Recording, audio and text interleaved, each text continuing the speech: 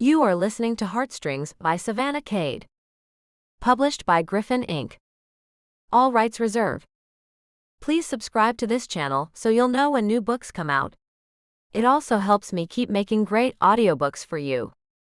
Chapter 1. Every wedding had that point. The pictures were taken, the reception was over, even the bride and groom were gone. A bridesmaid's job was done. She'd had just enough fun and just enough champagne to find herself standing in the low surf and having big thoughts as the tide rolled in. Shay was drunk enough to make the effort to hold up the hem on the gown she'd spent painstaking hours on, and sober enough to understand it wasn't working. "You're going to ruin that dress." The voice came from behind her. From back on dry sand it rolled over her, deep, masculine, and maybe a little concerned. "I'll just hem it. That's what you're supposed to do with a bridesmaid's dress anyway, right?" In fact, she'd designed it to be hemmed and worn again. Not that she believed any of the other 4 bridesmaids would do that. Even if she hemmed it, even if it were shorter, flirtier, less formal, she still wouldn't have anywhere to wear it. So she let go of the wad of taffeta in her clenched fist, allowing the beautiful gauzy fabric to swish with the waves at her feet. She was officially on vacation now. 10 minutes down. 2 more days to go. "Are you okay to be standing in the waves?" "I'm afraid one might knock you over." Definitely concerned. She smiled and still didn't turn around. It was good this way. A man talking to her, worried about her well-being. It was probably only a clerk who didn't want her to get swept out to sea and create negative publicity for a hot Miami Beach hotel that had just hosted the wedding of country star Haley Watkins. "Oh yes, I'm really good." The slightly off answer probably only proved that she wasn't all there. "Oh well. You want some company?" The voice was closer behind her now. He was already standing in the waves. Shay hoped for his sake he'd taken off his shoes. She knew what salt water did to clothes, shoes more. "Sure. If you want." Then he was beside her, though she still didn't look. She just got a glimpse of a sleek suit, worn well, but she wasn't ready to give up the fantasy just yet. His hands went in his pockets. "That dress is amazing, but it doesn't do you justice." She laughed. "I'm not that drunk." She hadn't been that drunk in a long time, and she wouldn't ever be again. Truth be told, there had been a time when a man hadn't even needed to get her drunk. Just a compliment would do it. Anything she could latch onto and pretend. Not anymore. "Good." He chuckled. "But the dress is amazing." "Thank you. Are you saying that because you know I made it?" She turned and caught his surprise at that. Haley had always been really good about talking up Shay and her skills, but never about making her seem like the help. Maybe because Haley had been the help too once upon a time. They'd grown up next door, fed each other when pantries went empty, waited tables together, partied together, and then Haley left, taking her guitar and heading to Nashville. When she made it, she'd done as much as she could for Shay. Having Shay as her maid of honor was a touching gesture. Shay's heart had warmed, knowing that Haley really did still consider her a friend and equal. She couldn't say the same of the man beside her. Craig Hibbett's bass and backup vocals for Wilder. Despite a few rocket-hot smash singles off their first album, they hadn't faded away. Their new stuff was climbing the charts even faster. She gave a small smile, glad the fantasy held up. Craig Hibbett's was a pleasure to look at. She knew him intimately. The breadth of his shoulders. The length of his leg. The taper of his waist. The distance from elbow to fingertip. Where his tattoos were. He didn't know her at all. Shay blinked. She'd made the tie he was wearing. Haley had requested them as presents for the guys for Christmas. When she'd first been signed, her friend had shared a tour with Wilder, alternating tour dates and allowing each music group occasional breaks. They'd become friends, working under the same label. Haley had given her handler at the label Shay's name for costuming. The handler had given it to other groups. It kept Shay employed. For that she was grateful. But the tie was also a reminder of the distance between them. Did you make all the bridesmaids' dresses? He asked, still not realizing who she was. That some of the things he'd worn on stage were things she'd sewed for him. Yes. Shay didn't offer more. It was nice having a stunningly good-looking man standing next to her, while warm water licked at her feet and the hem of the nicest dress she'd ever owned. But she didn't want him to talk, didn't want him to ruin it with reality. He waited a moment, looking at the last of the light on the water as the sun set behind them. Then he spoke again. You were pretty busy back there. Did you get anything to eat? Sure. About an hour ago. She smiled as she turned and felt the world tip a little. What time is it? Almost 8. Crap. She regretted the word as soon as it flew out of her mouth. I had probably one of the appetizers? That was not an hour ago. He grinned, his eyes lighting up. Let's get you some food. She shook her head to protest right as a wave hit her shins. The water had gotten higher while she'd watched the ocean. That wasn't as much of a problem as the fact that the whole lower third of her gown was soaked and wafting with the tide, pushing her to land then pulling her out to sea. She stumbled, grabbing onto his arm as he caught her. So when she righted herself and stood on her own, Shay agreed. Okay. I do need food. He took her hand firmly, probably just to keep her upright, and they began the slow trudge of getting her gown out of the water. Finally on dry sand, he leaned over and picked up both their pairs of shoes, not handing her the sandals that were so gorgeous she'd never have a place to wear them again either. I'm good. He didn't let go. Let's get something to eat. He gestured to the restaurant tables on the patio, looking out over the ocean. Shay could not afford to eat there or anywhere near the posh hotel. But Haley had booked the room for her as long as she wanted. Covered all the bills, including anything she charged to the room. Even encouraged her to get her sister to babysit so she could stay a few extra days and have a real vacation while Haley and Adam went off on their honeymoon. Still, Shay refused. I have to change. I have sand on my feet. My dress is wet. He shook his head. It's a beachfront hotel. You're supposed to have sand on your feet when you eat on the terrace. You look stunning. Join me. He didn't let go of her hand. Okay. It was a small concession. One she hadn't made in a very long time. Shay didn't know if the hostess recognized him, but they were seated quickly at the railing, putting each of them parallel to the beach. The light had disappeared, and though the night was warm, her dress made her chilly. At the first sign of a shiver, Craig peeled his suit jacket and draped it around her shoulders. She was pulling it up when the server came by, offering wine. Maybe just water for us, Craig said, then had her choose appetizers. I'm not a lush, she commented. Who was he to order for her? You didn't eat. He shrugged. You can order what you want. You want a glass of wine, a margarita, get it. He grinned at her, redeeming an action that had seemed heavy-handed. But I want to ask you something later, and I'll only ask if you're sober. What is that? She frowned at him. Not until later. He became evasive, hiding behind the water glass as it was filled. He asked her how she knew Haley, and she explained that the two had grown up together. She didn't tell that their houses had been trailers. Or that Haley had finally saved enough to get out of town. She answered as evasively as he did, then turned the tables and asked him about Wilder, about touring, about playing on stage. You recognized me? He tipped his head. Of course she did. She had a file on each of the 4 guys. Measurements, favorite color, fabric preferences. She didn't say it, just let him talk about what it was like to become a star. Shay compared it to Haley's story, finding some similarities, some differences. They ate appetizers while he talked. Then they dug into beautifully plated entrees that couldn't have been enough food for him. Shay commented. I ate at the wedding. You didn't. I'm good. He cleaned the plate with gusto, a second dinner not beyond him. When she finally sat back, sated, she sighed. On the tail end of her breath came his question. Do you want to come up to my room with me? Startled, she looked at him. Craig held the glass of water casually, his big hand drawing her attention.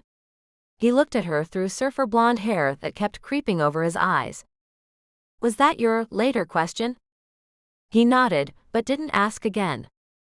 She was completely sober now. She'd heard him. He waited for nearly a full minute, then asked a follow-up. Is it that hard to answer? She laughed. He wasn't mean or pushy about it. He seemed sincerely interested in having her up to his room. Instead of yes or no, she tested the waters. You just looking to snag a bridesmaid? Despite the catch in her voice, he managed to keep the mood light with a charming grin. Nope. There were other bridesmaids and single guests that would have been easier to catch. That was true. The champagne had flowed, the bar had been open, and after the bouquet had been thrown, more than one single lady had tried hard to not be single for the night. Shay had not been one of them. She really hadn't considered this. And tomorrow? We each fly home. You go your way, I go mine. He was open about it at least. Not leading her on. They'd only had a few hours together. Could she trust him? He seemed to catch on, and held his arms out to his side openly. Ask me anything. She didn't. Yes. Let's. Chapter 2. Shay's heart hammered even as he signed for the bill, a sweet grin settling on those lips. Now she looked at his mouth again, wondering how it would feel on her. Now it looked sinful. He stood, picking up shoes again, holding out his hand to her. His fingers were rough, the fingertips calloused. Something in her shivered. She had never done this before. She was an adult, she was single, and she needed this. Sure, she'd had one-night stands before, but she'd never intended them to be. Before, she always believed she'd found the one, the right guy, the man she needed.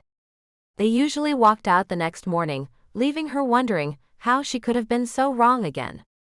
The ones who stayed were worse. This was the first time she'd gone in with eyes wide open. She hadn't been with anyone in so long, she almost couldn't remember. Her sister had even commented about it last week, encouraging Shay to have a fling at the beach despite protests that she'd given all that up a long time ago. Here was Craig Hibbets, offering his hand and reaching for his hotel room key. Even as she wondered if she was just doing a boy from the band, she followed him down the lushly carpeted hallway, her bare feet leaving faint sand prints right next to his. She thought there was something poetic about that. About the fact that they moved just fast enough for the now dry dress to billow behind her a bit. Exactly as she'd designed it, airy, slightly sinful, romantic. As the elevator doors closed, she could feel herself leaning toward him in anticipation, but he stood still and held her hand. The doors dinged and his fingers squeezed hers. Though the car stopped once, no one got on. Still, he didn't make a move. Finally, he offered one word. Cameras. It hit her like a ton of bricks. She was about to go into the hotel room and spend the night with a bona fide star. She wouldn't wind up on any tabloids, would she? Surely not. Surely Craig Hibbets had his share of trysts and no one cared.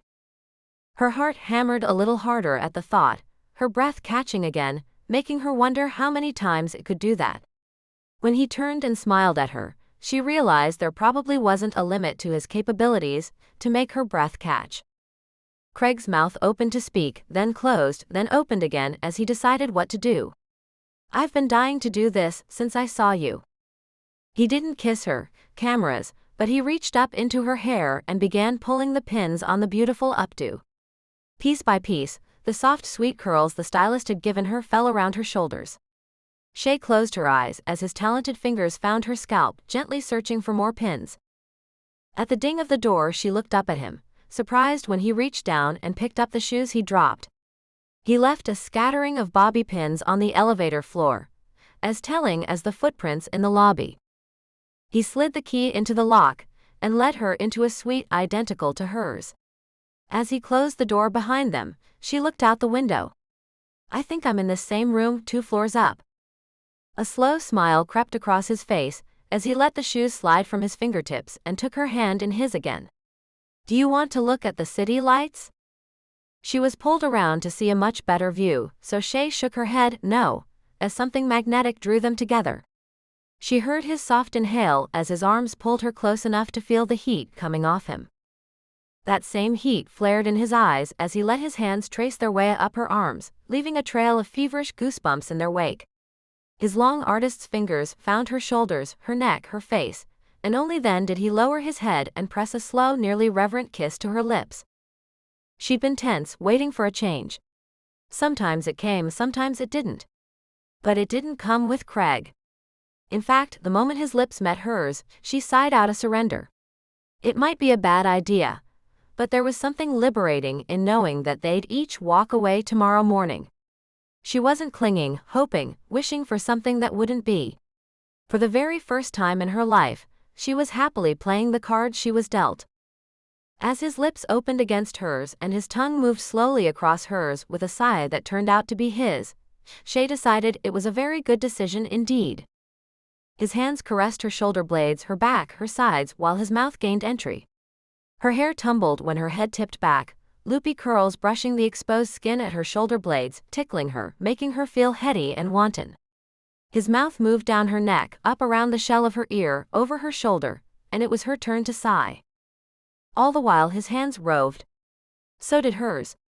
She pulled the tie from his collar, the tie she had folded, pressed and stitched, then tossed it onto the floor. Don't stop touching me. The words were his, whispered as his hands left her to undo cufflinks. Shay kept her mouth shut and let a grin do the talking.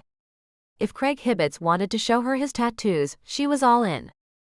The light was off in the room, but the curtains were cracked, and he didn't remove a hand from her to close the door. She was still on vacation tomorrow. So while he flew off home, she could make up on sleep she fully intended to miss tonight. Maybe she'd never been alive like this at all before, because she'd never been able to let it all go. Chapter 3. Boneless, Shay rolled from the bed, away from the man who managed to seem even just a little larger asleep than he did when he was awake. For a moment she stared. He'd earned that deep, deep sleep, that was certain. Her underwear was on the floor and she stepped into it, bare feet padding out the bedroom door in the barely there pieces. The dress had fallen across the chair next to the island, and she picked it up. The stain of the salt water was much more visible in the daylight. Likely it could no longer be hemmed and saved, but she couldn't say she regretted it.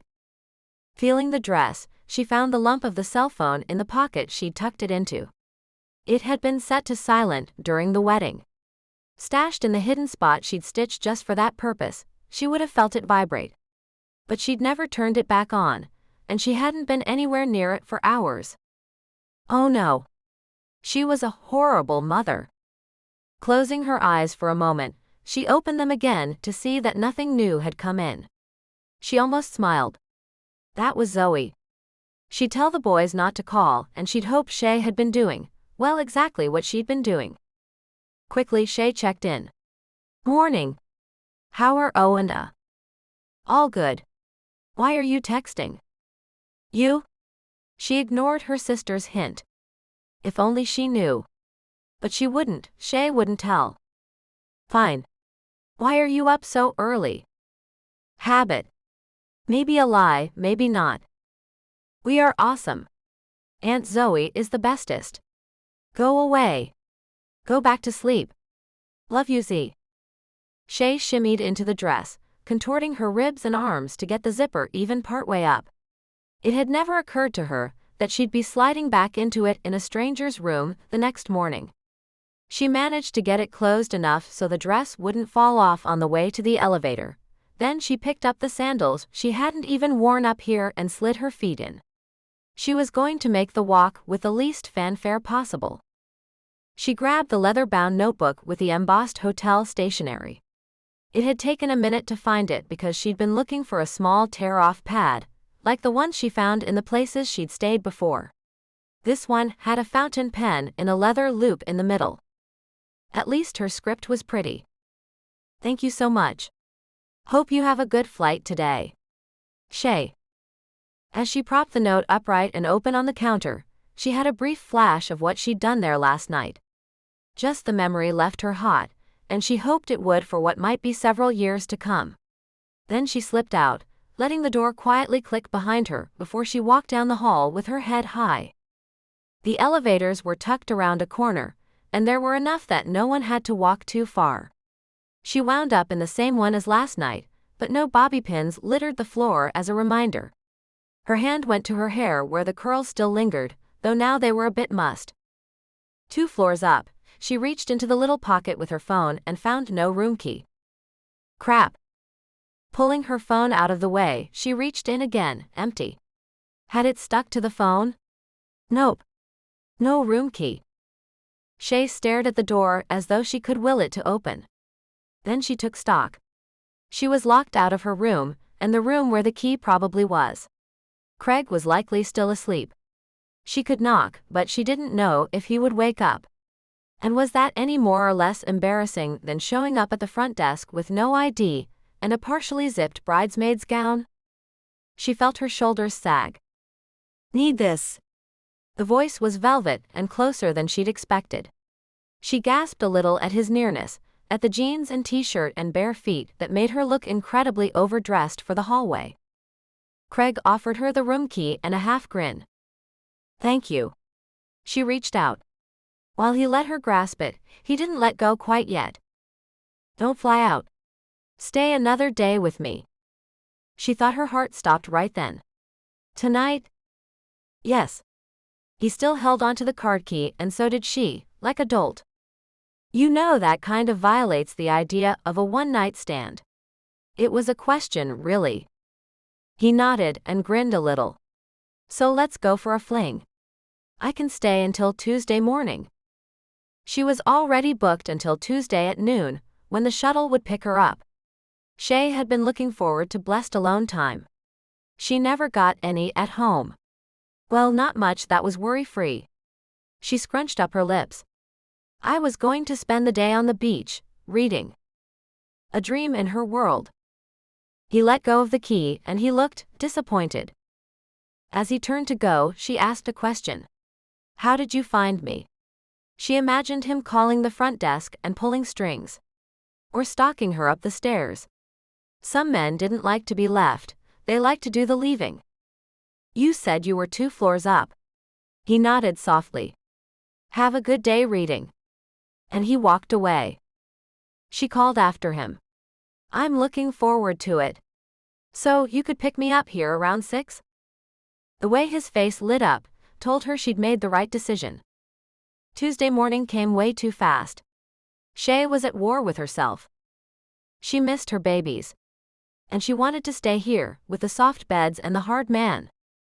She promised herself she'd get out quick if she felt uneasy or threatened at any time, but she never had. She'd felt desired, interesting, even though she hadn't talked much about any details. Not her boys, not her home, not anything that was personal.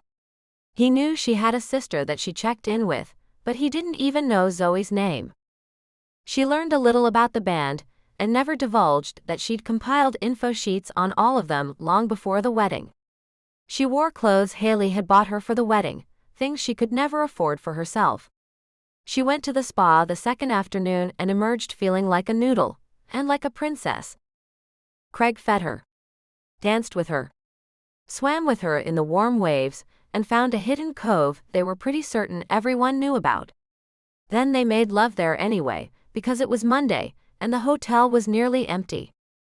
Tuesday morning found her in her own room, alone. She packed her old suitcase full of new clothes. She had a hanging bag with a probably ruined gown inside. And she put on her own cheap t-shirt and jeans that she'd bought second-hand for the flight home. She wore her hair in a ponytail, along with the wonderful sunglasses Haley had decided they both needed. Then, Craig showed up at her door one last time as she was doing an idiot check. She couldn't afford to leave anything behind. Just wanted to say goodbye. And thank you. I had a wonderful time. Me too. She grinned and bounced on her toes. One last kiss turned long and sweet. Then he turned and pulled his own suitcase behind him, as he headed to the elevator. He had a tour to go perform. She knew that now. And she had life to return to. It was time to head home. Chapter 4. The bus rolled into Nashville, a sight Craig had seen many times before. For some reason, this time it felt different. He looked out the window, into the dark night as they approached the city. I-40 came in on the west side of town, passing more and more exits with businesses, houses, and even schools. The city didn't really start anywhere. It just slowly picked up steam as you drove in. He couldn't see much by the streetlights, but then he never could. It was an unintended Wilder tradition to arrive home in the early morning hours. When they'd started, J.D. had a 5-year-old who needed him, so they came straight back after the last show whenever they could. No one complained, though part of what J.D. was coming home to was his neighbor Kelsey. Though Craig didn't like people interfering in general, Kelsey had redeemed herself early on by helping the band get their start. So no one begrudged her much of anything. That had been 2 years ago. Since then, J.D. married Kelsey, and their combined brood plus the new one equaled 4. Craig wondered if J.D.'s announcement about a new baby had anything to do with his own odd mood. J.D. and Kelsey were expecting kid number 5. Just the thought of 5 kids made Craig shudder, but it made J.D. glow. The lead guitarist was the most stable of them. While T.J. and Craig were known for partying and occasional bouts of musician's depression, J.D. only merely got grumpy sometimes. He was normally upbeat. Add in the positive pregnancy test, and the man glowed like he was the one carrying the baby. Alex and Bridget now had little Olivia. She was cute as a button, just a naturally sweet child, though her mother doted a bit too much. If Craig had to hear one more time just how perfect the toddler was, he might toss his lunch. But lately, there was something about the other two that drew him. He didn't want what they had. He was not cut out for babies and wives and hi honey. I'm home, but he wanted to be as happy as they were. TJ was maybe a little too happy. The two of them had run the tour, going out late each night, drinking and partying. A good car rental, a local bar, maybe a local girl. That was the way they usually did it. But lately, Craig had been letting TJ leave before he did. Then he'd catch a cab or a ride back to the bus and sleep in his own bed alone. He thought it was just a standard mood swing. Craig was known for the occasional bout of paranoia. He'd grown up in Southern California, then hit L.A. for a while before getting himself together and leaving for Nashville. To say he'd done things he wasn't proud of was to undercut it severely. Each time a Wilder song climbed higher on the charts, each time the venue got bigger or they traveled farther west, he became more afraid that someone would recognize him. There were 1,000 Craigs out there. He didn't think anyone in L.A. had ever known his last name. He only hoped the bleached hair, the broader shoulders, and the change in his personal style were enough to keep anyone from recognizing him and linking him back to the boy he'd once been. Then Wilder would play the westernmost venue, or they'd do a few big shows and no one would call him out. And he'd feel fine again. Sometimes everything was just wrong. Sometimes he wondered why he was on a tour bus doing what he loved. Sometimes he was alone in the crowd, in the band, or at the bar, despite all the people around him. In those cases, not the paranoia, but the bona fide depression, he'd write a song or two and then feel better. Did he feel better because he got it out of his system that way? Or because, when he wrote something like that, he invariably got told what an amazing songwriter he truly was? Or was it just the way his mood swung? He had no idea. This time he'd written his melancholy song. He'd been told how awesome it was. The band had added it to their set list. TJ had sold it, and the crowds had gone wild. The fans had screamed. Sand was going to be one of the singles off the new album. Everyone loved it. Still, he didn't feel any happier. The world still looked a bit off. The city looked different, darker despite the fact that he always saw it in the same lack of light. He always rolled in between 2 and 5 a.m. These days, when he let himself into the nice house he'd bought with the money they made, the air inside pushed back at him. It felt like even his house didn't want him. They'd been on the road for 3 months off and on. Craig had figured it was the tour, but he was home for a stretch now. The guys had a break from each other. He wasn't going to hear from TJ or see JD's glow, or Alex showing picture after picture of the perfect Olivia on his phone for at least a week. He hadn't slept well, which was why he'd been up and watching the town roll by. His house was a 3-bedroom, something he could easily afford. TJ had himself a small mansion he was making payments on. JD and Kelsey had added on to her house. Alex and Bridget lived where the homes were brick and the schools were good, and Craig was pretty sure they were in hock up to their eyeballs. The band was doing well. The others were spending their money. Craig was socking it away. No kids to spend it on. Small house, a few neighborhoods over from JD and Kelsey. Far enough to not be asked to babysit, close enough to call them family. Or as close as he got to it. He almost owned the house. That was a win. Each month was a struggle to decide, pay the mortgage off faster or have cash on hand just in case something went wrong. He agonized over it. But he was here, and content now with the decisions. Tired as hell, he finally walked in his own door and first took care of the guitar and the bass he carried with him. When he was in high school, he'd read something about the pioneers and how they always took care of the horses before they took care of themselves. Because the horses made their lives possible. When he'd gotten his first acoustic guitar that had been the real deal, he'd cared for it before himself. He still did. He'd sold that guitar what seemed like a long time ago, and he regretted it to this day. With that last thought, he crawled under the covers and fell into a sleep that was as melancholy as his waking hours had been. He woke up the same way. With nothing left to occupy his time, he admitted to himself that he'd been happy. That all these shows and tours had happened, and no one had recognized him. He was as safe from his past as he could be. This time, he wasn't going to come out of the funk he was in just because he'd written a great song about a girl on a beach, and how she'd slipped through his fingers like sand. That was just musical stylings. She hadn't slipped through his fingers at all. He'd kissed her goodbye. She'd walked away. She wasn't the one who'd gotten away, not like the song suggested. She couldn't be, because he hadn't tried to keep her. He'd simply let her go. Maybe she could become the one who got away. Or maybe she wouldn't. But he had to find out. Craig stood on his back patio in the middle of the afternoon, jeans slung low on his hips, the only thing he was wearing. He hadn't done anything other than roll out of bed and think he needed fresh air and to at least try to get back the girl he had known. The one that he'd written into sand. Chapter 5. What do you mean, you're going to be late, Jason? Shay gritted her teeth. She never learned. Jason never learned. He said he was going to be late, but he was already late. The fact that he was calling to say so was a step up, but he was so far down that a single step didn't mean much to her these days. I'm stuck in traffic. I'll be there. Don't be a bitch. It rolled off her.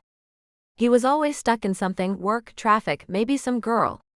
Shay didn't care about it for herself, she cared for Owen, who sat reading a book, something he could drop at a moment's notice, and waited for his dad to show. Her heart twisted that her little boy already understood at 6 that his dad didn't think he was important enough to show up on time. We'll see you when you get here. She chirped into her phone and hung up. The way Shay considered it, she owed him nothing emotionally or effort-wise. She would owe him literally nothing except that the court had disagreed with her. The court said she'd hit him too, and she had. He'd smacked her around after Owen was born. Then he'd escalated to pushing or slamming her into the wall. The last time he'd punched her, she'd pulled the dirty frying pan he'd left on the stove and whacked him upside the head with it. If it hadn't been such cheap aluminum, it might have knocked him out for longer. She'd leapt over her husband, run into the tiny closet they called the baby's room, and grabbed the sleeping child. Owen had screamed, his face turning red, but she'd cradled him close, once again jumped over Jason where he lay directly in the way of the door, and made it out the apartment door. She was in the central hallway of the apartment building, when Jason grabbed her hair. If the neighbor hadn't been coming out the door right then, Shay might have a very different story. But the couple across the way had ushered her inside. She'd filed for divorce the next day. The downside of hitting him back was that they both had injuries to show the judge. His head, her face. The judge ordered parenting classes and anger management classes for both of them. Shay attended every one. Jason attended none. But it was too late. The judge had set visitation that same first day, and Shay didn't have the money to fix it. She was saving to fight back, though that was a long road. How much would it take? She couldn't run out halfway through. Then there was Aaron. Her toddler was out with his dad right now. While she was certain Jason would never hit Owen, and she inspected him every time he came back, Aaron's dad was a different breed. Brian Wilson imagined himself as talented as the lead singer for the Beach Boys. Shay knew now what her ex had most in common with the legend was his mental instability. He'd never hit her. She didn't make that same mistake twice. No, she'd chosen a new one. He'd called her ugly and stupid. He tried to ignore Owen out of existence, and sometimes her too.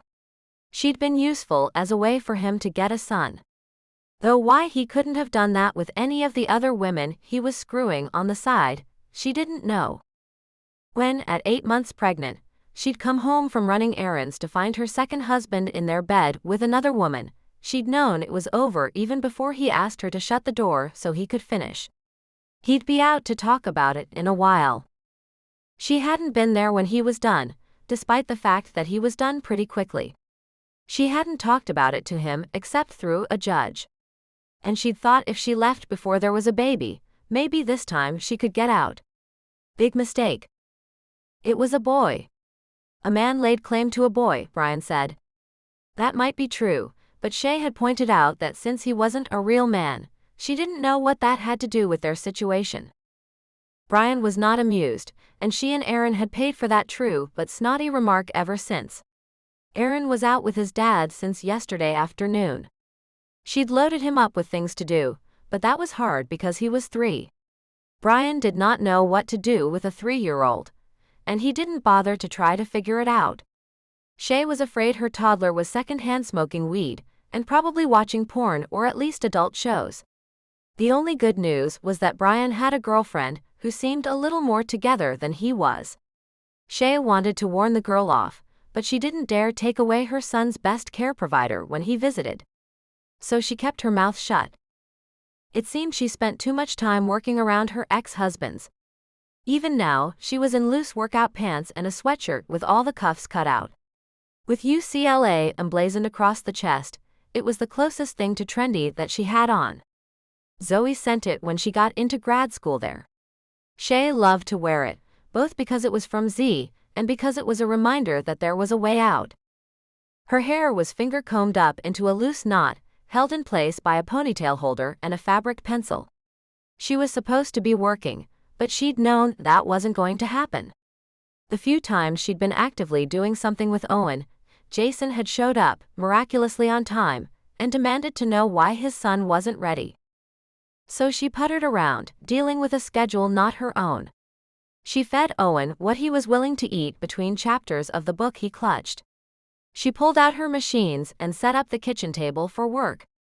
She purposefully hadn't put makeup on. The last thing she wanted to do was make Jason think he might want her again. He'd done that a few times when he'd been lonely. After she'd divorced Brian. He'd talk her up, tell her she was pretty and how much he wanted her. It was all bull, and Shay had wised up. Though she would never trade either of her sons, she'd sure managed to tie herself to 2 royal bastards for the next 14 years, 9 months and 27 days. That was how long it was until Aaron turned 18. She could handle it. But while Owen wouldn't be Owen if Jason wasn't his father, and Aaron wouldn't be Aaron without Brian, she wished she'd done a hell of a lot better job picking out their fathers. Instead, she lived a life of trying to be the best parent she could be. On top of that, she worked to make up for what their fathers lacked. Then, when the day was done, she just let a lot of it go. She wasn't making her kids eat extra vegetables or watch less TV, because their fathers had no control or concern about their children's well-being. She could only do so much, and in the past year she'd worked on the fine art of saying it. She kissed Owen on the forehead, then turned to check her work. "Whatcha reading?" He held up the book. "It's about a boy who gets a car that he fixes up." "Oh." She didn't look at the book.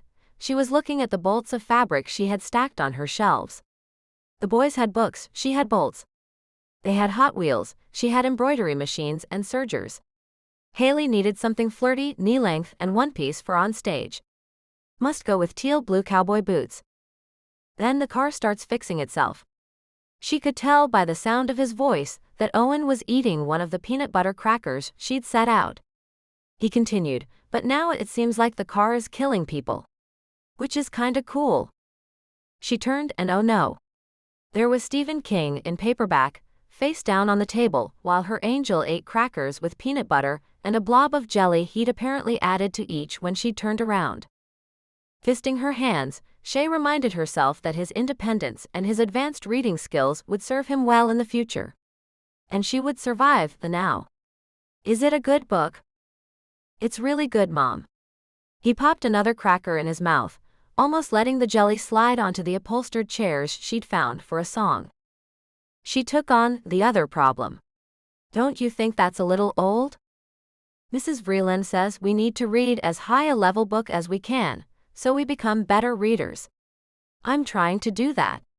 He sounded so adult. Shay forced a grin. She couldn't take the book away. Well, she could, but he'd found a way around her the last time she tried. If she was going to do it, now was not the time. Which meant he'd have the book finished by the time he got back from his dad's tomorrow night.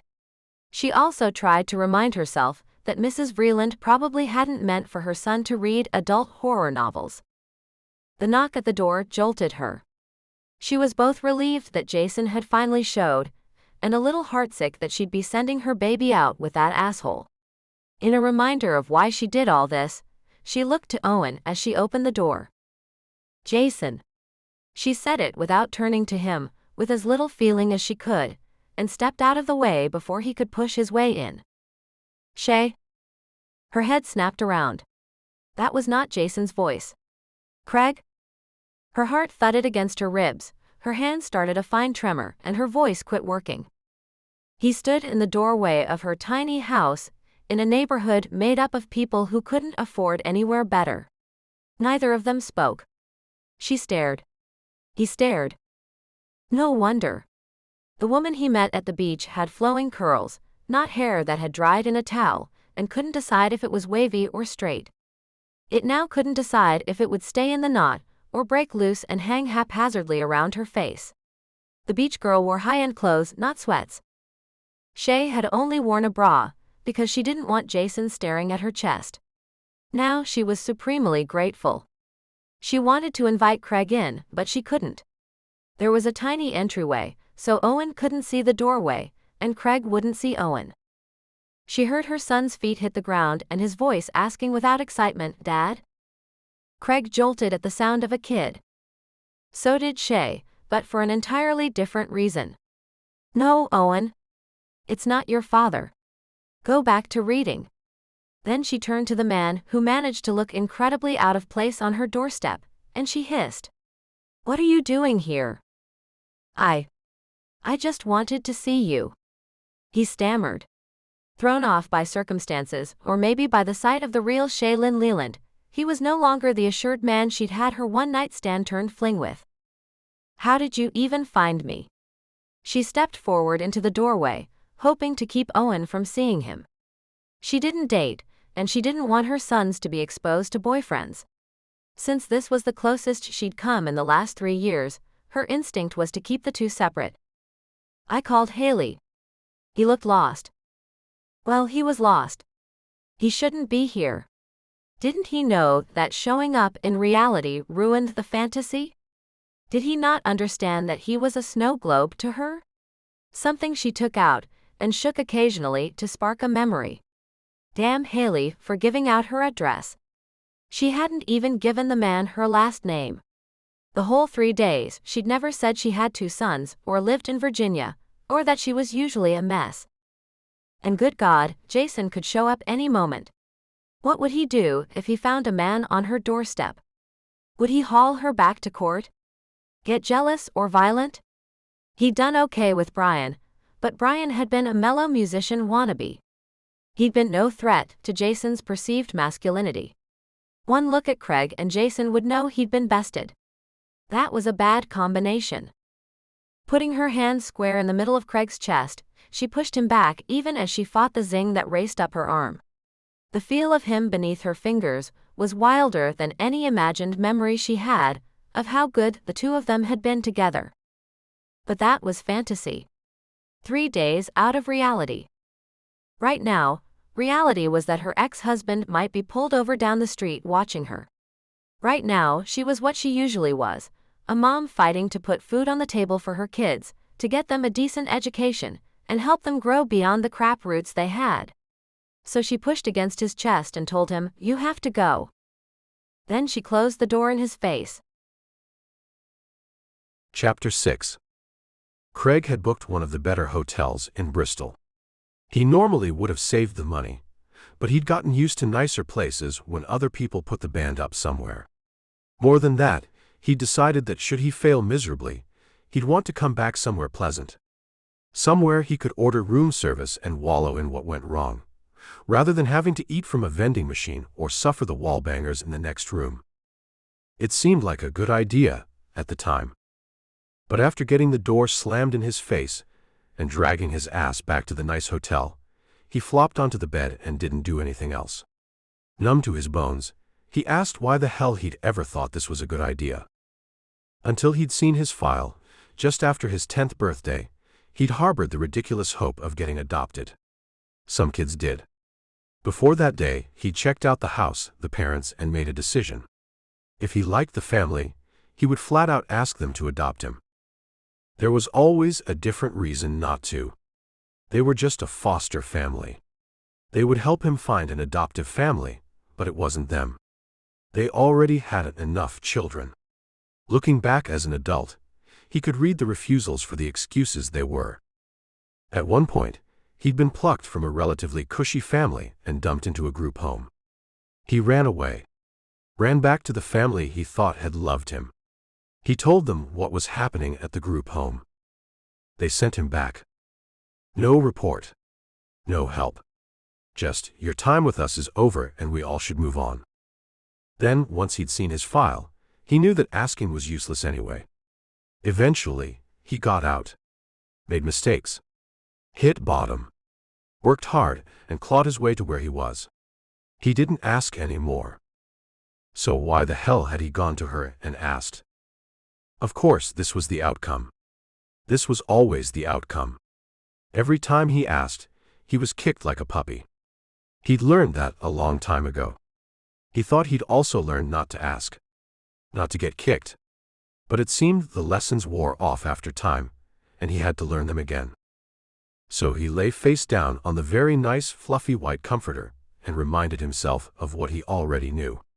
This time, he would make sure it stuck. This time, he wouldn't need to relearn it in another 10 years. He ignored the ringing of his phone. Probably Haley calling to check up and see how it had gone. He almost barked out a harsh laugh. He wasn't going to tell her. Let Shay gossip about how her 3-day fling had showed up at the door wanting more. He wondered if she believed he'd just driven here almost on a whim. Or if she wondered if he thought, because she agreed to an extra few days originally, that she'd just agree to more now. Rolling over, he looked at the ceiling and considered Shay's house. The woman he'd met had been refined and elegant. The house was anything but. The siding was faded and sagging. The front steps were concrete with pieces missing and cracks that made you wonder when the next step would just break off. The door hung slightly askew in the frame. He'd lived in a house just like that once. He'd been 5 or 6, the family packed in. The father, Mr. Green, complained that the house leaked like a sieve and he was glad there were so many kids to keep it warm. They ate white bread and cheese squares that came in plastic.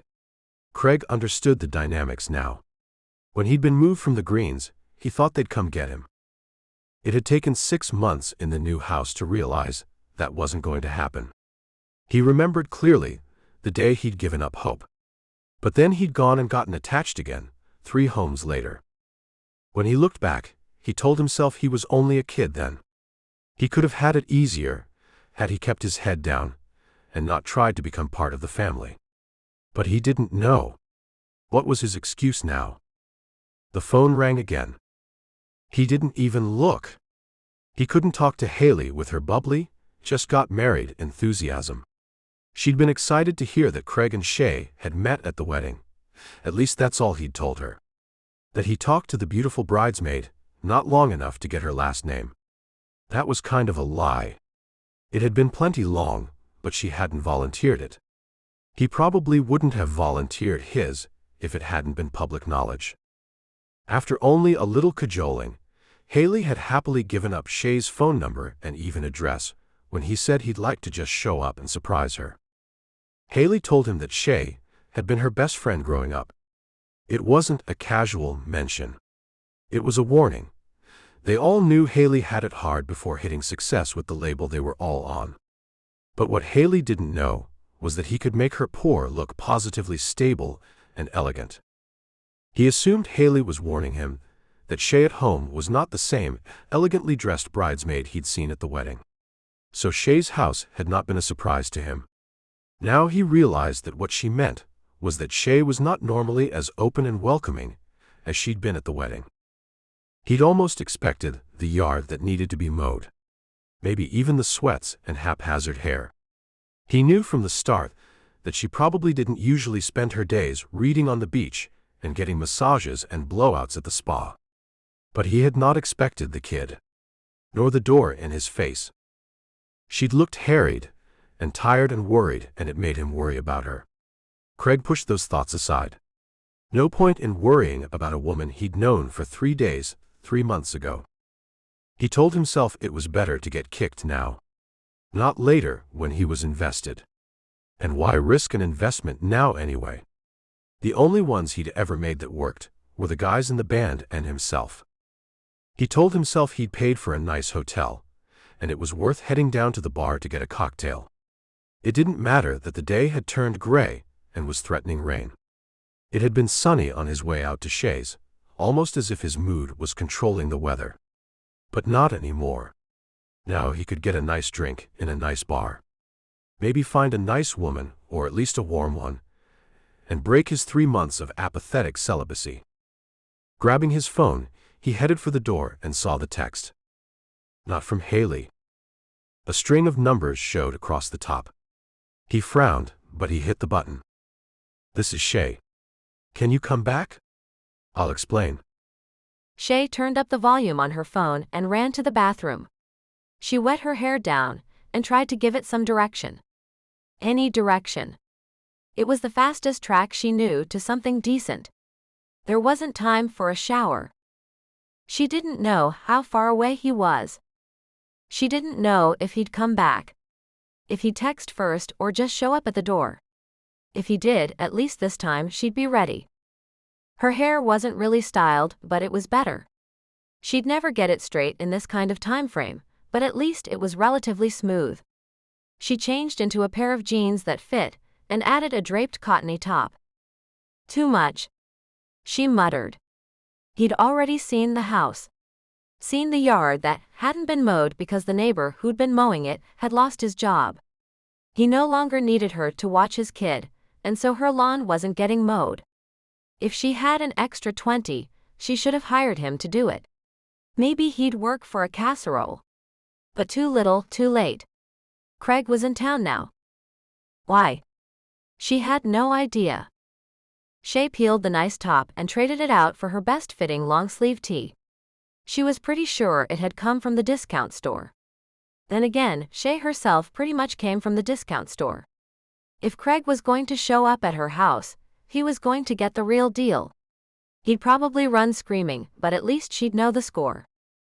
She started to grab for her makeup, then stalled her hand on purpose. She could only do so much. She didn't want to answer the door in any way that suggested she was going to roll right back into bed with him. Laughing at herself, she applied a small amount of concealer and about 2 more minutes worth of work.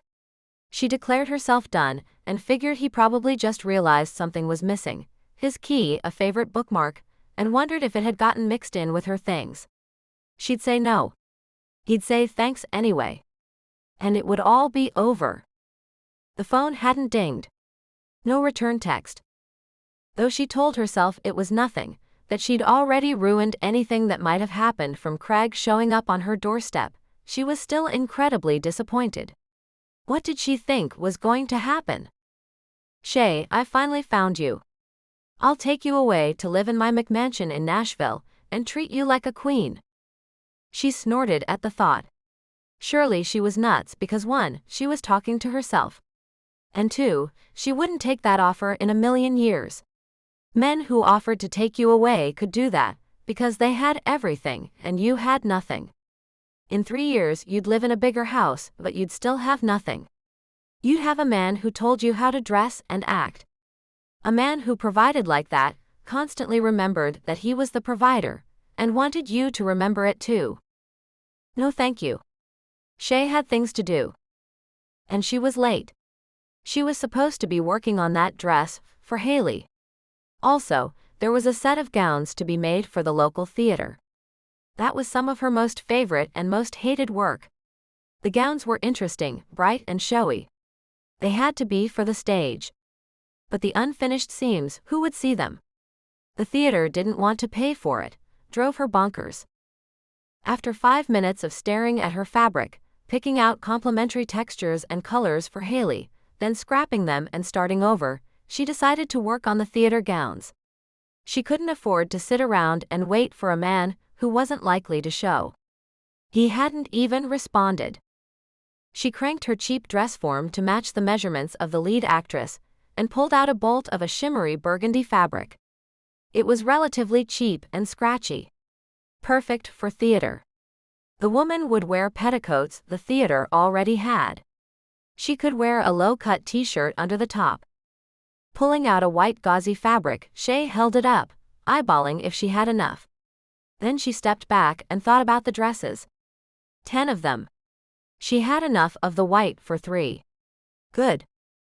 She'd been 10 when Haley had seen a skirt she told Shay would be awesome. Neither girl could afford it. So for Christmas, Shay had saved up, bought fabric and a pattern, and made a similar one for Haley using her mother's old sewing machine. She made a second one for herself, and she'd tweaked the design a little, making the lines better, the waist smoother. Both girls liked the second skirt better. It had taken 2 years for the old sewing machine to give out, and take her heart right along with it. Shay had been making clothing for both of them by that time, and Haley felt the loss too. For Christmas that year, it was Haley who saved, hunted and bartered. She found a used professional machine. And she kept it at her house. It wasn't safe at Shay's. Nothing worth any money was. But they were back in business, with Shay and Haley both handing clothes down to Zoe as they were outgrown. By the time she graduated high school, Shay was earning some of her own money as a seamstress. The small local theater, 2 towns over, paid her for costuming. She had 3 machines, all used, all at Haley's. Some classmates bought prom dresses and such from her. She'd graduated. Waited tables. Met Jason and fallen so hard in love. Had Owen. When Jason needed money, he sold off her machines one by one, saying she didn't need to work. On the contrary, she needed to work more, he could stay home with the baby. That had been the first threat of violence. The first hint of lockdown. She hadn't liked it, but she hadn't recognized it for what it was. By then, Haley had blown town. So no one was there to tell her she was making a horrible mistake, thinking, as Jason said, that things would be better once he found work. Jason had once swept her off her feet. No one would ever do that to her again. She had just given up and gotten down to real work when the knock came at the door. Chapter 7. He didn't know why he was back. Standing on the broken steps again. He'd raised his hands to knock twice before, without actually doing it. A good sign, he was more broken than he'd thought. That was why the third time, he actually struck his knuckles against the door. Then he braced himself. She told him to come back so she shouldn't slam the door on him. Then again, she shouldn't have done it the first time either. Shay opened the door, looking definitely more together and, it seemed, a little relieved.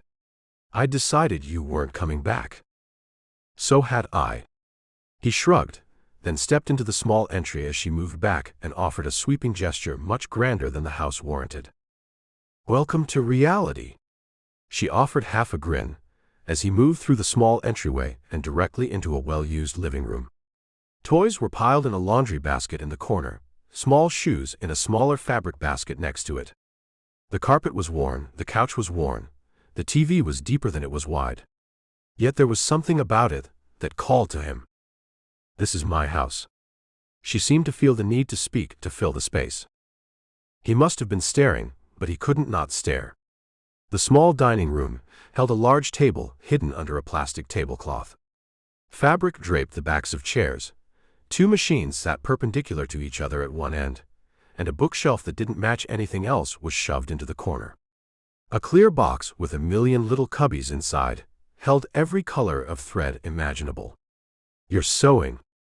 "Yes." The way she said it held an undertone of duh, and he couldn't say she wasn't right. But he was putting the pieces together. "You made the bridesmaids' dresses." "Hobby." Even as he asked it, he realized that was stupid. People who lived in houses with the siding sliding off didn't have hobbies that required several machines and dedicated bookshelves. "Job." "Did you make the wedding gown?" "It was amazing."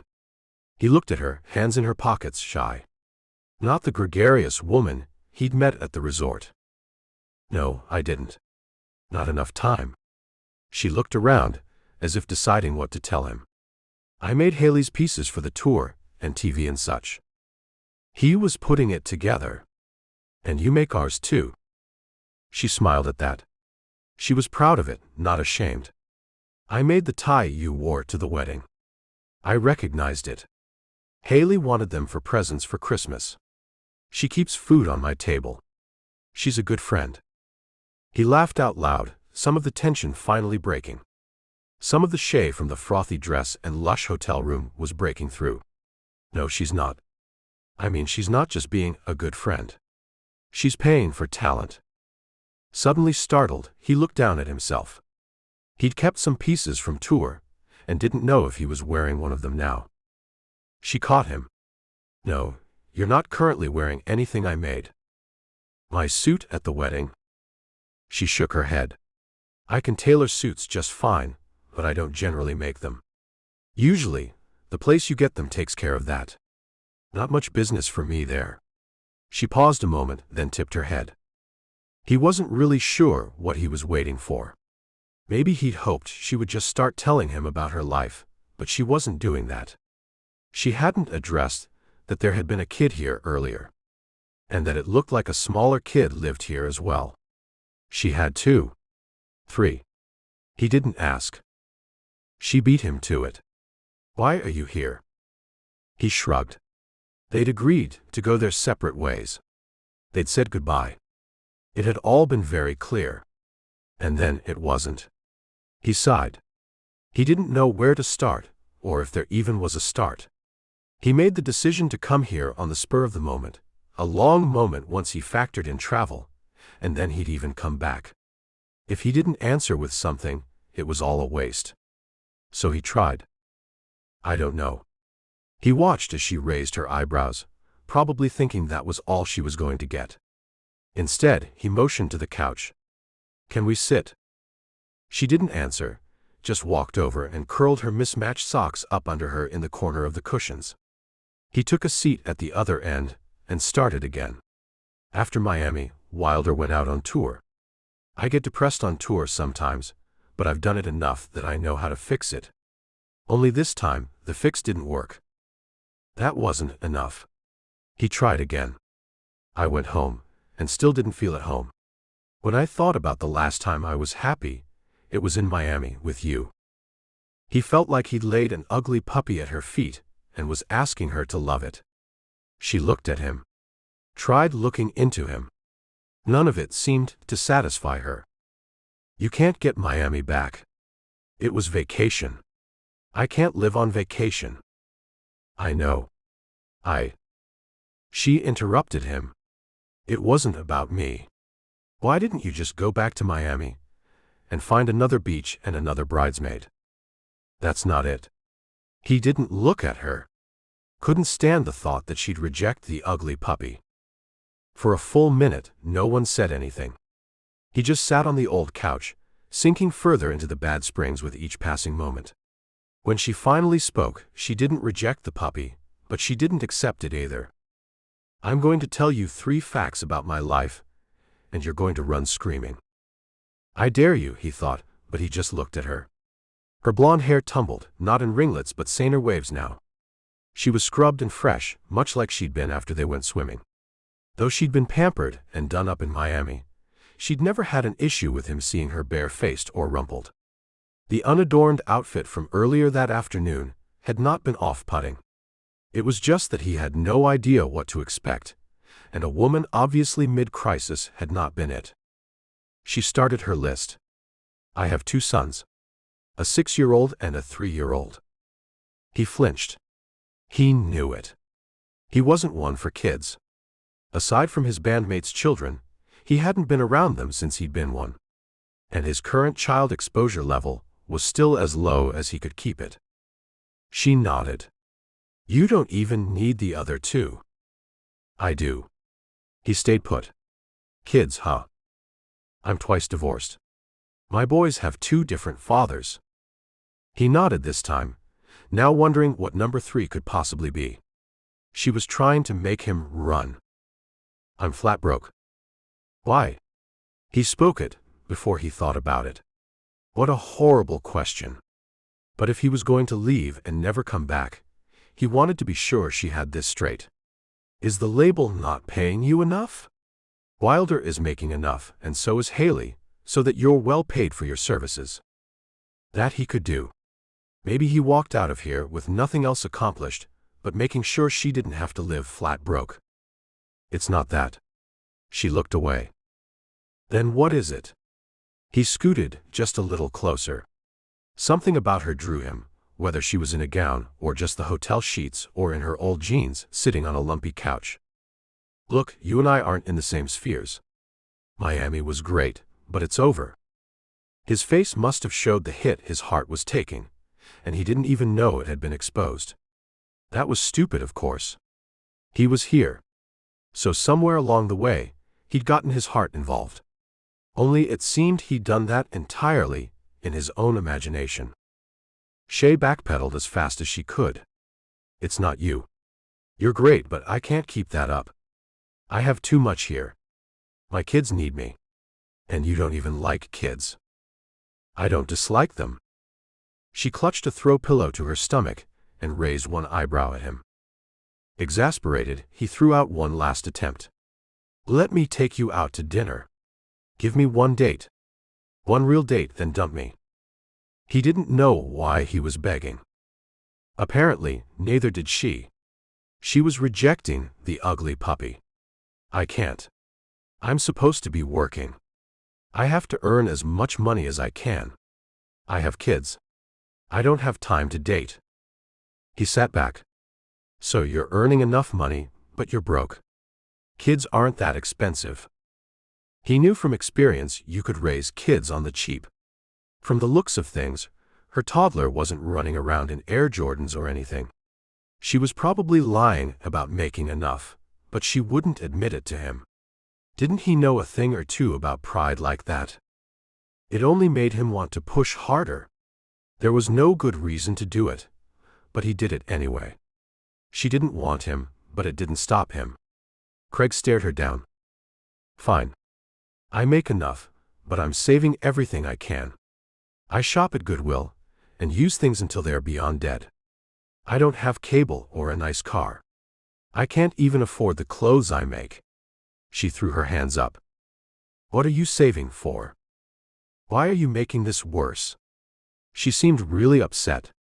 Affronted even that he would ask such a thing, but she answered. I'm saving for a lawyer. Both my ex-husbands have partial custody of my kids. Both of them are abusive in different ways. But I have to fight 2 separate court battles. I can't free one kid and leave the other one in there, can I? And I have to be sure I don't run out of funds halfway through and lose. Her voice was rising. I'd waste all that money and I'd just make them mad. I have to have enough in case one of my kids comes back from his visit with bruises. If that happens, I have to save that one first. But she reached up and wiped away a tear that had fallen. But even though she got it, the next one replaced it and the next and the next. Jesus. His heart clenched, surprising him. Somewhere along the line, he stopped believing he really had one. He'd been that kid, shuffled back and forth. He developed a tough shell of, well, I turned out okay. When he heard sob stories, he remembered he'd lived through it. He never talked about it to anyone. Even the guys in Wilder didn't really know. So no one talked about it to him. Something about her vehemence cracked him. Something about the way she fought for her boys. The way she was fighting for them every moment. It wormed its way under the shell he'd built. It pissed him off too. He'd wanted a damn date. He'd wanted some of Miami Beach back. Not only was she not going to give him even a glimpse of that, she was determined to run him off. Shay started talking again, before he even got himself a little bit together. Every guy starts off as this knight in shining armor. But they turn into assholes. She stared at him. I'd finally gotten it all figured out. I stayed with you in Miami because I wanted the fun beginning. I got out before you became an asshole. And it worked. Tears fell as she talked. She clutched the pillow closer, as though it could protect her. But the tears were evidence that it couldn't. Why did you have to show up again? I had the good part. Don't come back and ruin it. Chapter 8. Though Shay finally got Craig to leave, she couldn't get back to work. Her hands wouldn't quit shaking. Her heart wouldn't quit pounding. He didn't kiss her. The first time they met, he'd kissed her within a few hours of saying hello, and it had sent an electric jolt through her. The good kind. Now though, when he touched her hand, her arm, she felt that same thing. In the past, love and lust had turned to revulsion. Clearly, she wasn't at that stage with Craig. She really hoped to keep it that way. No, she told herself, it was just because he showed up, demanding answers he had no right to, making her dig up her past and show her underbelly. Despite the fact that she tried to keep as much of it to herself as possible, she still felt exposed. Not shamed. That wasn't right, but she was definitely jittery.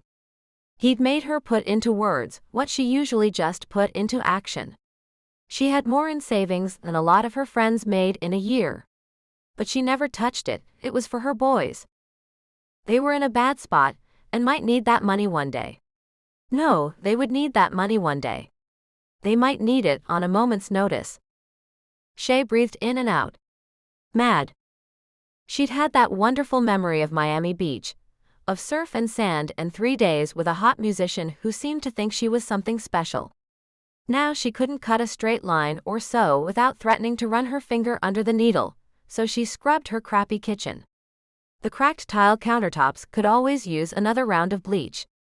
Maybe the smell would get her brain going. Her whole day had been for nothing. Jason had finally showed up around 4. He'd been due at 2. Owen read another 5 chapters of a book he shouldn't have had in the first place during that time. Craig had come back at 7. And by 10, after scrubbing the entire kitchen, she was finally able to get herself together enough to sew 3 bodices for the costume dresses for the theater. By 2 a.m., she fell asleep in the house that was always eerily silent without her boys. By 6 a.m., she was awake again. Habit? Nervous energy? Couldn't sleep without someone trying to wake her up? She didn't know. What she did know was that every penny saved was a better lawyer, a quicker resolution to getting those men out of her son's lives, a safety net in case Owen ever came home with a bruise, or Aaron told her something his dad said that wasn't safe. Her heart squeezed. She lived a life of work and worry. Shay was not the kind for wishful thinking. She didn't date, and why would she? She sucked at it. Royally. She'd also learned some pitiful lessons from her mother. 1. If you love a man or even just think you might, marry him. If he doesn't ask, get him to. Shay knew now just how terrible that was. But she hadn't figured it out until recently. 2. If you love a man, have a kid for him. What her mother had neglected to teach her was that she'd be tied to that man until her kid turned 18. 3. That man should take care of you, and it was your job to do whatever you had to in order to keep him taking care of you. Like the other 2 things her mother had taught her, that last one was also complete bull. Her mother hadn't just told her daughters these things, she'd led by example. Case in point, Shay and Zoe had different fathers. But there were 2 things Shay's mother had done better than she did. Things she hadn't managed to pass along. First, she had daughters. Men didn't care about daughters, it seemed. And second, her mother somehow got the men to completely disappear. Shay didn't seem to be able to shake either of them. What she did need to shake was this melancholy that Craig brought with him. She'd started in a hole and she dug it deeper, but she was finally climbing out. That was something she was proud of. She'd also taken care of Zoe. Maybe it was just Zoe, or maybe Shay had helped, but none of their mother's messages had stuck with her brainy little sister. Zoe was doing well. Zoe was single, and had never been surprised to find she was pregnant. Shay decided she deserved to be proud of that too. So she ate a bowl of cereal, and started back in on the dresses. More work, more money, more savings. She rough-hemmed what seemed like miles of fabric. It would become swooping, regal skirts on stage. Shay imagined kid leather shoes and curtsies. She always liked to work with an image of what the clothing would do, what it would go with. It helped her tweak the design along the way. She'd given up on patterns after that first skirt. It was all pretty clear in her head anyway. When the phone rang, she popped up to see that it was going on 10 a.m. She jumped the way that mothers do and ran for the phone. It might be the only exercise she got all day. The caller ID said, Jason Masters. Crap. Hi, Jason. She picked up and tried to be positive. Mom? Owen. She was both happy and fearful at the same time hearing his voice. He was her big kid, always older than Aaron, and she tried to remind herself all the time that he was still little. What's going on, honey? I just wanted to say hello. There was a smile in his voice. Should she be happy that her son missed her, thought of calling her, or should she be worried? A 6-year-old might say that, if he didn't know how to say something more concerning. Forcing a calming breath, she remembered the code they developed. Are you worried about me getting sick? No, Mom. I just wanted to say hi. And ask if you can get me another book, for when I get home? This one's almost done. Of course it was. He'd brushed off her code question. What are you up to? Will you get me another book? The author's name is Stephen King. Get one by him. The voice was way too small to be saying that. Shay almost slapped her hand to her face. That was just like Owen. She could try to evade, but he never let her. Can we talk about it when you get here? 2 more days. 2 more days with Jason. Her son sighed at her, and she asked the other question again. What are you doing with your dad? We're watching football. Owen didn't really care for it. That meant he was reading. His book would be gone in no time, and who knew what he'd find at his dad's house. She hoped he'd packed a backup book.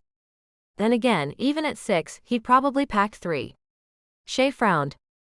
It's Monday afternoon. What football is on? It's a recording from yesterday. Oh. Right then, she hated Jason with all her heart. It was hard being so full of hate, but she was. Jason had their son for the last days of summer. School started on Thursday. He'd taken her child and set him in front of a football game.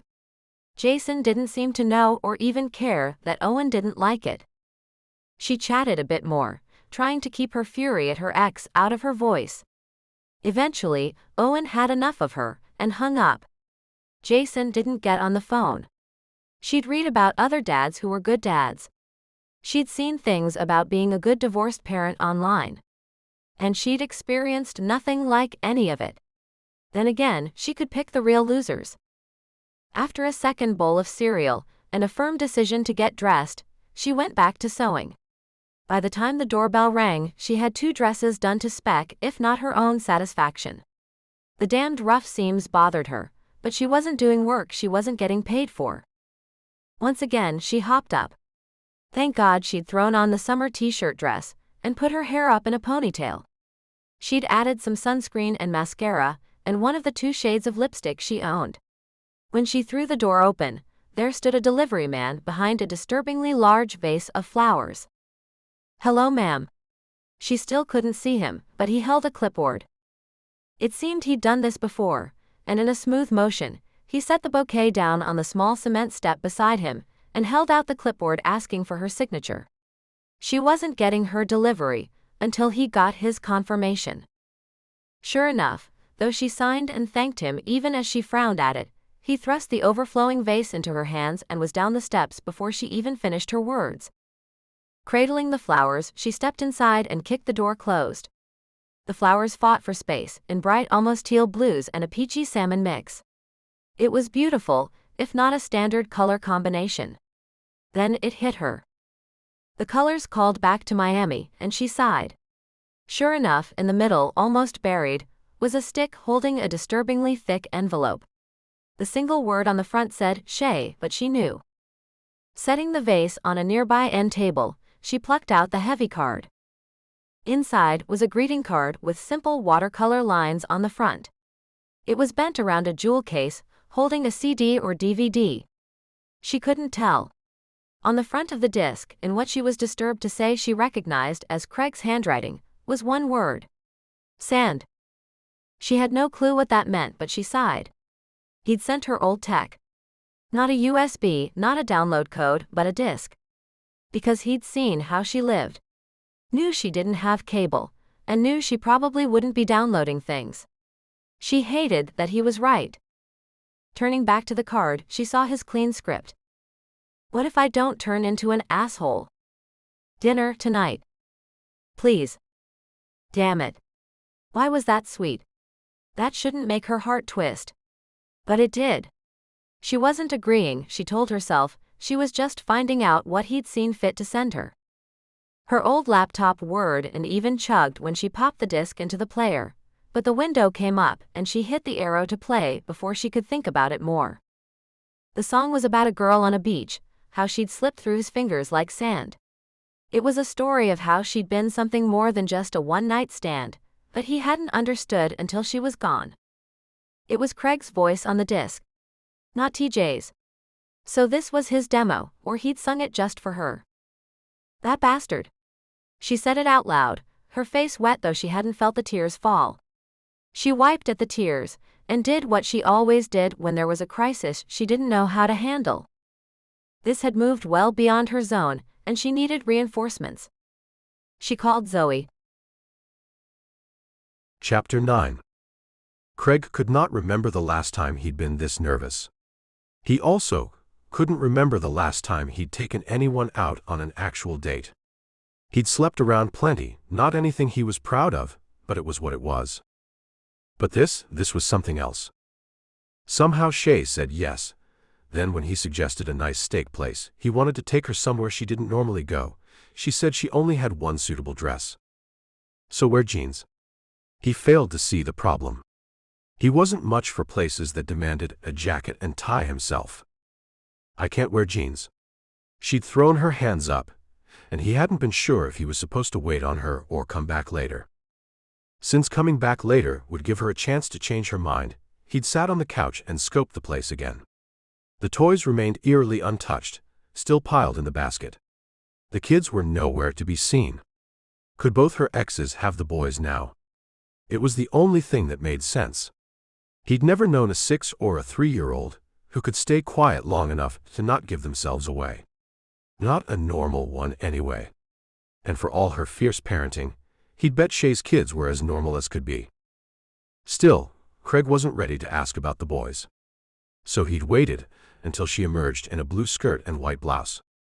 Her hair was curled and pulled around to one side.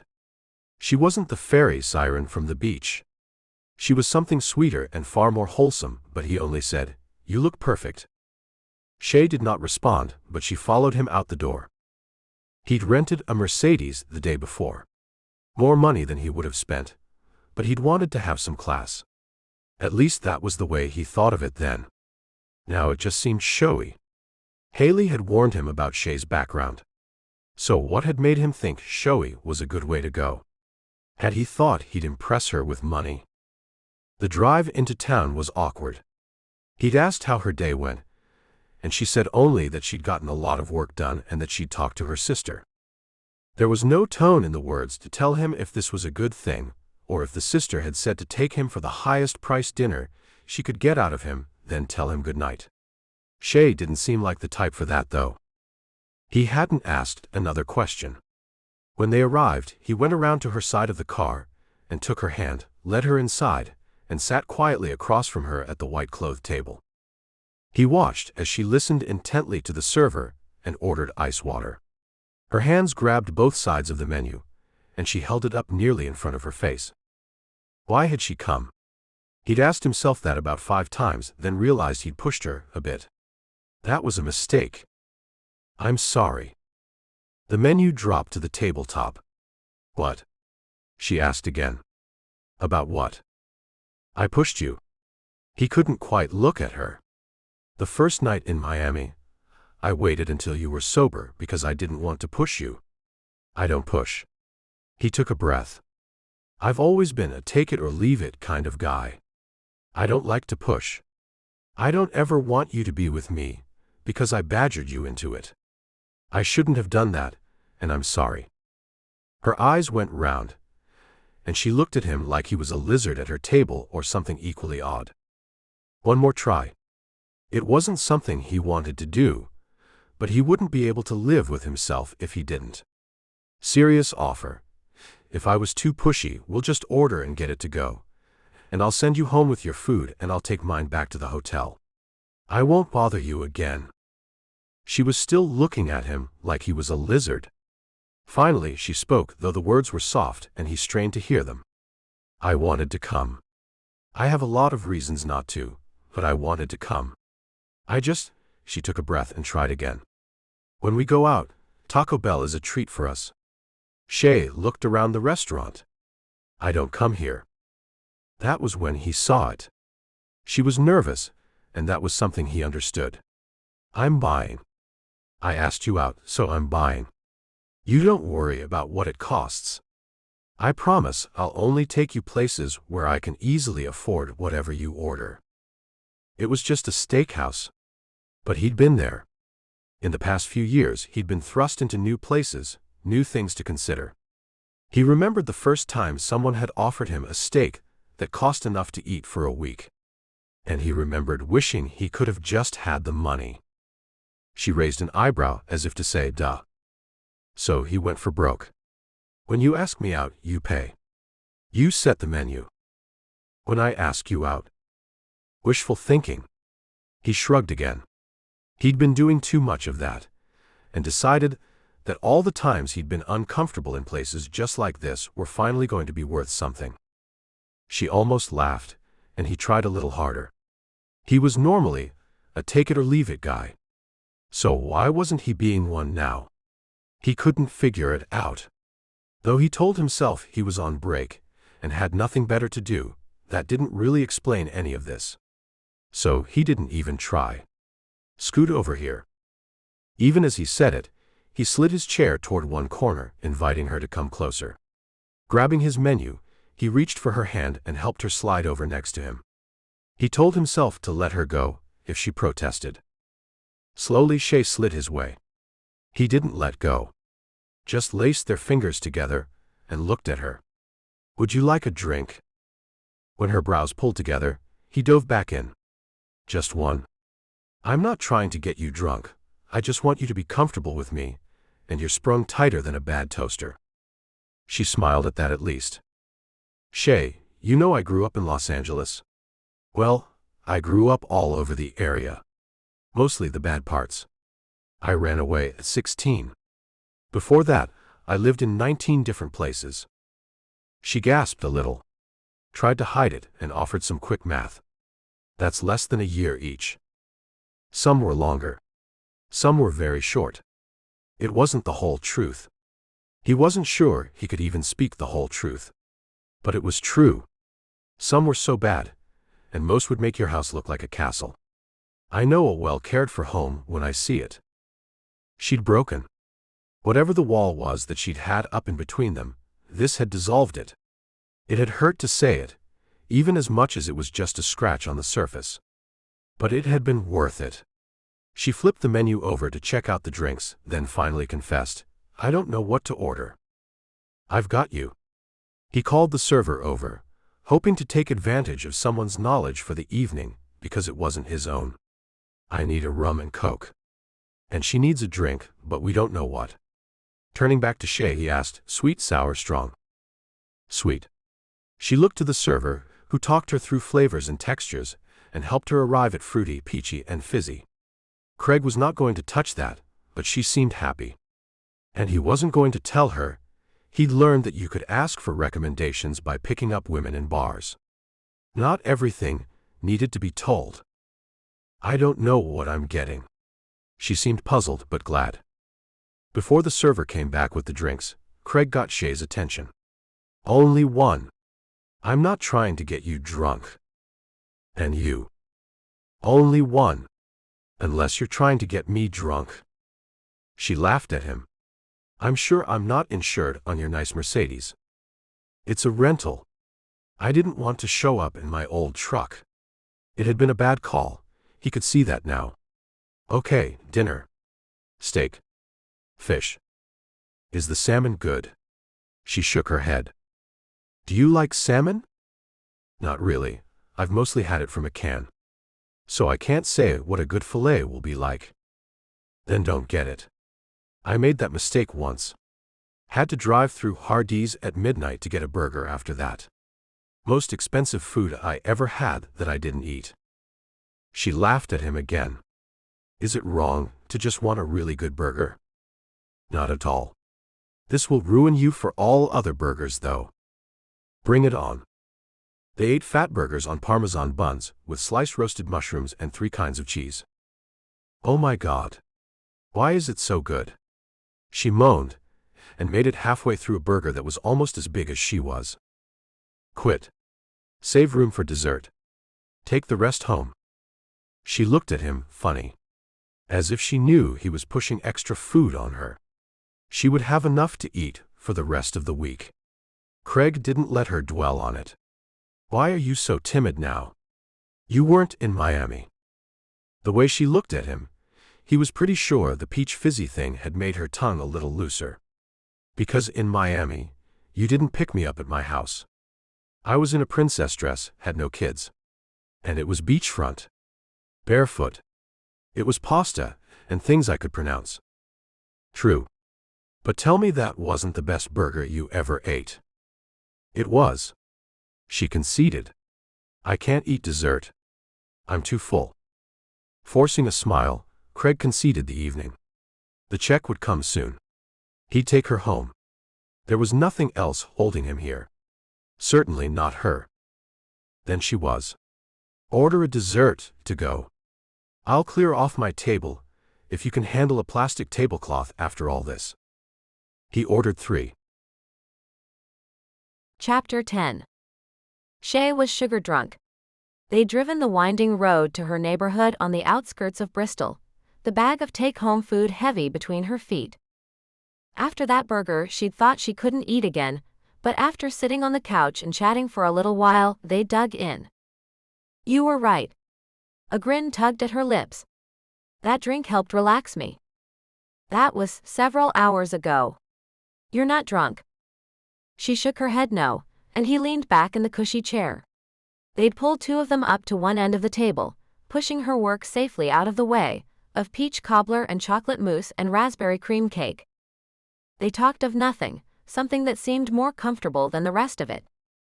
"Where do you keep your patterns?" He was looking over the bookshelf crammed with all her supplies. Games loaded the lower shelves where Aaron could reach. Someone once told me you can keep them in a big book or a file." The hesitation seemed odd, but she didn't want to ruin the ease they'd finally achieved. She didn't ask. Besides, it didn't seem odd to be telling him these little things, but she wasn't sure about digging into the big ones. I don't have any. So you just do all that from your head?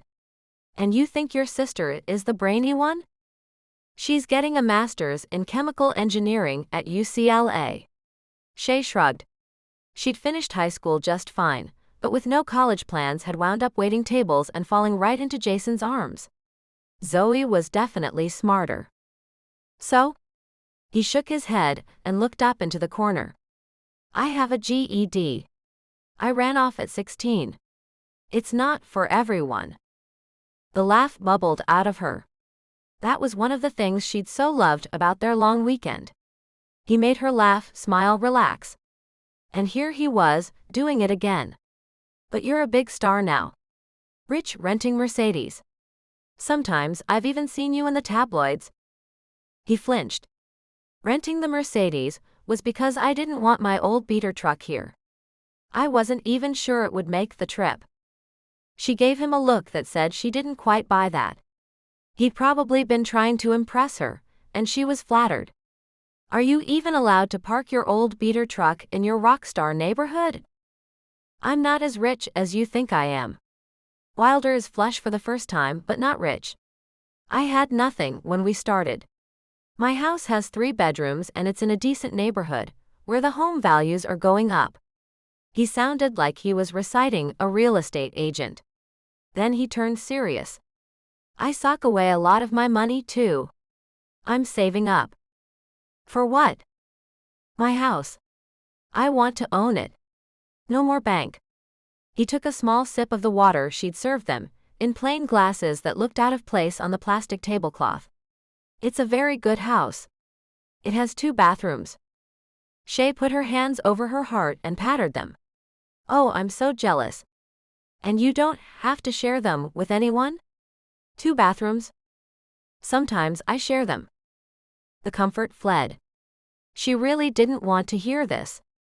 Why would he come all this way, and then tell her about other women in this house he was proud of? Seeming to catch on, he leaned in. Olivia is a bathroom hog. Who was Olivia? Shay's face went blank. Olivia is 3 and just got potty trained. That made her head snap back. You have a daughter? Oh God, no. No. His hands flew up like he was warding off a bad presence. No kids, she was reminded. Probably a good reminder. She had kids. It was already a given. He explained. Olivia is Alex and Bridget's little girl. Her mom is overbearing and one of those moms whose kid is the best at everything. Olivia learned 3 new words. Olivia potty trained in a weekend. Olivia can recite the entire Declaration of Independence. At 3. Shay leaned in. Okay, I made the last one up. But maybe by the time I get home. Bridget's all over her. But when you get the kid alone, she's really funny. He grinned, and Shay just didn't know what to make of it. How was she supposed to contribute? It turned out she didn't really have to. Craig lit up. I remember when Allie was that age. Allie is Kelsey's. Kelsey is married to JD. When we first met Kelsey, Allie was 3, and she was like this little whirlwind. A ton of energy, always wanted to play and interact. It was like she didn't have an off button. If I hadn't actually seen her sleep a few times, I wouldn't have believed she did. But Olivia isn't like that. She's more reserved, more cerebral. The kid's 3, and she made a joke the other day. Not a joke she memorized or anything, just off the cuff. Oh. I know those kinds. She almost said Owen was like that. Almost confessed to him that it was the worst possible combination, that Jason had a son who was brainy and introverted. And of course, Brian had a son who was active, and couldn't give 2 craps about sitting still or listening to music. But she didn't say it. Though she was sitting in her house and Craig had intruded into her real world, it still wasn't real. She'd sworn early on that she wouldn't parade a string of boyfriends through her home, not in front of her boys. It seemed she wasn't quite ready to parade the boys in front of anyone either. even if it was just in stories. And Craig wasn't her boyfriend. He was just another stitch out of time. She wasn't still drunk. The one drink they'd each had was long gone. The sugar was wonderful, but she'd never done anything she regretted because of sugar, well, except the sugar itself. "Why are you looking at me that way?" he asked softly, no longer leaning back. Now he was forward, his elbows on the table, something leonine about the sway of his shoulders. "You could stay." Her words were soft even to her own ears, and she wondered if he'd heard them. He heard them. "That's not why I came out here." "Then why did you?" The ease climbed out of him almost visibly. His back stiffened. He didn't look at her. "I really don't know." "You got in the car and drove, what, 5 almost 6 hours, and you don't know why?" This time she was skeptical. The distance sure didn't make it a reasonable booty call. She believed him about that, but she wasn't so sure he didn't know. And she sure would like to. This time it was his voice that was soft. "I missed you." To ease his nerves, she responded in kind. "I missed you too." It was the truth. "You were a great memory that I would think of when I was alone. But now you're here and we only have until tomorrow afternoon at 3. She took his hands even as he asked, "What happens then?" "Reality." She tugged. "I turn back into a pumpkin." Though he laughed at her, he let her lead him into her tiny bedroom. The bed was a full, not the huge lush plush thing in Miami. But he wasn't looking at the bed. Craig didn't have to be asked twice. The soft tickle of his fingers slid around her waist as he pulled her closer, his mouth making hot contact with hers even before she made it fully flush against him. On tiptoes, Shay tried to even the playing field, but he was simply bigger and stronger than she was. She was on the bed before she knew it, gentle hands and rough fingertips pulling off her high heels and tossing them. The bed creaked and gave a little as he climbed over her, not bothering with pulling back the covers. Grabbing her hands, he laced their fingers together and pinned her arms to the bed by her head. The first zing was heady, and she sucked in air heated with the scent of him. The second zing was in her brain. "Don't let him pin you down." But in her experience, men turned into assholes by degrees. Never all at once. All at once and you would leave. You wouldn't stay and hope for better. You wouldn't believe things would change. Zoe had been right. Shay should enjoy Craig until he changed. Besides, if Shay's a-hole meter wasn't top-notch these days, then whose was? The moment things were less than wonderful, she'd cut him loose. "Where did you go?" He was looking at her, clearly wondering what she'd been thinking. His eyes were soft, curious. He probably blamed himself. "Nowhere." That was a lie. "I'm back." Arching up, she fused her mouth to his and took the ride. He kissed her exposed skin until he became frustrated with her clothing, and only then did he let go of her hands. Shay reached for his shirt, their arms tangling as each worked on the other's buttons. She figured she had reason for her hands to shake. Craig was good. She hadn't gotten any in 3 months, and this time she'd missed it. But why were his hands shaking? Surely, he'd taken advantage of the women who threw themselves at him. Though she put her hands everywhere on him, she couldn't put her finger on what it was that told her he hadn't. For some reason, Craig Hibbets wasn't sleeping around. Maybe it was because he touched her reverently, as though she was something amazing. Maybe it was because he was the only man who'd ever suggested that she had a purpose beyond his pleasure. He called her smart and together. Later, they collapsed together into a tangle. Heavy breath mingling. The scent of sex in the air. For a long time, neither spoke. Shay was screwed, in the metaphorical sense, she knew. Even as she cooled down, the thought lingered that this was the best sex she'd ever had. That wasn't a heat-of-the-moment assessment. It was really the best. His showing up like this, her being bold enough and maybe stupid enough to bring him into her bedroom, broke the fantasy. He was no longer there. He was here. He was no longer a memory, he was better. He was flesh.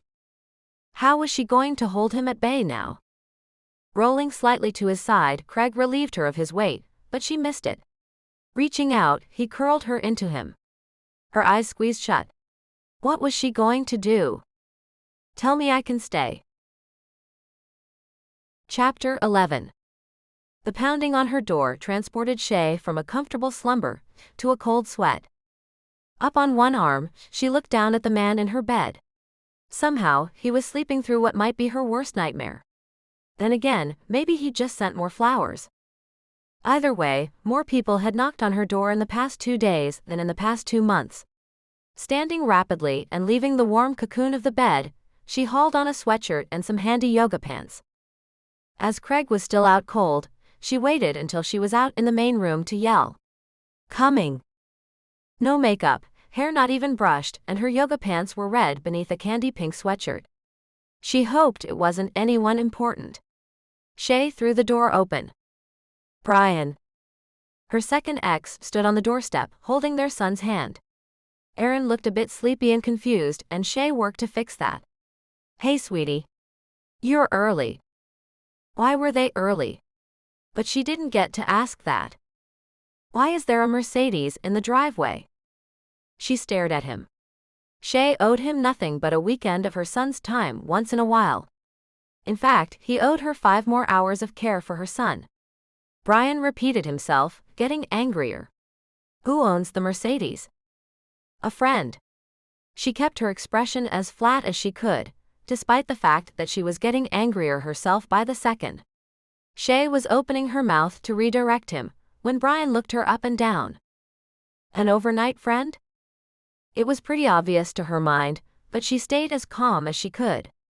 I don't legally owe you any explanation. You do when my son is in the house with you. He was getting more and more upset. The problem wasn't that he was concerned, it was that Shay hadn't asked his approval. And it was because the mystery man owned a car Brian couldn't afford. Brian still seemed to think she deserved no happiness, even though he firmly believed he deserved a girlfriend for every day of the week. Brian had been the opposite of Jason. Brian encouraged her to work so he could pursue his music. God, if she wasn't falling for one load of crap, it was another. She ignored Brian and turned to Aaron. Why don't you run inside and grab whatever you need? As he meandered past, she reached down and grabbed her baby boy for a big hug. His small arms slowly hugging her back, the best feeling in the world. When she let his small shoes hit the floor, she saw movement out of the corner of her eye. The bedroom door opened softly. Craig stood silently in the doorway, pants on over bare feet, his hands pulling his t-shirt over his head. He looked at her, quietly asking if she needed him. For a flash of a moment, she wondered if he knew he could make things worse for her if he barged out, or maybe worse if he didn't. He knew to ask. Where had he learned that? Then again, maybe he was just protecting his famous face from becoming tabloid fodder. Maybe he was protecting her from the tabloids that might follow his famous face around. Whatever it was, she waved her hand at him behind Aaron's back to go back into the bedroom. Craig didn't, but he crossed his arms and stayed in the doorway. There was no line of sight from the front door to the bedroom door. It was something she'd liked about the house when she rented it. A disturbing thing to like, but she didn't want her exes to see into her room. Turning again to Brian, who decided to let himself into the entryway and was coming farther inside, Shay stepped forward, blocking him. You were not invited in. I need to see who's in the house with my son. Since your son wasn't supposed to be here now, he's supposed to be with you, you have no such right. Please step back outside. She hated this. Hated that she had to fight so hard for her own personal space. She shouldn't have to. But she'd picked Brian, and inadvertently picked this for herself somewhere along the way. It was worse that Craig was watching. Brian didn't leave, but at least she stopped him from coming farther forward. Was it worth the battle to make him do what he should have done in the first place? Shay stood her ground, and it took all of 0 seconds for Brian to bitch about something else. If you answered your damn phone, you'd know that I was dropping him off early. Actually, I'm not obligated to answer, and you are required to ask me before you return him early. Her chest squeezed and her heart beat against her ribcage. She hoped with all her heart Aaron didn't hear her say that. As though she didn't want him back. I have a gig in North Carolina. Debbie and I have to leave now, or we won't make it. Okay. Shay said. You leave now, and I'll take Aaron and not report you to CPS. You can't report me. He tipped his head at her, as though he knew her. He hadn't known her for a long time. Watch me. Desperately, she longed to throw the exact amount of back child support he owed. But she couldn't. If she threatened him with it, then he'd know that she knew and that she was keeping track. He could get prepared. I don't like that you have someone staying over. He glared at her. I don't like you. Don't be late to your gig. She walked forward, all but putting a hand on his chest and shoving him onto the step. Brian went reluctantly, and she shut the door. Then she bolted it. Turning, she passed Craig and headed back to the boys' room to find Aaron. He'd grabbed some of the generic click blocks she'd bought for him, but it seemed he'd then crawled into bed and was almost back asleep. How early had Brian woken him this morning? She kept her voice calm and soft as she tried to bring her boil down to a simmer. How was your trip, sweetie? Okay. He didn't look up at her, and she figured that was okay. He was safe here. Can I have a hug? She crouched down next to his toddler bed and held her arms out. Her baby went willingly, and even gave her a big kiss on the cheek. Then she had to deal with Craig. Aaron seemed to not care that a strange man was standing in the doorway to his mother's room. Did that mean he trusted her? Was it because she obviously wasn't upset by this, then he wasn't? Or did it mean that he was used to strange people coming and going, which could only have happened at his dad's house? Shay turned back to her son. Are there a lot of people at your dad's house? He looked up, answering like the innocent he was, then focused back on the blocks clutched in his hands, his eyes drifting shut. She rotated cleanly away from him, before clenching her fists and giving a silent yell of every swear word she knew. Craig saw. Reaching out, he grabbed at her clenched hands and opened them, rubbing his fingers down her palms, soothing her hands and her. She let him, until he put their foreheads together and whispered. It's going to be okay. She smiled at him. That's what you were supposed to do, smile and agree, but it was not going to be okay. She needed another $15,000 to match what the lawyer had suggested she have on hand. It was enough for a slightly protracted court battle. It would be enough, she hoped, to outlast both of her exes. Winning one was not enough. When he leaned in to kiss her, she twisted away. Everything was wrong. Even having Craig here, even stealing what was supposed to be her own time, didn't work. You have to go. He sucked in breath, but he understood. With a quick nod, he ducked back into the bedroom and gathered his things, shoved his feet into his socks, then his shoes. He moved past where she stood in the hall, watching her son sleep and being grateful she had him home. Owen would be home the next afternoon. Then she would have both her boys for one evening, until school started. Until next time. Shay. She startled. He must have called her several times, and she looked up to see him motioning her into the living room. I'm so sorry. She shrugged at him. She told him she had kids. Told him her life wasn't a fairy tale or a fling. Not shockingly, it had played out exactly that way. He shook his head at her, seemed to understand she didn't want to introduce him or parade him in front of her son either. He did pull her close and offer a sweet kiss that made her long for a home she'd never known. Something like she'd seen on TV as a kid, but with a deeper bedrock than even that. He kissed her once more, then nodded at her and left. He didn't say goodbye, and she wondered if that was on purpose. It was all she could do to stand and watch out the small front window as the Mercedes backed out the driveway, turned in the street and drove away. She hadn't meant to let it happen, and he probably hadn't meant to do it, but he'd taken a piece of her with him. She wanted to think it would bring him back, but it didn't matter if it did or not. She'd had a fling in Miami, and she'd mistakenly tried to bring it home. Even without the boys here, it didn't work. So she worked on cutting loose the part he took with him. He hadn't turned into an asshole. yet. So it was still a good memory. Something to take out and turn over and replay in her mind when she was lonely. Something she could think would happen, maybe one day when everything was sorted out. Forcing herself to turn away from the empty street she'd stared at long after he was gone, Shay enjoyed an evening with her youngest. Once he woke up, they threw the ball on the lawn, played blocks, and ate the best leftover hamburger she'd ever had. Aaron invited her in for a slumber party, so she slept in Owen's bed that night. The next night she'd have her boys back. In the past, she always thought of that as being whole again. But even with Owen's return, she didn't quite feel whole. 3 days later, another bouquet arrived. No note this time, no card, nothing but the feeling she got inside to identify the sender. The day after, she got 2 texts. How did you like the flowers? I loved them. Then. When? I can't. Chapter 12. Craig sat in rehearsal like a lump. He hit notes, sure. Played all the right chords at all the right times, and managed to do so with exactly zero enthusiasm. It disturbed him at a cerebral level. He'd fought hard for the right to play music for money. Getting to this level, there had been many nights he'd eaten ramen noodles or nothing at all. Times he spent the only money he had on guitar strings instead of shelter or needed clothing. But now his lack of energy affected more than just him. He wasn't a solo artist. As much as it pained him to be relied on, he'd set himself up as an integral part of the band. This was the only true family he'd ever known.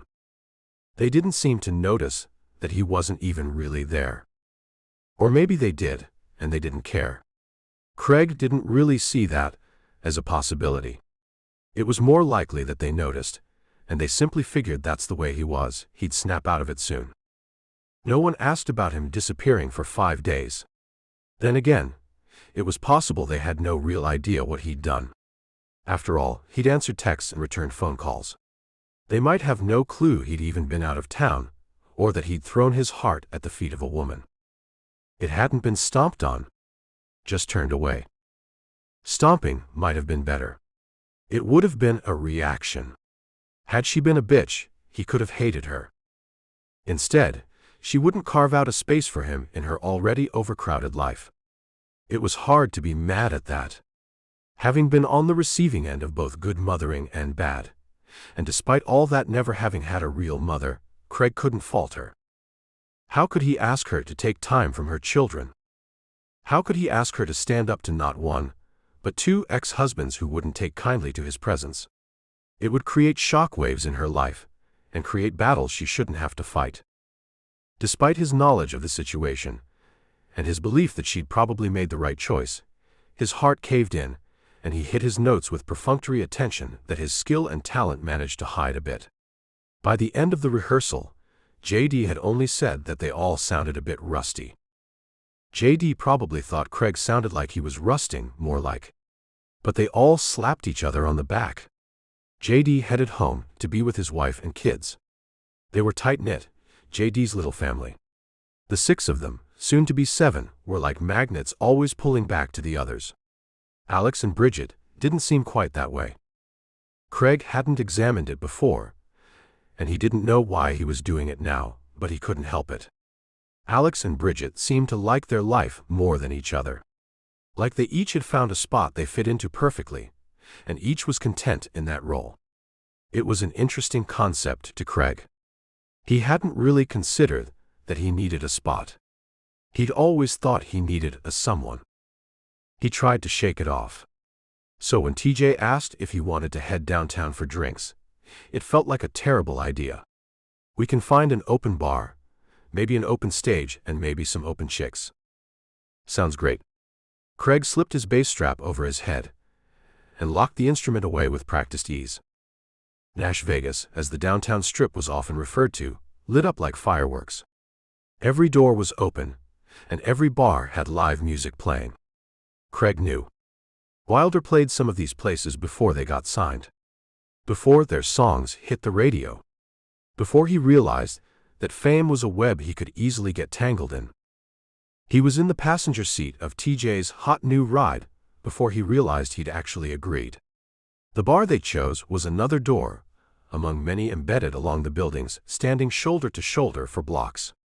Restaurants flanked bars, and even sat atop them, open to the air and the generally good weather of the beginning of fall. TJ didn't choose one of those. He rode the crowded street with the top down. The smile on Craig's face was more something he was in the habit of doing, rather than something he felt. "Here we go, man." TJ swung a quick right and let himself out of the low-slung car, even as he made a smooth movement to hand over the keys to the street-side valet. Mimicking the slick motions, Craig unfolded himself from the passenger side and turned to his friend. "Where to tonight?" "Wherever the women are hot and the drinks are flowing." TJ's wide grin showed off straight teeth and the confidence needed in a lead singer and frontman. For the first time, Craig looked at him through jaded eyes. He loved TJ. The man was as close to a brother as he had. But TJ was built for fame. Wide smile, genuine laugh, or it sounded that way even when it wasn't. A quick answer, a ready comeback, or a smooth line. And he never missed a beat. The velvet voice didn't hurt him any either. Craig had been happy to be along for the ride. TJ had 3 beers to his 1 when it happened. "Don't I know you from somewhere?" The blonde was looking at them, her eyes narrowed but her mouth wide. It was a look that was coming more and more often lately. "Maybe." TJ drew out the word, leaned on the bar, and waited her out. This was the moment they'd started counting about 2 years ago. How long before someone recognized them? When they stayed out all night and it didn't happen, TJ would bar crawl hoping for someone to say they loved him. Craig had done it too. He'd enjoyed the sly smiles, the moves, the conquests. He was reaching for that feeling tonight, to find that it slipped through his fingers each time he thought he grasped it. "Are you in a band? Did I see you on stage? Maybe at the Ryman?" TJ casually threw out the name of one of the most famous local theaters. Craig leaned on the counter, knowing the blonde's brunette friend was sauntering over in her short skirt and cowboy boots. She was eyeing what her friend was reeling in. Craig felt his eyebrows lift in an invitation he hadn't meant to invoke. "What's your name, drummer boy?" the brunette asked him, a quirk to her lips as she checked him out head to toe. "Craig." He responded, easily, cockily, maybe despite the fact that he was not the drummer. Did she think he was Alex? The smile, though, was just his natural response to her question, coming as much from habit as rehearsal earlier had. "This is TJ." He tipped his head toward his friend and watched as TJ winced just a little. Craig had just thrown the game. TJ liked to make them figure it out. He toyed with them until they recognized him themselves. But the 2 first names together were often enough of a clue, and Craig wasn't up for a drawn-out game tonight. Focusing on the woman who was looking at her friend as though they'd discovered a secret, he at least enjoyed when they figured out who they'd netted. "Oh my God. Y'all are from Wilder, right?" The blonde gushed, her body leaning closer to TJ. He didn't lean back towards her. He liked to let her do the work. "Yes, ma'am." He took another swig of his beer and left it at that. The brunette eyed Craig again, until he felt like he was a car she was having trouble deciding if she would buy. He wouldn't have been surprised had she run her hand along his leg to check the upholstery or asked if he had a Dolby sound system.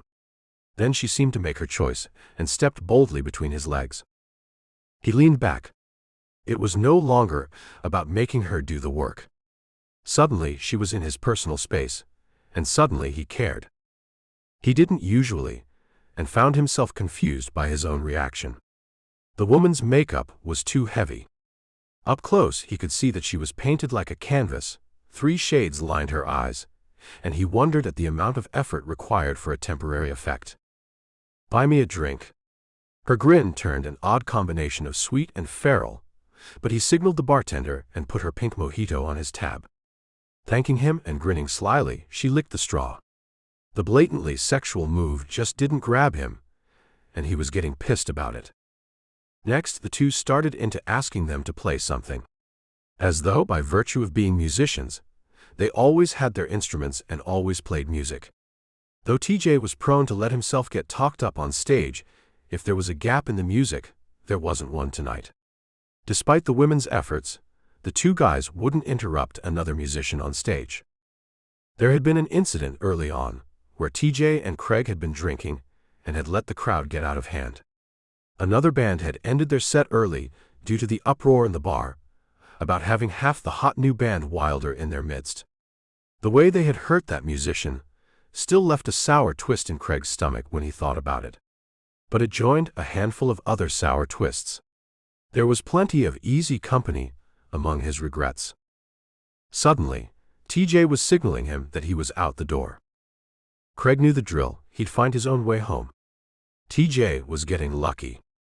Then again, TJ was born lucky. I have my own keys. The brunette dangled them in front of him. Even the sway of the metal tag was seductive. The cold note it stuck in him wasn't. He wanted to think he wasn't drunk enough, but that wasn't the problem. I'm going to catch a cab. He turned away, catching instead an indignant huff from the woman he'd just bought an overpriced drink for. She blended back into the crowd, a little too seamlessly, Craig thought. It was easy. She looked like every other woman in here. When he checked back with the bartender, he saw the question. Are you paying your friend's tab too? Of course he was. Craig nodded. It wasn't the first time, and it wouldn't be the last. TJ often forgot things like money when a hot piece of ass was involved. Craig never forgot about it. But all things equal, he had an old truck and TJ let them arrive in style.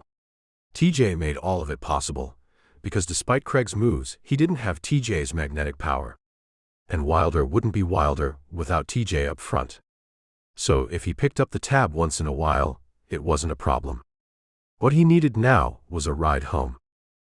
Leaving the change on the counter for the bartender, Craig pushed himself away and then wound his way out the door.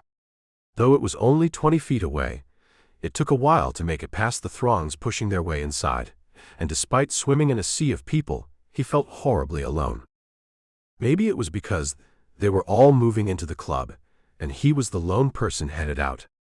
Maybe because something seemed to have broken recently, and he didn't know how to fix it. For a kid who started broken and stayed that way, it was definitively disturbing to think there might not be a way around it. On the street, more people moved in masses, leaving gaps that echoed the noise of the people off the brick siding. They laughed, they chatted, they took pictures of themselves and each other. They all looked happier than he felt. Were they hiding it better? Or did they simply have something he lacked? Craig was pretty sure it was the second. There was something magical about a mom and a dad and a house and a dog. He'd had these things sometimes, but they'd only ever been lent to him. Each time, the lender had taken his things back and sent Craig on his way without them on his own meager belongings in a black trash bag as he headed to the next stop. Even when he'd run out on his own, he hadn't had more things than fit into the cloth grocery bag he'd stolen. It had been a huge step up from the disposable plastic bags he was used to carrying around. And no one had gone with him. Hands shoved down into his pockets, Craig found himself at the sidewalk in one of the gaps between people. He shouldn't be standing there, alone. As he hailed a cab, he thought of the first way to fix it. Chapter 13. Had he been able to, Craig would have gone the night before straight from the bar, but it wasn't open. Nashville, despite having a party section, wasn't a party town. Unlike New York or LA, and a ton of other big cities, most of the town rolled up their sidewalks after 10 or 11. So when the cab dropped him home at nearly 2 a.m., he was the only one up and about in the neighborhood, and there were no businesses willing to speak to him. But he was able to hop online and look up what he needed, and found that 7 a.m. was the time. After a shower and some food, he realized he still wasn't going to be able to sleep. 2 infomercials later, he went to Walmart and spent an hour checking out his options. At 4 a.m., as he was staring at the beds, a woman recognized him. "Aren't you the bassist from the new band Wilder?" Craig shook his head. "I just look like him." He offered a sad grin, and an expression that he hoped suggested the woman had made an honest mistake. "You sure sound like him too." She smiled. I'll take that as a compliment. He turned away, hands in pockets, a good place to keep them. For some reason, two things struck him then. One, that the woman might have been hitting on him. You'd think he'd have a better handle on that. He had plenty of experience getting hit on. He should recognize it. Where had that skill gone? Why was he even questioning her motives, rather than confidently assessing them? The second thing that struck him was that sticking his hands in his pockets was a remnant of one of his foster moms. She told him to do that, to keep from touching things that didn't belong to him. So why had that lesson stuck so well? Why was it that nothing belonged to him? He was out to change that today.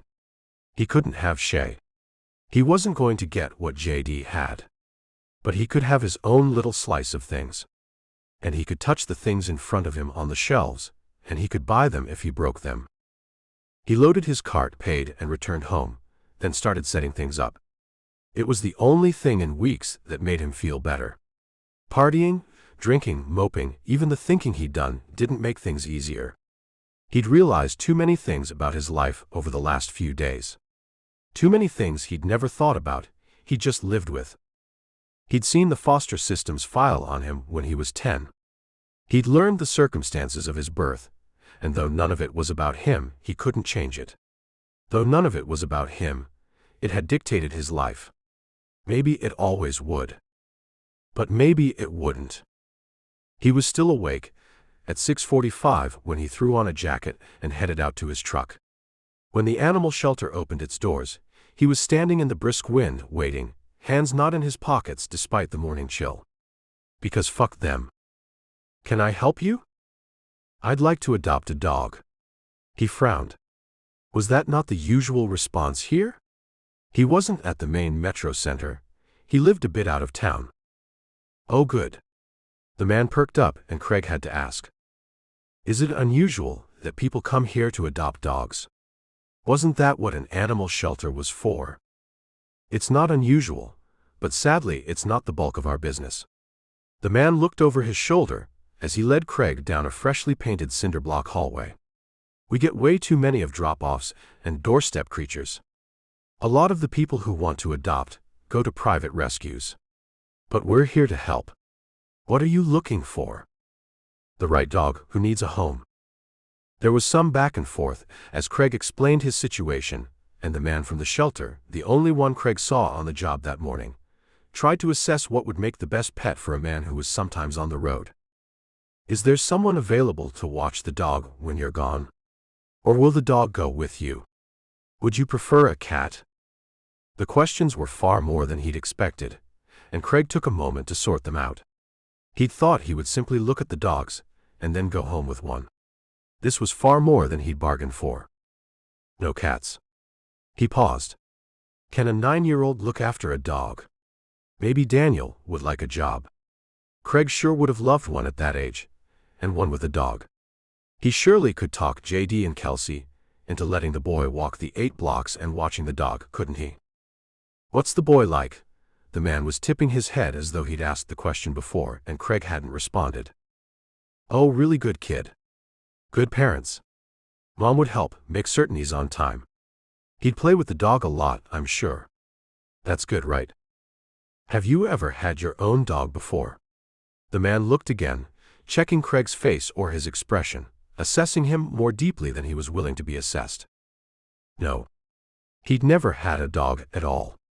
All those foster homes, and the closest he'd gotten to a pet was the mouse he'd fed occasionally after finding it behind the washer, and the stray cat he'd sometimes petted and given part of his bologna sandwich to on the way home from middle school.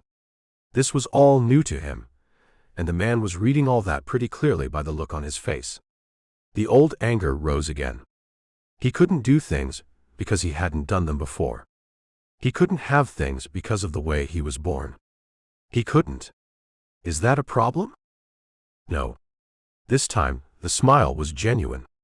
Honestly, we just attended a class on the fact that we aren't adopting out dogs fast enough. That we've maybe missed out on good families for our animals because they haven't had one before, or because they already have a dog. Craig looked at the paper he was filling out. At the bottom were a handful of questions just like the man was saying. We just use those to help determine what kind of dog you should get, that's all. I don't get to pick. Craig frowned again. Really, he'd thought he'd walk in, look around and say, that one. He'd been here 30 minutes already, and he barely had the preliminary paperwork filled out. Yes, you get to pick. I'm just going to try to be helpful, that's all. Then his expression turned dark. And I have to assess whether you're training fighting dogs or picking out bait dogs. What? Craig felt his whole body pull back. It's a problem around here. People come pick out puppies, then sell them to the fighting rings. Clearly, from the expression on his face, the man wasn't here for the paycheck, and he wasn't even here to give Craig the runaround. For the first time, it was obvious that the worker had one priority: the animals. Something pushed inside his chest. These abandoned dogs and cats had something more than the kids in the LA system had. They had someone fighting for them. Craig pushed back, ignoring the pressure inside him. He was getting ready to open his mouth when the man asked, "Do you want to see the dogs?" Yes. Now he was getting somewhere. The kennels were noisy, the cinder-block walls echoing the sounds, making it louder and sadder. Craig's entrance set off a cacophony of barking that threatened to shatter his ears. Looking at the shelter worker, who didn't even flinch, he decided this must be pretty normal. He was looking at the slightly older dogs, the ones who hadn't been adopted yet. Craig didn't have to look very far to find his motives there, so he didn't. A bell sounded loud enough to be clear over the barking, and it set off another round. I have to go check that. Don't put your fingers through the cages. I'll be back. The man disappeared around a corner in a different direction from where they came in, and Craig was left with more dogs than should ever be in one place, barking at him from behind chain link. He walked the aisle and tried to make a decision. 5 minutes later, the man came back. I'm sorry. That was a drop-off. Or an abandonment, however you want to call it. 12 puppies. At least he drove them here. The man looked both irritated and relieved. Craig frowned. I don't understand. They're pit mixes. The man was from Metro Nashville, and like a lot of other big cities, Metro puts down pit bulls as soon as they come in. Even the puppies? Craig was appalled. There was a grim nod. Even the puppies. They don't get adopted out, nothing. Just euthanized. Why? The breed has an undeserved bad rep. And there is a lot of dog fighting. But I think it just perpetuates the problem to put the dogs down. They're actually really sweet. Pit bulls? Craig frowned again. The only one he'd ever known was down the street from foster home number 10, and it had barked and yanked his chain and generally scared the crap out of a small Craig as he walked to school each morning.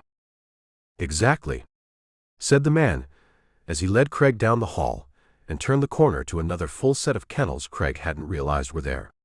So many dogs. See these two? The man pointed to 2 brown and black fuzzballs, who looked at his pointing finger and sauntered over. 7 weeks old, ready to go home. Pit Rottweiler mixes. There were 3 of them, and 1 got adopted. Only 3. Sounded like a small litter to him, but what did he know?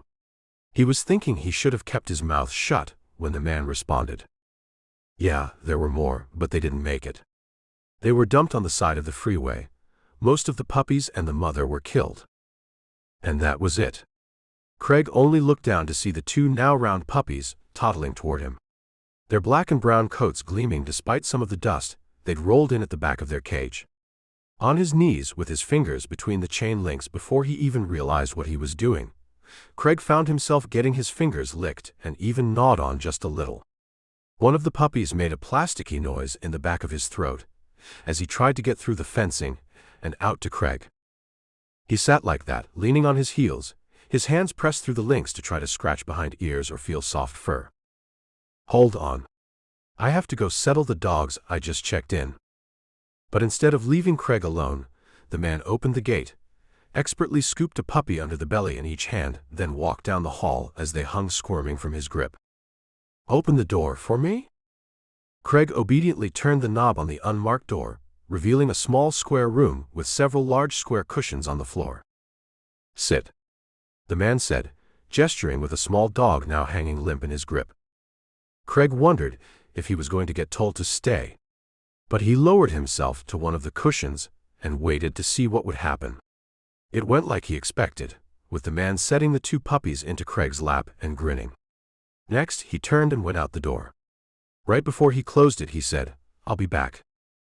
Then Craig was alone in the tiny box of a room, with 2 squirming puppies who were trying to lick his chin and crawl on him like a jungle gym. It must have been 10 minutes or so later that the man came back and opened the door unexpectedly to find Craig laid out on the floor. Puppies scampered over him like an obstacle course, his own laughter barely contained. "So you'll take one of them?" the man asked, his grin a bit knowing, but Craig didn't care. He'd been suckered, but he wasn't upset about it. Both. Chapter 14. Craig woke to the sound of small, pitiful whines. Despite the very early morning trip to the store, he hadn't been ready. It had taken another hour to get out of the shelter, to sign the paperwork and finish his background check. He then waited while a vet in the back did a preliminary checkup for the 2 little fuzzballs without names, but with energy to spare. In a fit of good feeling, Craig asked about making a donation and drastically overpaid the double adoption fee. He'd been sent to a pet store nearby, which was open now because things took so long at the shelter. The 2 small dogs sauntered in the door he opened for them, tugging at the leashes looped around startlingly tiny necks. He'd been told they'd likely each top 60 pounds before they were done growing. Though he'd gotten food and a bed at 4 a.m., the bed was too big and the food was made for an older dog. A pair of very nice teenagers in smocks and pet store name tags swarmed the puppies as they entered. The young workers' expressions changing from put out at having to be up early on a Saturday morning to being completely enamored with his 2 tiny dogs. Despite being young, the kids knew far more than he did. They bombarded him with questions, then with sales, probably racking up a huge commission as they went. They even helped him load the car, the tiny no-name dogs thanking the kids with yips and licks. He'd intended to get a dog. He'd gotten food and a dog bed the night before, holding off on a collar because he didn't know the size. Now he had 2 puppies, unwanted because of their breed. He had food bowls and a mat for the food bowls. He had toys and a bin for the toys. Toys that squeaked, toys that crackled, toys that held hidden treats. He had a dog crate and book about training the dogs for the crate. He had collars and harnesses and an understanding that he'd probably have to install a dog door soon. He'd been saving to pay off his house. While the other band members had spent some of their future money, he hadn't. JD bought his wife a classic Ford Mustang, and TJ bought himself a flashy new car. They'd all gotten houses, but Craig's was the least expensive, the least showy, the smallest, and the least mortgaged. Wilder was growing in fame, and they'd hit the big time, but the fame came faster than the money, and Craig lived with the knowledge that shooting stars sometimes burned out. He didn't want to be working mall security as he got older. He'd scraped his savings. He was close to paying off the relatively small, cheap house. But that morning, he'd blown a small stash of his savings. On a whim. He knew he was going to continue to spend as he took the dogs to the vet, repeatedly, as he shored up the fence so they didn't get out as they got older. He was going to go nearly broke feeding them, he'd surmised, after watching them scarf down the first bowls of puppy food he'd placed in front of them. They had terrible table manners, too. Eventually, they'd eaten, made messes in the backyard while he waited in the warming air, and he'd put them in their crate as the book told him to do. They whined for a moment, then settled into a tiny puppy ball together. Pulling a pillow from the second-hand couch he called his own, he'd curled up on the floor to watch them, only to find out he'd fallen asleep himself. Metallic noises indicated tiny paws were raking at the crate, and he blinked himself awake, remembering what he'd done. The clock on the wall suggested they'd all managed 4 hours of sleep. Though the puppies may have slept through the night before, Craig hadn't. He'd been awake, full of his crazy get-a-dog scheme, and now it was staring him in the face. 4 deep brown eyes watched him with curiosity. He'd done it. He was stuck with his decision. But he wouldn't go back. He didn't believe in returning animals to the shelter because things didn't work out. While he might not sleep until the dogs were older, it was nothing worse than what he'd been through before. This time for a much better cause. Lifting the latch, he watched as the two tumbled out, unconcerned with any etiquette or hurting themselves or each other. He stretched himself up, barely managing to catch the scampering critters and click huge leash clips onto tiny collars. Then he led the puppies out the back door, before they could start sniffing around inside the house. 4 hours with no accidents was making him happy. After 2 tiny puddles were made, he led the now quarreling pair back inside and looked again at the clock. Oh crap. He must have said it out loud, because 2 small sets of eyes looked up at them, and one planted her butt on the ground as though on command. He was about to be late for practice. The garage yielded a cardboard box that he thought was big enough to hold puppies. The bathroom gave up an old towel, not that he had any new ones. Making them comfortable and throwing in a few toys, he stashed the box in the passenger seat and made it halfway to practice before he nearly died. When the trio walked in the door of the studio, he was greeted with a variety of welcomes. "Oh wow. Who are they?" from TJ, who immediately leaned down and started rubbing bellies. "Don't let Olivia see them. She'll squeal and Bridget will get her one." From Alex. "Man, you look white as a sheet." It made sense that JD was the only one actually paying attention to him, despite the adorable distractions he'd brought in. Craig gathered his breath, seeing that the puppies were safe for the moment. "I didn't know they could get out of the box, and I didn't know they could fit under the brake pedal." He was still breathing heavy. "I couldn't get him out of there, and I couldn't stop the car without squishing him." "Her. I don't know which one." JD only nodded, as though Craig's brush with near certain death was nothing of real importance. His next words made it clearer. "You're a parent now. Your kids are fuzzy and will grow a lot faster than mine and Alex's, but welcome to the club." Craig proceeded to look at his guitarist and sometime co-writer, as though JD was bonkers crazy. Then he tried to get to work. The puppies interrupted everything. Craig worried that he'd ruin practice. Then he worried that the dogs would chew a cord and electrocute themselves. He didn't even know where the nearest vet was. Alex and JD exchanged knowing smirks while Craig scrambled. He took TJ and the guys through a few chord changes he'd decided to add to Sand. They listened to a new one JD had that was only an outline. Then one of the producers came in and asked them to both sell a song to an upcoming band who wanted to cover one of their non-singles from the first album, and to do a quick run of a song the company had purchased and wanted to know if they wanted to record it. By the time they finished the 4-hour set, Craig was exhausted again. And he wasn't done. His first stop was another pet store, this one on the way to the vet he'd looked up. 3 times on the drive there, he pulled over and picked up one puppy or another. Geez, he was going to have to learn to tell them apart, and scoop them into the small backseat of the truck. Each time he told them no, using his best harsh voice, but it was difficult. They were adorable, and weren't trying to be mean. They just wanted to get into the front seat with him. He wasn't sure his heart could take the beating. He purchased car harnesses and strapped them into the back seat, increasing the volume on their little wails and howls. A carrier crate went into the truck bed, and it only took 10 minutes to get them both inside at the same time to go into the vet's office and wait for about 30 minutes because he didn't have an appointment. He paid for 2 initial checkups to find out that the shelter had indeed taken very good care of them, and no one appeared to have any congenital problems. Then Craig realized it wasn't a girl who was slipping through his fingers like sand, it was his money. But he wouldn't change it.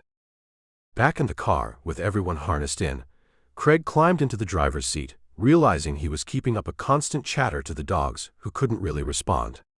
No one climbed into his lap, and he sat with the key in the ignition and his heart in his throat.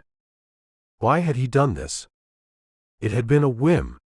But the kid who'd been shuffled from house to house and had never belonged to anyone really wasn't able to turn a puppy away when it wanted his lap, his attention, his time.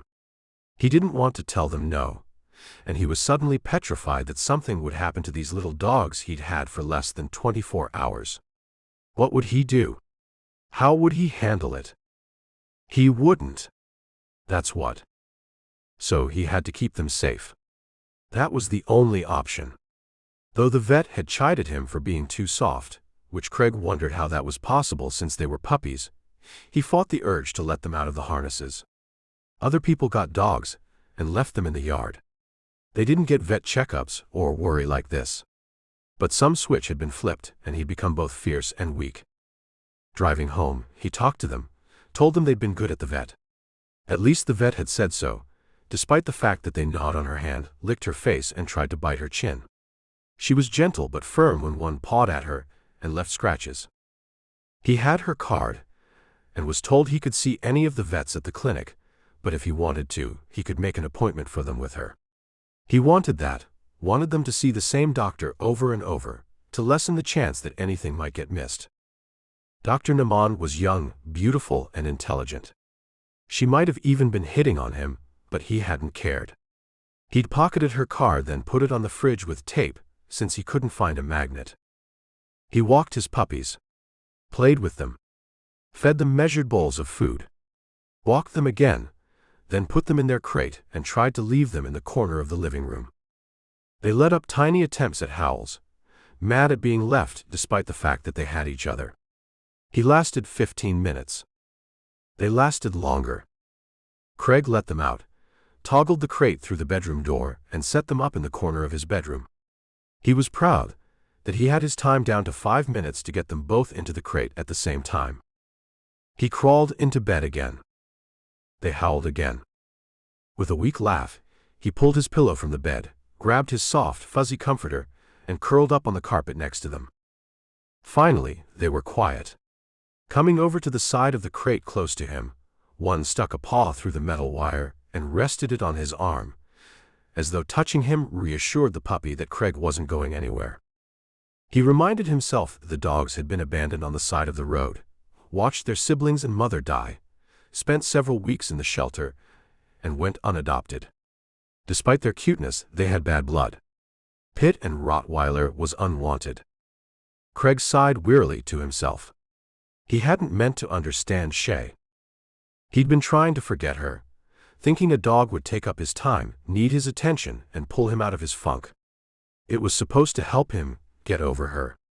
She'd made a sound decision about what she could and couldn't do. He understood that he didn't fit into her life. She'd chosen her kids over him. Shay had to. Despite the fact that he'd intended the dogs to help distance himself from her memory, it brought her back to the forefront. The switch had flipped. The harnesses, the right food, the constant vigilance, it was all part of his parenthood. Somehow, in no time at all, he loved them. He wasn't sure he'd ever loved anyone or anything before. Maybe the comforter. He'd wished for one as a kid. As an adult, it was one of the first things he'd bought when he had a place of his own. He didn't think he'd ever really loved a human being. But this was so easy, it had snuck past him. He broke. There on the floor, his comforter under and around him, he started crying. First tears fell that he couldn't get under control, then the silent defeat turned to great sobs. Unable to stop himself, he tried not to look at the puppies, but felt another paw reach out as though to comfort him. Though he fought to stay silent, Craig couldn't tamp down the pain that racked his chest and clamped his lungs. He'd never cried as an adult. He hadn't cried since he was 16. He'd cried his first night on the street, just a little. He'd cried his first night off the street, a lot. It had been scarier and worse than his first night on his own. But he'd never cried again. Not until now. Not until he understood how easy it was to love something small that needed him. And not until he saw that despite how easy it was, no one had ever done that for him. Chapter 15. What are you reading, honey? Shay looked down at Owen. To say he was sitting in the chair was a misnomer. He was sprawled sideways across the one recliner they had. It didn't recline anymore, but that didn't stop him from reclining in it. It's about a dog. Thank God, better than what he was reading last time. Shay sighed to herself and looked at the clock. Saturdays and Sundays were rough. Often one boy or the other had something with his father. Weekends like this one, with no father visits, were both easier and harder. The boys were far enough different in age that finding a single activity for both was a difficult task. Though the sky was bright and the sun out, the weather forecast wasn't good, and she decided to take a chance. "Aaron," she called toward the back of the small house. She was pretty sure the youngest was playing with his click blocks in the bedroom. She'd seen him back there just 5 minutes ago. But to a 3-year-old, 5 minutes was more than enough time to get into serious trouble. Luckily, he came out when called, and Shay managed to get Owen's attention away from his book. "Look what I got." She held up a printed ticket to the local indoor bounce house and grinned. Both boys lit up like little firecrackers and yelled. Her heart warmed at seeing even Owen have more than just a mellow reaction, and for something physical. He was so subdued normally that she wondered if she should become concerned. As excited as they were easy to herd through the many steps to get ready. The money she'd spent on the ticket was a discount, but she hated spending when there was a park for free down the street, a community pool for cheap in the summer, and so on. But the kids needed variety, both in where they went and who they saw. She'd hoarded the ticket for the right day, and was glad that today seemed like a good one. Both boys had slept well the night before. The day wasn't gloomy enough to drive everyone inside and overcrowd the place, and she hoped it would be a good visit. They went to the bathroom in order, Aaron insisting he didn't need help and Shay watching and monitoring as she not helped. They put on shoes with little fuss, ate a quick snack as she packed more for the car. She wouldn't spend on the expensive pizza slices and sugar water drinks they sold at the place. Then they were in the car and off. Other parents plugged in laptops and hooked into the Wi-Fi. Shay was too afraid to unplug hers from her home system. One day a reboot was going to crash her dinosaur, she knew. Besides, though Owen could go off on his own in the enclosed space, Aaron still needed someone watching him pretty much the whole time. Once through the door and past the ticket counter, her boys shoved their shoes in cubbies, not noticing that their shoes were older and more beat up than the others they were next to. They didn't notice that only a few of the parents had presented discount tickets at check-in. Shay wondered how long it would be before Owen started seeing the differences. Luckily, it wasn't today. He was off like a shot, lost in the crowd of kids and inflatables. Shay told herself not to worry. He was a smart kid and well street trained. Aaron grabbed her hand and pulled her to watch him climb a bubble climbing wall. Though she grinned and responded to his every question and his every "watch me," her mind wandered. Brian was an idiot. Her ex had told her with great joy that he'd given Aaron Benadryl, and he'd slept like a charm. When asked with great alarm on Shay's part why Aaron needed medication, Brian had proudly said, so he'd go to sleep. "That's great, sweetie." She smiled up at her son. He seemed to have no lingering effects from being doped. She told Brian he couldn't do that. Then she'd looked up all possible side effects and lasting damage online and found there wasn't much. It was nearly impossible to even have an allergic reaction to the stuff. But while Brian agreed not to do it again, she didn't trust him to remember, or even to keep his word if he did. She knew Brian and current girlfriend Debbie smoked a lot of weed too. Aaron grabbed her hand and pulled her to the other side of the large room, still bouncing despite the fact that he was no longer on an air cushion. Her son tugged her past several large slides, and she looked up to see Owen helping a little girl climb the rope rigging to the top. "You can do it, honey," a voice told her, and Shay's attention was unexpectedly jerked to the man at the bottom of the steep slope. Her breath caught. Craig. She knew the blonde hair, the broad shoulders, narrow waist. The twist in her heart. But then he turned as their two kids reached the top, and she got a glimpse of his profile. Not Craig. Of course not. Craig didn't have kids, didn't want kids, didn't even particularly like them. He didn't even live in the area. The problem was that it wasn't the first time she'd seen him. Once, she'd almost approached a man in the grocery store, thinking Craig had come back and simply hadn't called her yet. The boys hadn't been with her.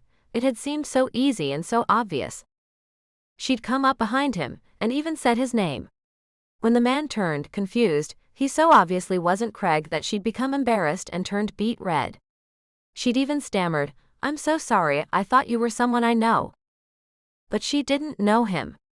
And why was she so flustered? She'd given up being embarrassed about anything long ago. She owned her mistakes and stupidity. She'd had to tell the women's shelter, then her lawyer, then everyone in the mediator's office exactly what Jason had done to her. She'd used up her shame a long time ago. But it didn't seem to matter. She'd been so embarrassed that she thought she'd seen him, and now she did it again. He wasn't here. He wasn't coming back. Maybe that was why she was embarrassed, because she somehow truly believed it would all be different. She was upset that she mistakenly hoped he would come back and sweep her off her feet. It was upsetting to know that in her heart she'd wanted it. Even just a little. Even knowing what that kind of thing brought. It was shameful wanting something that wasn't right for her kids. Turning her thoughts back to the boys, back to her real life, Shay helped Aaron climb yet another house-sized blow-up toy. He came down the slide ass over tea kettle, but seemed to think it was fun enough to do it again. Shay wasn't going to tell him he wasn't doing it right. Wanting to milk the day pass for all they could, she stayed until the boys said they were ready to leave. Exhausted, they could barely get their shoes on. She was as tired as they were, and she hadn't even jumped on anything. Hauling them inside once they were home involved waking them up from the backseat. It made her think again about Brian giving Aaron Benadryl, and made her wonder if it wasn't time to dig into that account. The boys ate their dinners and headed off to bed, ready for school the next day. Shay sprawled on the couch. Her body was sluggish, but her mind ran disturbingly fast. So much for getting extra work finished this evening. Each time she finished a project early, she could ask for the next one. She could sock away more money. But tonight she was afraid she'd mess up her stitches, match fronts and backs of fabric badly and cost herself time. Those kinds of errors made her slower rather than faster, and made it not worth even trying to work when she saw she wasn't in the right frame of mind. Instead, she lay there, her brain thinking about Brian, about Owen, and the book she'd managed to put away before sprawling there. Cujo. It's about a dog, Mom. She should have known. He was still reading Stephen King. Staring at his bookshelf, she thought about his rejection of all the books she'd tried to get him interested in. Goosebumps. Treehouse of Horrors. There were so many that were for his age, and Owen wanted nothing to do with them. She'd found the Amityville Horror tucked under his pillow a few weeks ago. Maybe it was time to meet him halfway.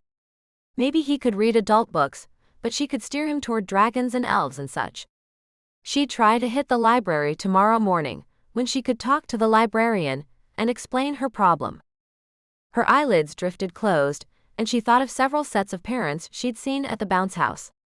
It would be nice to have someone to bounce ideas off. Someone who helped instead of hurt. Shay knew it existed. Somewhere. Craig's words flitted through her head. What if I don't turn into an asshole? That shouldn't be romantic, but to her it was. Other people had long, good, solid marriages. Why couldn't she? Why couldn't she learn to pick the right kind of guy? She wasn't doomed. Then again, maybe she was. Brian had gotten horribly upset just from seeing Craig's car. Had he seen the man, he'd have known he could never measure up. She'd neatly sewn herself into a pocket. If she found anything for herself, her very happiness would trigger both Brian and Jason to take it out on her. To take it out on her boys. Until Aaron turned 18, or until she got the men to relinquish their parental rights, it would not be an option. Her own doing, she knew it. Shay took a moment to be grateful that Zoe hadn't followed in their mother's footsteps anywhere near as well as she herself had. Zoe was 24 and still had never been pregnant. That was such a big family victory that Shay almost cried at the futility of it all. She'd considered bribing the men to sign away their rights. Brian would do it for cheap. He had no concept of money. And she had the money saved up to buy his agreement. More than once, she'd thought about just trading cash for rights. But if a decent lawyer ever got a hold of Brian, the fight would be on, and her money would be gone. Jason would squeeze her for everything before he signed anything. Then he'd find a lawyer right away and sue her for trying it.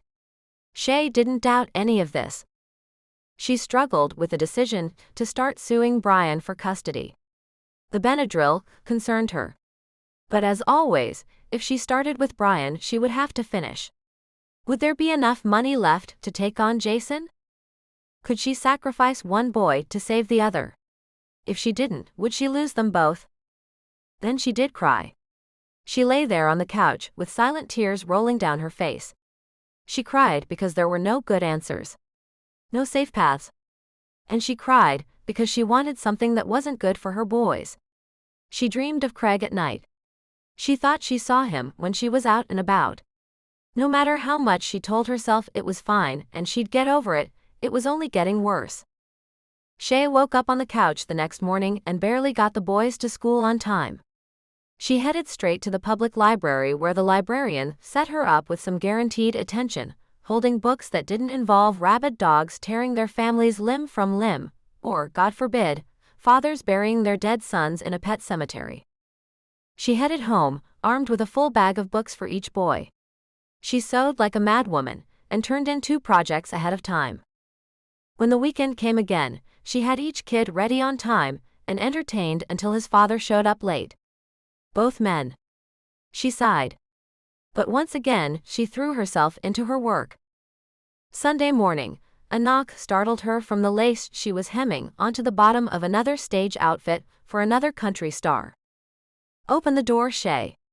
The pounding came again. She recognized that voice. Brian? Was he returning errand early again? And if not, then where was her son? As she peeked out the window, she saw her toddler over his father's shoulder, unflinching despite the shouts. "I'm coming." She hollered back as she headed to the door. Brian thought she jumped for him. Never. Always for her son. But never again for him. She barely had the door open before he was pushing Aaron into her arms, only Aaron didn't come. Didn't hold out his arms. He just draped like a sack of lead, and she nearly dropped him. "What's wrong with him?" She almost yelled it. Still, the boy didn't react at all. "He's asleep." Brian brushed it off. "I got another gig. I gotta go." He was already down the steps. "Aaron." She tried to wake him, but nothing happened. He wasn't this deep a sleeper. "Aaron." In her panic, Shay slapped at his face but got no response. Brian looked back at her. "He's fine. Just asleep." His voice was mocking, as if to say, how could she be so stupid as to worry? Normally, if something was wrong, Brian would say so. He'd make up some song and dance about how he knew she'd want to be there for the boy, blah blah blah. This was nothing like that. Suddenly Shay realized that in her panic, she'd been slow. Brian was at his car door when she yelled out to him, "You gave him Benadryl again, didn't you?" The ass had the nerve to shrug. "You said you wouldn't." She was furious. He lied and didn't even care. "You weren't supposed to know." Brian shrugged again. "He would have been awake before he got here, if I hadn't caught this gig. Don't worry about it. It's fine. You're being hysterical." Then he opened his car door and climbed inside. Shay could see Debbie filing her nails or some crap in the passenger seat, while Shay stood in her doorway, holding her limp son, his overnight bag left carelessly at her feet. The 2 sons of bitches drove away while she stood in her open doorway staring. As she turned to take her son inside, she held him close. That's when she smelled it. They'd been smoking again. Chapter 16.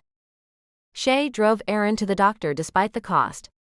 Sure, she'd scrimped and saved, but this was what it was for. She honestly wasn't as concerned as she might be about her son not waking up. She'd given him the same medication before, for legitimate reasons, and he'd been out cold then too. No, this was for documentation. She wanted the doctor to say that her son had been returned unusable. Shay needed a medical record stating that a professional smelled weed on her son. Luckily, she told this doctor all about her issues with the fathers, and the doctor was ready. She was opening the clinic on a Sunday to get Aaron in fast before the meds wore off, before the smell faded from his clothes. When she met Shay at the door, the doctor led her and her sack of cement son into the back room to wait a moment. Shay was surprised to see the physician return with a uniformed police officer. "This is Officer Patel." Dr. Devaney introduced the surprise guest. "He's here to assist with the documentation." Shay tried not to seem upset. She wasn't the parent in the wrong, but she was struck with a sudden and gripping fear that they would take her son from her. He was medicated to the point of comatose, and smelled like pot. Shay looked back and forth between them, trying not to look guilty of things she hadn't done. "Don't worry. Please." Officer Patel tried to assure her. "Dr. Devaney called me in to help with documentation. She mentioned that you had talked to her previously about prior issues with the boy's father. Do you wish to open a case?" Shay took a deep breath. Go time. Yes. She'd never been more scared in her life. "Lay him down here," Dr. Devaney told her. Though the doctor was young, Shay trusted her. She'd been bringing the boys here for several years, since they'd moved into the tiny house. Each time, Dr. Devaney had checked the boys for any bruises, asked about any interactions with either parent, and more. All documented for Shay's records. Fortunately or unfortunately, there hadn't been any marks on either of the boys before. Shay was ultimately grateful. The doctor moved her hand, waving the officer over. "What do you smell?" "Marijuana." "That's pretty strong." He shook his head, then turned to Shay. "When did you take possession of him?" She checked her phone. "About half an hour ago." She shrugged. "I think they were smoking in the car, but I can't prove it."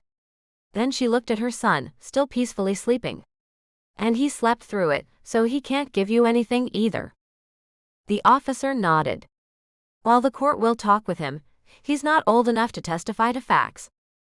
Shay considered also what the ramifications might be if her boys wanted to keep seeing their fathers. Why would they? Neither boy ever had anything nice to say about his dad. She took a deep breath and calmed herself. She didn't need to keep the boys from their dads. Not really. She simply needed sole custody. She needed to not have to hand them over every other weekend and holidays, held hostage by men who were known to be abusive. "Do we blood test him for the Benadryl?" she asked the doctor. "We can." The doctor nodded. "But it's expensive, and it's not an illegal drug." Still, it would prove that his father was medicating him for no reason. Shay protested, pushing down the thought of the money. "No.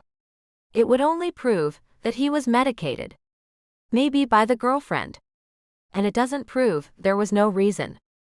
As Shay started to protest, the doctor held up her hand. "But as the father is responsible, it's definitely a concern. It might also show if he was over-medicated." She sighed. "Which I suspect, given his lack of response." Dr. Devaney picked up one of Aaron's hands, and it hung limply in her grip. She let go, letting his hand thump onto the bed, not a soft landing by any stretch. Aaron didn't react at all. "Don't worry, his breathing and heart rate are fine, but I would expect some reaction to that test on a normal dose." I also lifted his lids and checked for pupillary reactions. "They're fine, but again he should have reacted." He didn't. "Do the lab test." Shay was solid. If Brian had over-medicated him, she was going to sue him for the money to replace her damn savings. Then she turned to the officer, unable to watch as the doctor used a small butterfly needle to draw a vial of blood. "Officer Patel, Brian, his father, told me he gave my son Benadryl to make him sleep. This would have been in the morning on Sunday, 2 weeks ago. He then promised not to do it again. He did it again this morning. He admitted to doing it. He admitted to doing it just to get the kid to sleep. Does that help?" Her heart was pounding, and she wondered if it would ever stop. "Honestly, I don't know." The officer looked rueful.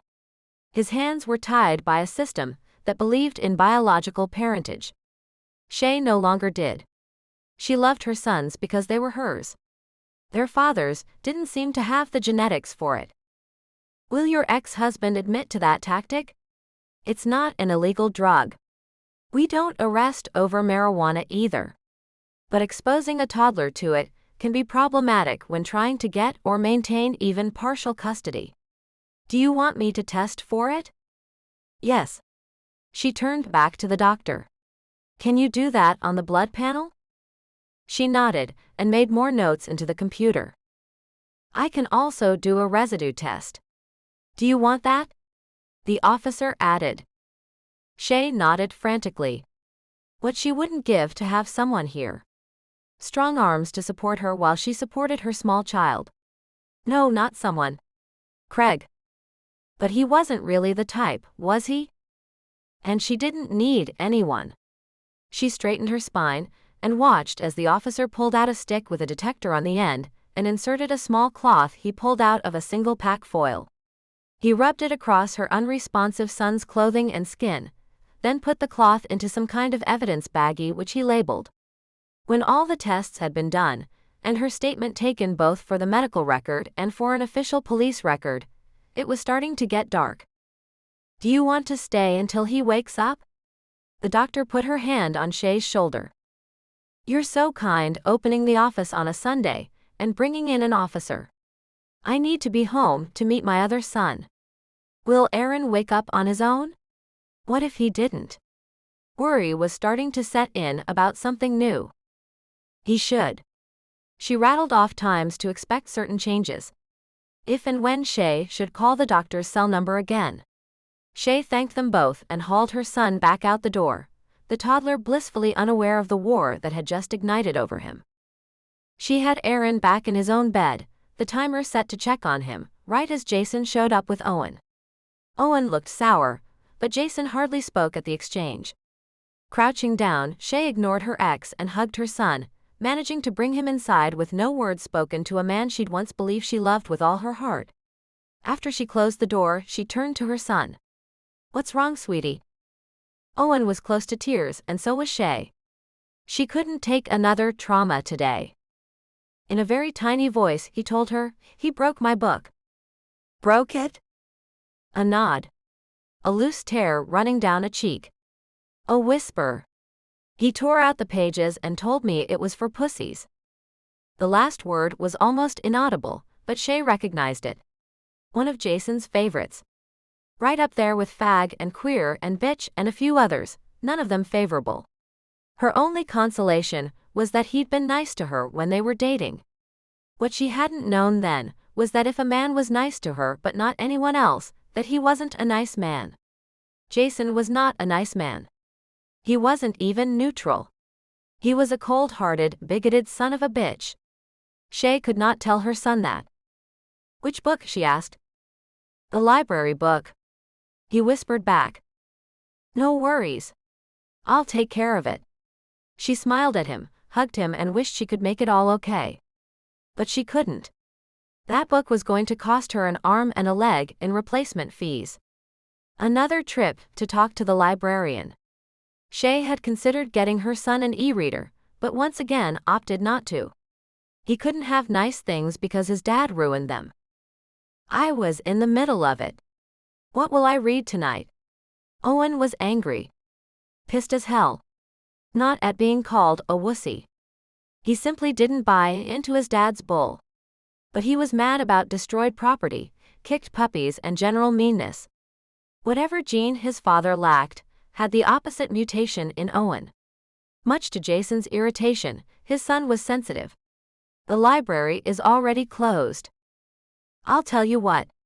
I'll buy an online copy of it, and you can read it on my computer until you finish, or until we get another book from the library, maybe tomorrow. Ouch. Ouch, to the money of now needing to buy something she had gotten for free in the first place. Ouch to Owen reading on her computer. Ouch to all of it.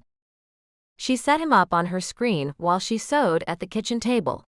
Around 9 p.m., he declared himself ready to go to sleep, and by 9:30 he was out cold.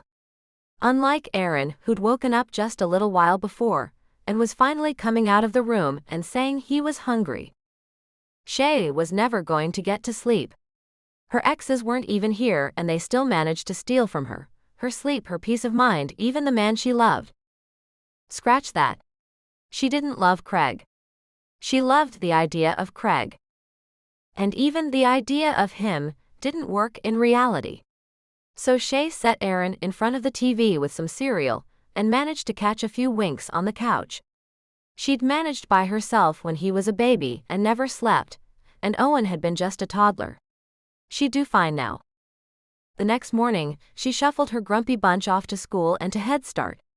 Then she hit the library where she tried to explain that yes, his father had ripped the book, and could there please be some reduction on the $60 replacement fee? She managed a pity rate of 50%. Next, she marched into the office of the lawyer she'd chosen 3 years ago, when she first thought she'd had enough money. An hour later, when the woman was finally ready to see her, she said, "I'm ready." Chapter 17. Craig sat in the comfy chair across the big mahogany desk from the woman who took his case. "This is all confidential, right?" The lawyer worked for Heartbeats Inc., the label that owned all of Wilder's music and produced all their albums and such. Brenda, their personal manager and co-owner, had recommended the woman, but he couldn't have this getting back to anyone at work. The woman on the other side of the desk had her hair scraped back into a severe bun. Her clothing was boxy, and she intimidated just by sitting there. Not really the soothing presence he was hoping for, as he swallowed his tongue. The last weeks had been eye-opening. It turned out he was a good father, if the puppies were anything to measure by. He thought they were, since they kept trying to be little terrors, and he handled it with some level of grace. The night he'd cried by their crate in the room, he'd woken to late daylight, painful whines, a puffy face, and half a comforter. The other half looked like it had been cherry-bombed. The fluff that made it into the crate had been peed on and then played with. He'd gotten angry but held himself in check. Despite the destruction, they'd just been doing puppy things. He could buy another comforter. Not another first one, but he told himself it had been getting old anyway. After cleaning the mess and purchasing a new bed set, he sat down and found the chapters in the dog book on chewing and destruction. At which point, he learned not to have fluffy things near puppies. No shit, Sherlock, he'd thought. Lesson learned. He'd slept in his own bed the next night, poorly because of the whining. Then on the third night, things finally calmed down. He followed the book religiously, and was generous with playtime and exercise. And Scarlett and Gunnar, names plucked from a TV show, had both learned how to sit and how to come when called. For his part, Craig had learned how to tell their faces apart. He even trained Daniel to feed them appropriately and walk the pair without letting them tug the leashes too much. Together, he and the 9-year-old worked with the small dogs on hand signals and vocal commands. Daniel was a disturbingly competent kid. He was full of good ideas, and even finished reading the training book before Craig did. It shouldn't have surprised Craig. After all, Daniel's mother Kelsey was uber competent. Despite her claims that her old life was anything but, she lived and managed a drama-free home. Quite the opposite of Shay, he thought more than once. But Kelsey didn't intrigue him. Didn't tug at the back corners of his memory when she was gone. Good thing too. JD would kill him. It was uber-competent Kelsey who got the only earful of what he was about to do. And she didn't get much. Instead, he'd sat her down and told her how good Daniel was with the dogs. Then he asked her a crazy question. "If something happens to me, I want Daniel to have the puppies. Is that okay?" He didn't know what he expected. Really just a yes or no answer, but that had been really stupid, he realized. "What's going to happen to you, Craig? Is something wrong?" She'd stared him in the eyes, tried to pop up and grab his shoulders only to be thwarted by the extra weight at her waistline. "Nothing is going to happen to me," he lied. "But I have these dogs, and I couldn't stand it if they went back to the shelter. I'll leave a trust fund for them." "You're going to leave a trust fund for your dogs?" "I'm their godparent." "Dog parent?" She looked at him sideways. Daniel would be. But obviously, a lot of that would fall to you. Can you do it? He stared her down, hoping to prevent further questions. Why? Well, crap. Just yes or no, Kelsey. Please? She sighed. Yes. Of course. Now tell me what you're about to do. I'm not about to? Are you suicidal? This time she did jump up, despite the prominent baby bump. They all knew she'd lost her brother that way, and Craig immediately dispelled what was clearly a bone-deep fear in her. No. I'm not. I just have some business to take care of out of town, and the flying is. I just want to be sure. So he'd told the lawyer to draw that up legally. She'd pulled up a standard document and let him talk her through any changes for his heirs to not be human. To name a minor, Daniel, in charge of the dogs, and Kelsey as the legal adult. Craig wasn't even certain if Kelsey was her legal name or a nickname, but he wasn't going to get into that now. He'd signed the printed document and left it in the lawyer's hands to file before getting down to the real meat of his business. I need to confess to a murder. That at least got her attention. A murder? There's no statute of limitations on murder. You know that? Craig nodded. He'd looked that up online. It would never expire on him. So he thought he might do better getting out in front of it, rather than letting it catch up to him later. It would destroy the band either way, but at this stage of the game, they might be able to replace him if he spent the rest of his life in jail. He would just be that guy that was on the first 2 albums. His heart was beating heavily. He had no idea how this was going to turn out. Despite the fact that he was literally beginning to sweat, the lawyer stayed cool. Craig wondered if people confessed odd things to her all day long. Maybe she dressed that way to discourage it. Too late. His throat was closing. Why had he done this?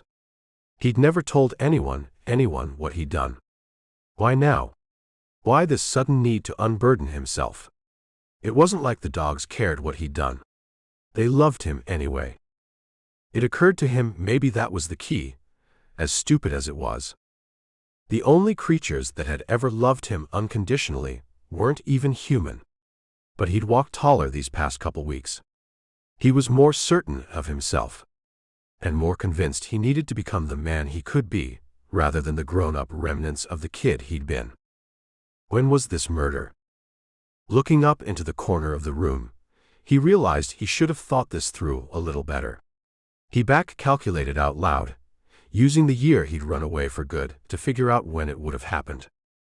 Can I get you a drink? And what month of that year? She asked as though 10-plus-year-old murders were taken with tea most afternoons at 3. A Dr. Pepper, if you have it. He answered, in what might be the most bizarre conversation he'd ever had. June. He'd run away 2 springs before. Right before finals in his high school classes. He'd thought he was cool, but he was out of money and on the street, just like every other kid, before he knew what he was doing. He'd sung on street corners to supplement the crappy savings he'd started with. But being mugged and beaten up for even those meager amounts had driven him to worse things. A knock at the door signaled a disturbingly classy service of an iced tea and his Dr. Pepper. Then the kid disappeared, and the questions continued. Where? Santa Monica Boulevard. She frowned. Where? Hollywood. California. So, not even in this state. She looked at him over the rims of frameless glasses. Given her calculating stare, Craig figured she didn't even need them. He shook his head. Whom did you murder? I don't know his name. His guts rolled, and he thought he might puke despite the fizz settling in his stomach. He'd been horribly ill-prepared for his own confession. So tell me how this happened. Where, time of day, circumstances? She waved her hand at him to go on. It was about 3 a.m. when I met him. We were in the old Dixie Hotel. I'm not even sure if it's still there. I didn't give him my real name. Craig paused. He couldn't tell all of it. Everything was normal until he was supposed to pay me. He pulled a gun and pistol-whipped me with it. She still didn't flinch, and Craig respected that. It wasn't an easy story to tell, and probably not easy to hear either. Not without judging him. But she didn't. "Do you have any scars from that?" The question surprised him, his hand automatically flying to his hairline. He nodded, but didn't speak. Only once in every few blue moons did he even touch the remnants of one of the worst moments of his life. But he now turned his head to the side and pulled back the hair he always wore shaggy, as though that would hide the whole year and a half and not just the scar. She looked at it clinically and made a few notes before nodding for him to keep going. When he turned, I jumped him. I grabbed the gun away. He shrugged awkwardly, struggled for the words. Maybe he should have practiced the story. I thought I was going to die, and I just got mad. I didn't care that he was going to shoot me. I just wasn't going to die like that. He stopped, as though waiting for her approval. She nodded, her expression finally turning softer, finally understanding.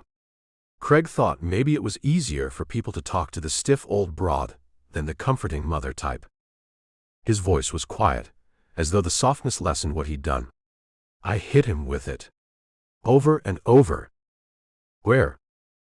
In the hotel room. Where on his body did you hit him? Though she asked it gently as if it were a follow-up question, Craig felt stupid. It was what she'd meant the first time she'd asked. But he answered. His face. His head. Until he died. Now her voice was soft too. He only nodded. Then what? I took all his money. Dropped the gun and ran. What he didn't say was that the man had been up and down Santa Monica before. They knew him, all the kids on the boulevard after dark. They all hated him. It was rumored he often carried a lot of cash. And that was right. Craig had taken all of it. Including 3 gift cards to stupid chain restaurants and a shoe place. Only after he'd spent them did he realize the police might have traced him through those cards. Bloody and beaten beyond recognition, he'd taken the money, gathered the stash he'd managed to keep hidden from everyone on the street, the money he'd been saving to make his escape, and he'd left the area in a cab, his head ducked low, his heart racing with leftover adrenaline and new fear that his street bosses would come after him. They'd be worse to him than the fat man was. Did you fire the gun? It sounded like she'd maybe asked the question before. No. Can you describe him? Oh yes. Craig could describe that man. His round face still haunted bad dreams. He deserved what he'd gotten and more. For the first time, Craig wasn't sure he deserved to live with it anymore. He told everything. He'd survived the streets off Hollywood for over a year. He'd come cross-country and survived in a mean business. He'd survived the rest of this, too. He could wish for a different life from jail, just as easily as he could do it from a tour bus. Maybe easier, if he could do it without the guilt. Despite becoming a comforting mother figure, the lawyer had taken down an extended series of notes. By hand. Craig appreciated that. No computer document to hack. He wasn't ready for her answer. Let me see what I can do. I can probably call you by early next week with some idea of how to proceed. Chapter 18. He wasn't prepared for the jolt to his system as the plane touched down. It wasn't the jerk to the seat caused by the wheels grabbing tarmac for the first moment. It was the fracture of recognition of a city and a life he'd left behind. Despite Wilder's traveling, despite coming close to Southern California, they'd made it to San Francisco and to Nevada. He'd not been back to Los Angeles since fleeing over a decade ago. Not since the night he'd murdered the man who'd threatened him. A week passed since he talked to the lawyer. A week of rehearsals without puppies. Daniel babysat while he was out, something that seemed to work out well for all parties, except maybe Kelsey, who had to oversee things. A week of his heart beating, just a little stronger than normal. A week of jumping every time the house phone rang. A week of playing harder with the small, fuzzy family members he'd just gotten, and hoping he didn't have to leave them soon. But for the first time in his life, Craig had a strong need to put things right. He'd lived with things being wrong for so long. Also, while the bank might repossess his house, and the band could go toes up and take all the money with it at any point, he now had family. No one was going to repossess his dog crate, or the leashes, or the toys. He had family that would be with him if they were kicked out, or even on the streets again. But his desire to set things to rest had led him here, and here he was afraid there was no rest. Just breathing the air twisted him inside. Luckily, he was a master at fighting to look normal. He could pass as calm when he was anything but. So he pulled his carry-on bag from the overhead spot and slung it over his shoulder, wondering if he would make his return flight in 3 days or if he'd be in jail. He hadn't commented on his trip to the rest of the band, only informed them that he was taking it. Back to LA, Alex had asked. What for? Trip home for a few days, just some old business to put right. He'd shrugged into his guitar, thinking he'd start playing, and they'd shut up. You have old business? TJ teased him. Do you have a surprise, kid? A decent question, given JD's odd circumstances a few years before, but not at all like Craig's issue. No. At least he could grin at that. He'd set Kelsey and Daniel up as relief sitters for the actual babysitter he'd hired to stay with his puppies for the 3 days. So Kelsey was worried about the trip, probably because of what he'd said before, but she didn't seem to have opened her mouth to JD. Or if she had, he was keeping the story quiet. Let's get started. I'm missing the next couple of days. Or decades. He thought but didn't say. So he'd hopped the flight, everything in place, and then stood at the edge of LAX, flagging a cab in a strange reversal of his flight out of here. He was staying in Santa Monica, on the instructions of his lawyer, something about jurisdictions. It was intended to buy him time if everything went south, despite the fact that the lawyer didn't think it would, given what she'd already dug up. When he got to the hotel, he stood in the lobby and called the number he'd been given. Mr. Hibbets. Good to hear from you. His local lawyer said kindly. The man, Kip Darrow, had been referred from the Nashville office and had all Craig's notes from his previous sessions. No, it's not good. It was simply necessary. Thank you, was all he responded. Do you need a rest, or do you want to meet right away? It was only 10 a.m. here, the early flight and the time zone changes working in his favor. I'd rather just jump in than wait around. Darrow promised a call back, and Craig took the time to do an early check-in and find a sandwich, not that easy at 10 in the morning. He was just polishing it off, sitting in his 7th-floor room looking out over the sprawl of Santa Monica when his phone buzzed. Despite expecting the call, Craig jumped. Yes. Can you be ready in 20 minutes? I'll pick you up, and we'll head into Hollywood where we'll meet a Detective Valverde. Craig agreed, his heart jumping erratically. The 20 minutes in the lobby, staring at the walls, was one of the longest stretches of time he could remember. And there had been some bad moments he'd waited on. That this was the worst was telling. The town car pulled up, and Craig remembered the fascination Angelinos had with their cars. It must still be going strong 10 years later. Status was a big deal out here, and it came by way of corporate titles, neighborhoods, and wheels. This navy blue car, buffed to an almost disturbing shine, was no exception. The lawyer shook his hand, then looked over Craig's pressed slacks and button-down shirt. Good. The value judgment didn't mean much. It was pretty much exactly what he'd told Craig to wear. There was nothing he could do about a few tattoos that snuck out beneath the sleeves he desperately wanted to roll up. He hadn't even tried for a tie. Tugging at it would be worse than not wearing it. On the drive-in, he was given instructions. This is just a fact-finding mission. Right now, despite your confession, they can't tie you to a crime. Craig had heard that before from his lawyer back in Nashville, but it was good to hear that things hadn't changed for the worse since planning this trip. Kip Darrow continued. I should be sitting right beside you. You can answer any questions honestly, but don't elaborate.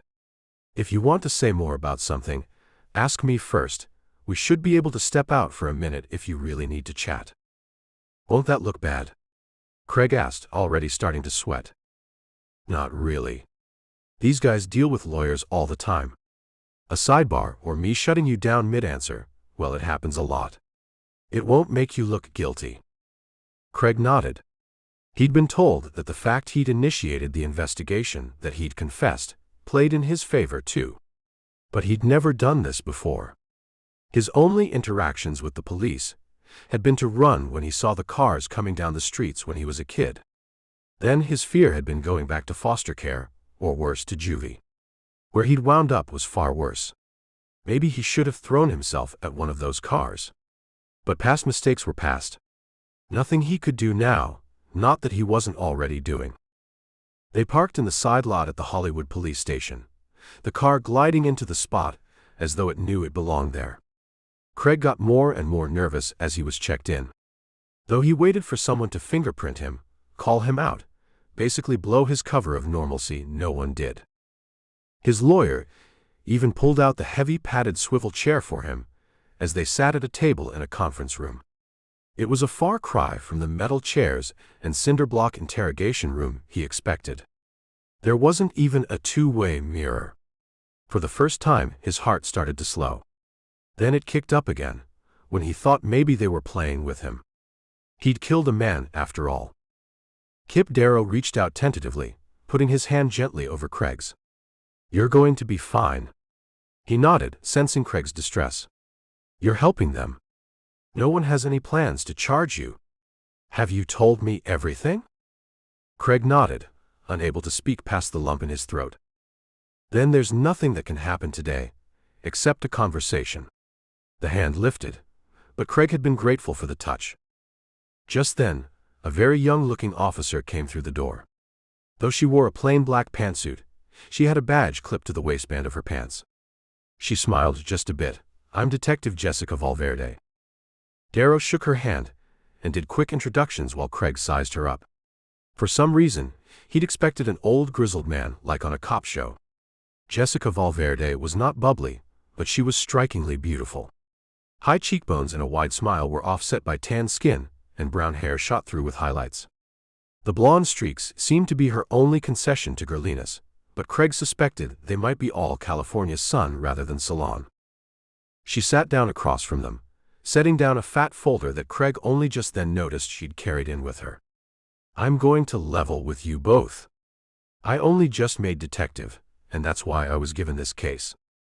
She folded her hands and looked at each of them. "Mr. Darrow, you and I have spoken, and I've pulled everything I can find. After a decade, this was all getting dusty in storage, and I cannot tell you how much fun it was to dig it all out." She almost grinned before turning to Craig. "Mr. Hibbets, we really appreciate you coming forward. Honestly, I don't even know how we would prosecute you." Craig felt his heart start to flutter. Was he going to be okay? But he only blinked. Valverde continued. "You said it was at the old Dixie Hotel, right?" He nodded blankly. "The building is gone. There's zero way to collect evidence." She sighed heavily. "And we aren't going to. I've read the case notes from Mr. Darrow. I can only guess at what you were doing in that room." He couldn't even respond. They knew. They understood. That strip was well known. And his presence there was a shame he'd carried for a very long time. But Valverde didn't give him time to sink deep. "I understand that you're with a band now. Wilder." He nodded. "I've heard you guys on the radio. You're very good." She grinned. "Thank you." Just a whisper. He had just felt the final click of his old life linking to his new one, and he didn't like it. She must have seen it. Darrow must have seen it. He was leaning across the table, but Valverde had her hands up. "We don't prosecute those crimes. I'm not here to put kids in jail for surviving." She stared at Craig. "Nor am I here to ruin a decade of amazing work. What you've done with your life is nothing short of miraculous, Mr. Hibbets." The words hit him like a shockwave. He'd done nothing. He'd only clawed and dug his way out of a hellhole. Nothing more. But Jessica Valverde disagreed. She looked him in the eyes, her words earnest. "I come from a bad section of LA myself, and I had it very good compared to you. Kids often don't survive what you went through. The numbers show most become addicts. They commit suicide or disappear. They sure as hell don't very often buy houses and become famous on what is very clearly an amazing talent. I'm impressed. I'm not here to put you in jail, but I'm hoping you can help me. Maybe we can close an old file or two. But I killed him, Craig whispered. I read the file. I'm calling it self-defense. Nothing more. And no one can call it anything else. She nodded, looking down at the papers now. Darrow patted Craig's hand, and he found himself fighting the urge to grab it and squeeze for dear life. His words came out in a cathartic tumble, but I kept hitting him after he was down. She nodded. Feel free to unburden yourself. I get that. But no one's going to prosecute you. You lived through it.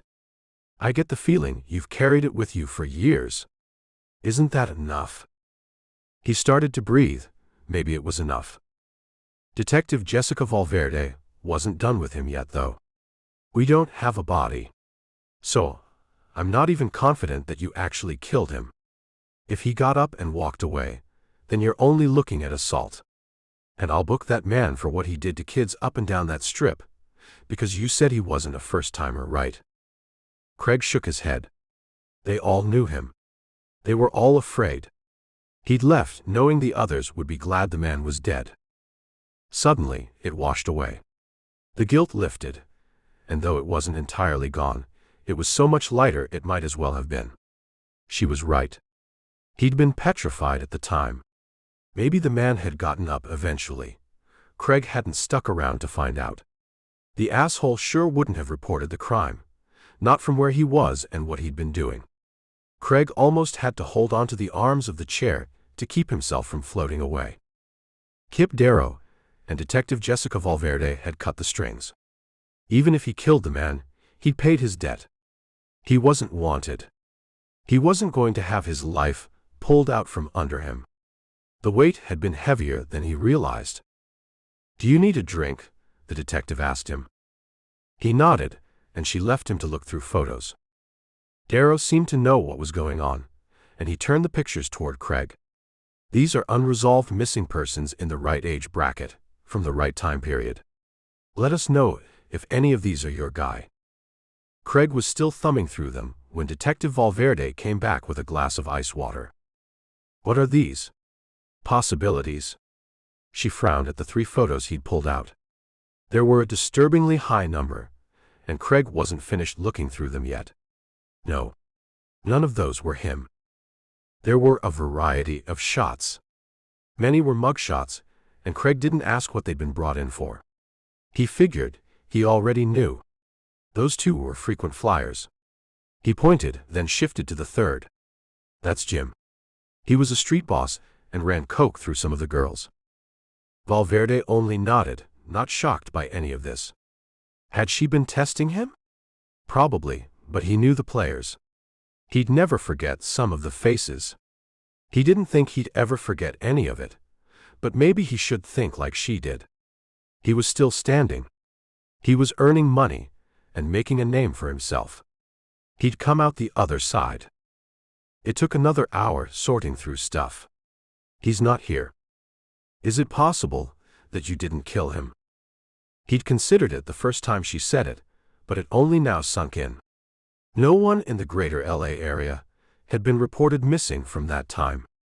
They had no bodies reported at the Dixie that night, or even that week. None were dumped anywhere nearby that matched his description. It must be. All this time I thought I killed him. She shrugged. I guess it's possible. But that would mean the body was moved and never identified. Or not found in time to even make my list here. She folded her hands and looked at him, her sharp gaze coming from sympathetic chocolate-brown eyes. If he did get up, or if someone dragged him out alive, he'd wind up in a hospital probably.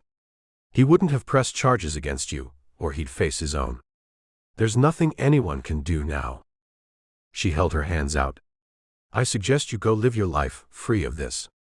Know that you did the right thing coming forward, but we can't prosecute you for a crime there's no evidence of. And you were a minor. We'd more likely prosecute him. Valverde smiled, seeming to call it a day. Thank you for all your help. I will call you if anything happens in the case, but I don't think it will. I think you should get back to your regularly scheduled life. Is there anything else I can do for you? She looked to both men, but Craig was done. She was right, they'd done everything they could. If the man was dead, good riddance. If he wasn't, then Craig would take the stand and defend himself. It was the first time he'd ever thought of his position in that whole mess as defensible. He thanked Darrow and headed back to the hotel, where he moved his flight to the first available seat back to Nashville. He wanted to wash the residue of his life in LA completely off. There was nothing with any reasonable layovers open until the next morning. So he called the lawyer back in Nashville. After thanking her and explaining how it went, he asked her for another favor. I need a custody lawyer in the Bristol area. Can you recommend the best one? Then he tossed and turned the whole night, popped up with the sun, and hopped on the plane with far more energy than the day before. He wanted to go home.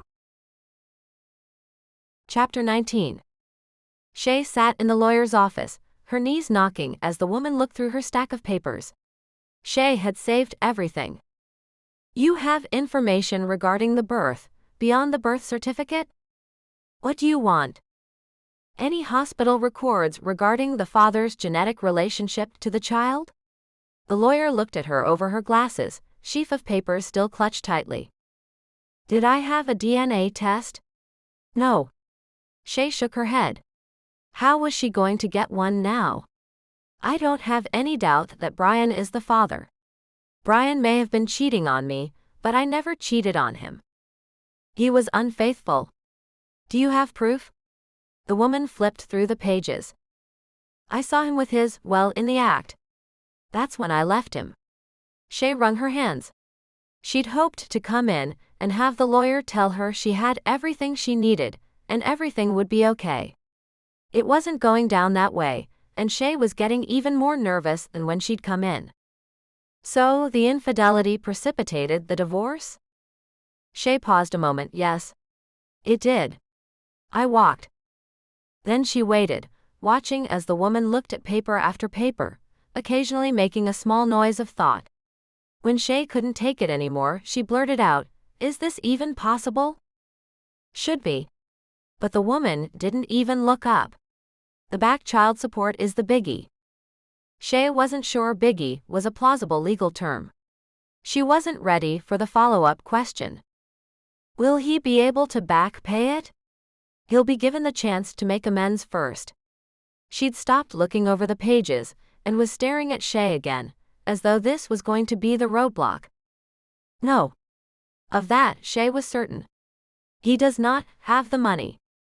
We'll be able to set up a payment plan to cover it? She still hadn't looked back down to the papers, just kept staring at Shay. Well, that depends. Shay looked down at her hands as she was wringing them, and willed herself to stop. He can set up a plan. As in, he can tell you about it. But after about a week or two, he'll be dead in the water. Does that help? Not now. But a week or two after he fails, it will boost your case. Depending on the judge, he may be given several attempts to pay it. The woman sighed. It wasn't a good sound, and Shay was growing only more frustrated. What about the weed? The Bennett drill? Wasn't that the whole point? Neither is illegal. But endangering my child is. Shay burst out. How is that? Why couldn't the woman see that for herself? Because he's doing something that could precipitate a house fire. Not only would he not be able to save my child, he's drugged my son to the point that he can no longer save himself. That's a good point. She made notes. Shay blinked. Wasn't that the lawyer's job to think of those things? Why was she building her own case? The woman had seemed solid the first time Shay met her. She'd even handed her a list which Shay had followed to the letter. So why wasn't everything all set? That's what she'd waited so long for. What about your other son? You have another son, right? Younger? Older? It was the easiest thing to answer. Why? Different father, right? But she didn't wait for an answer. If you do this with one father, will it tip off the other? Will he have the money to back pay his child support and ruin your case against him? The woman was staring at her again. All the papers had been set back down. But Shay was stopped cold. I only meant to start the one case now. Do I have to start both? It may be in your best interests. This time the woman folded her hands and looked at Shay. Of all the things to remember. Why didn't she remember that she'd told Shay to gather what evidence she could? To let the men get as far behind on child support as possible. But I did everything you said. She was close to tears. Then she bucked up. Okay. Let's do both. Now or never. She'd been prepping for this. I have a certain amount of savings. By the time she got home, she felt like old laundry, wrung out and hung on the line in a high wind. She hugged her boys, despite their surprise at the ferocity of her moves. Then she paid the sitter, thanking her and trying not to look longingly at the cash as it left her hands. It was hard not to round down for the sitter, when every penny counted. But she couldn't make enemies.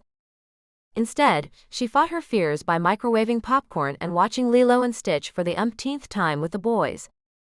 She told Owen to put down the book, the next book in the series from the dragon book he'd been reading at his dad's.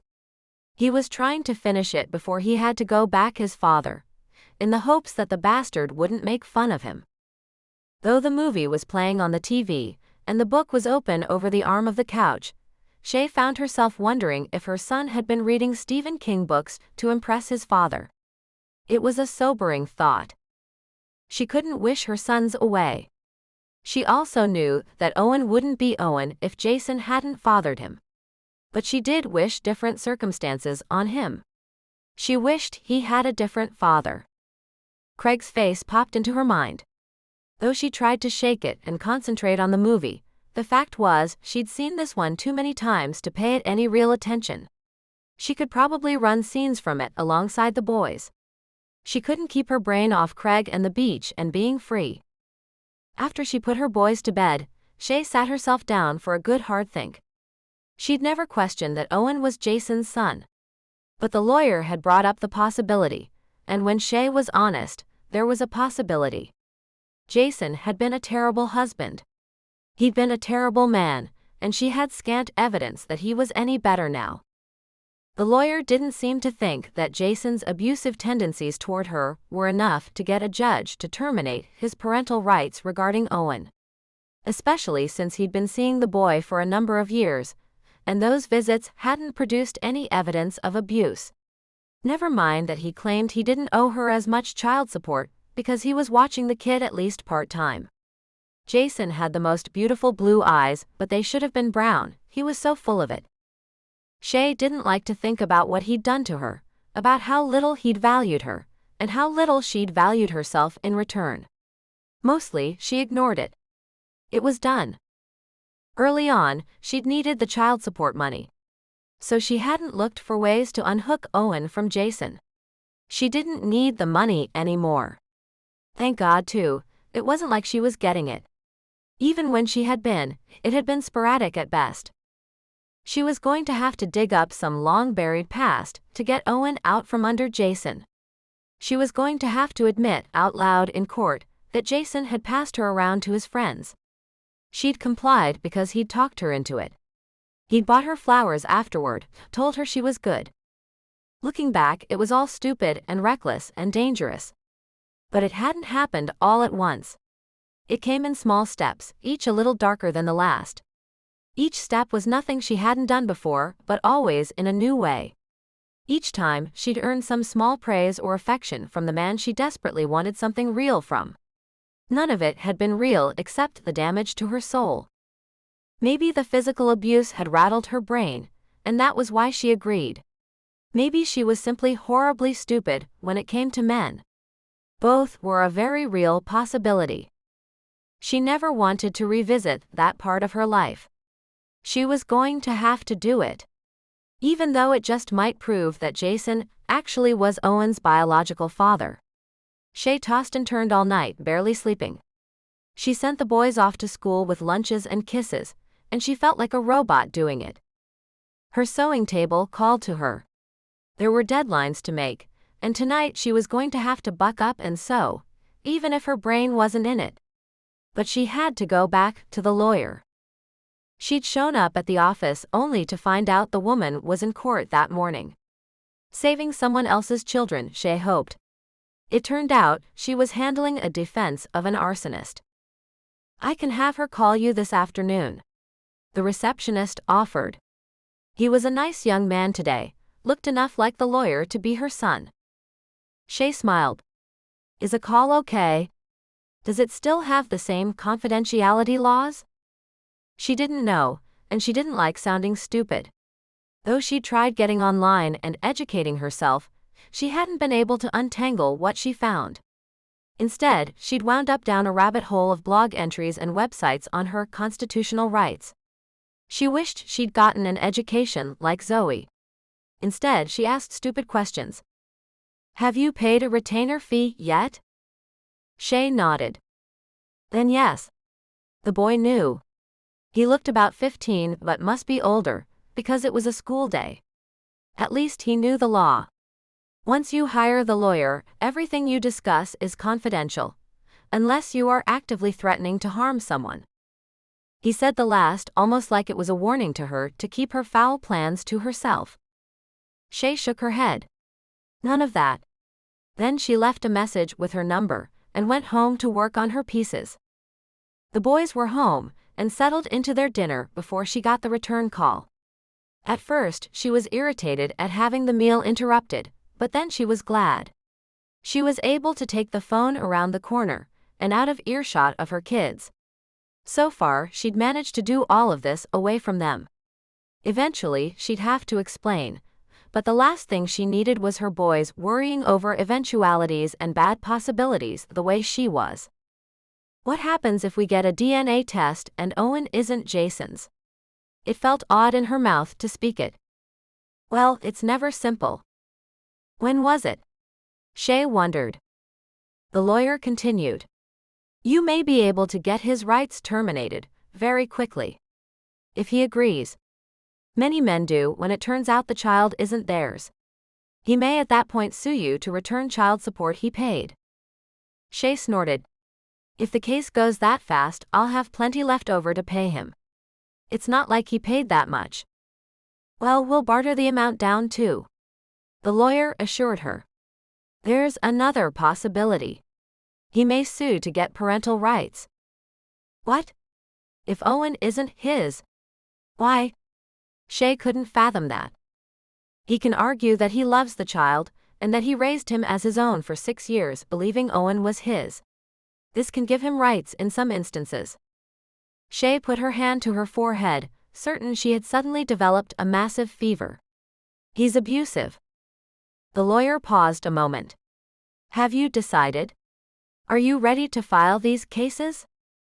They should be filed as close together as possible, Shay understood. So that neither man caught wind of what she was doing and could become the plaintiff in his own case. She took a deep breath. It was time. Yes. We'll argue every angle, the lawyer reassured her. But be ready. You're in for a fight. Didn't Shay know that? When was she not ever in for a fight? It was a fight to get her boys picked up, a fight to get them back, a fight for the child support and the boundaries of her own home. So many fights that the fight for Shay and what Shay wanted or needed had been abandoned a long time ago. She hung up the phone, both lighter and heavier. She'd done it, put a plan into action she'd been working toward for years. But she'd also come up on a game that would change things. She only hoped she could win. She tucked her boys in with extra stories and hugs and kisses that night. She packed treats in their lunches the next day, figuring they were smart kids, and understood that mommy was worrying about something she couldn't share with kids. The next evening, her dinner was interrupted by the doorbell. A strange man stood at the door in a t-shirt and jeans, his hands in his pockets as he tilted his head just shy of peeking into the window at them. Wiping her hands on her old yoga pants, she pulled open the door, leaving the screen between them. "Can I help you?" "I'm looking for Shay Leland." He said the name, as though it didn't roll off his tongue easily. His words were a little stilted as he spoke before she could answer. "I have a delivery." He didn't hold a box or flowers or anything. Unless he had something in his pocket. She frowned at him, wondering what this was about. "I'm Shay." As he opened the screen, she saw him pull an envelope from his pocket. Full manila-sized, it had been folded over several times to fit. "Shay Leland, you have been served."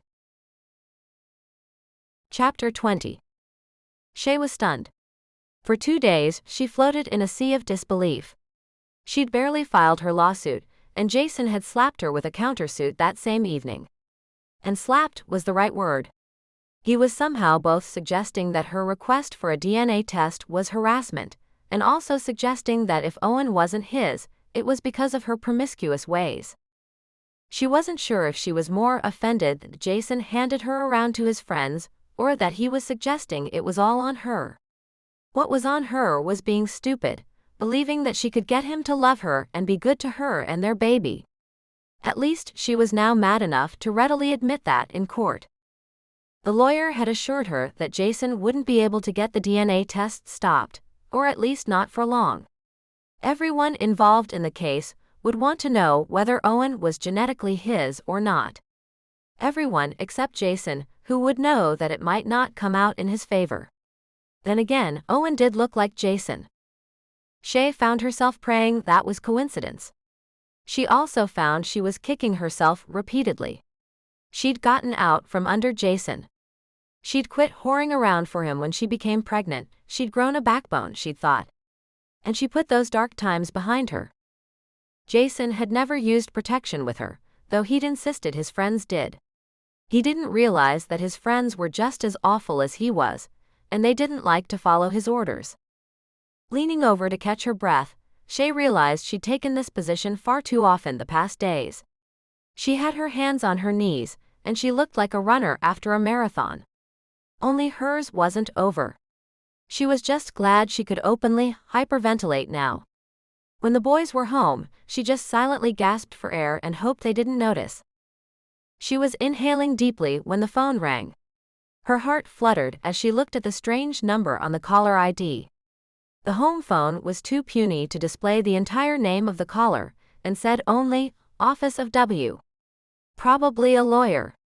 Probably Jason's lawyer. Or God forbid Brian's. She hadn't heard from them yet, and honestly couldn't decide which situation was worse. So she didn't answer. She was under strict orders not to talk to any other lawyers without her own lawyer present. Who knew what she might get twisted into saying? Hands still on her knees, she watched the phone sitting in its dock as it answered for her. She heard her boys' sweet voices say, "Hello? Hello. You should leave a message." It had been cute until now. Now it sounded like she was putting her kids out to the world, rather than protecting them. Every step she made now, and every step she'd made before, would be questioned. The voice came on, tinny through the crappy recording system. "This is Parker Wilcox of Wilcox, O'Malley and Bourdin.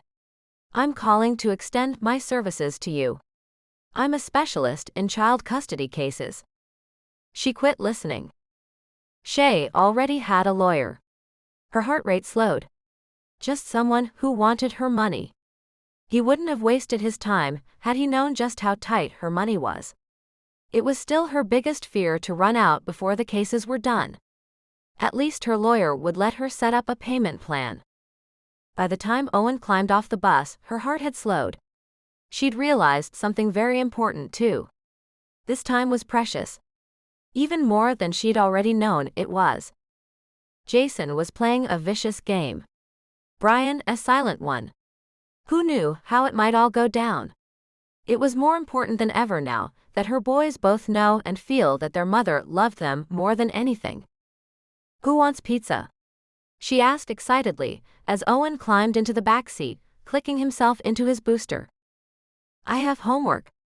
Owen's serious voice overlapped his brother's squeal of approval. But Shay knew both her boys. Owen would worry if he got behind, or even might not have time to finish everything to his satisfaction. So let's go to the store and buy our stuff, and then you can do your homework first thing when we get home. Does that sound good? He nodded then, tapping into the joy that was pizza. I'm hungry now. As soon as she told him, Aaron whined, already passing from pleasure to despair at imagined pizza detention. It didn't bother her today. Her boy was 3. 3-year-olds did this. Well, if Owen's homework takes too long, then you and I will start the pizzas. That way Owen can have his as soon as he is done. Is that good with everyone? Owen thought for a moment before nodding. Aaron threw his hands up in the air and yelled, "Pizza," by way of response. She drove them to the store, held hands, even bought bacon to put on the pizza, because Owen had heard another kid in his class liked it. Then when the pizza was cooked, she ate all the slices with bacon on them because Owen scrunched his mouth, saying he could taste the pig.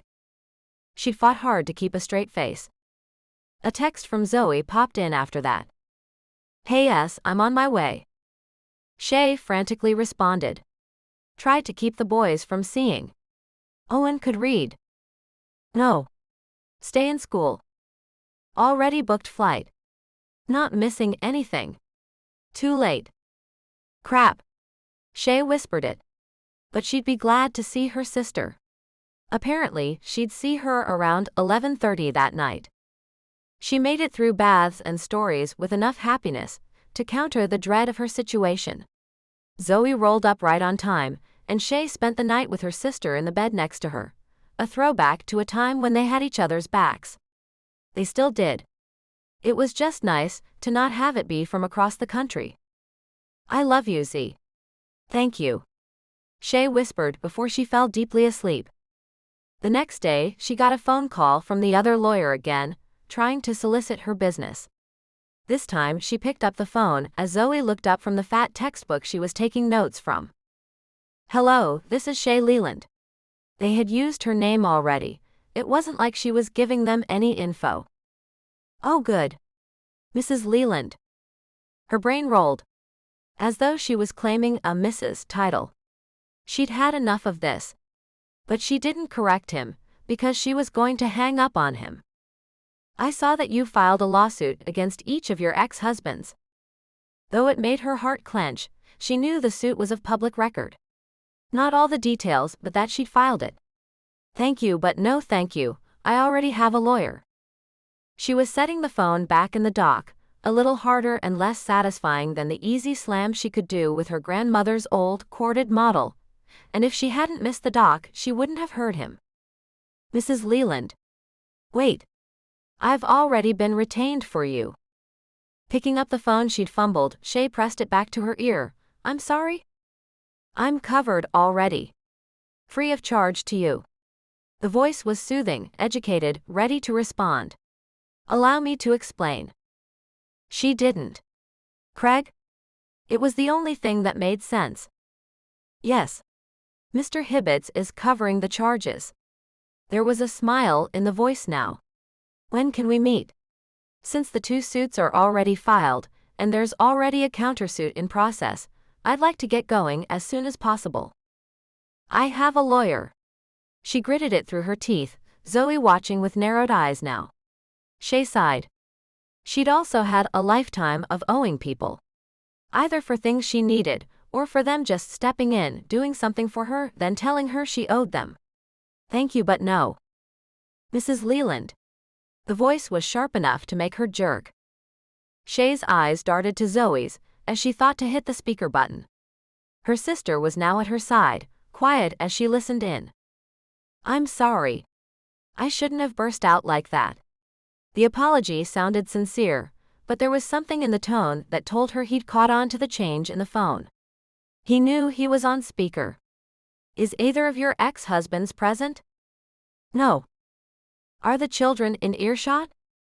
"No." She was giving as little as possible. "Then, assuming I'm on speaker, there's a reason." "Who is there?" "A friend." She ground it out. It wasn't his fault Craig hired him without asking her.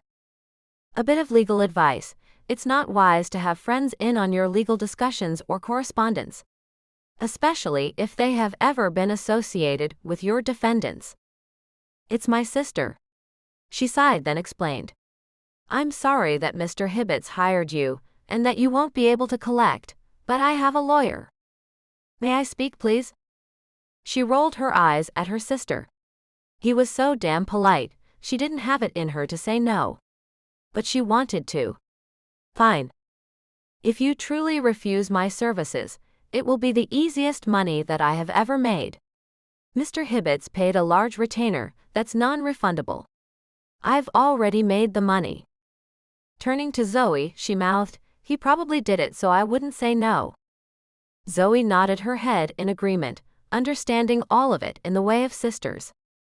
Before Shay could comment, the lawyer began again. I've met your lawyer. She's solid, but takes a variety of cases. I take only child custody cases, and only after I've vetted the parents in the case. I have, on more than one occasion, offered my services to the parent the person who originally contacted me was trying to sue. I won't lose. Mrs. Leland, children's lives are at stake. Mr. Hibbets told me your story, and I agreed to take your case. What if he's lying? Zoe blurted out. Shay's eyebrows rose in shock. Hello, you must be the sister. I told you, I check the background for all my cases. I know the records. One Shay Leland Masters gave birth to a singleton son, Owen, in Knoxville, Tennessee, listing Jason Gregson Masters as the father of record. He went on listing both the boys' dates and places of birth, as well as their fathers. He listed Shay's information, then paused. Need I go on? I know this case already. That's disturbing. Shay admitted, feeling a little cold at the recitation. It's all in the public record, including the dates of your divorces. We can win this one. His voice was soothing now, and his words hit her hard. I need to make a decision. I'll need some time, Shay said, taking charge in a conversation that had run off the rails a while ago. Take some time. But honestly, I've seen lawyers mess things up in cases like these. For example, what has your current lawyer done to research the men's past interactions with the law? Please decide sooner rather than later. He left her with his private number, and said he was leaving the office for the evening. Then he added that the number would go to his cell, and she should call any time. Shay hung up, shaky now. She looked to Zoe. What do I do? We researched the hell out of him, that's what. Zoe tromped over to her bag and pulled out her laptop, much newer and shinier than Shay's. If he knows that much about you, then you should know that much about him. You're right. We need fuel for this. Shay headed into the kitchen, while Zoe began tapping around. Hey Shay, get this, he's an Elizabethon, works all 3 of the Tri-Cities. That's a drive, Shay commented as she emerged from the kitchen with bowls of chocolate ice cream, then squished into the corner of the old couch next to her sister. So far so good, Zoe commented, before taking a bite. She tapped some more, balancing the bowl and her laptop. Then she was silent for a moment, before turning the screen toward her big sis. Damn Shay, read this. While Zoe ate, Shay read an interview her sister had pulled up.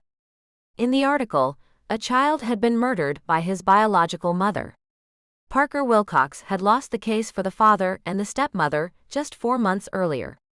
The quote from him was, "Every time I lose a case, I fear it will go this way. I pray for the best, and I fear this. When I lose, I know there's a child in the wrong place, and I don't sleep until they're home." Shay looked at Zoe. That's pretty heavy-handed, isn't it? Shay, it's from 7 years ago. He didn't set us up.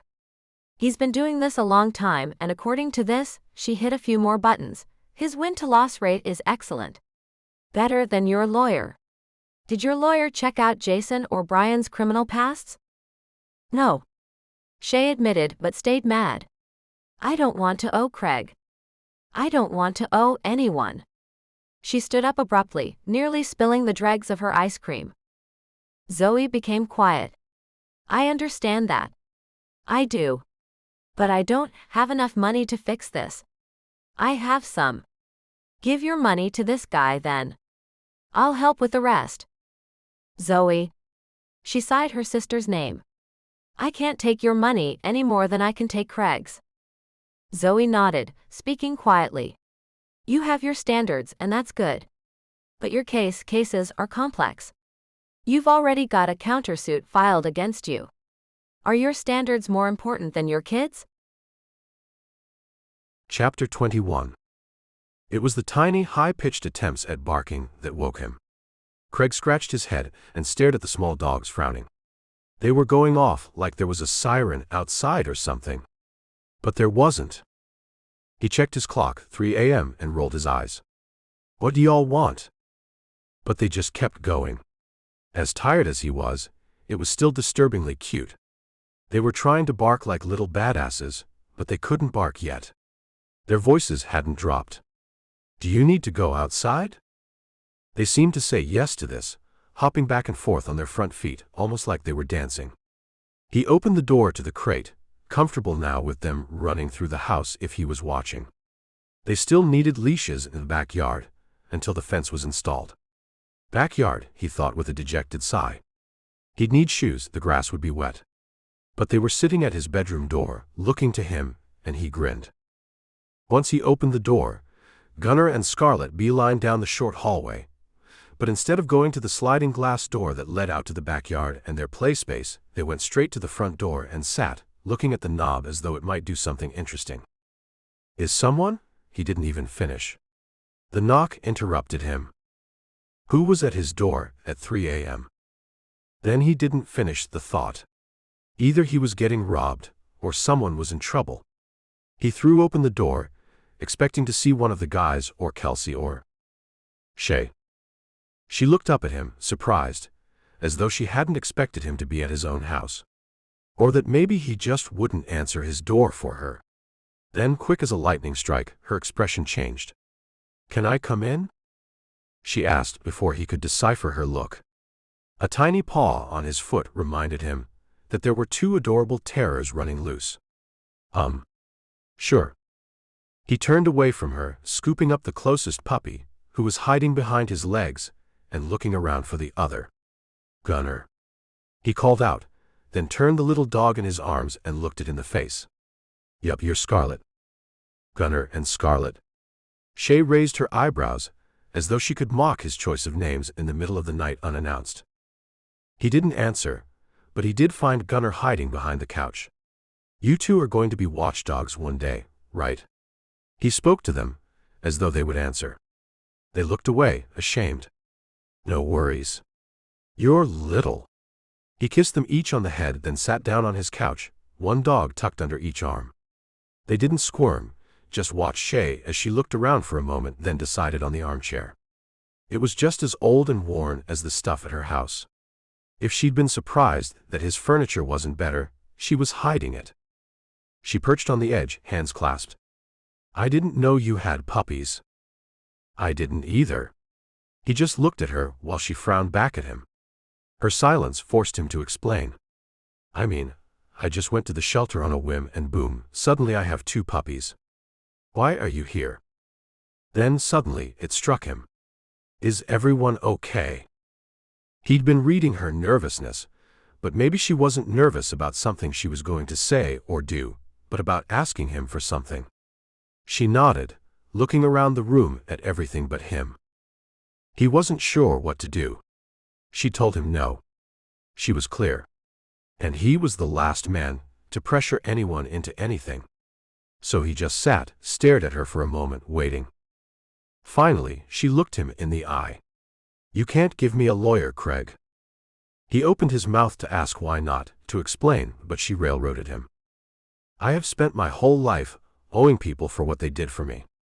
Things I thought I wanted. Things I truly needed, but no one would give to me. Everything. She was standing now, almost but not quite pacing around the room.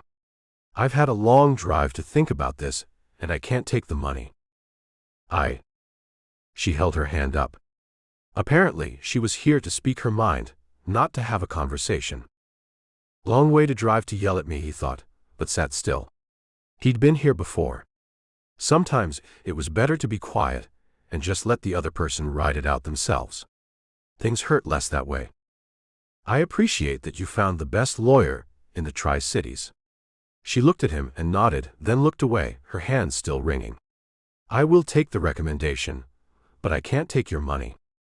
I have my own savings and I can't owe you. Okay. He stayed on the couch, watching her. She broke his heart sometimes. So strong because she had to be, but also sometimes she had to be because she pushed people away. Here he was trying to help, with no strings attached, but she insisted that she hold up the entire sky herself. He'd never done that. Never held up the sky for anyone. Just helped hold things together with the band when times had been lean. But never had that been all him. Even the puppies, he kissed their little fuzzy heads, didn't pose the kind of struggle Shay was going through. She turned to face him. That's it. You'll take your money back. No. He looked at her like she was nuts. Those aren't the same thing. What do you mean? You can't do this. She opened her mouth as though she had more to say, then closed it. Just as he was getting ready to speak, she started again. Craig shut his mouth. Thank you. She took a deep breath, just long enough for him to think that was easy. But it wasn't. She spoke again. It was a generous offer. No, it was well beyond generous. But I can't take it. I'll pay for the lawyer myself.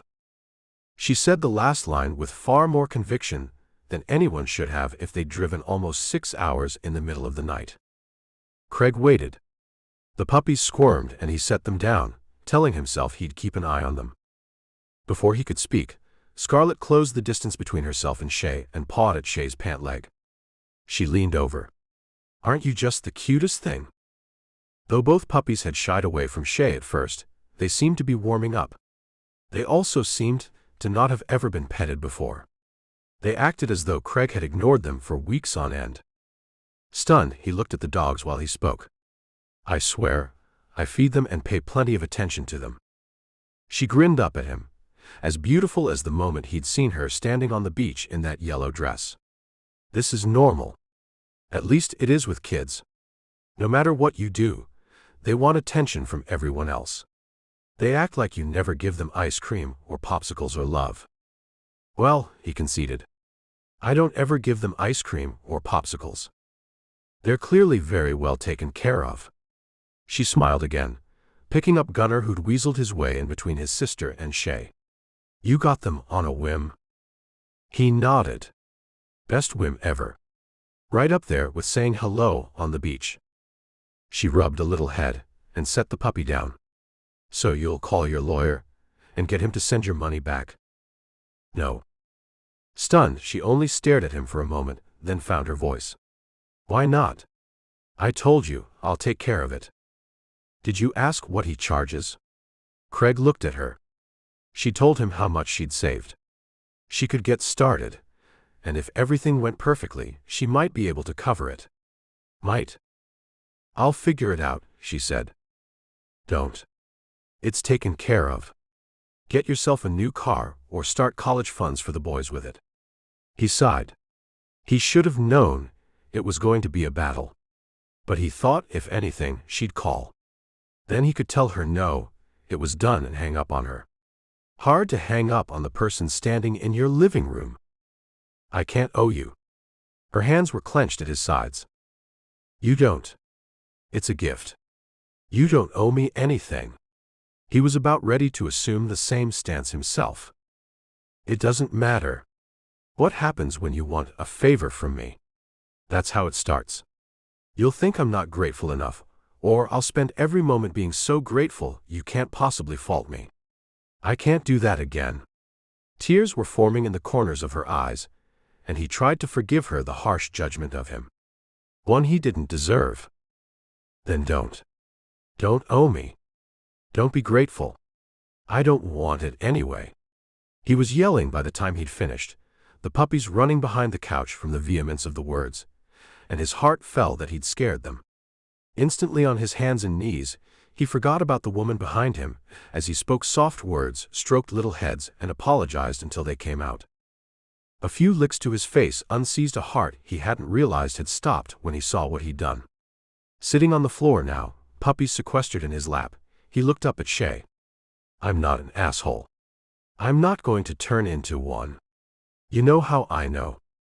She shook her head. "Because I haven't become one yet.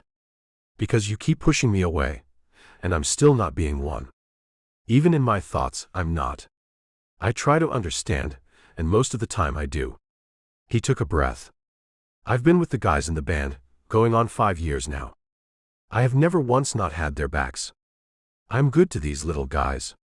Didn't think I had it in me, but I'm a good dad to my dogs. So you can stop looking at me like you're waiting for a monster to crawl out of my skin." She opened her mouth to say something, but this time he railroaded her. "I get it.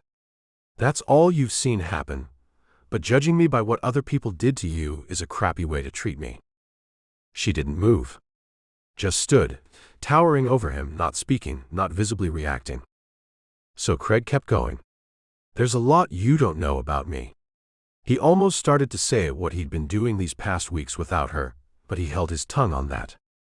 Instead, he gave her something else. "I told you I moved 19 times in 16 years, but what I didn't tell you was that I was in foster care. Those moves weren't just to new houses or new apartments, they were to new families. Some good, some bad, some not even families, just facilities. I ran away when I turned 16, and I can't even count how many places I lived after that. So I don't need your crap about not understanding." He took a breath, anger radiating off of him, but he tried to keep his voice calm for the little creatures in his lap who trusted him and looked to him as their beacon. "I see how much you protect them. I see how you take care of those boys, even though you won't let me meet them. Even though you don't even want me around. In 16 years, no one adopted me. I ran away when I gave up. No one looked out for me like you do for those boys." He was grinding his teeth. The fact that she'd finally reacted with a hand to her mouth and tears starting to roll down her cheeks only pissed him off more. "No one. The truth is, I'm jealous that someone is there for them.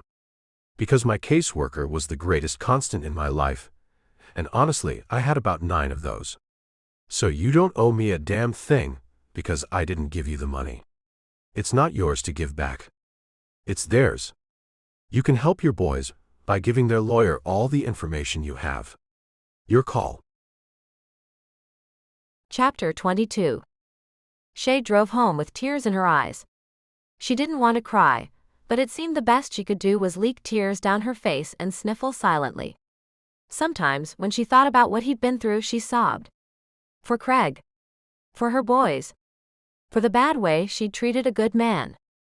She was still mad that he'd taken away her chance to save her boys herself, but she was also grateful that he was doing it in a way far better than she could. Even if she worked her ass off, it would be 3 more years of visits and bad weekends before she could get that lawyer. 3 more years at the least of waiting for fathers who didn't show up and didn't know how to show love, if they were even capable of feeling it. She had her pride, and it meant nothing when it came to her boys. She made a decision then. Her money was there for all the extras. She no longer needed to worry about the cost of this DNA test or that investigator.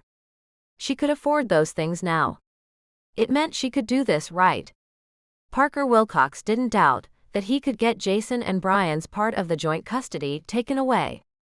He thought he might even get visitations reduced or removed altogether.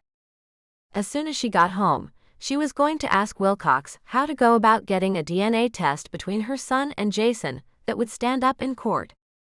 Shay started to take a deep breath in. Then she cried again. There were so many things she hated about her old life. One constant had been that she chose men who expected her to fail. They told her what she couldn't do, what she couldn't accomplish. When she did fail, they said it was inevitable. When she tried, they told her not to, that she didn't have it in her to do great things or even normal things. She was stupid or wrong or always something.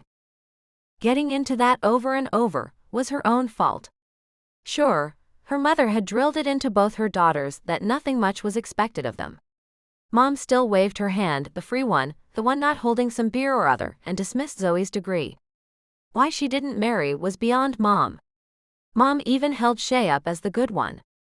Look at Shay, getting married, having kids.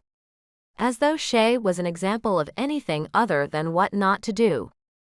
Putting herself into that same situation over and over was her own fault. Living with men who told her she wasn't good enough, and that she was going to fail, was a shadow she'd finally crawled out from under. But treating Craig that way, that was actually failing. He was right to call her on it. She felt awful about it, and she wasn't sure how she was going to make it up to him. She needed to, though. And not the way she'd tried. Or like it had looked like she'd tried. He was probably right about the other thing, too. She was over halfway home, driving through the familiar territory of Knoxville, when she finally let herself think about it. When he told her she didn't owe him anything, that he was giving the money to the boys, she'd thanked him. He'd calmed down pretty quick, which impressed her. He'd been very angry. Her past experience with angry men wasn't good. But he didn't say anything more about it. He'd only sat there on the floor, stroking a happy little puppy's head, and alternating when the other got jealous. Then he asked her a question. Did you come to Nashville just for this? She nodded. In the middle of the night? Shay had nodded again, then tried to explain. Zoe, my sister, is home with the boys. And I was so confused by the whole thing. So mad. She shrugged at him, as though not being able to really explain was an explanation in itself. When he waited, she tried to find words. In the past, when men have given me something, it's always called in later. You know how people always say that women hold on to things and bring up old problems in a fight? She waited until he nodded. Well, men always did that to me.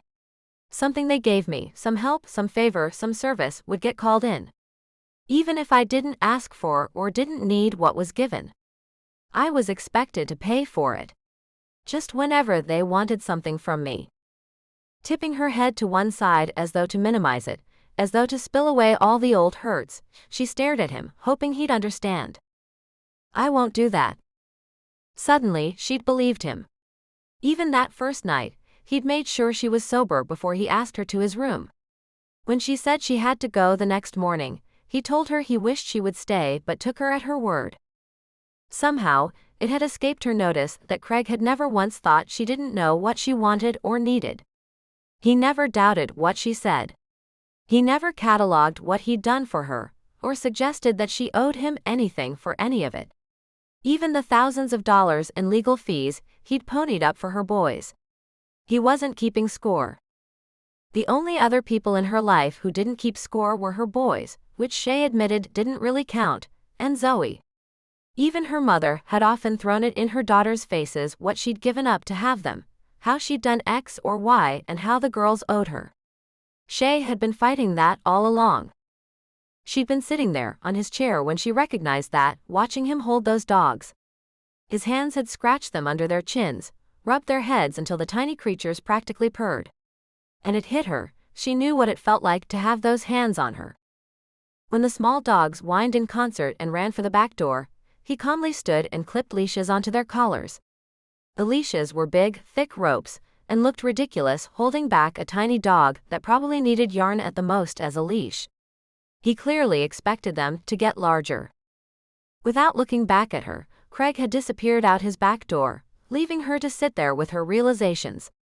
For Shay, what she'd just figured out was stunning. She'd found a decent man. She looked around the house without him in it, seeing the old couches that looked like they'd been picked up at a yard sale.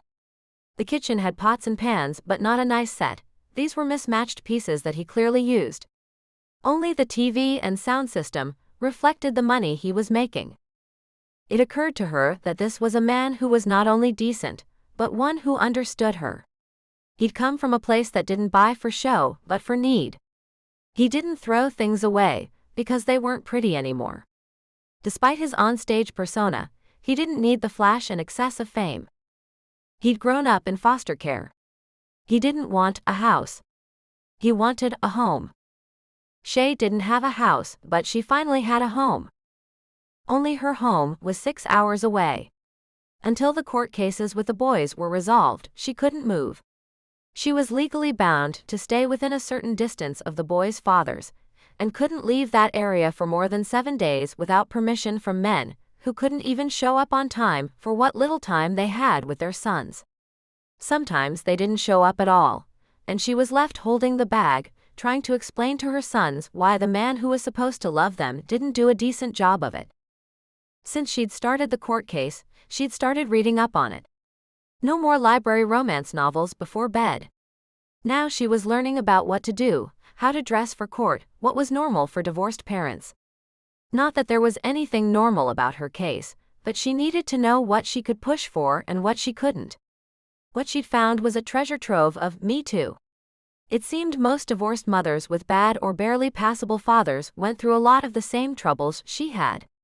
In fact, her case seemed better because her boys didn't spend their time crying over their dads. Shay simply created backup plans, and if dad didn't show, she was ready with something else. Her boys seemed just as happy if their fathers didn't come. The lawyer told her that would play well in court. For a moment, a spark of hope took hold deep inside her chest. Parker Wilcox told her she could expect to be free of the men in her life. Hopefully soon. And there stood a man just beyond the glass of the sliding doors, carefully helping 2 small puppies navigate the grass wet from the day's rain. He didn't get frustrated when they tangled their leashes. He was patient when they played, even though they'd seemed to need the services of the grass, and he gently tugged them back in the right direction, never yelling, never angry when they didn't pay attention. Her heart turned over. She watched as he scooped them up and fumbled with the door handle, a squirming puppy under each arm. Jumping up, Shay slid the door back and he passed by, not speaking. But he moved the air around him and stirred her too. She smelled him as he came so close. Then he was down the hall, but the memory of him lingered, mixing with older memories she had of him.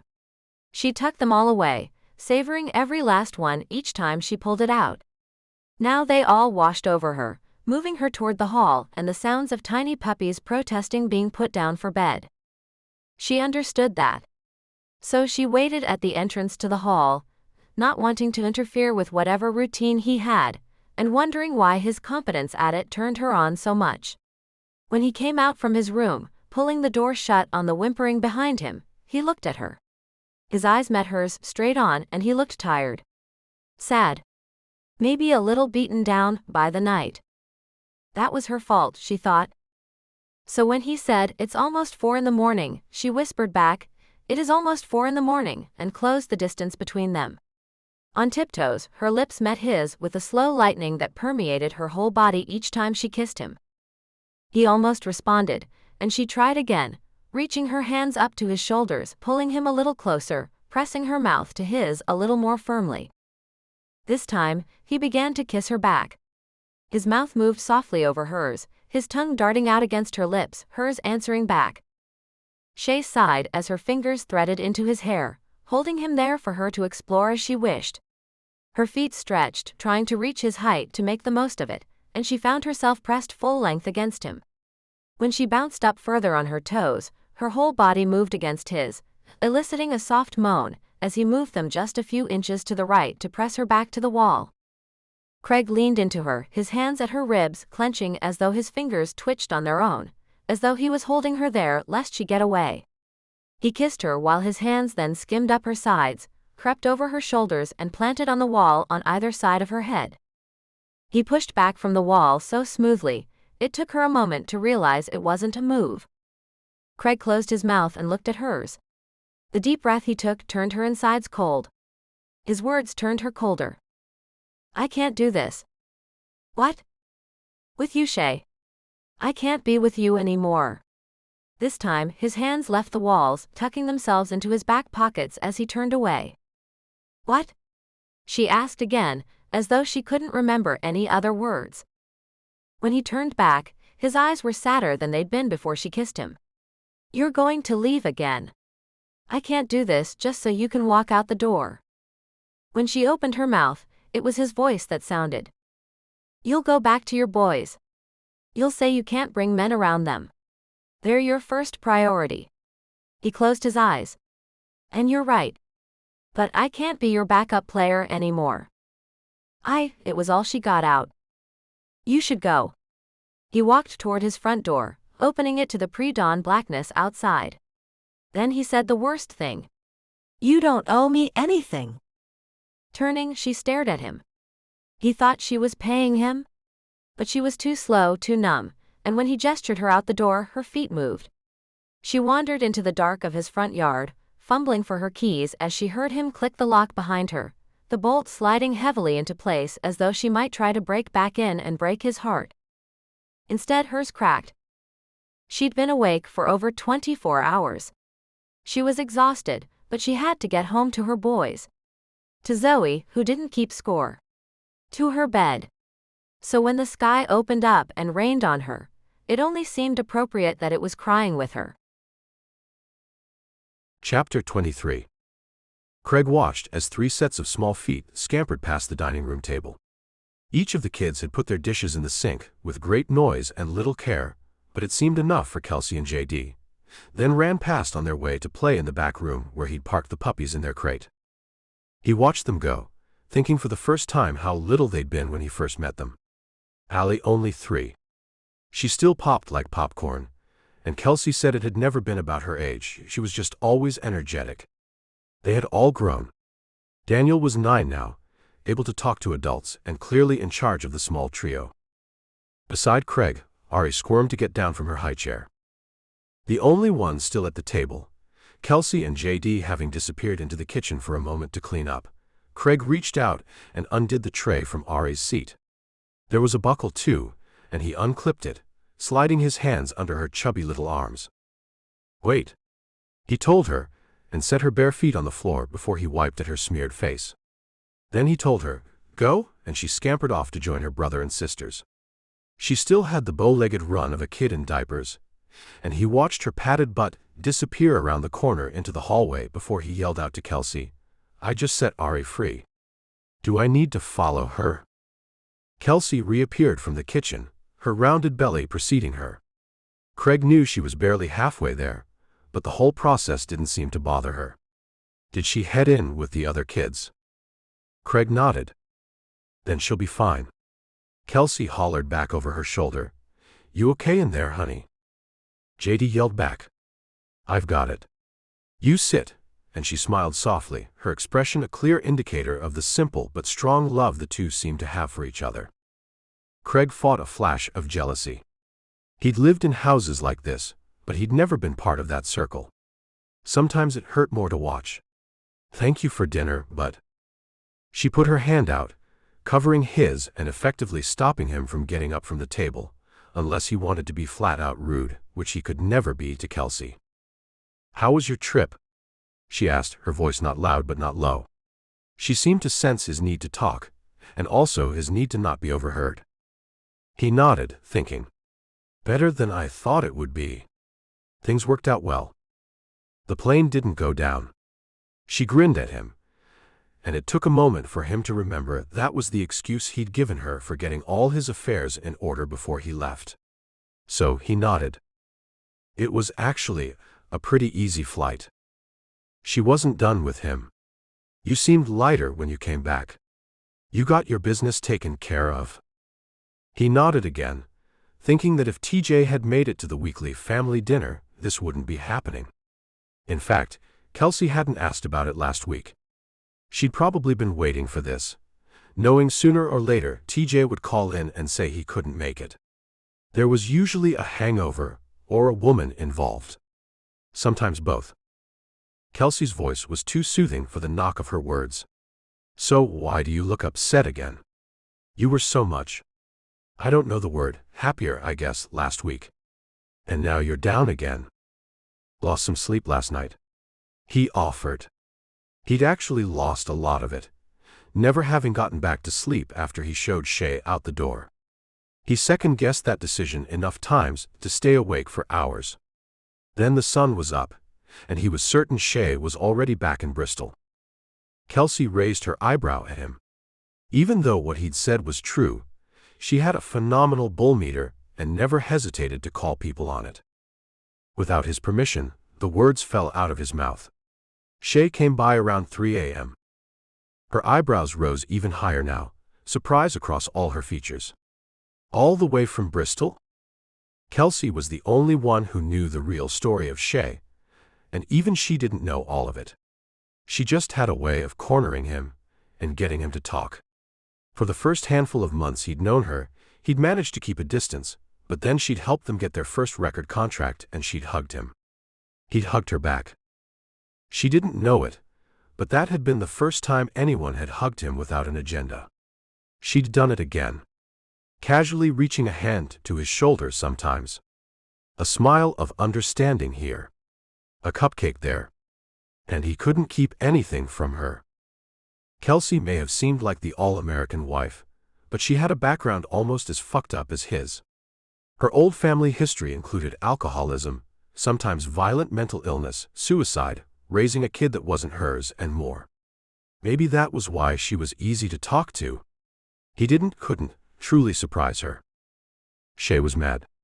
I paid for something for her kids, and she wanted to tell me not to. He shrugged. Shay's story wasn't his to tell, so he didn't give any details. Kelsey didn't ask for them. Did her kids need it? Was it something she could handle? Yes, definitely, and no, not entirely. Not as well as I can. Did you talk her into it? He nodded. But you're still sad. It was just a statement. He nodded, feeling it deep in his chest. Kelsey was the perfect person to unload on. She asked him to do it, so for once he obliged. He looked into the kitchen, wondering if his bandmate was still in there, or if he'd pop out at any time.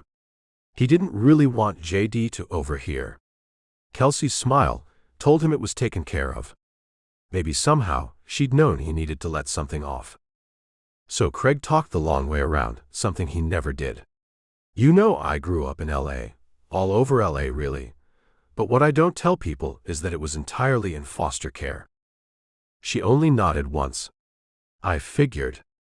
Did you go to LA to visit?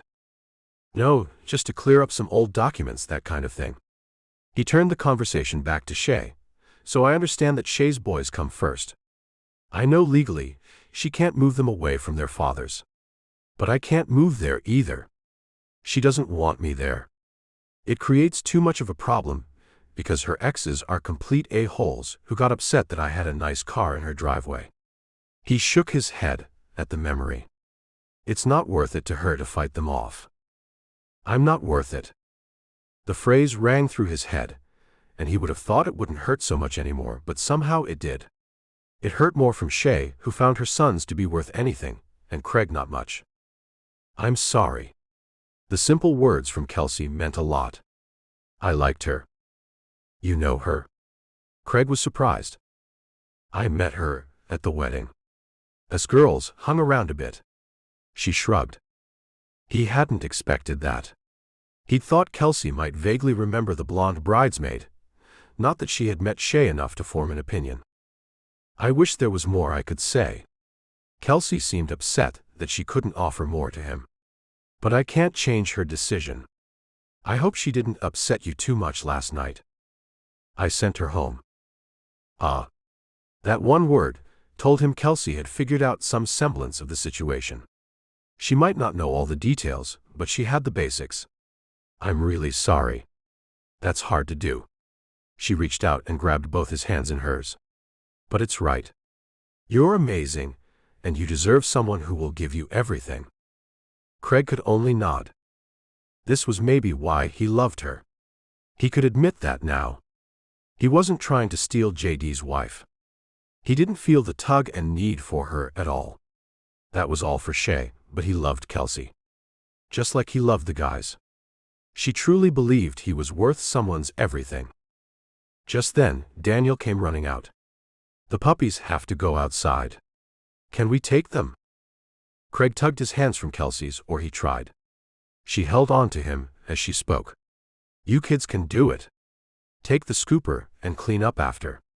I'll be mad if I step in dog poo in my own backyard when I don't even have a dog. But she tempered the instructions with a smile for her son, and Daniel dashed off. JD appeared then in passing, never questioning that his wife was holding another man's hands. "I've got this. I'll just supervise, but I'll make sure it's all done." Something about the simple interaction cracked something in Craig. He'd seen them like this 1,000 times before.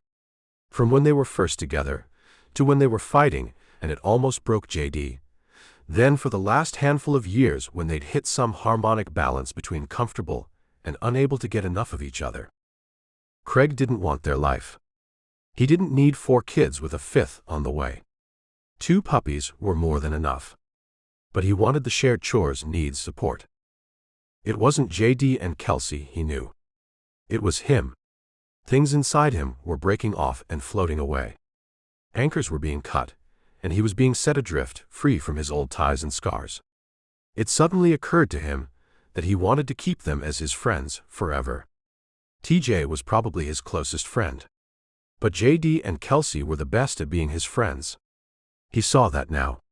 It was the first time he'd ever let himself think of forever. If he wanted to keep that friendship as solid as it was, she needed to know more. The room was theirs again. So he opened his mouth. "I was in a lot of different homes in foster care. Some were good, but not that many. And I just happened to miss having a birthday at any of the good places." He didn't know why he was telling this now, other than it seemed important. "The birthday party you threw me 3 years ago was the first time anyone threw me a party. Just for me. Not all the June birthdays or anything like that. It was my first birthday party." Her mouth opened. Well, he'd shocked Kelsey after all. "I didn't know. I figured. So I wanted to say thank you. You thanked me at the time." She pushed a still shocked grin at him, but offered no pity. He loved her for it. "I know, but I thought you should understand it was a bigger thanks than it maybe sounded like." He sighed. "I wish I'd had someone like you for a mother." Her mouth opened, and her face crumbled as fat tears rolled down her cheeks. Kelsey sniffed in, a great gulp of air as though she was surfacing from a deep dive. "Don't cry," he commanded, panicking. "It was just a thank you." "Why are you crying like that?" "Because." She gulped again. "I'm pregnant. You can't say things like that to pregnant women and expect us not to cry." She started to get it under control. "You can't bring us pizza and expect us not to cry. I cry at commercials. I cry at country music." She was grinning by the time she finished, and so was he. "You are married to the wrong man then," he commented, and she cracked up, the tense moment gone as she tried to laugh and wipe her face at the same time. She took his hands again. This time her eyes were rimmed in pink, the remnants of her bout of tears. "I hate to say this, but if Shay can't be with you, then I'm glad you sent her off. You deserve everything. It's your turn. And I hope you find it." Yes, he thought. He should thank Shay for starting the cracks that opened him up. But he needed everything. He needed more than she could or would give. This time nothing cracked. Something fused together, and with it the drive came. He was going to find it. Chapter 24. Shay sat at the conference table, nervously twisting the water glass in front of her. If she paid attention, it would ride around the glossy surface in the ring it had sweated there. Reaching out, Wilcox stilled her hand. "We've got this. If he refuses, we'll crush him in court. No worries." But she worried. She needed to be here. Needed to show her face, maybe answer some questions. Mostly, she wanted to, put on a good front and show Jason that he didn't have any hold over her anymore. Wilcox was young, but very competent. Each day, Shay sent up a prayer of thanks to Craig for finding him, let alone paying for him. The lawyer was an animal when it came to kids' rights. He made no bones about the fact that he'd grown up in foster care, that he'd been beaten and molested. He'd graduated high school and been dumped unceremoniously out of the system on his 18th birthday. Apparently, Parker Wilcox had it worse than she had, and he'd had himself together better than she had too. because he'd made sure he had a summer job and a friend's couch to crash on. Then he'd enrolled at the community college, gotten an AA degree, earned a scholarship to finish his bachelor's at a prestigious university, and went on to law school from there. Given his past, he trusted his gut when it came to parents. He charged an arm and a leg, and told Shay that he would have taken her case for what she could pay. The more he learned about her exes, the more he'd been willing to take her on for anything. Not that it mattered. He had Craig's money. Wilcox had sat her down and told her he needed a few things from her. He requested paperwork, DNA testing, and more. But he'd also said she owed him. She was never to marry another man like either of her exes again. Then he said if she found herself in a bad situation, she was to come to him so he could get her out. He made her agree to those terms and swear it on her children's lives, because that's what was at stake, he said. She believed him. He was a pit bull. So she sat here in her best pantsuit. Actually, a nice one from fine fabric, even though she'd found it at a cheap resale shop. She was trying not to look nervous. Tapping her hand again, Wilcox said, "If you can't find your backbone, find your anger. Think about what he did. Each time you go to open your mouth, think about every time he left your kid high and dry. Think about the awful things he said to you. And let it bleed through a little." Shay nodded at him, just as she heard the shuffling of voices in the hall. She glanced at the watch she'd strapped on this morning, only now noticing that the gold was rubbing off in spots. Cheap. But no worries, Jason was late. Her ex-husband sauntered in, followed by his lawyer who looked as slimy as he did. Though Jason wore a pinstriped navy blue suit, he still looked like a low-rent player. With a smooth style he'd clearly practiced, he shrugged out of the jacket and rolled his sleeves up. Wilcox stood up and shook their hands. "Welcome, gentlemen." Shay almost snorted at the term, but kept her head ducked and stayed seated. Briefly, she looked up to see Jason smiling, as though he had this in the bag. Fear shot through her heart. What if he won? What if he refused the deal Wilcox was laying out for him? That would be stupid, but Jason was only above average in charm and smarm. So it was reasonable for her to believe he might refuse it, putting her and Owen through the nastiness of a now unnecessary trial. Wilcox put a gentle hand on her shoulder, and she looked up to see a feral smile cross his lips. Then she remembered. Every time Jason had ignored Owen, ripped his book up because he didn't approve, called and told her to tell his son that he wasn't coming. She turned and stared him in the eyes, her expression flat. Jason pulled back a little from her glare, and she realized that she had some power over him after all. She should have pushed him out of her house and backward down the steps each time he'd shoved his way in through her front door. He would have threatened her, but she should have looked him in the eye and said, "Bring it, asshole." So now she let her steady stare do the talking for her. Wilcox had told her not to initiate conversation with Jason, or even respond if her ex tried to start anything. "I'm glad you made it today. I was beginning to think you weren't going to show." Wilcox threw out the first barb, and Shay watched the other lawyer come to life. The man sighed, offhandedly introduced himself to her as Miller, as though he was doing her a favor. "It's just an initial offer. We're only here as a courtesy." What an ass. She wished she had an Aaron Brockovich move up her sleeve so she could say, "We had that water brought in just for you." But she didn't have one. Wilcox did though. "It is just an initial offer." He unbuttoned his suit, making a show of getting comfortable. "But it's one I hope you'll thoroughly consider." He smiled as though offering them tea. Jason looked at Shay, his eyebrow raised. "You can't win this, babe." Feeling some new steel in her spine, and even though she knew she wasn't supposed to speak to him, she did anyway. "Watch me." Wilcox gave her an approving look, then started in. "Let's open with the results of the DNA test." He flipped a sealed envelope to the other side of the table. "That's your copy." Jason shrugged. "Kid's mine." "Have you looked at him?" Wilcox nodded. "Do you remember what you did to your wife? Would you like to pony up the money you collected, passing her to your friends?" "She didn't see a dime of it." Jason's lips pursed, but he returned volley without acknowledging the charges.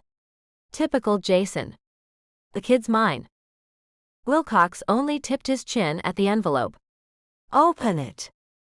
Jason did, his hands shaking as he read that he wasn't the father of the child in question. This is a lie. It's a mistake. What shoddy company did you send this to?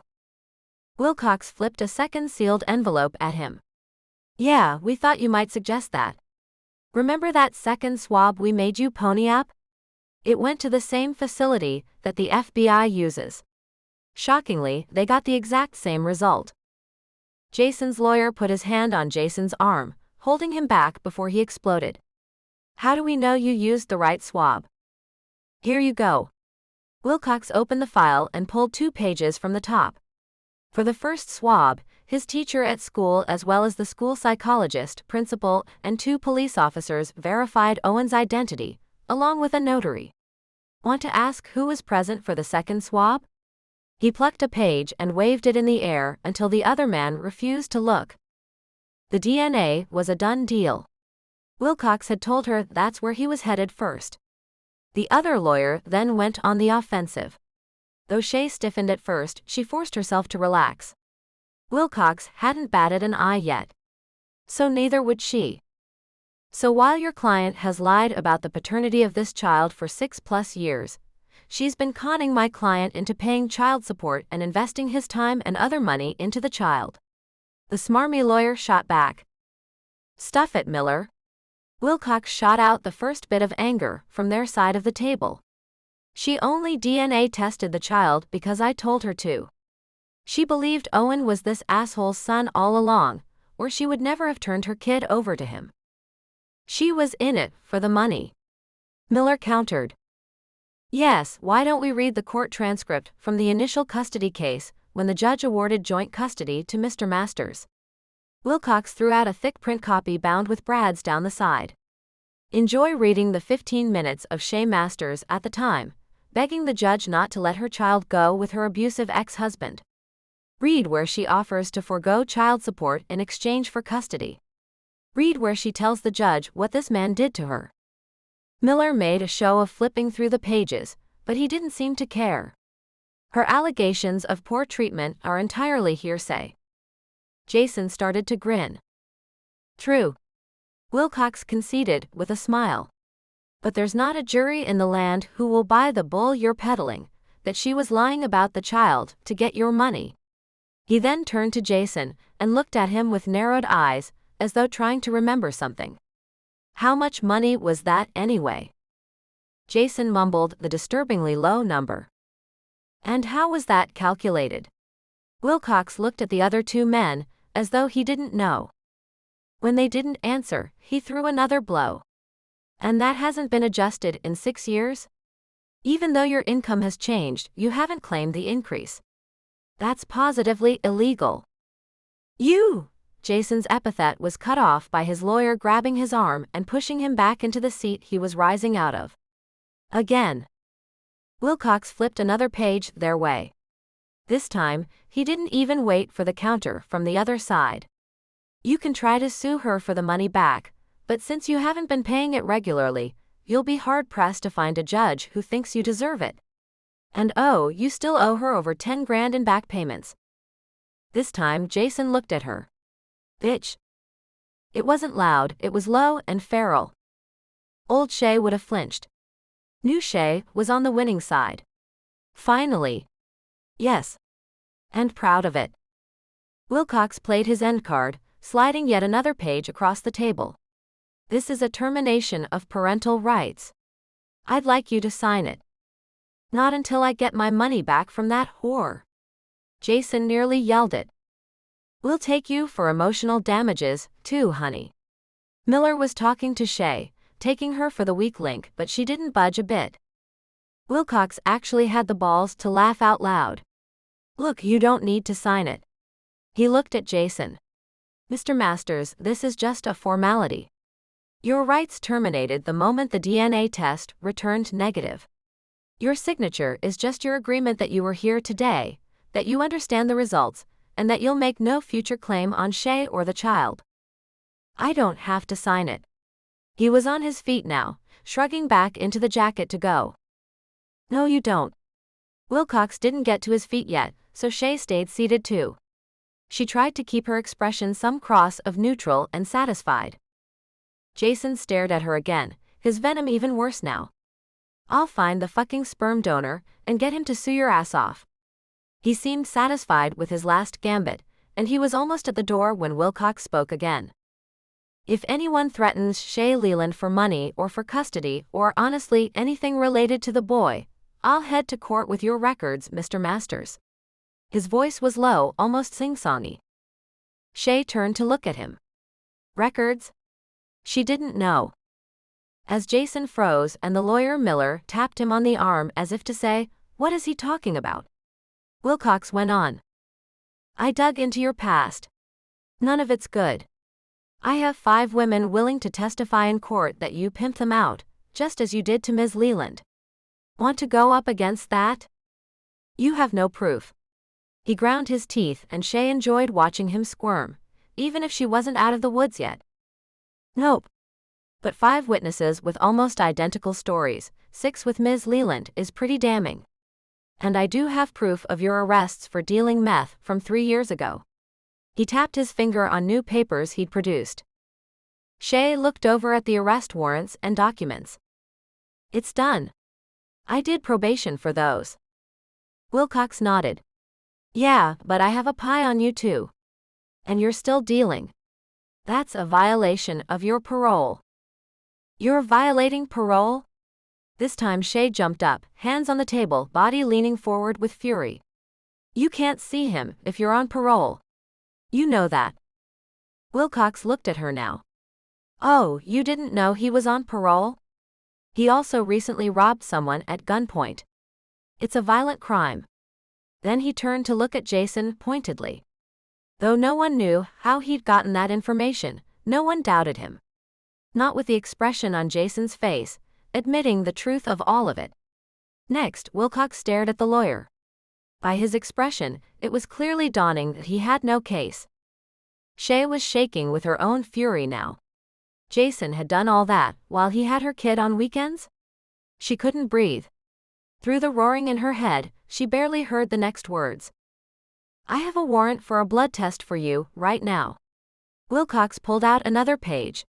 This one with a scrawled signature of some judge at the bottom. Take the test or sign the paper. This is making me sign it under duress. Jason protested. But by then, even his lawyer was looking at him and shaking his head. No, it's not. You're lucky they don't have an officer waiting to arrest you outside the door. With that, Jason tried to look out the slim glass windows bracketing the wood door. Shay sucked in air through her nose and tried not to look like she was gulping it. She was still furious, but a sense of satisfaction was starting to creep in. His lawyer looked at him and in a low voice said, My legal advice is that you sign the papers. Or you'll be spending the next 10 to 20 in prison. Angry, maybe as angry as she had ever seen him, Jason stomped back to the table and signed the page hard enough that the paper ripped. When he shot a smartass look at Wilcox like, What are you going to do with that? Wilcox simply produced another copy and said, Try again. Once it was signed, Jason turned to Shay and said, I'll get you for this bitch. Then Wilcox changed from lawyer to man, who had grown up on the wrong side of everything. No, you won't. If anything happens to her, if any word gets out on the street, anything happens to the kid, this packet goes right to the police. You'll be arraigned faster than you can spell bitch, if you can even spell it. I signed your goddamned paper. Jason bellowed the words, his face red, spit flying. Wilcox didn't flinch. He apparently wasn't afraid of assholes. Shay was only afraid for whoever Jason took his anger out on later. She'd seen that rage before and someone always paid for it. Yes, you signed the paper. And you and your lawyer didn't even ask for a deal where I destroyed the evidence or anything like that. So I hold both now. This time it was Miller who looked chagrined at the error. Shay didn't fault him the shoddy work. Jason had blindsided him too, by not telling him the whole story. He'd let Miller be surprised by all the evidence against him. Wilcox leaned into Jason's face. Remember that. Now get the fuck out of my office. 1 Mississippi. 2 Mississippi. Shay started counting in her head, looking straight in front of her while she waited for the door to close behind the 2 men. Even when it clicked shut, she still didn't find her space, and it took another minute before she was able to look up at Wilcox, who was gathering the mess of papers Miller and Jason had left behind. Thank you. The words came out as more of a whisper than anything. You are very welcome. He offered a small smile. 1 down, 1 to go. Chapter 25. It took 2 more months for Shay to fight Brian. Wilcox had warned her it would be a battle, and it was. Jason, probably the worst of the 2 fathers, had actually been the easy case. A lot of prep on Wilcox's part, but then one big strike and he was gone. Jason hated her. Hated her. Shay knew it. She didn't like the idea that someone out there had that kind of rage toward her, but she'd chosen him. She made that bed, at least she didn't have to lie in it anymore. She only had to deal with the fact that it existed. 3 weeks later, Wilcox had called her. Do you want the good news? Shay perked up. Brian is consenting to sign the paperwork? For a moment, she'd thought it was all over. But that wasn't it. No, this is about Masters. Jason. Wilcox continued. Police picked him up for brawling the night of our meeting where he signed over rights. Oh. That was news, though it wasn't surprising to her at all. We didn't know about that arrest before now. She knew Wilcox was following the man. He told her he did monthly checks on a handful of clients' exes. The checks would extend to annually after a few years if the ex stayed out of trouble. Wilcox told her the story. Apparently, they gave him a warning and let him go. He spent the night in the drunk tank, but that was it. That's happened again since then, but if they just give a warning, we won't hear about it unless I set my guy to specifically dig into it. What happened is that this time Masters broke someone's jaw and got arrested. So we know about it. Do you want to release his papers to the arresting officer? Shay took a deep breath. Can I think about it? It had been a week, and she finally had an idea. She tried to call in while the boys were at school. But as the weather loomed closer to the holidays, she started worrying about them being at home more. Snow days, bad weather, colds, things like that. Aaron was at home with her that day, and she'd had to wait until he was asleep to contact Wilcox about the problem. Taking a deep breath, and hoping there was more information about Brian that would end that case earlier rather than later, she dialed the number. After being on hold for several minutes, she got through to the man. What's happening to Jason because of the current charges against him? She already decided that she would use this information to make her decision. He'll be going away for 5 to 10. He'll probably be out early though, if he can swing good behavior. Shay barked out a laugh. That was the most absurd thing she'd heard in a long time. I don't think Jason could even recognize good behavior, let alone exhibit it. She took in a breath. The deal was that we'd release our information, your information, if he came after me or Owen. I'd like to keep that in our back pocket. There was a silence, as he seemed to think it over. That's fair. Hold your cards. I don't think you have to worry about him anyway, for at least the next handful of years. She asked about Brian, and found out that nothing had changed. He wasn't willing to negotiate. He was holding out for a court case. But Wilcox had checked out Brian's lawyer and told her they didn't stand a chance. He just doesn't have the resources we do. And to be honest, you have the uterus. That had jolted Shay. Is that really still a factor? In the South, outside of the big cities, yes. We haven't quite made it to the modern age of men as actual parents, rather than father being an honorary term for a sperm donor. I'm always happy when the parent I'm defending is a female. Makes it easier, that's for sure. He mentioned a few more things which Shay tucked into her memory before she thanked him and hung up. Another brick rolled off the weight she'd been hauling for years. It wasn't gone yet, not by any stretch. In some ways, it was worse.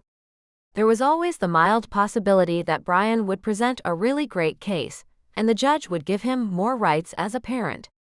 But as Parker Wilcox, amazing lawyer and savior, had told her, it was a really low possibility, and you had to risk it to get your kids out from under.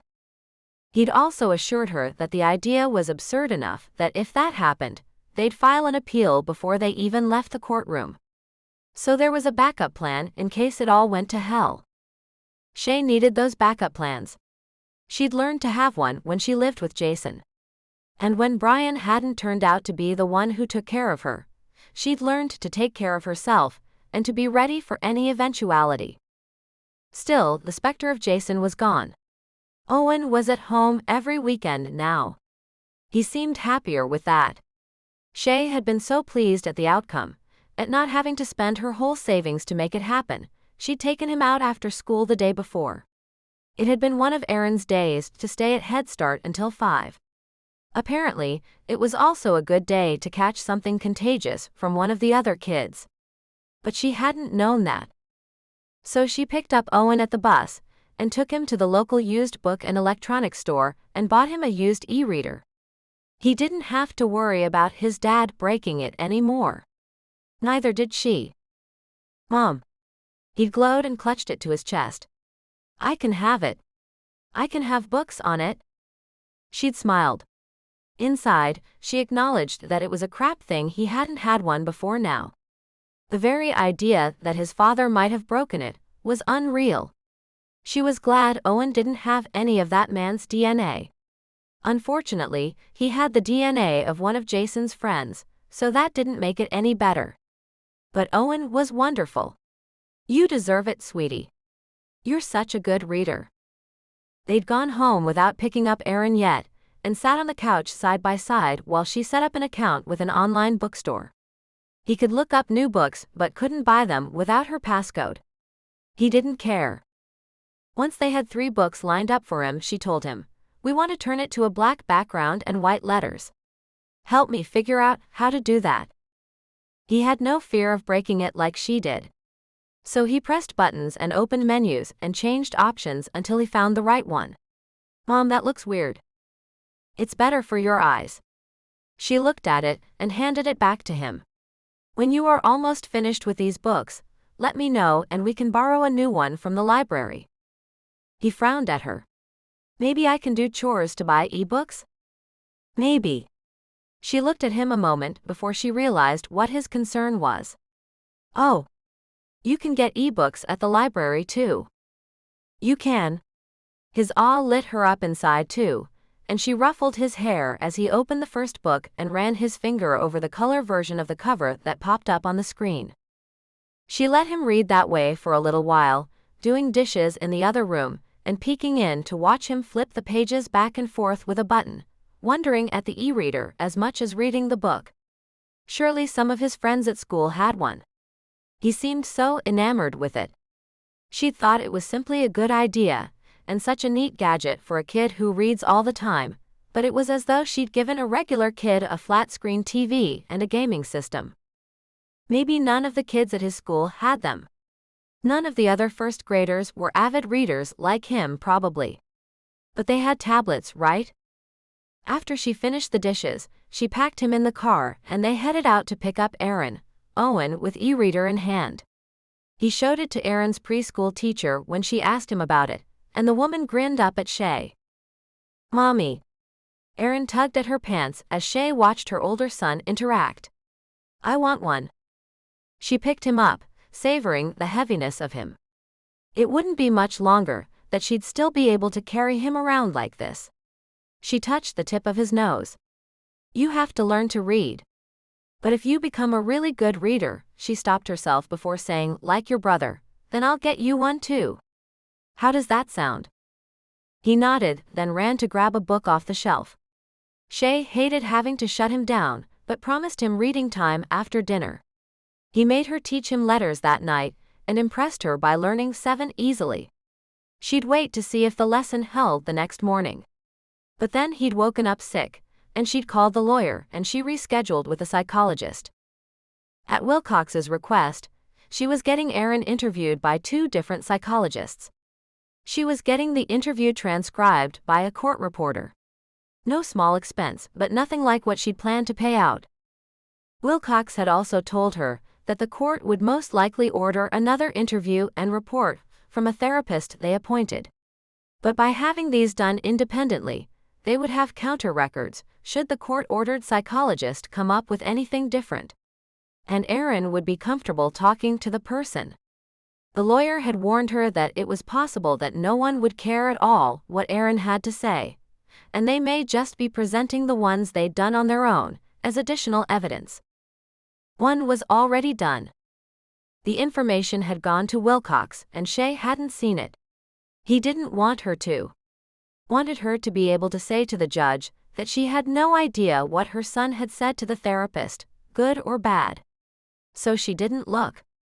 When she finally got the boys into bed, Aaron holding a book to his chest, Owen asleep curled up with his new e-reader, Shay looked around the house and out the window at the neighborhood in the last of the light.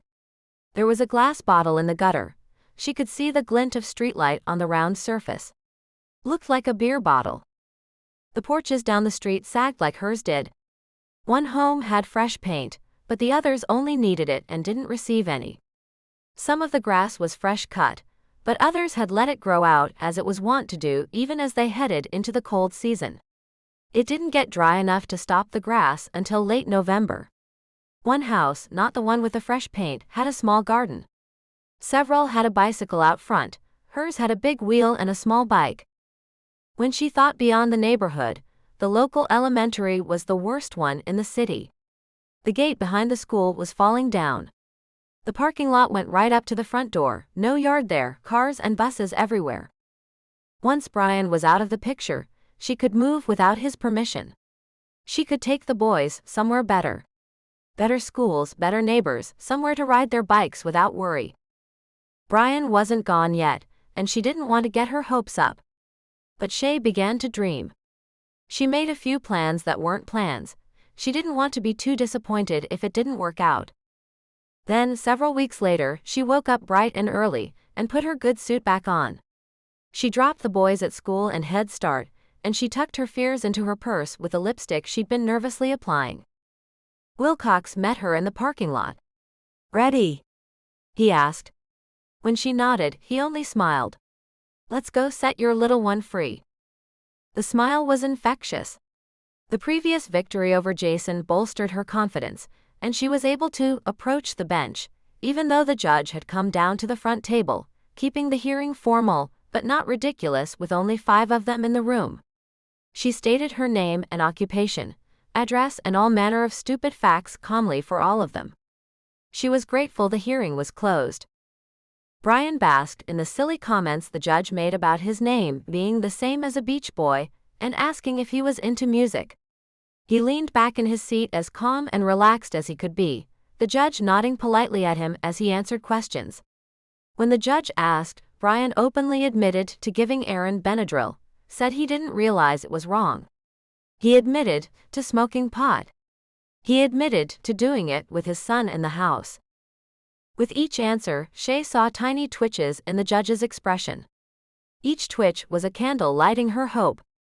Then at last, the judge looked directly at Brian to ask another question. When his lawyer tried to stop the judge overruled. It wasn't a formal courtroom after all.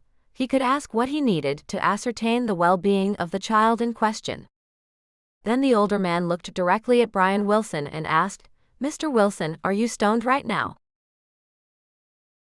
Chapter 26. The tour bus had rolled into town around 10 a.m., late for a Wilder tour to get home.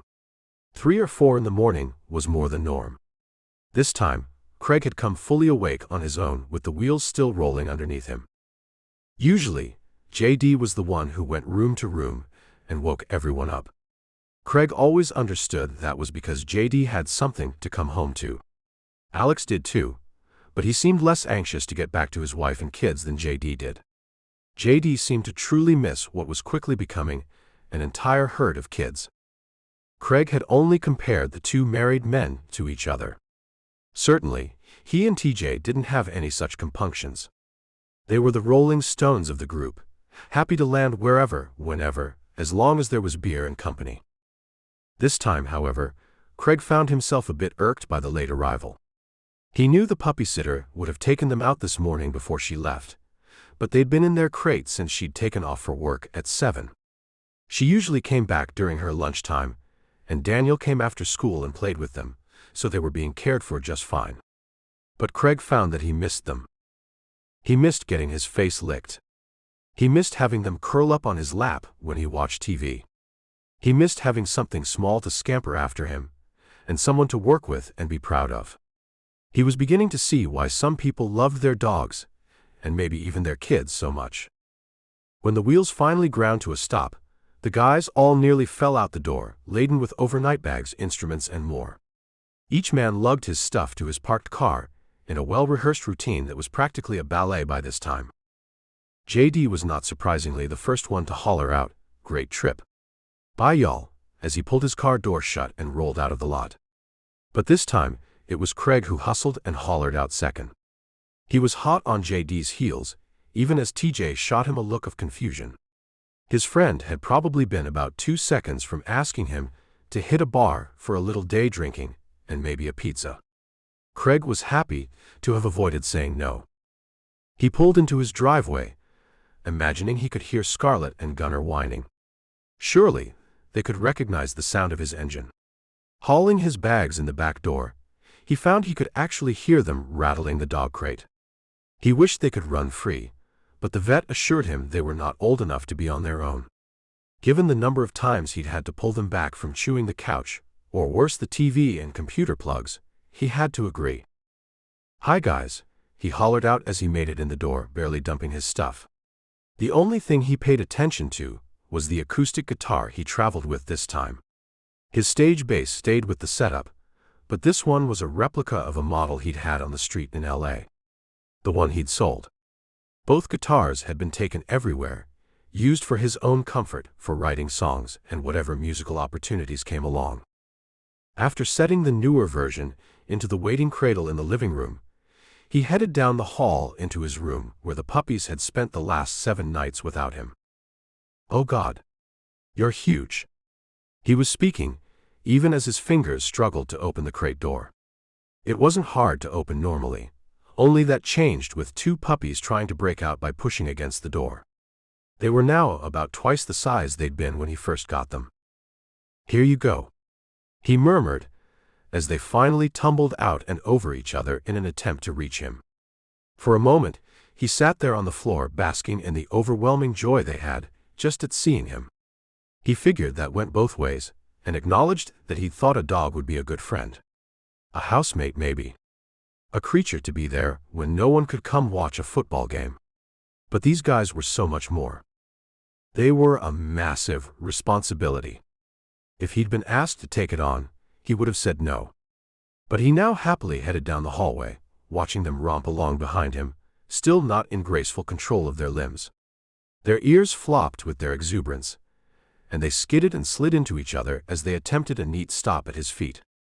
He tried not to laugh as he held the leashes in one hand and gave a command for "sit." They looked at him with their feet still dancing. Craig waited. It took 3 tries and him pushing their butts down and showing them sit again before they were ready to go. The sitter hadn't trained them much, he could tell. Maybe he needed a pro, not just one of Kelsey's sitters for her kids. Scarlett and Gunnar scampered down the steps, hitting the ends of the leashes, and he tugged back a bit, letting them know he wouldn't be dragged. The vet and the dog book had both warned him. They couldn't do much damage now, as far as tugging him around, but if he didn't train them, he could have 80-pound terrors on his hands in about 6 months. So, with one pocket full of small dog biscuits and the other full of plastic baggies, he let them head down the sidewalk. The air was definitely getting colder, but the sun was out, and he even said hello to a mom with her 2 toddlers in a stroller. He looked at the kids differently now, after thinking about all that Shay was going through. He didn't even ask for updates from the lawyer. Shay would tell him what she wanted him to know, when she wanted him to know it. If she ever did. He had to be okay with that. A gift was a gift. His little duo made training stops where Craig worked them on some basics and handed out treats liberally. About an hour later, when he was on his own block and the dogs were starting to drag their energy happily used up, he turned the corner to see his front doorstep was occupied. He couldn't see clearly who it was, but the clench in his heart told him with no uncertainty that it was Shay. She hadn't seen him yet. In fact, she looked like she'd been waiting there a while. Her purse was set beside her on the stoop, and she was looking down at her phone, maybe texting or playing a game. For a moment he stopped and stared. It had been 9 weeks since he'd seen her or heard from her. He'd gone out with TJ, but hadn't been impressed by any of the women at the bars they were frequenting. He'd then let Kelsey set him up with an acquaintance. Kelsey had tried to be casual, inviting the woman to family dinner. But at the end she'd found a moment when only Craig could see her face, and Kelsey shook her head, no, her face scrunched up like she'd been offered a distasteful food. It wouldn't work out. Craig had agreed. But now, sitting on his porch steps, he could see the reason why nothing appealed to him. He wasn't over her. Given what they'd been through, he hadn't quite understood how deeply he was under her spell. She kept leaving him, pushing him away, and he let her. He had to. Somehow, she kept turning back up. When he slowed his pace, the puppies picked up theirs, tugging at their leashes. Craig wondered if they remembered her, or if they were just drawn to her like he was. He was a little closer before her head popped up and she spotted him, immediately reacting. Shoving her phone down into her purse, she jumped up to standing, then wiped her hands on her jeans in a clear show of nervousness. She stood like that, unmoving, as he approached his own front door, Scarlett and Gunnar tugging harder on their leashes, trying to get to her. A few times she pushed a smile onto her lips as she watched him come closer, but it didn't look natural or overly happy. When the puppies made it to the hem of her jeans, Shay wiped her hands on her thighs one last time and offered a tentative, "Hi." "Hi." He looked at her, wondering what it was this time. Though he waited for a moment, she didn't say anything else, and he had to prod her. "To what do I owe the pleasure of your company?" He hadn't been able to make the overly polite words come out with a casual cadence, and she clearly picked up on that. While just the sight of her, just the knowledge that she was here, grabbed him in the gut and twisted, he walked around her on his way up the steps and slid his key in the lock as though she were the mailman and not the one he couldn't forget. He heard her take in a breath. "I was hoping we could talk." He nodded and motioned her to follow him inside. The door led almost directly into the living room, so he waited until she picked up her purse and closed the door behind her before he unclipped the dogs and went about setting up the baby gates he'd purchased. Craig did it to avoid talking to her for another minute, and as he looked at the puppies, he realized they'd be over the gates in another week. Maybe sooner, if they put their minds to it. By the time he'd set everything perfectly, she still hadn't said another word. She looked nervous, and he wondered what made her drive all this way again after how it had gone down last time. "I do have a phone." She nodded. "I really wanted to talk to you, in person." Then she licked her lips as he waited her out. Craig had no reason to make this easier for her. But as he watched her nervously try to start, he realized that response was petty and jealous. He wanted her for his own, and he couldn't have her. End of story. No need to make her upset about it too. Though she was the one who'd chosen this path, he didn't think it would have been her first choice either had things been different. So, he opted to crack the door a bit. Making the first move toward peace was another thing that was new to him. As hard as it was, he made a mental note to tell TJ thank you for each time he'd reached out to Craig when he'd been acting like a dog backed into a corner. He found himself taking his own deep breath of awkward air. "Would you like a drink?" She nodded, and he found ease in working out the details, soda or tea or water. "Ice."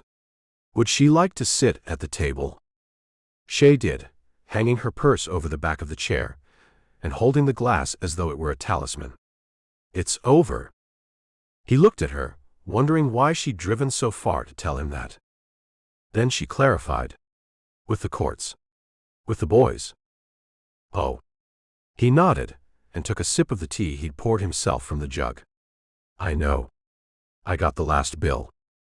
So you know what happened? She asked, her head tipped. No. It was a gift. I paid the bill. I didn't follow up or ask how you were spending it. He shrugged, growing uncomfortable again. Well, it turns out Owen isn't even Jason's son. That shocked him. It would mean Shay was cheating on Jason. No, I didn't. She looked at him sharply, reading the path of his thoughts. Long, awful story for another day, but that terminated Jason's parental rights pretty quickly. Wilcox, the lawyer, shook him down with some criminal records, and then Jason got himself locked up for assault. All in all, he's gone from our lives for at least 5 to 10 years, and hopefully for good.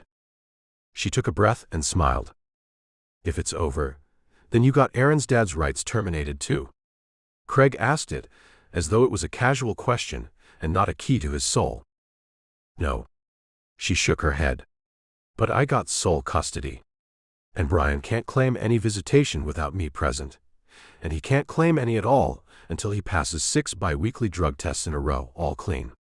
He has to initiate the testing, then request visitation through the court. Wow. Though it would require a lot from Brian, Craig thought that was a reasonable solution. A man should be able to see his child if he was clean and sober and the mother was present. Yeah. I agreed to it. Honestly, I don't think he'll ever do it. She took another sip. Then she dropped the bomb. Since I'm not tied there anymore, I'm moving away from Bristol. Chapter 27. Craig felt his heart slip up and lodge in the back of his throat. Though he told himself he was done with Shay, even as he acknowledged that he wasn't over her, her words sparked the knowledge that he'd harbored some real hope that things would come back around. That at the very least, he could hop in his car and drive to see her if the urge hit. What if she took off for L.A.? Her sister was there. Colorado. South Florida. Montana. They were so far away. He inhaled a deep breath through his nose and tried to look unaffected. He wasn't sure whether he pulled it off. So he offered her what he thought was an encouraging nod. That sounds like a plan. She looked nervous, and for a moment it occurred to him to wonder why. She wasn't tied to him anymore. Even the bill had been paid. But as he watched, she swallowed. You said to put my savings into a college fund for them, but I think I have something better. She wrung her hands together, and he watched as she took another fortifying breath. I'm going to try to get us a decent house in a good neighborhood. The boys can get a better education, grow up where there aren't beer bottles in the street. If other kids have parents that encourage them to be educated, maybe they can get scholarships like Zoe did. It won't wait until they're 18. The benefits can start now. And if I buy, I can take the equity to fund their college. That sounds like a great plan. He still had no clue why she'd come here to tell him that. He was attempting to force his words to sound normal around the thought of her being even farther away. So I went online, and I did some research. You know, schools, real estate value, neighborhoods. She reached into her purse. I have about 5 different places that fit. Somehow, her hands managed even more fine tremors as she retrieved what looked like a map of the entire United States. Shay spread it out across the table with her hands flat. Here's what Zoe and I found. There's a place in Irvine, California. It's good, and we'd be close to Zoe, but I don't know that she wants to stay in L.A. forever. And with traffic, we wouldn't be that close. Here's another one in Central Florida. There would be a beach we could drive to, and that would be cool. But I don't know anyone in Florida. She worked through one in upstate NY that apparently made the most economic sense in a house-to-school ratio she'd worked out. But I don't know if I could find the right kind of work there. He wasn't paying attention. There was a red circle just northeast of Nashville. When she finally looked up at him, the words dripped out of her mouth and faded away. Her finger drifted to that circle. That's why I'm here. He nodded. Craig, I know people here. I should be able to get some intros to other musicians who need stage costuming handmade. There's a lot of that business here. Plus, the theater scene is pretty big in some parts of town. I have a referral from Bristol. It's a small theater, but my portfolio should speak for itself. He nodded. She looked him in the eyes. It's my favorite location out of all of them. It's where I want to be. Why are you asking me? He could hardly breathe. Having her here. Maybe running into her? Nashville is big enough for the two of us. This area of town. This county has the best schools for the home values. But I wanted to ask you first. He interrupted, barely able to keep from jumping up from the table and asking why she couldn't just leave him alone and let him get over her. It's a free country. Move wherever you want. I can't live here if you don't want me here. The words were breathy, light, far too worried for the woman who held all the cards. I can't live here if... She trailed off, as though unable to speak the words. Craig almost bit his tongue trying to hold back and not yell something at her. But what, he didn't know. I can't live here and see you sometimes. I mean, we have some of the same friends. So if I was here and ran into you, if you were seeing someone, I mean. She wasn't even speaking English, her words were so jumbled. He was about to say something to make her shut up and leave, when she finally pushed it out. I couldn't live here and not be with you. It would break my heart. She looked straight at him, tears shimmering in her eyes. Craig stared back. His own heart stopped beating surely. He thought he understood what she meant, but was horribly afraid that he was inventing the interpretation he wanted. What? I want to move here. A tear broke free and ran down her cheek. And I want to be with you. I want to give us a try. I need you to tell me if there's any hope. Later, he would wonder if he jerked her to him too hard. He was never sure if he went around the table between them or over it. He only knew that the last words didn't get out of her mouth because his lips were on hers. He had her out of the chair and pressed up along him before he even realized he did it. But the taste of her hit his veins like sugar. The feel of her tingled and buzzed where he touched her and radiated outward from there. Hardly able to breathe, but unwilling to pull back, he held her to him. His mouth fused hers, tongue seeking before he even consciously understood that yes, she was kissing him back.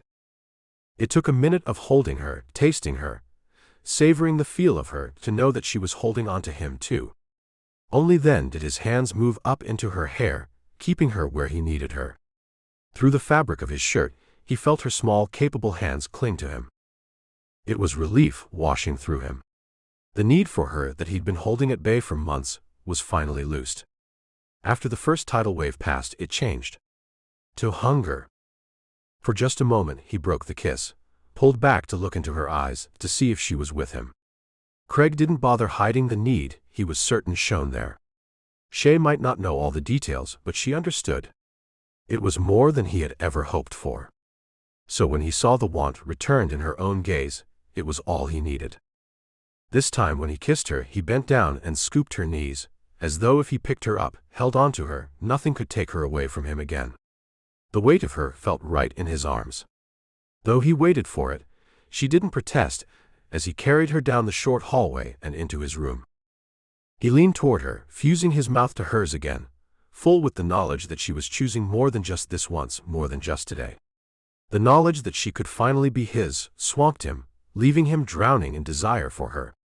The sound that breathed out of her lungs was a siren call, some undeniable cross between a whimper and a moan. Later, as the last breath was wrung from him, he looked at her again, taking in the dreamy look on her face. And he wrapped his arms around her, both of them still breathing heavily but unable to give her space. Shay was here. Here. With him. He tumbled over the edge into a deep sleep. Later, Craig woke to the sound of puppies whining. He'd forgotten they were there, that they'd likely watched him with Shay. Shay. She was warm in the crook of his arm, and he didn't want to move. Didn't want to wake her, didn't want to leave her side to clean up little piles of dog poop. But Scarlet whined again, and Gunnar put a paw to the lock, rattling it. Shish. Craig whispered, as he rolled away from the soft heat of the woman he loved. He stood for a moment, stunned, and wondering why he didn't know it before. It didn't hurt. It didn't scare him. It simply was, and that was wonderful. He loved her. Quickly and quietly, he pulled on sweats and undid the clasp on the crate, noticing for the first time how noisy it was. He made a mental note to put WD-40 on it, then a second mental note to find out if WD-40 was harmful if a dog licked it. He slipped out his own bedroom door, looking back at Shay, rumpled and sleeping like an angel. Want shot through him again, but he ushered the small dogs down the hall and out into the newly fenced backyard. In bare feet, he stood on the back patio surveying them as they sniffed around. Then he turned and looked back through the glass door at the table with the map still spread out. 2 glasses made rings on the surface of the already scarred table, and he didn't care. It spoke of home to him. A movement beyond the dining area came to him, and he watched as Shay walked into the living room, dressed and ready to go. She picked up her purse before she spotted him. Chapter 28. Shay reached down into her bag looking for her phone. She'd checked in with Zoe when she arrived, but that was yesterday. Her phone volume was set loud enough for her to hear it over the boys yelling or the dishwasher running, but now she questioned whether she would have heard it over the sounds she and Craig made last night. Aside from seeing that she had no messages when she and Craig came out to find food late in the evening, she hadn't done anything. So she hadn't texted Zoe to say she was here with Craig, or that she even had a safe place to stay. If things had gone badly and she'd hit the road right away yesterday afternoon, she might have been home by now. Shay looked up to see Craig watching her through the glass of the sliding door, an odd look on his face. But she turned back to the phone and sent a quick message to her sister. She knew the power of getting involved with Craig. He could easily make her forget to check in. He'd already done it once. His attention away from his small, scampering dogs, he slowly opened the sliding door but didn't come in. Leaving already? The flat tone of his voice worried her. No. I mean, I have to go relatively soon, but not without saying goodbye, and I had hoped not without breakfast. He nodded, then turned back to the dogs, clapping his hands and calling them in. Once he got them both over the threshold, he slid the door shut behind him and stood facing her. He looked good, standing there in only his old sweatpants, his feet bare despite the chill. His chest looked good enough to lick, but it was rising and falling in measured beats. Not good. He said he wanted her here. And after last night, it was clear he still wanted her. Better to just ask. What's wrong? You're leaving? His eyes were as flat as his tone. I have to go home to my boys. And if I'm moving to Nashville, I should see if I can find an apartment today. Put down a down payment. Her own heart stuttered as she wondered what could be so wrong after last night. He nodded. When will you move here? Over Christmas break. She swallowed, the stilted feelings stuck between them clogging her throat. In 3 weeks. He nodded. That was it seemed. Maybe that was enough. But Shay broached another topic. Before she laid down money and made her plans, she needed to be sure. Have you been seeing anyone else? He shook his head. Not really. You? No. I don't date. She shrugged and fought the fear in her chest. Old Shay didn't ask the hard questions, and old Shay got jack all in return. What do you mean, not really? I went out bar hopping with TJ a few times, but I always went home alone. Kelsey set me up with someone, but it was just at family dinner, and it was pretty clear there was no chemistry. No, he was looking at her with a little more of the old heat. So number. I haven't slept with anyone else, or even kissed anyone else since Miami. I couldn't shake you. She smiled, surprised at how shy she felt given what they'd been up to last night. I couldn't shake you either. You sure tried. At least he didn't look upset. I didn't want to. I just couldn't see any way to do everything. She shrugged, unprepared for his next suggestion. You and the boys can stay here with me until you find a place. Her breath sucked in, and the want to take him up on his offer hit her like a bucket of water. I can't. She hated saying that to him. She felt she'd said it so much. But she couldn't make it happen. I haven't introduced you to my boys yet. I think they've both seen you. But there isn't enough time to let them get to know you before we would move in. He didn't respond, and she bolstered her argument. There's a lot going on for them. They both just lost their fathers, not that they were good or that the boys miss them much, but it's a big change. And the move on top of that, I can't add a new man. Do I get to meet them at least? He seemed frustrated. Of course. We can take them out with us. She looked around wondering what a real date with Craig would be like. She couldn't take her boys into a bar. Could she take Craig bowling? The idea required some imagination. You can come over for dinners. I know they'd love to play with the puppies. I want this to work, Craig. Then we'll make it work. He fisted his hands into her shirt and pulled her closer for a kiss. I just don't know how I'll make it 3 more weeks. We've already gone much longer than that. She smiled up at him. Sure, but I never knew you'd come back those times. I was trying to forget you. Now I'm waiting. Stretching up on tiptoe, she pressed her lips to his, firmer this time, rolling into him. Need hit her again, like it always did when he touched her. But this time, she wasn't afraid of it. She had faith that he wasn't trying to use her. He'd never raise a hand to her. But how would he fare with the boys? They would always be in the way. Kids were like that. She'd chosen to have them. He hadn't. Brian had never taken to Owen. Sometimes he'd been nice, but her second husband had never loved her first son. It was unfair to compare Craig to Brian. To any of them, really. He was a breed of his own. She'd just have to wait and see how things panned out between them. She wasn't rushing into anything this time.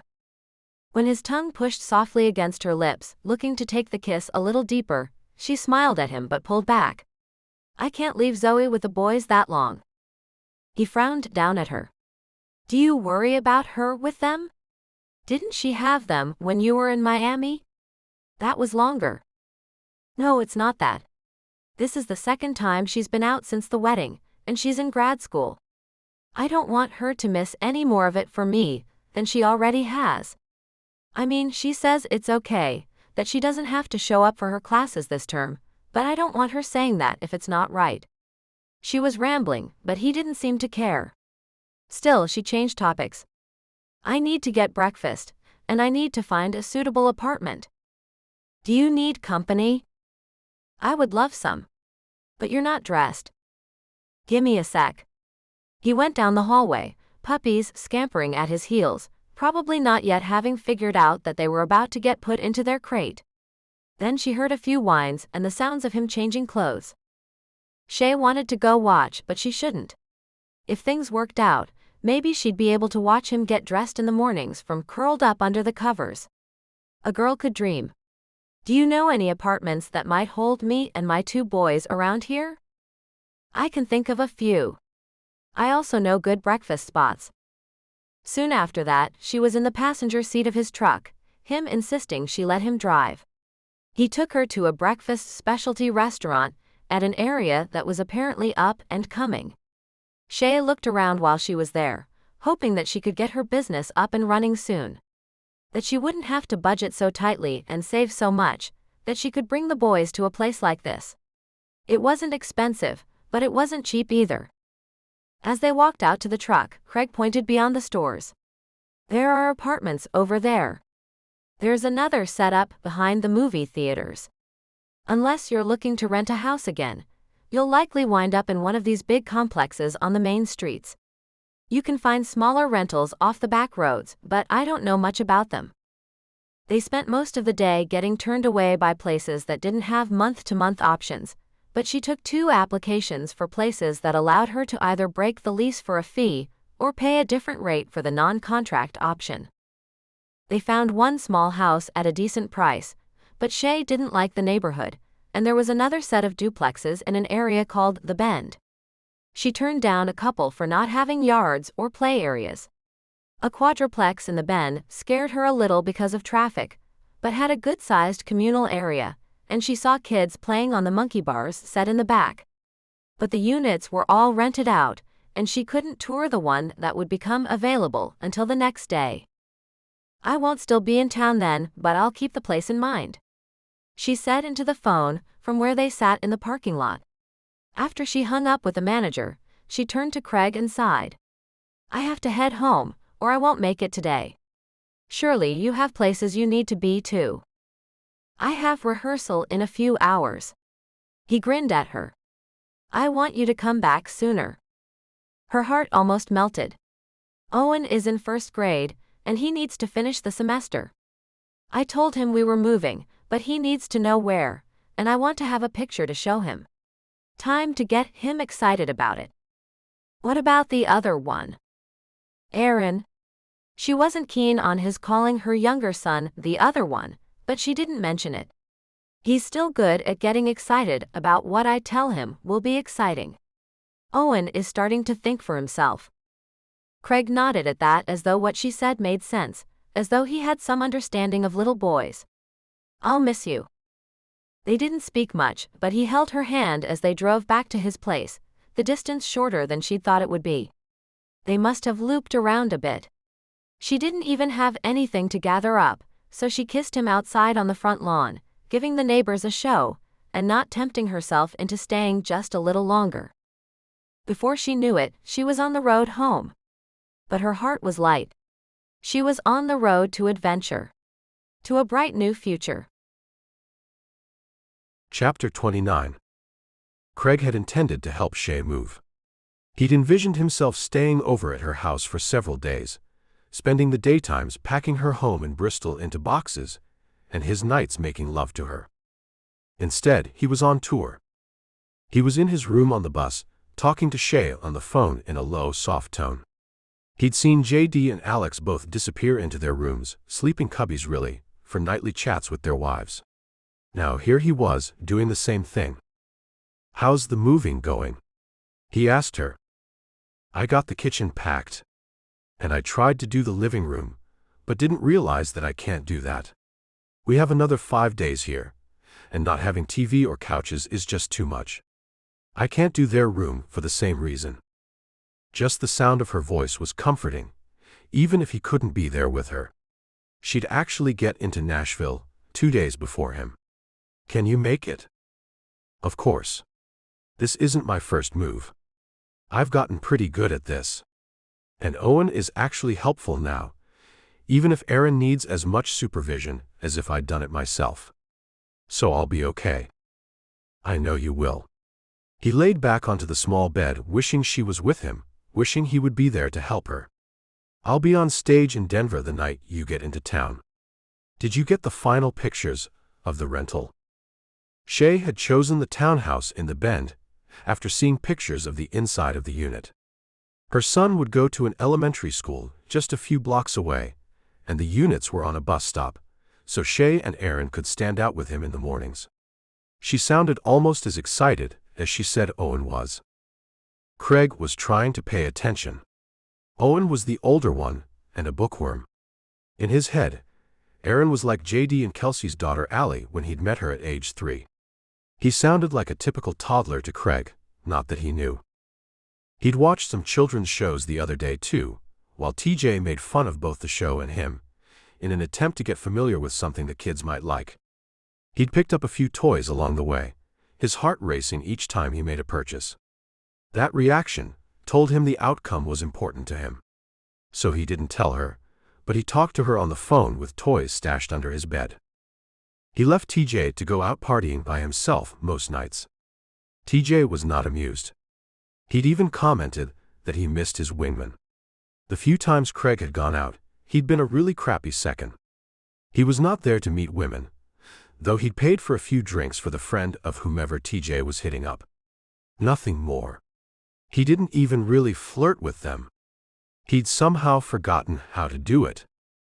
Mostly, Craig talked to Shay each night until she had to go, and he counted down the days until he was home. Each night he went out on stage and played with everything he had, as though if he screwed it up, he'd have to stay on tour longer. The days couldn't pass fast enough, but he was still nervous about getting back to Nashville. about having her in town, about it finally being real.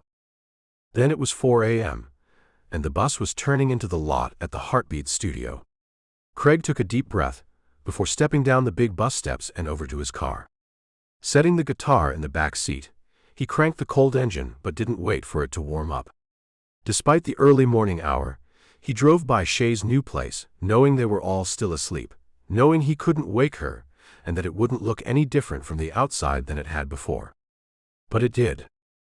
Shay's old beater car sat in the parking spot in front of the third red door, and the very sight of it warmed him in ways that also disturbed him by their depth.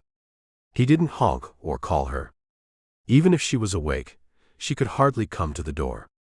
If the boys were up, they'd see Craig, and she wanted to really introduce him, something more formal than just the man that was here that day. Though both boys had at one time or other seen him around a corner, or when their dad dropped them off, he still had never been introduced. He had no idea if either child even knew his name. Then again, he did know. Shay said she'd been talking up all the people they would know in Nashville. Haley was here, and the boys already loved Haley. It seemed they'd been mortified not to be at the wedding, until Shay had convinced them that it wouldn't be any fun. She'd also told them about Kelsey and J.D., whom she met at the wedding when she'd hung out with Kelsey and Bridget a little. Kelsey liked her and had kids whose ages lined up with Shay's boys, so that was a plus. He sat parked in the space, looking at the red door, thinking about how excited Shay had sounded and how he wanted to take even a little credit for it.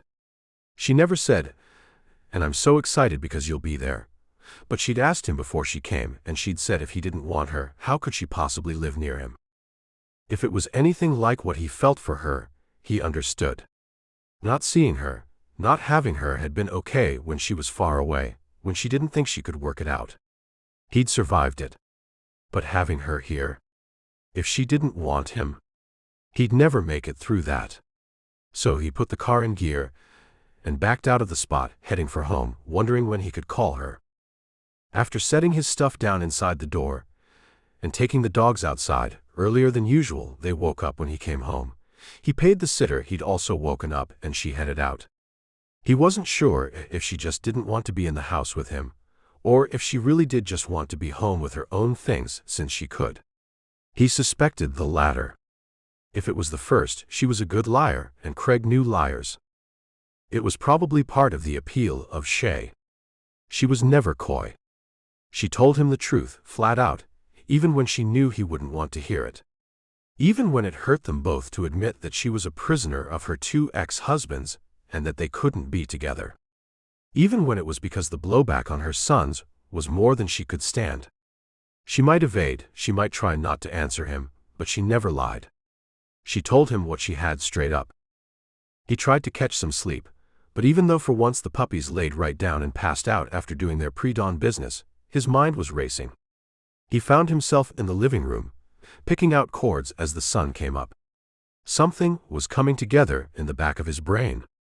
He could hear the strains of a melody, and tried combination after combination, until it struck him that he had it right. He was playing through several parts of it, the words still not formed but still scratching at some silent lobe of his brain, when he realized that it was 8 o'clock. For all his excitement, for all he and Shay had decided that they would have lunch together today with the boys, they hadn't pinned down a time or a plan. His day was at the mercy of a 6-year-old and a 3-year-old. But it was 8, so he grabbed the phone to call her right as it rang. "Hey Shay." Even as the words fell off his tongue, he realized that was hardly the way to greet her. "I was just picking up the phone to call you. I was just picking my heart up off the floor where it's been since I last saw you." The words jolted him, and he reached out to write them on the paper as she spoke something odd to him. Something that after a moment was clearly to the boys. Then she turned back to him. "I talked to the boys, and while they love the new apartment and want to stay here, they heard you have puppies. Ah, so they have no concerns about meeting me. Just the puppies. I hate to say it, but that's probably true. Boys and puppies. You understand." Her tone was lilting, like she was happy just to be on the phone with him. "Why don't you come by around 11? We'll take the puppies out for their walk, and we can figure out lunch from there." That sounds great. She sounded reluctant to hang up, and Craig's heart swelled at the thought of it. Even as he clicked the button and turned back to his guitar, his brain raced. When had anyone ever just loved the sound of his voice? Okay, that was a stupid question. He had fans. But they liked the tone and timbre of his voice. They liked the sound. Shay seemed to like that it was actually him on the other end of the line. He'd written for another hour when he had a disturbing thought. His fridge was completely bare. He already didn't know if he had anything her boys would want to play with besides the dogs, and he didn't even have food if they wanted sandwiches. Or chips. Or soda. Did she let her boys drink soda? He needed juice. And soda. Because if she did let them drink it, and he didn't have it. His heart rate kicked up, thinking how important it was that he make a good first impression on her kids. He had sized up his foster parents, his caseworkers, even his tricks at the drop of a dime. He expected her kids to do the same. Then again, maybe they didn't have the practice that he'd had at it by even a young age. He hoped not. But he was going to do his damnedest to make sure he got it right. Just in case. With the guitar abandoned on the couch, rather than set back up into its holder, he grabbed his wallet and keys and dashed out the door. Chapter 30. Shay shuffled the boys into the car, surprised how nervous she was. It was not only the first time the boys were really meeting Craig, it was her first time seeing him on his turf. She'd been to his house before. That wasn't the issue. But she'd moved herself and her kids here because he was here. This was permanent, even if Craig turned out not to be. She had just started the engine when she realized she'd moved to be with a man. Again. It was how she'd wound up in Bristol in the first place. She'd grown up in a small town in the western corner of Virginia, but Jason had wanted to hit the big city and she'd followed him. Her breath came fast as she wondered if she'd made another monumental mistake. She'd been thinking about kids with Craig. Her kids and maybe a few more.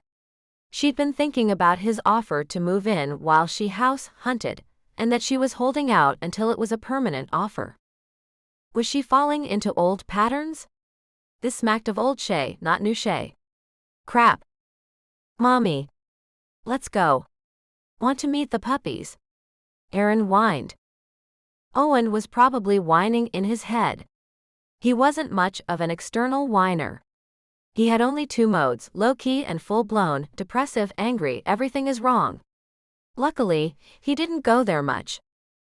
She pulled out of the spot, realizing she had no options except to go to Craig's. She'd promised her boys a chance to play with puppies.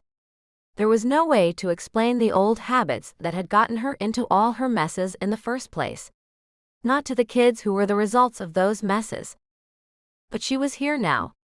And there was no going back, even if just because her boys didn't deserve another move, another change of scenery. She was going to have to watch herself carefully. No pushing Craig to suggest she move in with him. No asking for extra favors, he'd already done more than anyone else. She took the last turn into his neighborhood with a deep breath and a glance around at the other houses on his street. Pushing down the sigh and the desire to have a house like his, she fought against it. The very last thing she should do was move into his neighborhood. That was incredibly poor planning. What if it all fell apart? What if her boys had to deal with their mom seeing her ex every day? She hadn't even had to deal with that with Jason or Brian. She parked on the street and watched as his front door swung open. He didn't come down the walk. Probably not wanting to overwhelm the boys, he stood there with one shoulder pressed against the doorframe, arms casually crossed. He looked like a sin waiting to happen. His white thermal shirt had some black print design on it. It was pushed up at the sleeves, giving peeks of the black ink tattoos that snaked down his biceps and just beyond his elbow. They looked like a continuation of the design from the shirt. His jeans clung to him, and she knew what his ass looked like both in and out of them. Over the roof of the car, she offered him a smile that she hoped looked sincere and not horribly nervous. If her boys didn't like Craig, she didn't know what she would do. But Owen was already out of the car, and Aaron was jumping against her hands as she tried to unsnap him from his 5-point harness, then walk him around to the side of the car with the sidewalk. Both boys came to a dead halt about halfway up the sidewalk until Craig smiled at them, his arms unfolding. Shay jumped in. "This is my friend Craig that I told you about. And he has 2 puppies inside. They're really excited to meet you." He offered up and stepped out of the doorway, inviting them inside. She stepped through the front door, not remembering any of the previous times she'd done that. Each time before had been too fraught with other problems to take notice of the hardwood floors, the open curtains and light, airy feeling. This time she noticed not just that the old furniture made her feel more at home, but it made the whole place feel more like a home. Craig disappeared into his room, and she watched as Scarlett and Gunnar came scampering down the hallway toward the sound of voices. They skidded to a stop, poorly, as though they wanted to meet the boys up until the point where it actually happened. Shay thought they were a lot like kids that way. Owen crouched down and stuck out his hand, making her wonder when he'd had experience with dogs before because he looked like he knew what he was doing. Aaron glanced at his brother and then tried to do the same thing, though his chubby little toddler legs didn't quite have the grace of Owen's older frame. For a moment the world disappeared, and Shay found herself immersed in a thought she'd had pretty often lately. Who was Owen's genetic father? Given the circumstances, he couldn't be a decent man that she'd want in her son's life. But as she looked at Owen, she was grateful that he'd passed on at least some good genes. Shaking her thoughts off and trying to pay attention to the moment, she looked up at Craig and softly asked, "Do they bite?" His eyebrows popped as though he'd never thought about that question.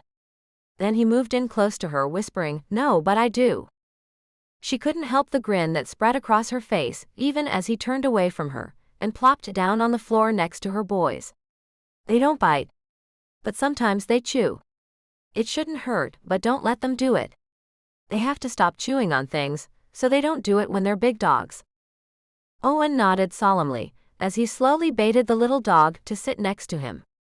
He stroked the tiny head, petting all the way down to the tip of the tail, and pretty much mesmerized the little dog. But when he picked Gunnar up to settle him in the cradle of his lap, Gunnar popped back up and tried to play.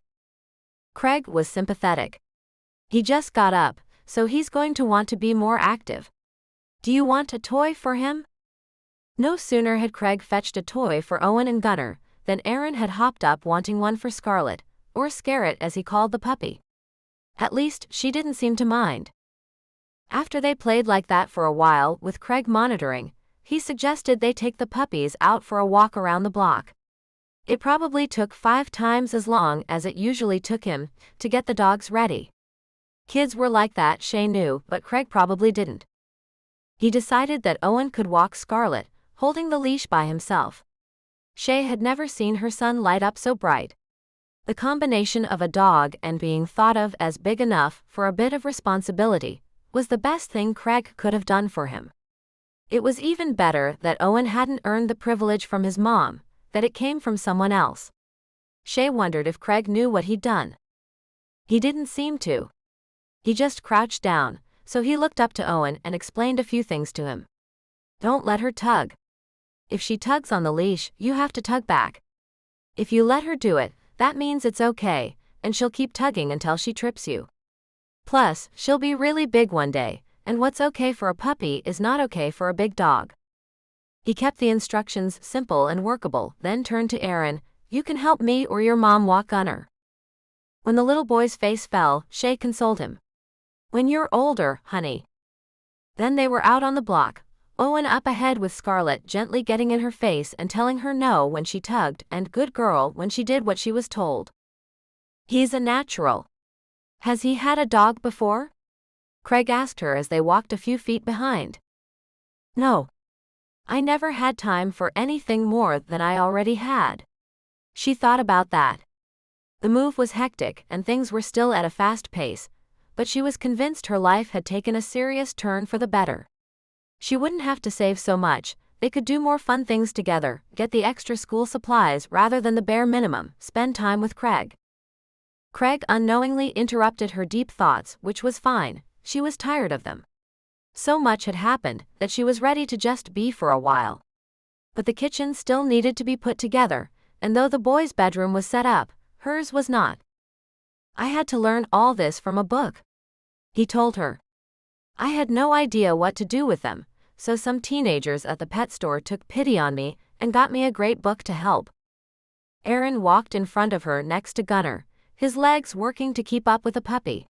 He babbled to the little dog the whole way, touching Shay's heart with his joy. They looked like a family out walking their dogs. Her heart surged. Then her brain shut it down. Her mother had been manipulative. Her husband's had been manipulative. And Shay had to admit that she had to. She'd learned to work the system, and whenever she could work it in her favor, she'd done it. As she watched Owen give a gentle tug back on the leash as Scarlett tried to surge ahead, she thought that she and Jason had probably never spoken a single true word to each other. Even when she told him she loved him, she'd meant it, but she had been lying, because she hadn't even known what love was then. She knew it now with her sons. She almost stumbled at a crack on the sidewalk as her brain turned over. With a frown, Craig reached out and took the leash from her. As the change moved Gunnar's path on the sidewalk a bit, Aaron noticed and turned around. He opened a wholly unrelated topic, as he often did. "How come you don't have a Christmas tree?" "That's a good question.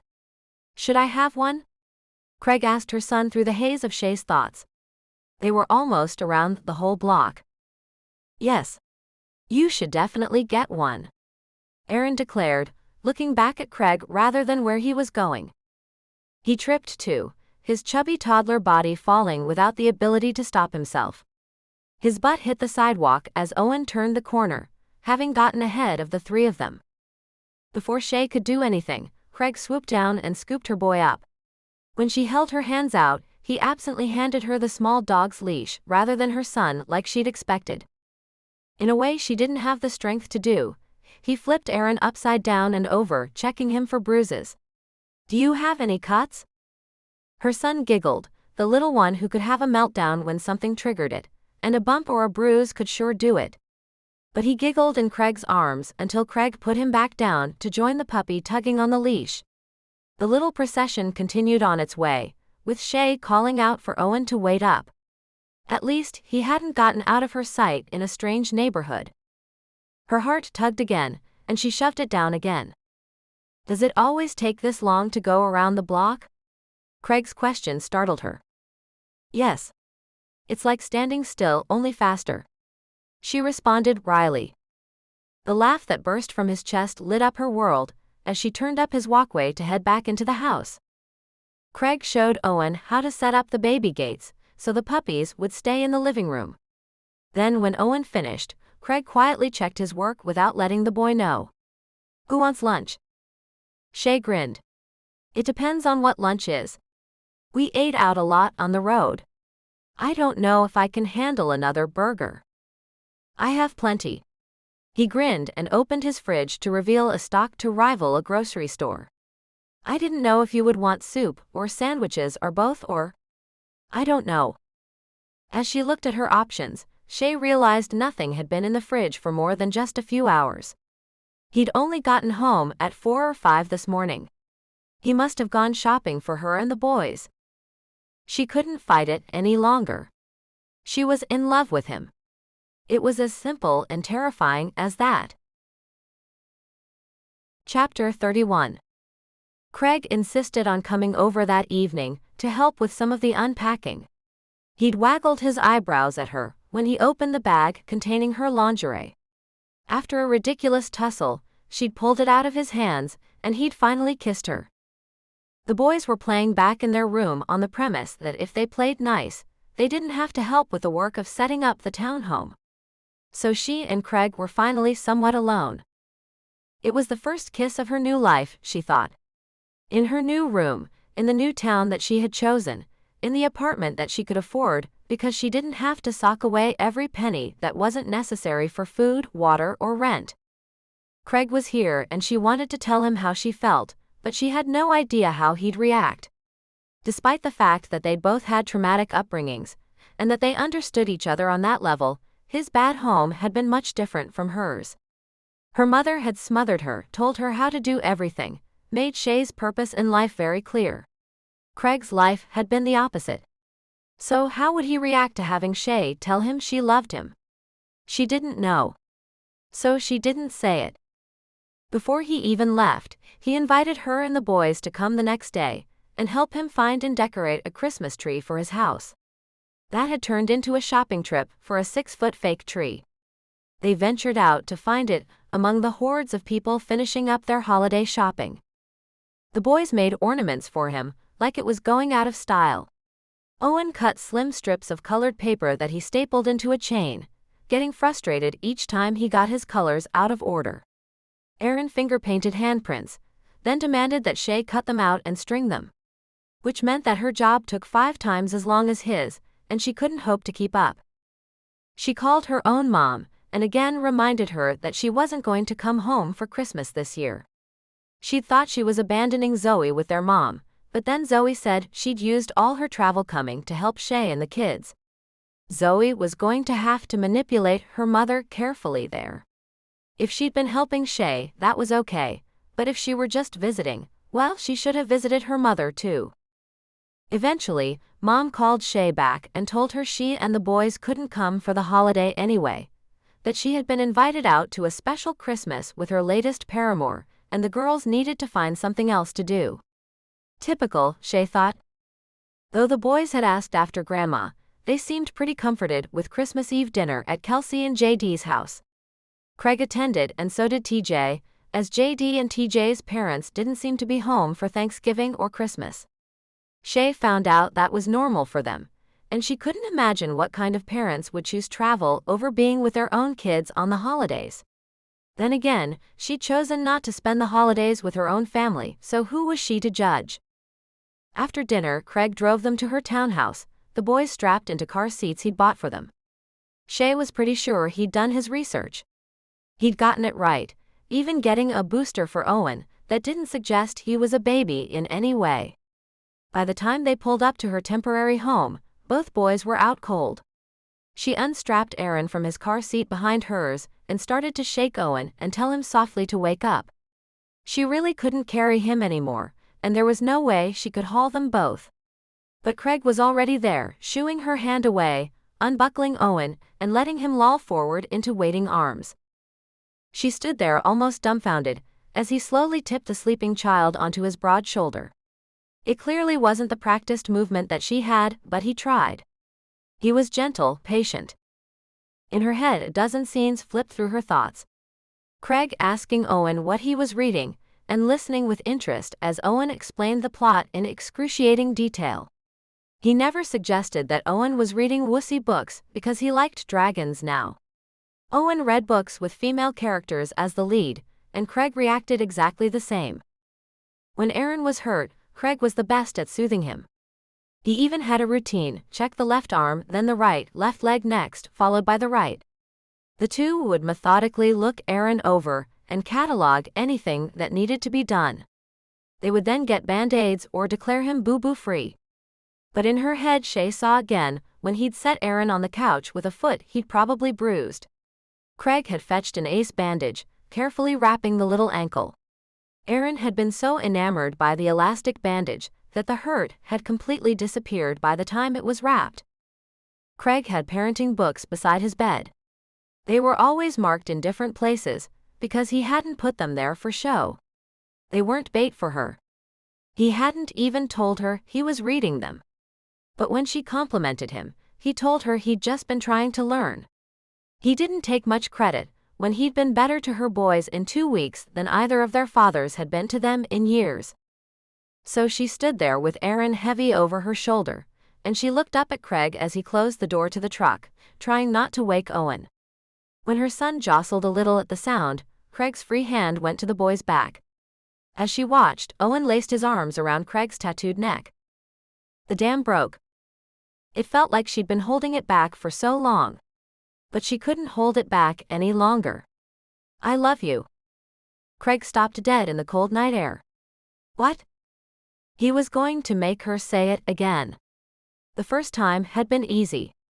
Too easy. It had fallen out by mistake. But a second time? She gulped. I love you. She'd said it out loud, she was sure, but Craig still just stared at her. Then, with a dazed look on his face that she really couldn't interpret, he turned and went up the walk, calling back to her, "It's cold. Let's get them inside."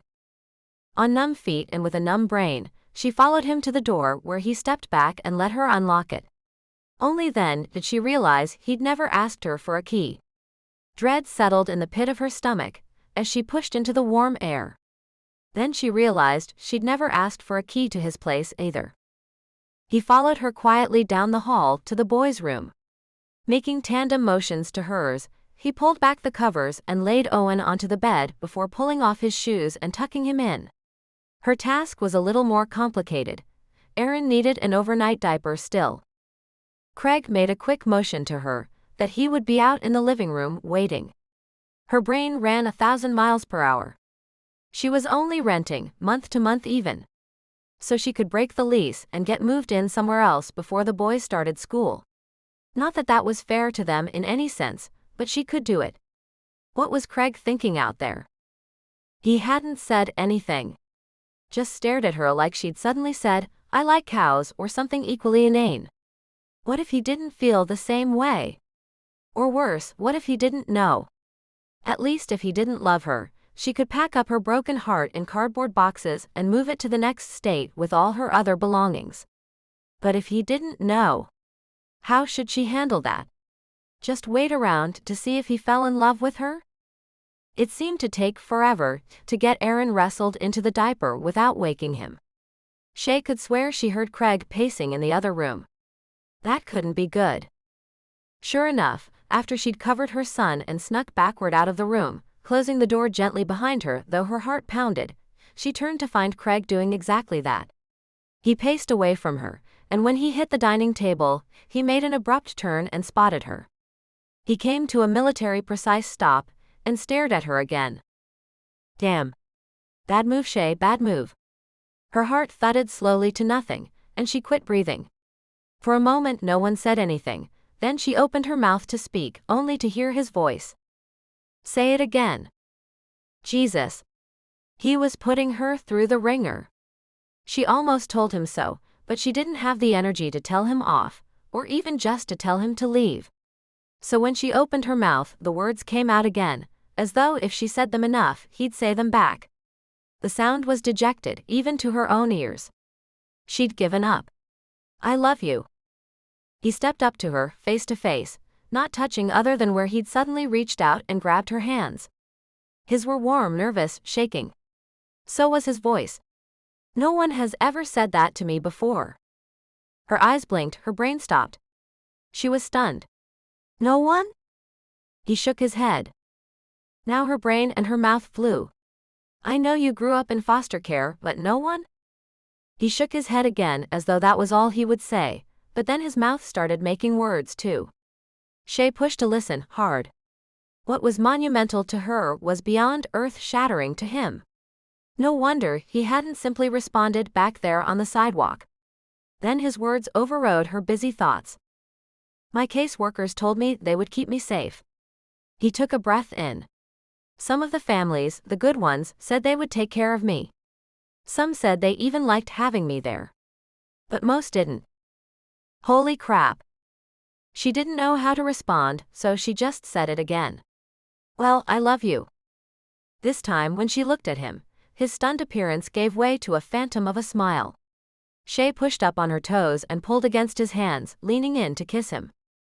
His mouth was hot against hers, burning with need.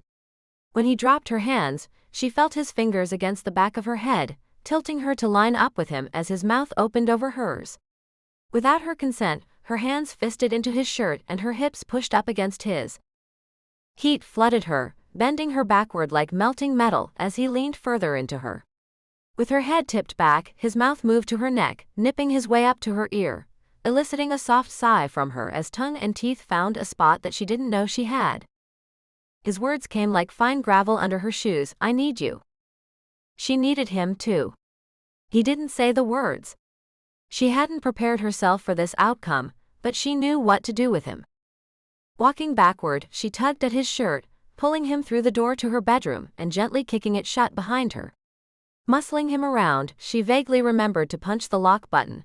Then she fisted her hands into his shirt again and pushed him back onto her bed. "It's almost Christmas," she whispered. "Be my present."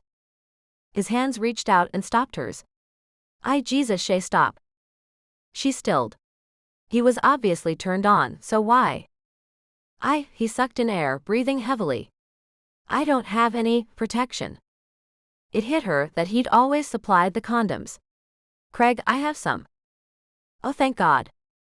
Grabbing his face in her hands, "I love you." Craig stayed there, hands on her hips. "Again." She said it for him again and again, each time he asked until words were beyond her. "I want you to stay. It's Christmas." Her chest still heaved with the effort of the words. His hands stroked her hair, her back, making her feel loved. She hadn't been prepared for this. She wasn't prepared when his hands stilled, holding her in place. "Shay, I've thought it so many times. I've known for a while now, but I've never said it before, so give me a minute." Her arms clenched around him as her heart thudded in her chest again. Tears leaked and hit the sheets behind his shoulder before he got it out. He did it one word at a time. "I love you." Chapter 32. This time, Craig hit the tour bus with both a lighter and a heavier heart. Lighter because Shay put Owen on the school bus, then dropped Erin at daycare, then shirked her sewing for the morning to come tell him goodbye. She did it with style, too. He grinned down at her, propped on one elbow. "I think the neighbors heard you." "I think they maybe heard you, cowboy." She swatted at him, and he rolled over even though he didn't want to. Once he'd gotten to Nashville and gotten a real job, he'd never been late for anything. He hadn't even asked to change shifts until it was for a gig for Wilder. He wasn't one to show up late to rehearsals, despite the fact that he went out drinking and partying just as often as TJ, who occasionally rolled in a little past start time. Shay always tempted him. But now she pushed against his arm. "You have to get ready. I hate that you have to go, but you have to go."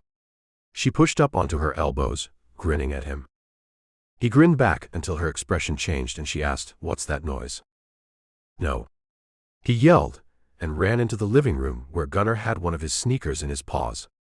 No longer quite so small, the dog had his jaws clamped on the back of the shoe and worked a piece of it off as he made satisfied little sounds at his accomplishment. Craig would have been furious about the rip, but he could clearly see it wasn't the first. The dog had been at it a while. Searching the room for Scarlett, Craig found her sitting in the corner with a rope toy. He petted her and gave her a treat before putting his fingers in Gunnar's jaw and opening them the way the book had demonstrated it. He pulled out the ruined shoe and got angry at the puppy. He shook the shoe in the little dog's face. No. She was mad. Then he bonked Gunnar's paws with the shoe, one at a time, until the puppy was afraid of the shoe. "No shoe." He spoke in a low, angry voice, then picked up the pieces and threw all of it into the trash with a weary sigh. When he stood and turned away, he caught Shay, respectfully back in her underwear, standing at the bedroom door with her hand over her mouth to hide her giggles. "Hey. Don't." He scolded her, too. "That hurts to be mad at my dog. And right before I leave, too." Her arms wound around his neck. "Trust me, I know exactly how it feels." But the shoe being mad at him was just... "Shut up." He brushed her aside, a smile on his face as she giggled one last time. "It's what the book said to do." He shrugged into his traveling clothes, loose jeans and old t-shirt and... Damn it. The dog ate the sneakers I was going to wear. He rummaged around under the bed until he found an older pair that would suit and shoved his feet into them. Then he looked at the clock, trying to calculate whether there was possibly time for one more go-round with the nymph in the lace underwear. Sadly, there wasn't. "I have to go. Use your key to lock up." She nodded at him, and he did all the last-minute things he normally did, but this time with Shay watching. He put the puppies into the crate, a harder job each time, because they were always just a little bigger than before, and the opening seemed a little smaller. Gunnar walked in on his own, his head hanging. Craig couldn't resist giving each of them a good rub behind the ears. He couldn't leave Gunnar that way. Then he filled their bowls, set timers on the lights, checked all the knobs on the stove, and so on. At last he put his guitar into his traveling case and slung his old duffel bag over his shoulder, and turned to find Shay still waiting in the entry to the hallway, still not dressed. "Jesus, you are going to ruin me for this trip." She smiled and pressed a kiss to his lips. "Travel safe. Call often. And remember, I love you." "I love you too." He turned away, biting his lower lip. It got easier each time he said it.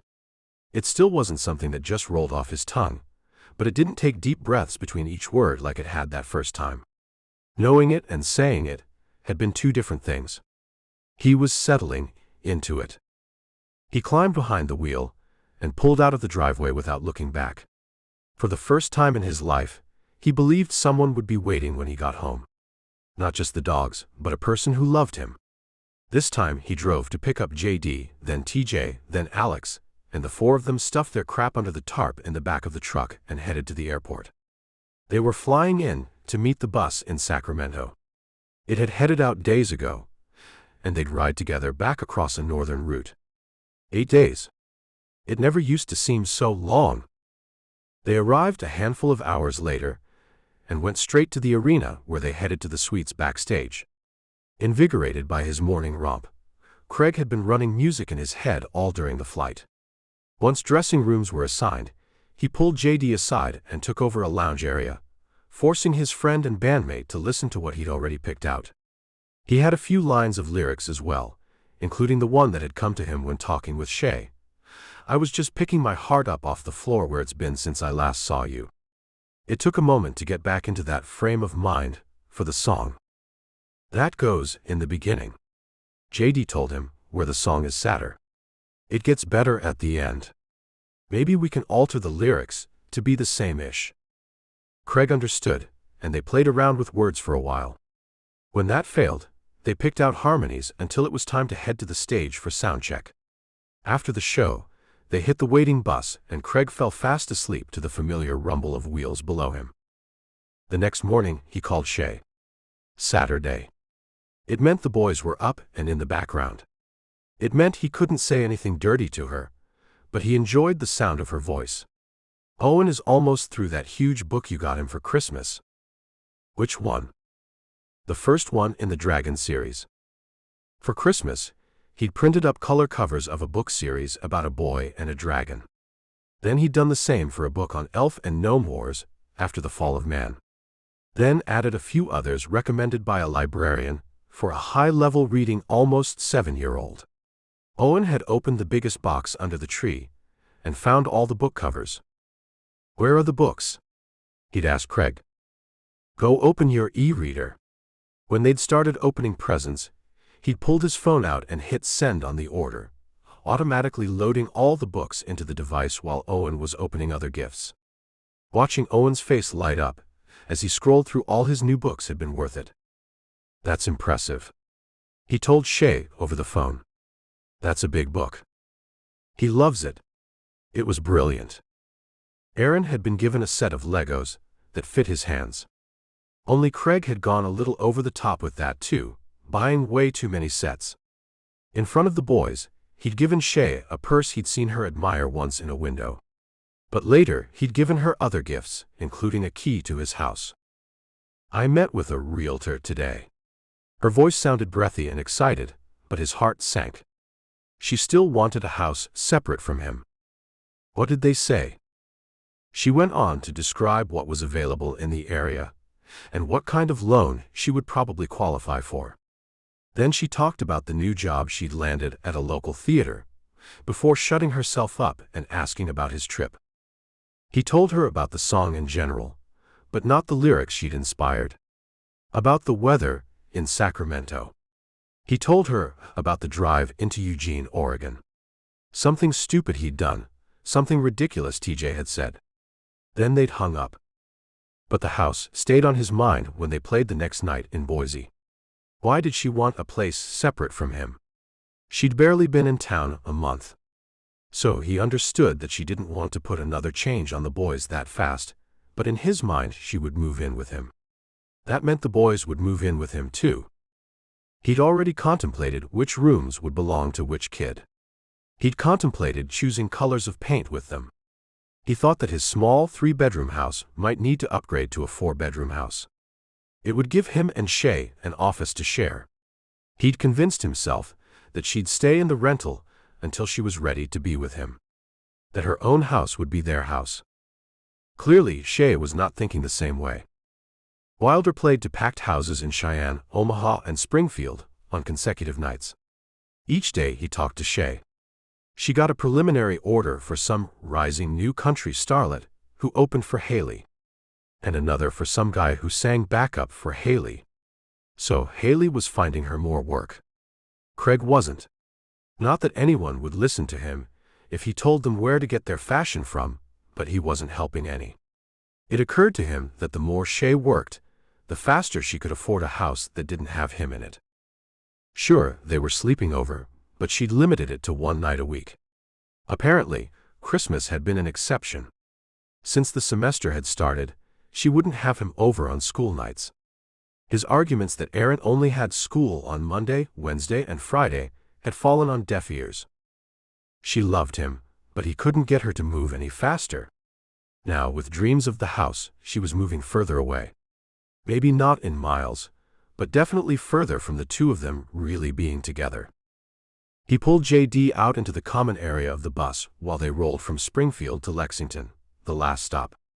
Though he wasn't where he'd once been, the song about picking his heart up off the floor had just become easier to write.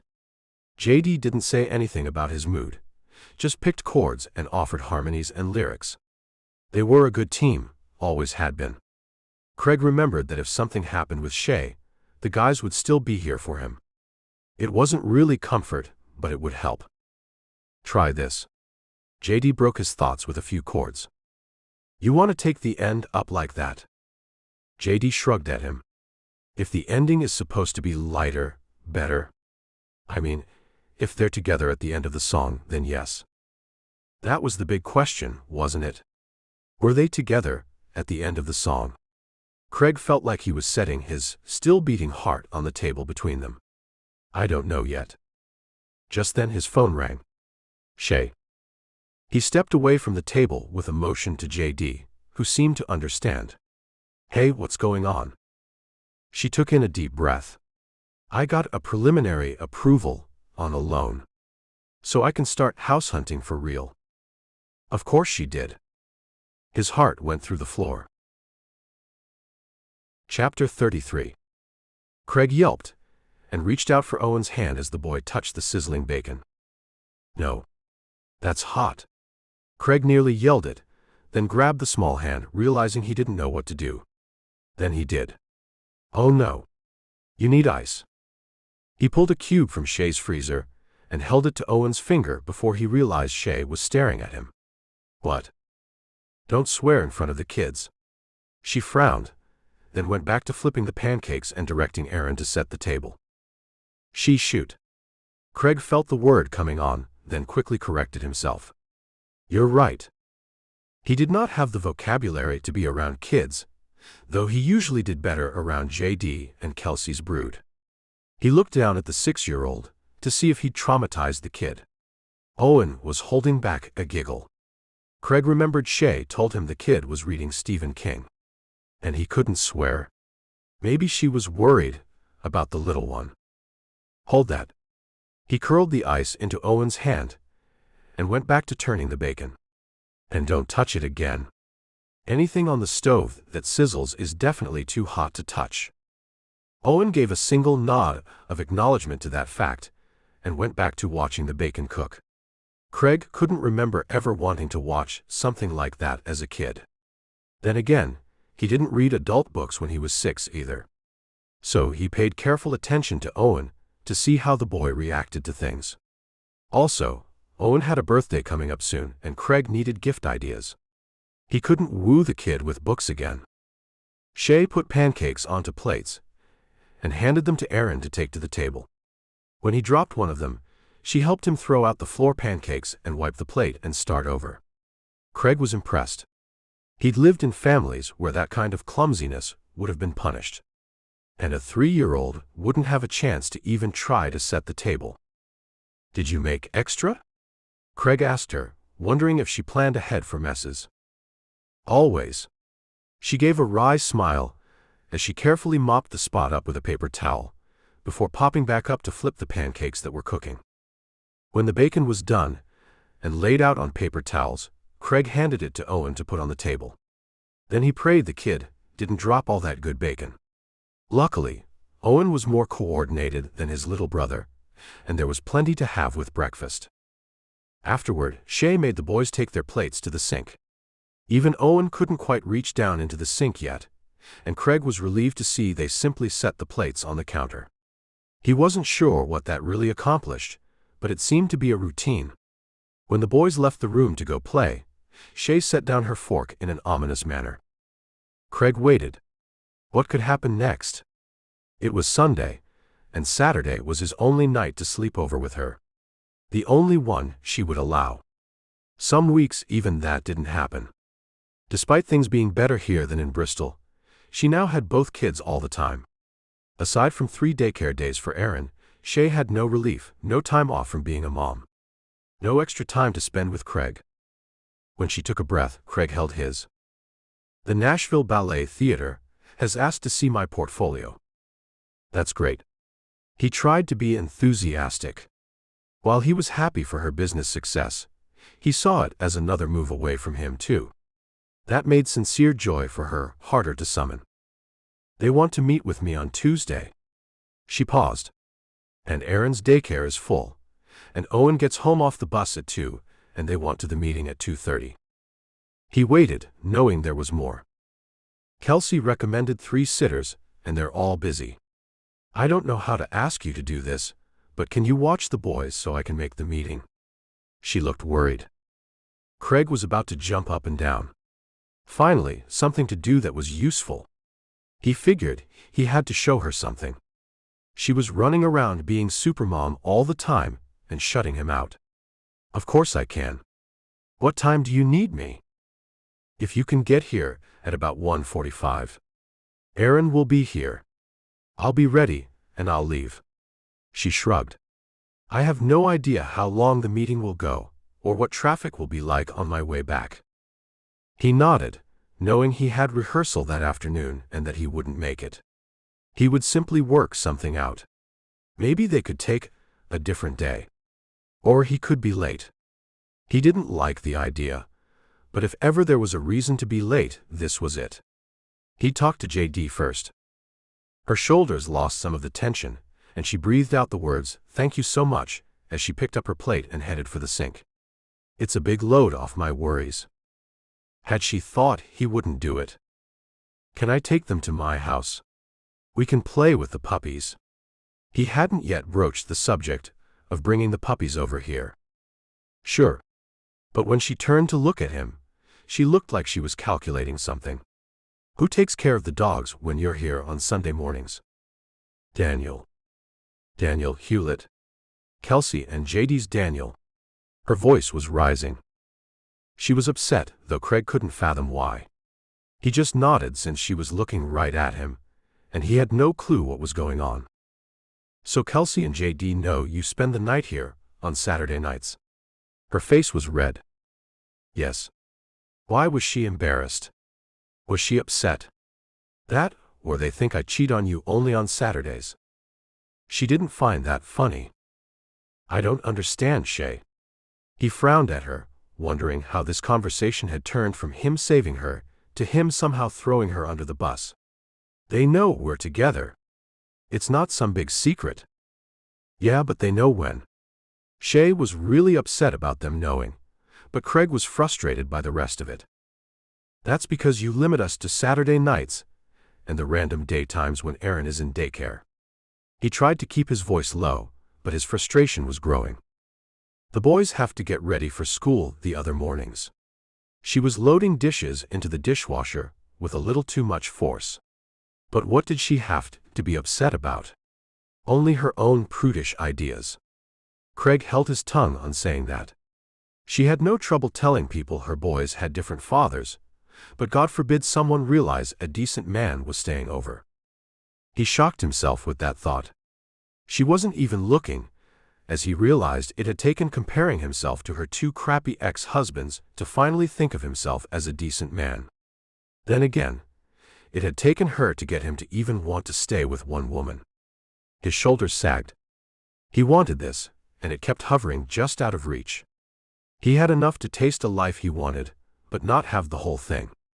The last time he'd had a taste of something so much better than where he'd come from had been the time he and Alex had hooked up with JD, and they'd started playing together.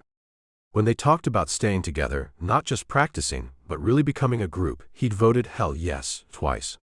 Now here was Shay, another massively better life than the one he thought he was content in, and he was going to reach out for it with both hands. Why can't I be here when they're getting ready for school? She turned to face him, soapy hands braced on the counter behind her. She didn't look quite as ready to jump in as he was. We'll get there. But I've thrown a lot at the boys recently. Even you are something totally new to them. They're handling it well, and I want to continue that. Let's see how things go. So Craig let her throw him out at 11, and he went home to Scarlett and Gunnar, who had been taken out in the backyard and walked and more that morning. Craig grinned. Daniel was better than the dog sitter. He worked with them, teaching them to sit and stay. He loved giving the puppies treats, and since Craig had limited treats to good behavior, Daniel made sure they performed.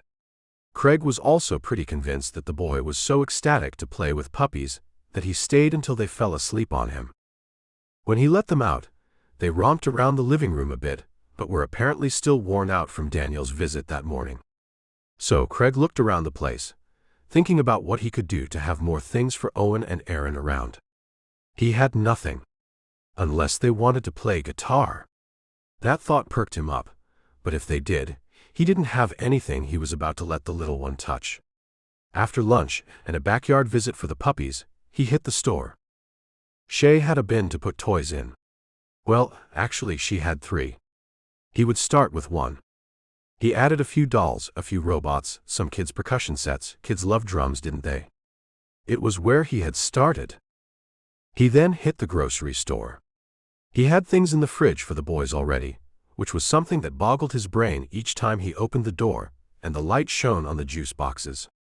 Who would have ever thought Craig Hibbets would have juice boxes, and would look forward to having 2 little kids come to his house so he could be completely responsible for them? Well, a year ago, he would have laughed if you'd told him he'd be head over heels for 2 puppies and a woman, let alone kids. So he sucked it up and bought fruit strips, reading the labels just as Shay had pointed out to him. It was a brave new world, apparently just one without high fructose corn syrup. On Tuesday, Shay called him at 1:15, her voice pitched high. Anxiety radiated in waves through the line. Can you come sooner? I'm not even dressed yet. Aaron's being? He's not letting me get ready. Craig wasn't ready either, but he grabbed his keys as he said, I'll be there in 5 minutes. Then he realized the puppies were out, and both sitting diligently, watching the keys, hoping they could go to the park. He sighed, hating to break their little hearts. So he told them, the boys will be here soon and that will make up for it. He raced out the door a few minutes later, arriving at Shay's to find her running back and forth between the bathroom and a screaming kid. Lovely. But as quickly as the thought crossed his mind, it left. This was it. This was his opportunity to show her that he was fine. And honestly, he was. He'd been in facilities where one kid or another was always screaming. Some of them had been truly mentally ill and getting no help. He'd been through far worse than an upset toddler. Putting his hands on Shay's shoulders, he turned her toward the bathroom. I've got this. Go. In the living room, he sat down next to Aaron, who had his head thrown back and was screaming. The kid had lungs. Craig leaned in, trying not to get hit by arms that were pumping with rage, clutching the very Legos he'd bought the kid for Christmas. Why are we crying? He had to ask a second time before Aaron sniffed and looked at him, holding out several pieces. You want them together or apart? Craig asked as the pieces fell into his outstretched hands. Shay headed out the door just a few moments later, stopping almost frantically to kiss first Aaron, then Craig on the tops of their heads. Deftly, she sidestepped away from Aaron, rubbing his still tear-stained face on her skirt. Then she was out the door almost before Craig could yell, "You look great." "Knock 'em dead." "Well," he looked at Aaron. "It's just you and me now." But it was 1:55 before he knew it. The small start of a Lego building, the only evidence of time passage. "We have to go out and wait for Owen." "On the bus?" Aaron asked him. And they barely made it in time once Craig got them all bundled up to stand out in the cold.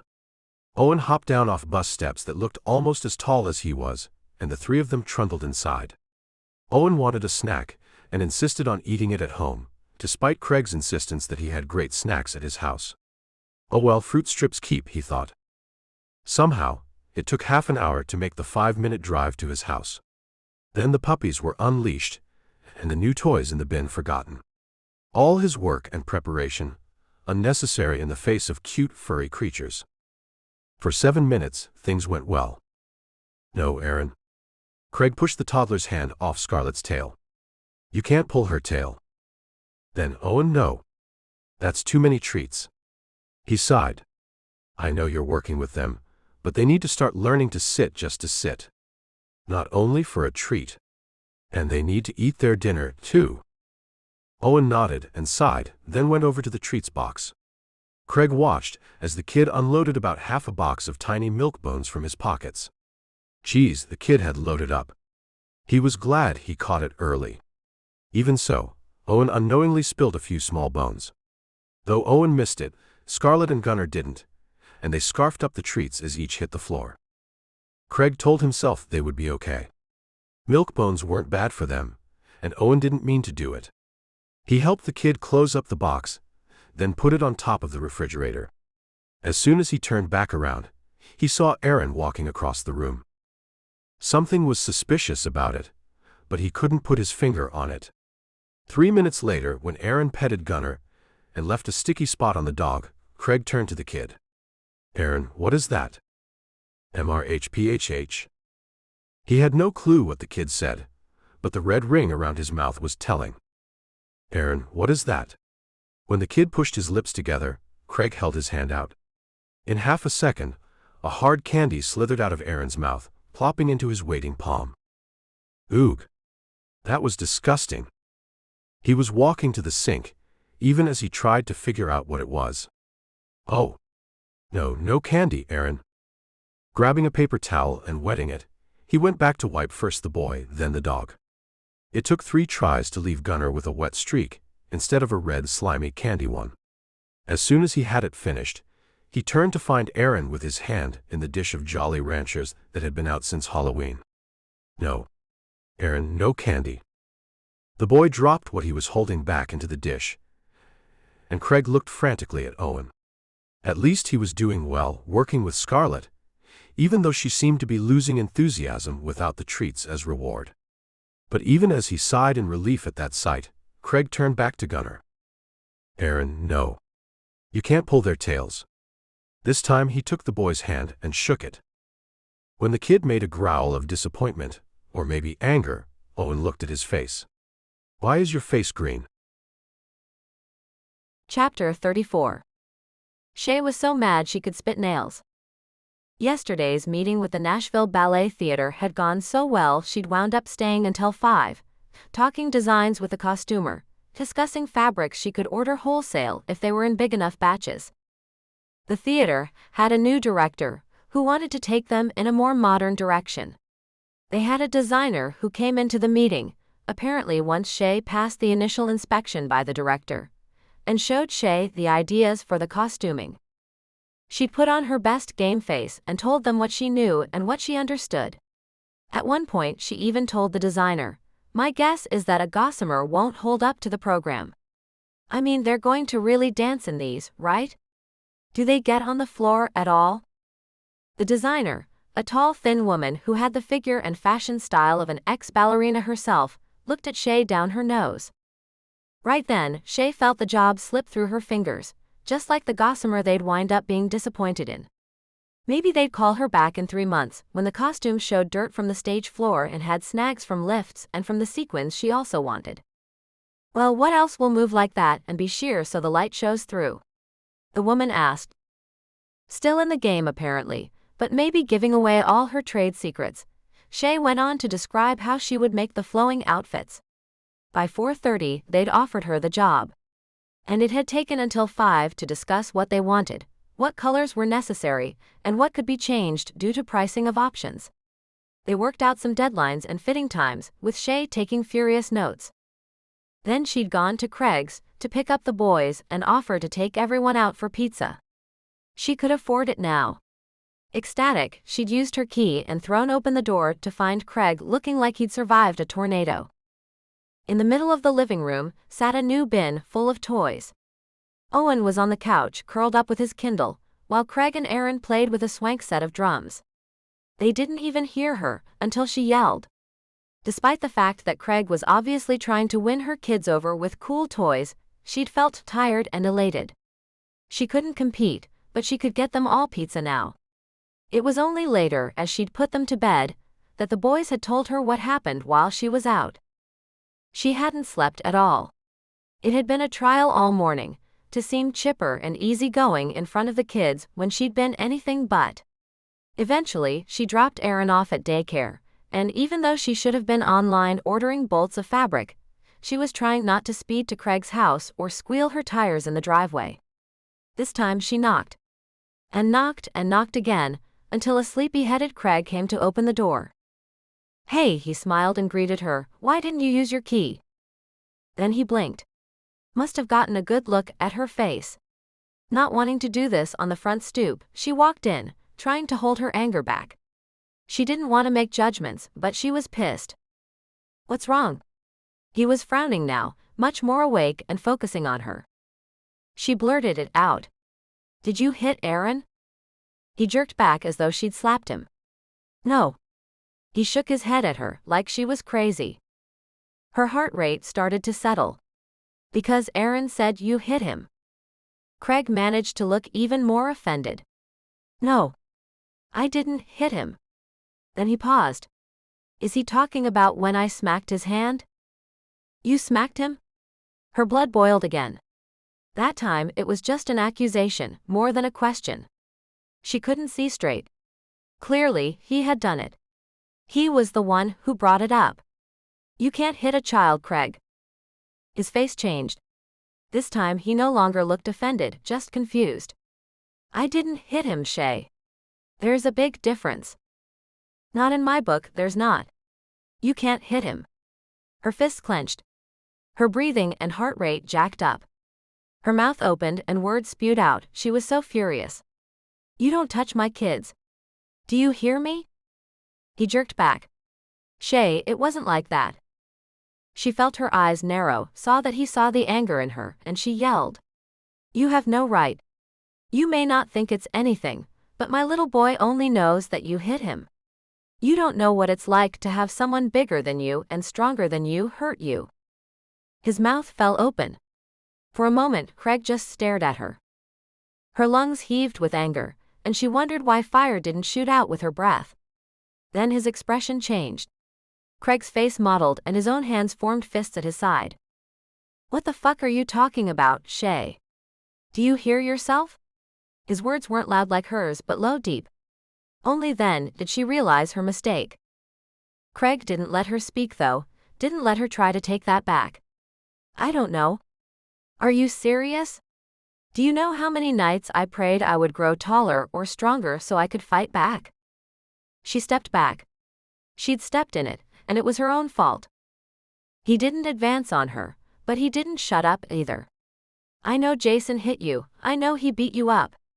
But... He paused as though he wasn't going to say it, but then he did. You think I would hit a child? You can fuck off. Her head snapped back then, and stayed back with a spew that fell from his mouth. I get it. It sucks what Jason did to you. It's awful, and I don't want to make light of it, but you have no fucking clue. You were a grown woman. You could have left at any time. You could have chosen someone else, and not gotten involved with that asshole in the first place. I was 5, Shay. 5. It's one of my earliest fucking memories, having that asshole beat on me. And I was smaller than Owen is now. He sucked in a breath, even as Shay felt the pressure of tears behind her eyes. She'd stepped in it for sure. But now her anger had turned to anger for Craig, not at him. He was the one who was supposed to be taking care of me. And when I started to say something, my caseworker told me how happy I should be that I was there. Later, when it happened again with another family, I ran away. I went back to the family that had been good to me. I told them about it. And they sent me back. They didn't believe me. He breathed in again, almost pacing a short circle in the room, not looking at her as he talked. It made it a little easier to take, but then he focused on her face again, and it felt like physical touch to her. So don't you dare come into my house and accuse me of hitting a child. And don't you even for 1 second drag out that bull about abused people becoming abusers. You'll fall right down that same damn rabbit hole, sweetheart. The last word was not an endearment, but an indictment. She saw his eyes blink as though he were fighting back something too big for him. His shoulders heaved, his fists clenched and opened, but she could see there was no violence in him. Her own shoulders heaved and sagged, and when he turned and stared at her, his eyes glassy and hurt at her betrayal, she felt her own tears tip and fall. "I'm sorry." But she only mouthed the words. Sound wouldn't come out, even when she tried again. He turned away, and was shaking his head like he had something awful in him to get out. Feeling like complete crap, she crossed the room to him. As she reached up to put her hand on his shoulder, he shrugged away, somehow knowing she was there. It was a punch in the gut. She remembered that. The subtle, small movements, involuntary twitches that pulled you away from someone you thought would strike you. She deserved it. She'd stormed in here, full of anger and righteousness, both guns blazing. So she reached out and took his hand in hers and tugged him toward the couch. When he resisted, she pulled harder, until he sat down beside her. He didn't touch her, not even the brush of a knee against hers. It might not be conscious, but it was deliberate. She knew that too. She'd sat on a couch much like this, swollen lip, handprint blooming on her arm, hip growing sore from hitting the corner of some piece of furniture.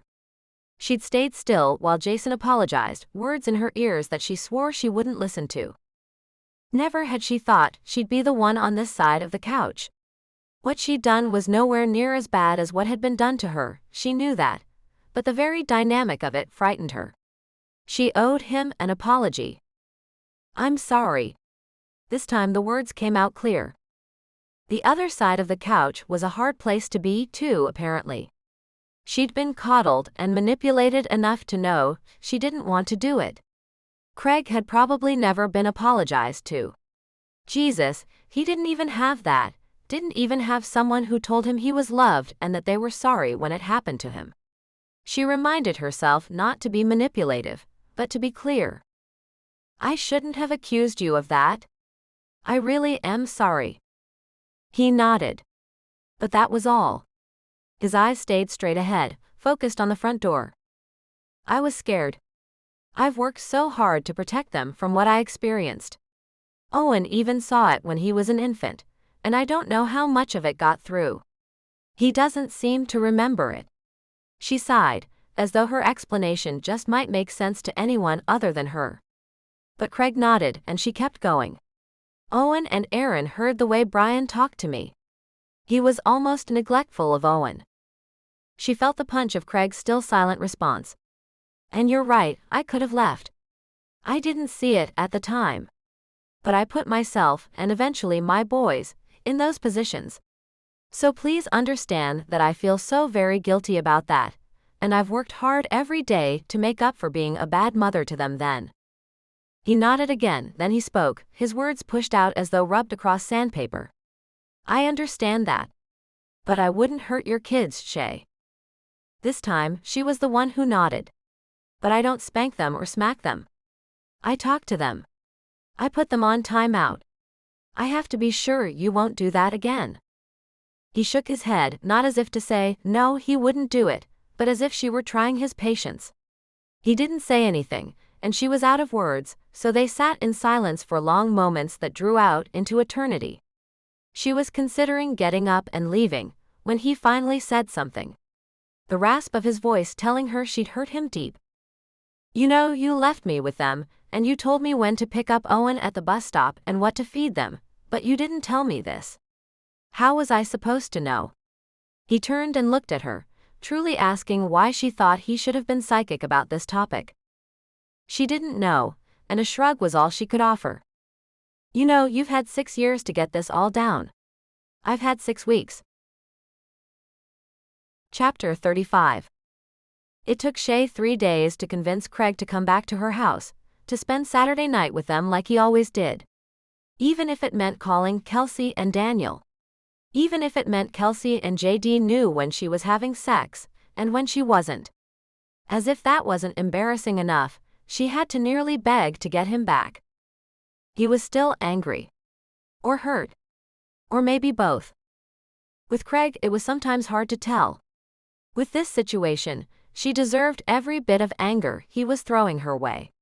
She knew it. It was fully her fault that she hadn't told him what her boundaries were, what the boys were used to. So she went about trying to make it up to him. As he woke up in bed next to her, she pushed up on her elbows and stroked his chest. What do you want for breakfast? More of what I had last night. He grinned at her. Real and deep, it helped push her heart back into place, sweep out some of the lingering fear that she'd screwed up too badly. She was leaning over to kiss him when a knock came at the door. Mommy. Her eyes looked to the ceiling. Timing is everything. Get dressed and I'll make you food. It's the best I can offer. Tugging the covers over that fabulous body of his, she rolled out of bed and called out. Coming. She was already dressed. She had 2 small kids, and you didn't lie around in bed when someone might knock on your door at any minute during the night. Or worse, just open a door you might have forgotten to lock. Sneaking through the door, she slid it shut behind her and looked down at her youngest. What do you need, Pumpkin? I'm thirsty. He rubbed his eyes, though she suspected by the noise coming up from the living room that he and Owen had gotten up and turned on the TV a while ago. She headed down the steps and checked the station as she passed by. Totally kid-appropriate. Well, she'd slept in an extra half-hour later than usual. That had to be marked as progress, right? She poured milk in a cup and snapped on a lid and straw almost automatically before handing it to him. Then she checked the fridge. She had plenty of eggs and lots of random stuff. Omelets then. Opening the vegetable drawer, she found breakfast sausage, because who put vegetables in there anyway? Well, apparently Craig did. While her fridge had bare patches, his was always stocked to the hilt these days. It hadn't been when it had just been her coming around, but now it had finger foods and 3 flavors of juice boxes. Even she didn't keep 3 kinds on hand. She wondered if he was trying to buy her kids' affections even as she set the eggs on the counter and started pulling out anything she could chop to add in. There was that new bin of toys in his living room. There was a kid's guitar too. It had arrived after their fight, and when she asked about it, he told her he'd ordered it the week before. The parenting books on his bedside table still rotated, though she noticed some of them didn't last long.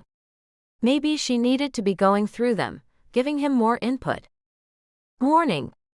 His voice behind her as he greeted the boys startled her. She hadn't heard him come down. Turning, she smiled at him. Are omelets good? With sausage? Sounds great. He smiled back, but his attention was on Aaron. What show is this? It took a moment to turn away from watching him patiently listen to Aaron's description of what was a relatively dumb kids program. He dressed in the change of clothes he'd brought with him, refusing to leave anything here. She got the impression that he didn't like the rental townhouse so much. And he didn't like the idea of her buying a house either. But she truly had no idea what else to do. She needed the house. She needed to own something, to give her boys something more permanent than they'd ever had. But she needed the man on the couch too. And she couldn't afford a house big enough for all of them. Not one that would fit a man of his means and talent. His house had 3 bedrooms and one was a small music room. She was still debating if she could give her boys separate rooms, or give herself a sewing office. With a sigh, she pulled her gaze away from the man on the couch. She turned her focus to the kitchen, her brain secure in the understanding that her kids really were safe with Craig. She chopped and diced and then took individual orders for omelets. Though breakfast went well, she could feel the tension had come back into Craig now that he had rolled out of bed. He thanked her for cooking, put his dishes in the sink and kissed her on the forehead. Though he touched each of the kids before he went, a rub on the head for Aaron, a hand on the shoulder for Owen, it was a little absent. He went upstairs to grab his things from her room, and then waved goodbye at the front door. Then he was gone. It didn't feel right, though she didn't know what right really felt like. There were times she'd had it, and she hadn't paid enough attention to know what was different now. Each time she'd had it had been with Craig though, and she knew enough to know she needed to get it back. Nothing she could do right now though. So she went about their usual Sunday routine. They did the grocery shopping for the week, picking out things for packed lunches, 5 for Owen, 3 for Aaron. As she made the boys decide together on one flavor of juice boxes, she thought of Craig's stash, but quickly put her jealousy out of her mind. When they got home, they packed lunches in bags to be quickly put into the one cooler-style lunchbox each boy had. They planned a few dinners, then cleaned the boys' bedroom with Shay doing most of the work. After that, they picked out clothing for the week and did as much as they could ahead of time. All the things a single mom learned to make life as smooth as possible during the week. She called Zoe to check in on her little sister. Not that Zoe needed it, but it was something Shay liked to do. She wound up confessing. I went into his house, guns blazing, and accused him of hitting my kid. Zoe didn't know the whole truth about Craig's past, and Shay didn't tell it. She was pretty sure she'd mentioned he grew up in foster care, but she'd told no more of it than that. He didn't run around telling people about it, so neither would she. There was a pause. Even not knowing the whole truth about Craig's past, Zoe gave him more credit than Shay had. Do you really think he'd hurt Aaron?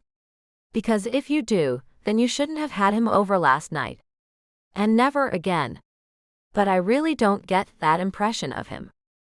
The only impression you have of him is the one I've told you. Her words were a little harsh, but it pissed her off that her sister was reading the situation better than she had.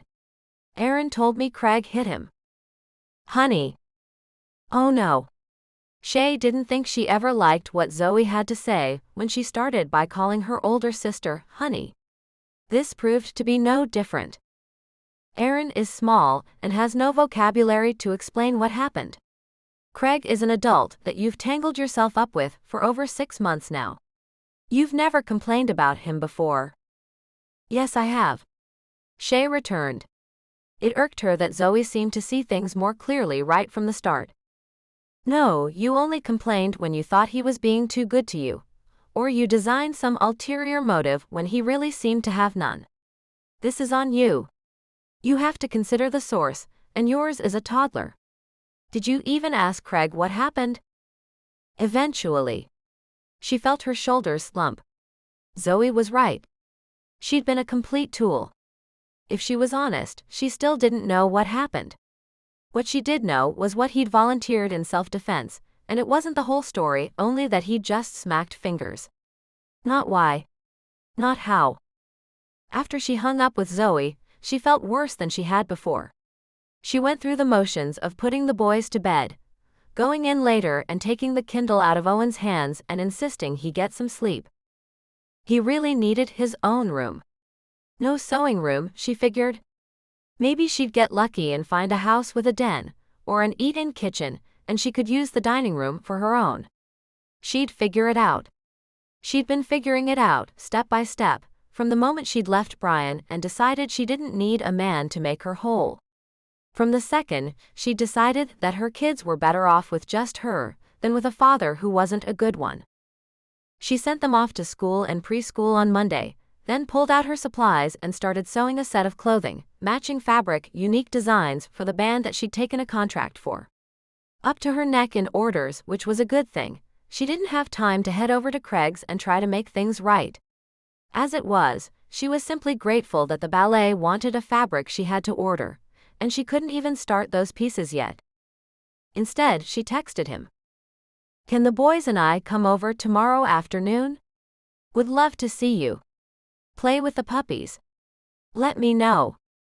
It took a while for him to respond. Okay. After 3. I have rehearsal. She looked forward to it, proud of herself for making everything work out. She could see Craig, see him with the boys, and not lose sewing time, because she couldn't sew in the hours after school anyway. But when they arrived, he paid more attention to the kids than to her. It wasn't clear if he was trying to show her how good he was with them, or if he was ignoring her. The more she tried to strike up a conversation with him, the more he answered in monosyllables. Besides, she had her hands full with Aaron. No. You can't pull the dog's tail. It's not nice. She told him. 3 minutes later, she was pushing his hand away again. No. You can't pull her ears either. You can't pull anything on the dog. So he tried to push her into a position he wanted. Like Owen was doing. But Owen was training Scarlett. He'd given her a command, he was gentle. Aaron was doing no such thing. No commands, no nothing, just pushing the dog around. Aaron, you can't play with the puppies anymore. It took about 3 minutes for Craig to see that telling Aaron not to play with a creature that wanted to play with him was too much. He scooped up both the puppies and put them in their crate. Then Owen got mad. I didn't do anything wrong. Why can't I play with them? I'm sorry. Craig knelt down in front of him, having a whole conversation with her oldest. I can't put one of them in the crate, but not the other. They go together. Owen headed into meltdown mode then, and she had a hard time being too upset at him. He'd been gypped. So she sighed heavily and packed her kids up. I'm sorry we're having to leave so soon. He shrugged. It was no big deal. He didn't really seem to care. Fissures and cracks formed in her heart as he spoke. I have to pack anyway. Wilder is out of town the next few days. On tour? She was shocked. She hadn't heard about this. She thought the next leg of the tour was in 2 weeks. No, just a round of radio station interviews and such. Will you be back Saturday? She was wondering if he'd stay over, when he nodded. So maybe we could all do something then? Sure. Back to monosyllables. She made it through the rest of the week. While he called her once from the road, the conversation was short. It wasn't like the easy, flowing hours they'd been online when he was touring. Shay was getting frustrated. Why couldn't he forgive her? So she put her best effort in on Saturday. They arrived with cupcakes. She knew he liked strawberry with white icing. They walked the puppies around the block. This time Shay held Aaron's hand. She didn't know why he'd gotten so touchy with the dogs lately, but he'd gotten a bit pushy with everything. Just the day before, she'd found him on the floor after Owen shoved him. The whole story had turned out that Owen was reading, and Aaron had come up and hit him with his plastic bat. He almost broke my Kindle, Mom. It's not okay. When she'd offered to buy him a new one if Aaron broke it, Owen had yelled again. I like this one. You can't just buy another one and think it's okay. This one has all my books. She told him all his books would transfer, but he still held firm. This one. It was his. Aaron didn't have a right to hit him, and he would push back if he felt he should. Strong words for a 6-year-old. Big concerns for his mother. Sadly, he had a point. Not a complete one, but partly a good one. So she held Aaron's hand tight, even when he squirmed to be let go. Craig volunteered to carry him for a minute. But when Aaron tried to wiggle out, Craig stopped him, earning him a fist on the shoulder. She watched as Craig grabbed her son's fist. No. You can't hit people. Aaron got angry and Shay took him back, fighting with him the rest of the way around the block. At least Owen was having a good time. The cold was too much, and they played in the living room with some of the new toys Craig had bought them. He'd put the puppies in their crate again, much to Owen's dismay. But instead of letting her son curl up in a fictional world, he pulled out the new kid's guitar and started teaching him how to play. Aaron, angry at not being included, hit the guitar as Owen held it. Shay had to pull him away. She tried to distract him, and eventually got him settled down with the drums. She shrugged at Owen and Craig as Aaron's non-rhythmic noise interfered with the lesson. At least he wasn't touching anything else. She'd gotten up to get a drink, finally glad that everyone had settled back down when she heard the noise. Turning the corner to see into the living room, she caught only a bit of the action. But it was enough to see that Craig had tackled Aaron and angrily had him on the ground. Chapter 36. Craig was in the backyard with the puppies when he heard the front lock twist. Heading up the steps to the small back porch, he looked through the sliding glass doors to see Kelsey and Daniel come in. She waved at him as he opened the door, stepping inside, then she frowned. "Are we not supposed to be here?" "No. He was supposed to be at Shay's." "No, I forgot to call you and cancel. I'm so sorry." He hated disappointing Kelsey. She'd done so much for all of them. Just one of those naturally open, giving people. She never hesitated to help him or just be there. But she seemed more concerned for him. It was Daniel who looked disappointed. Craig turned to the kid. "Why don't you go out and play with them? Do what you usually do. No worries. I'll still pay you." He grinned, thinking that was a good solution. Though Daniel moved toward the door, he didn't seem much happier. Craig frowned a minute, then realized the problem. "Daniel, you still have a job on Sundays. You're welcome over here any time." That perked him up, making Craig happier. Though to say he was happy was too far out of reality for him. As Daniel stepped outside to much barking, Kelsey stepped forward. "Are you okay?" "I am." He breathed it out. "What about Shay?" "She's okay too, I'm sure." The words were hard. Kelsey picked up on all that he didn't say. "Oh." Her face fell. She looked sad for him. "I'm so sorry. I was afraid something was up when I saw your car in the driveway. Then you didn't answer when we knocked, and I got worried you weren't even up." "I'm up." Just like before, it wasn't the answer to her real question. But she understood. He motioned to his old holy sweats, no longer appropriate now that he wasn't alone. "If Daniel has the puppies under control, I'm going to go change. Make yourself at home." He came back out in jeans and a thermal shirt with some design on it that had appealed to him in the store. His clothing was soft, his bare feet warm in the heat of the house, and Kelsey was taking care of him, making hot cocoa for Daniel and mixing it with coffee for him. She then mixed the tail end of it into her own cocoa. "Coffee, huh?" He took the mug while nodding to her belly, glad for something other than Shay to think about. "I'm allowed 1 cup a day, and I treasure it with everything I have." She grinned. "JD's been really good about getting the kids out from underfoot and getting me some alone and quiet time each day. He's been taking really great care of me." She seemed both content in her soul and the kind of happy that came with something like a gift. "Well, you take really great care of him too. He knows that." Her smile was both grateful and sad. She'd been rooting for him and Shay. He knew it. But this last hurdle was too big to get over. "I'm so sorry, Craig. You deserve so much more." When she and Daniel left, he pondered that. He didn't know if he deserved more, but he'd lost belief in a just world a long time ago. So whether or not he deserved it, he thought he might be able to find it. He just had to get over Shay first. He couldn't find something that would last while he was still pining away for something that wouldn't. He and Shay had taken hit after hit, and he was tired. Especially when the hits were all at her hands. All based on circumstance. The circumstance was that she had young kids. That wasn't going to change. He couldn't change it, and he clearly couldn't fix it. He'd put his best foot forward, and had gotten right back to square one. Now, of course, she lived in his town. In his area of town. He was going to run into her sooner or later. If nothing else, she'd turn up at anything Haley invited them to. He would probably avoid those get-togethers. He didn't want to see her. He just wanted to find a way to put his heart back together. Restless, he tried hooking the dogs up to their leashes.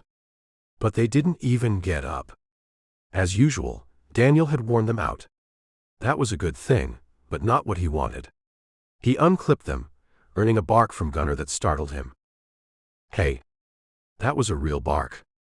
The puppy's voice had dropped.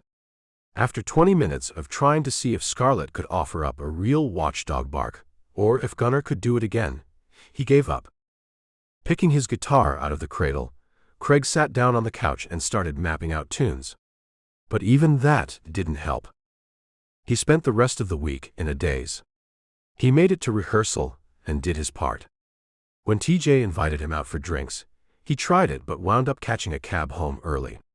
His heart wasn't in it, and his head wasn't in any game at all. Shay didn't call or text. He wasn't surprised. She'd seen him tackle her errant child and she'd picked up both boys and left, appalled. She didn't want an explanation. Didn't care about his side of things. He went to the gym a lot, ate only a little, and spent a lot of time with his guitar and with his dogs. When the knock came at his door on Friday, he just answered it, never suspecting it was Shay. Oh. He stood stunned in the doorway. He was shocked by her very presence as much as by her red eyes. She pushed past him and into the living room, waiting patiently while he closed the door behind her. When he turned to look at her, wondering what she wanted, she only said, "I'm late." "Then you should go." He headed back to the door to open it, then stopped dead at her next words. "No. Late as in, I might be pregnant." Frozen, he faced the front door where he'd been aiming. No. The word rang through his head on endless loop as his brain tried to process the meanings. He tried to find a way out. Turning, he asked her, "Are you late often?" "I've only been late 2 or 3 times ever." Her face stayed set in a rigid, neutral expression. She was waiting on him. That math, she had 2 kids after all, didn't add up in his favor. He thought about talking around it, but he'd had enough talking around things with her. "You have to get rid of it." She jerked back as if he'd slapped her. "No. I can't do that. Trust me. You don't want this kid." He turned away. The bones behind his face felt like they were cracking and breaking. His lungs collapsed inward from the pressure of the conversation, the insult of her presence when she didn't even want him back. He'd thought he only had to get over her, but no. He was going to have to rip out his own heart, unbury secrets long dead, and hand them to her. She didn't even love him anymore. How could he count on her to keep his past to herself? He couldn't. But she couldn't have that child. She was already talking, and he hadn't been listening. "Don't expect anything from you. I'll raise it myself." He laughed at her, a harsh, bitter sound that rang hollow in the air. "You can't do that, and you know it. You can barely afford a house for the 3 of you. You can't afford another kid. What will it do to your boys?" She just breathed in. "You won't help." "No. Because you shouldn't have it." He barked at her, not bothering to explain more when she wasn't even listening. "Well, just because you don't want this child doesn't mean I don't. I can't believe you, of all people, would throw a child away." She was marching toward the door, her hand on the knob when he spoke again. "I'll cover any costs with taking care of the problem now. But you can't have it." He took a deep breath. He'd hoped she would just agree with him, or maybe do it because she was mad at him or couldn't afford it. But no, she was Shay, stubborn and butt-headed all the time about the way she wanted things done. He was going to have to rip his carefully covered past to shreds to make her stop.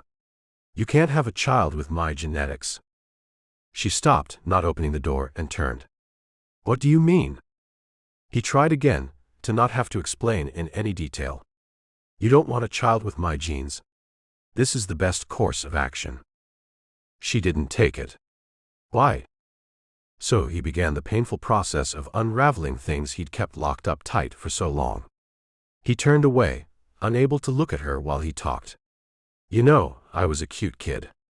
Probably not any worse behaved than any other, and I was available for adoption from day one. Not one of those kids that came on the market after they were already damaged. No one took me because I was ruined from the very start. She didn't speak. Didn't say, okay, I guess you're right and I shouldn't do this. He had to keep talking until he convinced her. I saw my file when I was 10. I wasn't supposed to. I don't even know if I'd know my history today if I hadn't snuck a look one time. My biological father is unknown. The only thing we do know about him is that he raped a 15-year-old girl. I'm that child. Chapter 37. Craig watched as Shay stared at him for a minute. Jesus, Craig. She whispered. He turned and stared at her. That's what's in me. I'm a rapist's kid. No one would adopt me when I was even an infant because of it. You don't want that in your child. She didn't speak for a while, and he stood there breathing heavily, watching everything he'd thought he was building collapsing around him in slow motion. He didn't think of it much. Didn't think of what he was in the center of every cell. Ignored it, hoping it would go away. He'd gotten some grand plan to raise Shay's kids. But brick by brick, it was all falling away. Her words were a whisper. So it's in your file, but do you know that it was true? He just stared at her. How would it not be true? Wouldn't my caseworker have done something about it if it wasn't? She was 15? Shay asked as she plopped down on the couch. She crumpled there, as though her legs couldn't withstand the topic. He understood. He nodded. In those days, well, even now, it's not okay for a 15-year-old girl to wind up pregnant. Do you think maybe she said that to justify being 15 and knocked up? She asked, her hands worrying together in her lap. Maybe you were her boyfriend's child, and she couldn't tell her parents. Hate to dash your hopes, sweetheart, but that's not what I'm made of. He could see she was grasping at straws, trying to keep from believing she carried a child with that history. There's a police report on it. She was kidnapped and beaten bloody. She's lucky she survived. Shay cringed as he spoke, but he kept going, driving nails into any hopes that she'd see reason. They did a kit. His DNA is on file in case anyone ever catches him. She cringed again, but he didn't have room to let up. No one ever caught him, but years later, when I was aged out of the system and my file became my own, I looked into it. They did match his DNA. Guess what they matched it to? He was leaning in, angry that she'd made him open this old scarred wound. Angry that she would never just believe him and let it go. So he pushed some of that mad off onto her. She shook her head. No words. Good. Maybe it was soaking in. He matched to over 20 other aggravated rapes. 4 times he killed his victim in the process. Her face turned white. That's just what they found. So it's probably a hell of a lot worse. That's in me. That's half of what I'm made up of. Do you want that in your kid? Do you? He pushed, no longer caring that she was near to tears. She shook her head at him, tears rolling down her cheeks. He wished she'd just get up and leave. Leave him. Leave him alone. She didn't want him, and coming back around and throwing this at him was just mean. So he threw it back at her. I trusted you. You said you were on birth control. You told me you had it covered. So don't expect me to take this. You take care of it. There shouldn't be any more of that awful man out in the world than there already is. Get rid of it. I can't. She whispered. You have to. Do you know what it's like to be me? To know that I have that in every last part of me. You can't do that to a kid. He was almost begging her. He almost hated her. I won't tell. Another whisper. Less conviction, though. Great, so the kid's dad has the worst history in the world and the mom is a liar. They won't just hate themselves, they'll hate you too when they find out. She glared at him. He glared back. You fucked it up. You fix it, Shay. For a few minutes she sat silently on the couch, tears dripping down her cheeks. He wanted to hold her, tell her it would be okay. That this was the best option, given the horrible circumstances. He did not want to carry that man's DNA. He couldn't change the fact that he did, but he could change this before it happened. But she didn't want him to hold her. Once again, they'd wound up on opposite sides of things. He paced the room while she sat there, his brain whirling. Didn't they always wind up on opposite sides of things? When he wanted to date, she said she couldn't. When he wanted her to move in, she wanted her own house without him. When he wanted to help with her kids, she didn't like the way he did it.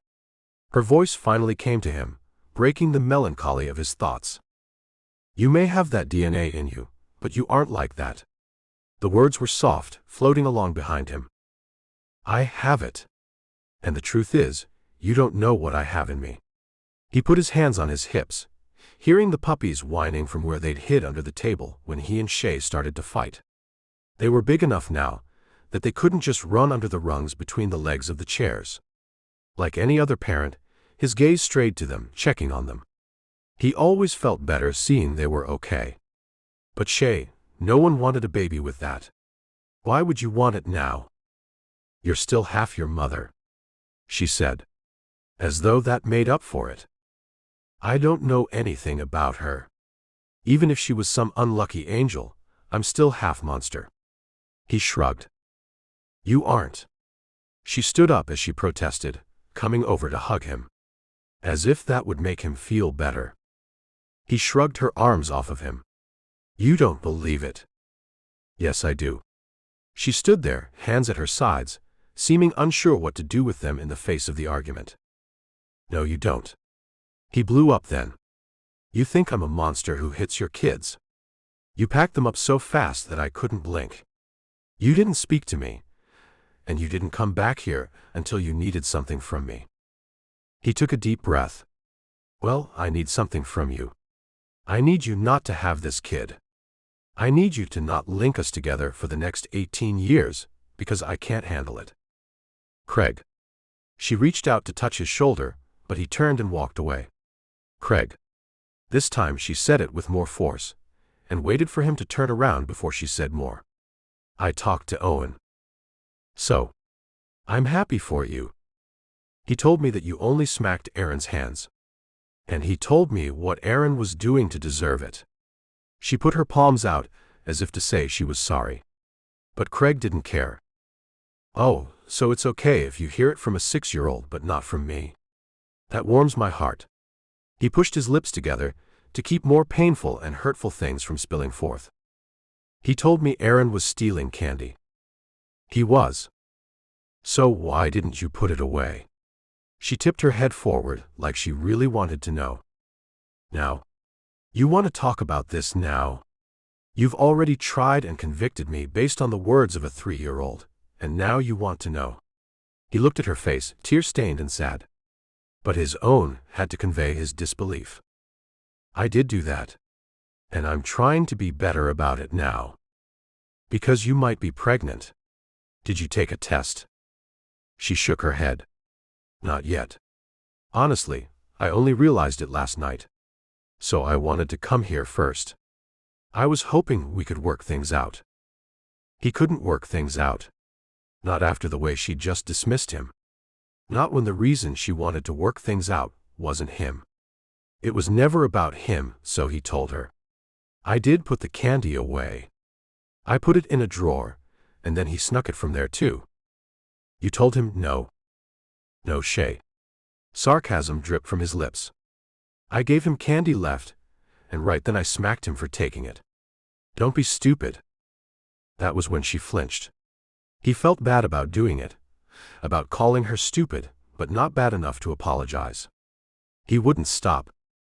Did you put him on time out? Of course I did. He wouldn't stay. And Owen didn't deserve to suffer for me sitting on Aaron for his bad behavior. He'd already lost time with the puppies. I had to keep taking things away from Owen when Aaron was bad. That's horrible. I had to put the puppies in the bedroom, just like it happened on Saturday, because Aaron wouldn't leave them alone. That seemed to get her attention. He's been acting out lately. I told you, this has been a big transition for them. I'm sure it has been. But you letting him get away with it isn't helping at all. It's just turning him into more of a brat. Craig lashed out at her. He liked the kid. He really did. But it was hard to love Aaron when he was fighting with everyone and everything and making them suffer for it. Shay wouldn't let Craig do anything to stop it either. He's not a brat. He's 3. She protested, angry now. Good. It was easier to not want her when he was angrier at her. He's turning into a brat, Shay. He is not. Shay. He interrupted her. He hit me. He balled up his fist and hit me when we were out for a walk. And I took care of it. She protested again. No.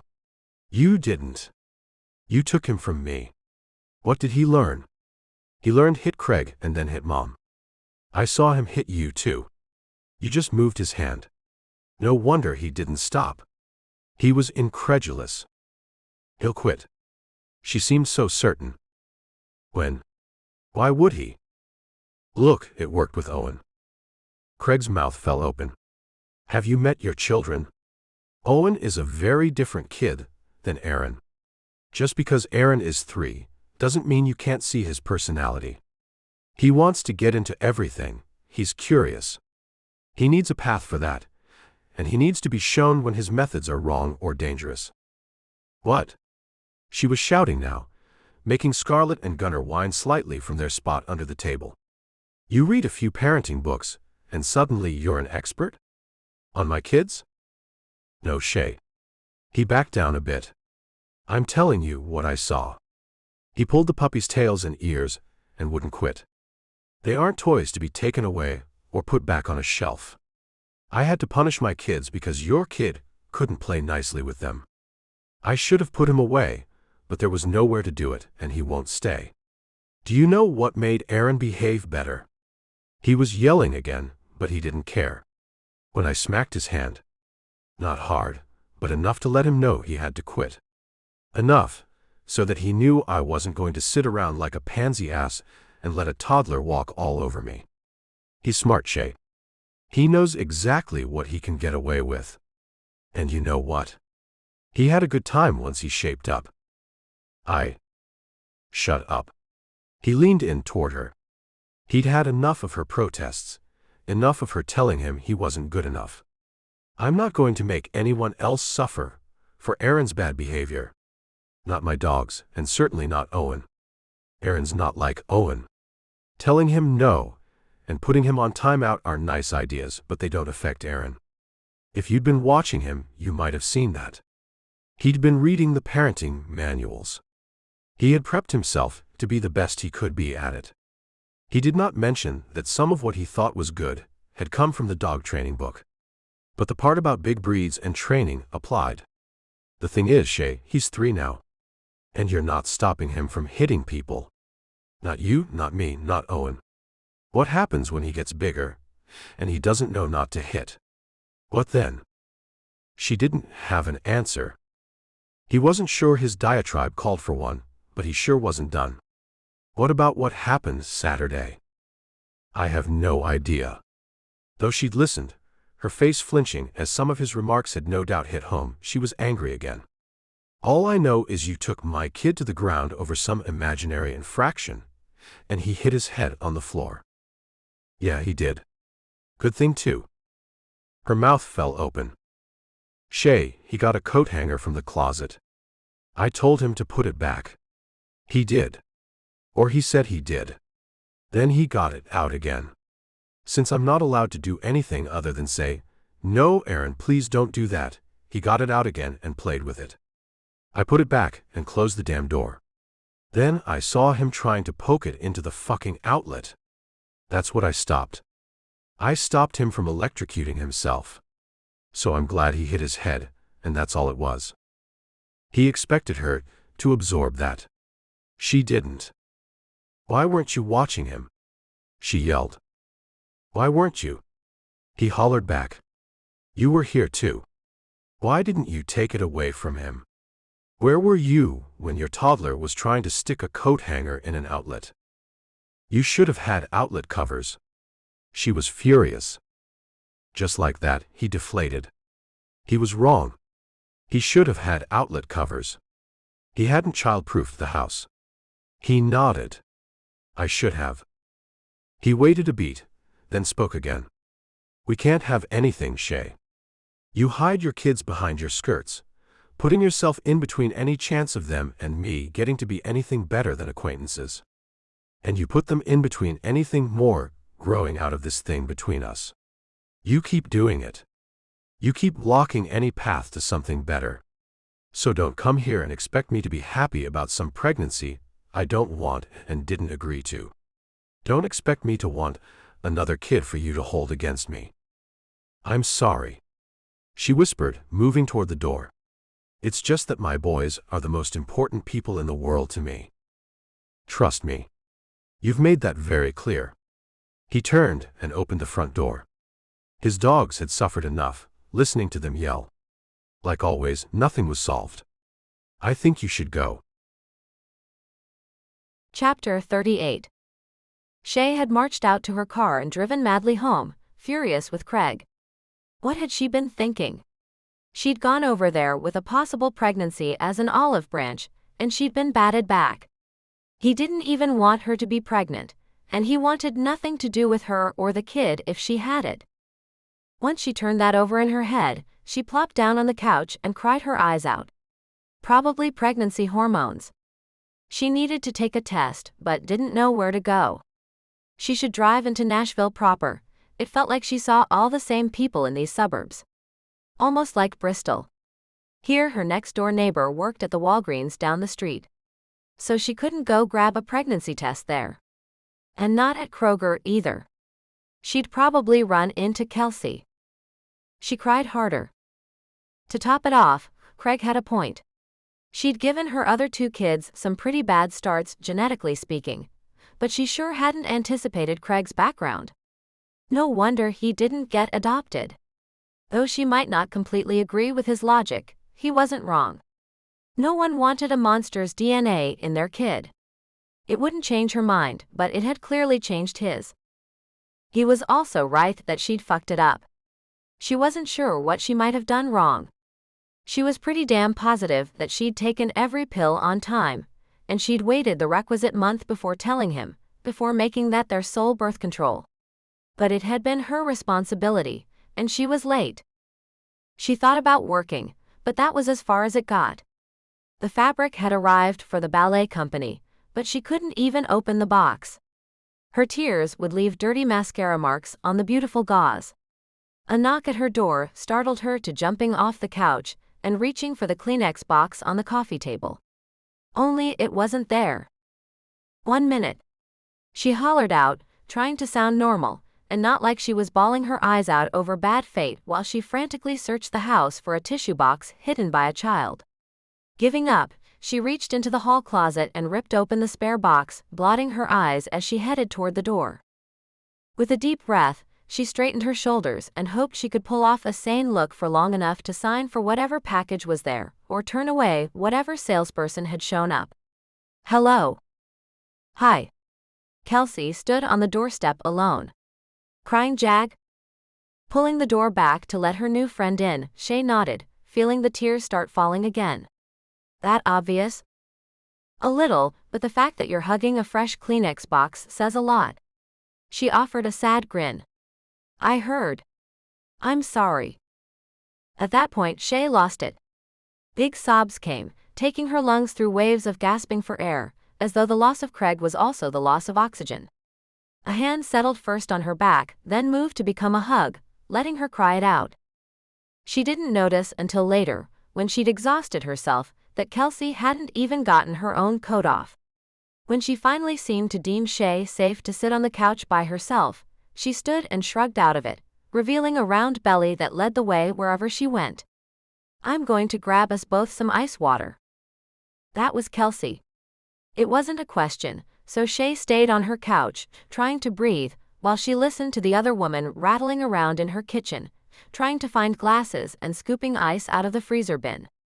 Then Kelsey was in front of her, holding out the glass, once again gently demanding. Drink some.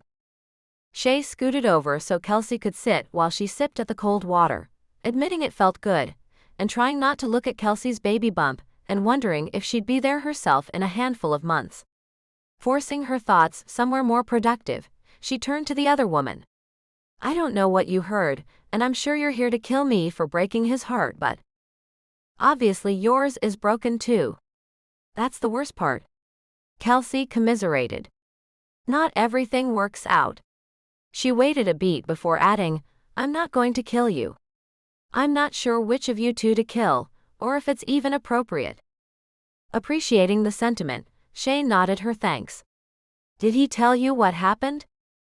Who knew what Kelsey had heard? Up until that moment, Shay didn't know if she'd have any friends left here besides Haley. They were all in Craig's camp. She was consoling herself that there were plenty of other people in town, and she'd make new friends as she went, just like the boys. But the boys liked Kelsey's kids. Owen looked up to Daniel, and Daniel was a great role model, taking time to do things at Owen's level with him. She sighed, wondering what she would tell the boys about how she'd screwed it up. Kelsey grabbed her hand, holding it tight. I'm not telling you what I heard. You and Craig either already figured it out, and that's why everyone's upset, or you'll have to figure it out in the future. I'm just here for moral support. With that, Shay blurted everything out. I think I might be pregnant. It wasn't like Kelsey wasn't already aware of every freaking sleepover Shay and Craig had. From the surprise on Kelsey's face, she hadn't heard that part of it before. Well, damn. Did you take a test? Shay shook her head first and said, Not yet. But I'm late.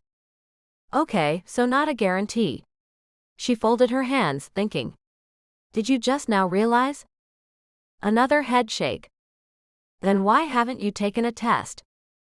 I'm afraid to buy one. I have to drive into town to be sure I don't see anyone I know. It sounded pathetic even to herself. Well, if you're anxious to know, I have a few at the house. No one will know you got one. Shay laughed for the first time probably since she'd walked out on Craig a week ago. No one will know except JD and all the kids and... This time it was Kelsey that shook her head. I had spares from when we were trying. I got sad one day and bought an economy pack of tests. I'll bring you one when no one is looking. Shay didn't respond. Still don't want to know? Another mildly amused giggle escaped her. Are you a therapist? Kelsey's laugh was genuine and full. The easy laugh of a woman who had everything all figured out. The bolt of jealousy that hit Shay was like taking a punch. I've seen so many therapists in my time that I should have an honorary license. But I promise not to repeat back what you said. That always makes me want to hit people. I'm just asking the questions you may not be facing yet. You have limited time. Shay nodded at that, thinking that Craig didn't want the kid. And it wasn't that he didn't really want it so much, as he thought his line shouldn't continue. He clearly liked her kids. His insight into Aaron's curiosity and the differences between him and Owen were right on target. What would she do if she was pregnant? Do you want this child? Kelsey's words stunned her. It was a question she hadn't asked herself. Not once. She had a deep-seated belief in not ending a pregnancy herself, but this one was raising a lot of questions, pushing at the boundaries of what she believed. Her words whispered out of her in a fog. I don't know. She'd wanted it with Craig. But... Kelsey's voice cut through her thoughts. I have to get going. JD will be back with the kids any minute now. I'll bring you a test tomorrow, or maybe the next day if you can wait. Then you don't have to find time to drive to town. Shay nodded as her friend shrugged back into her coat and headed for the door. Before she let herself out, she turned back. You have a lot of thinking to do. Let me know if I can help in any way. After a quick thank you, Kelsey was gone, and Shay was left alone with the deep thoughts that were plaguing her. There was a picture in her head of herself, Craig, and the boys. Happy, together, as a family. Sometimes she inserted a bundle into the image, trying it out, seeing if it fit. She wasn't sure. She did know that the real Craig didn't fit the picture. The real Craig wasn't willing to compromise on the boys. He believed she was raising a brat. He wanted to tell her how to look at, and what to think about the boys she'd been raising almost entirely on her own for 6 years. As though his 6 weeks with some random visits gave him any insight. The worst part was that even though he was trying, it still didn't work. On that depressing note, she declared the day completely shot, and trundled herself off to bed. At least if she got some sleep, she might be able to stay up late and make up for some of the seams she wasn't serging, or the hems she wasn't turning. Her alarm went off in time to meet Owen at the bus. She hoped her red face could be attributed to the wind, but her oldest was pretty insightful, and he wasn't having any of her BS. At least he waited until he was into his peanut butter sandwich before asking things she didn't want to answer. "Did you and Craig have a fight?" She nodded, thinking honesty was the best answer, especially when he was seeing straight through her already. Craig had made a comment about lying to kids and them hating you when they found out. It was probably pretty accurate. So she wouldn't tell her 6-year-old all the gory details, but she wouldn't lie either. When he asked if they had broken up, and that earned another nod, Owen only gave a thoughtful nod of his own in return. Then he asked, "Are we moving again?" Her heart about hit the floor. No. They'd moved when she broke up with divorced Brian. They'd moved here because of Craig, and that had obviously not escaped Owen, even though she'd had no idea that he knew that until now. No. We are not moving again. Well. Crap. They were moving again. Well, we'll move when we get our house. But you'll stay in the same school, and we won't go far. They weren't going anywhere anytime soon with the results she'd found from the realtor so far. She was holding out for the perfect place. She was hoping for extra bedrooms, but it didn't seem to be in her budget. She still needed a place in the house to work. The only one that had it was too run down for her to afford to fix it up. Owen didn't know any of that. He just nodded and silently ate his sandwich. Then he ran off to read until it was time to get Aaron. She should have done something more with him. She had just Aaron on Tuesdays and Thursdays, and just Owen after school on the other days. It was supposed to be their time, but she didn't have it in her. She still didn't have it in her on Thursday morning, when Kelsey dropped by with a pregnancy test. Just a quick knock at the door and her new friend was on her way to run errands, kids waiting in the car. Shay's knees had been knocking every day she didn't start. Having the test in hand now was almost too much, so she stashed it in the bathroom cabinet for when the boys were in bed. It would be too much to have them watch while she fell apart, or whatever her reaction might be. The day dragged forever, probably because of that stupid stick taunting her from under the sink. She set Aaron up with activities, sat down and ate lunch with him, then spent as much time as she could getting ahead on sewing. Just before 2, she bundled herself and Aaron up against the cold, and went to wait with the other parents at the bus stop. She was freezing by the time the bus arrived, releasing a knot of kids before pulling away.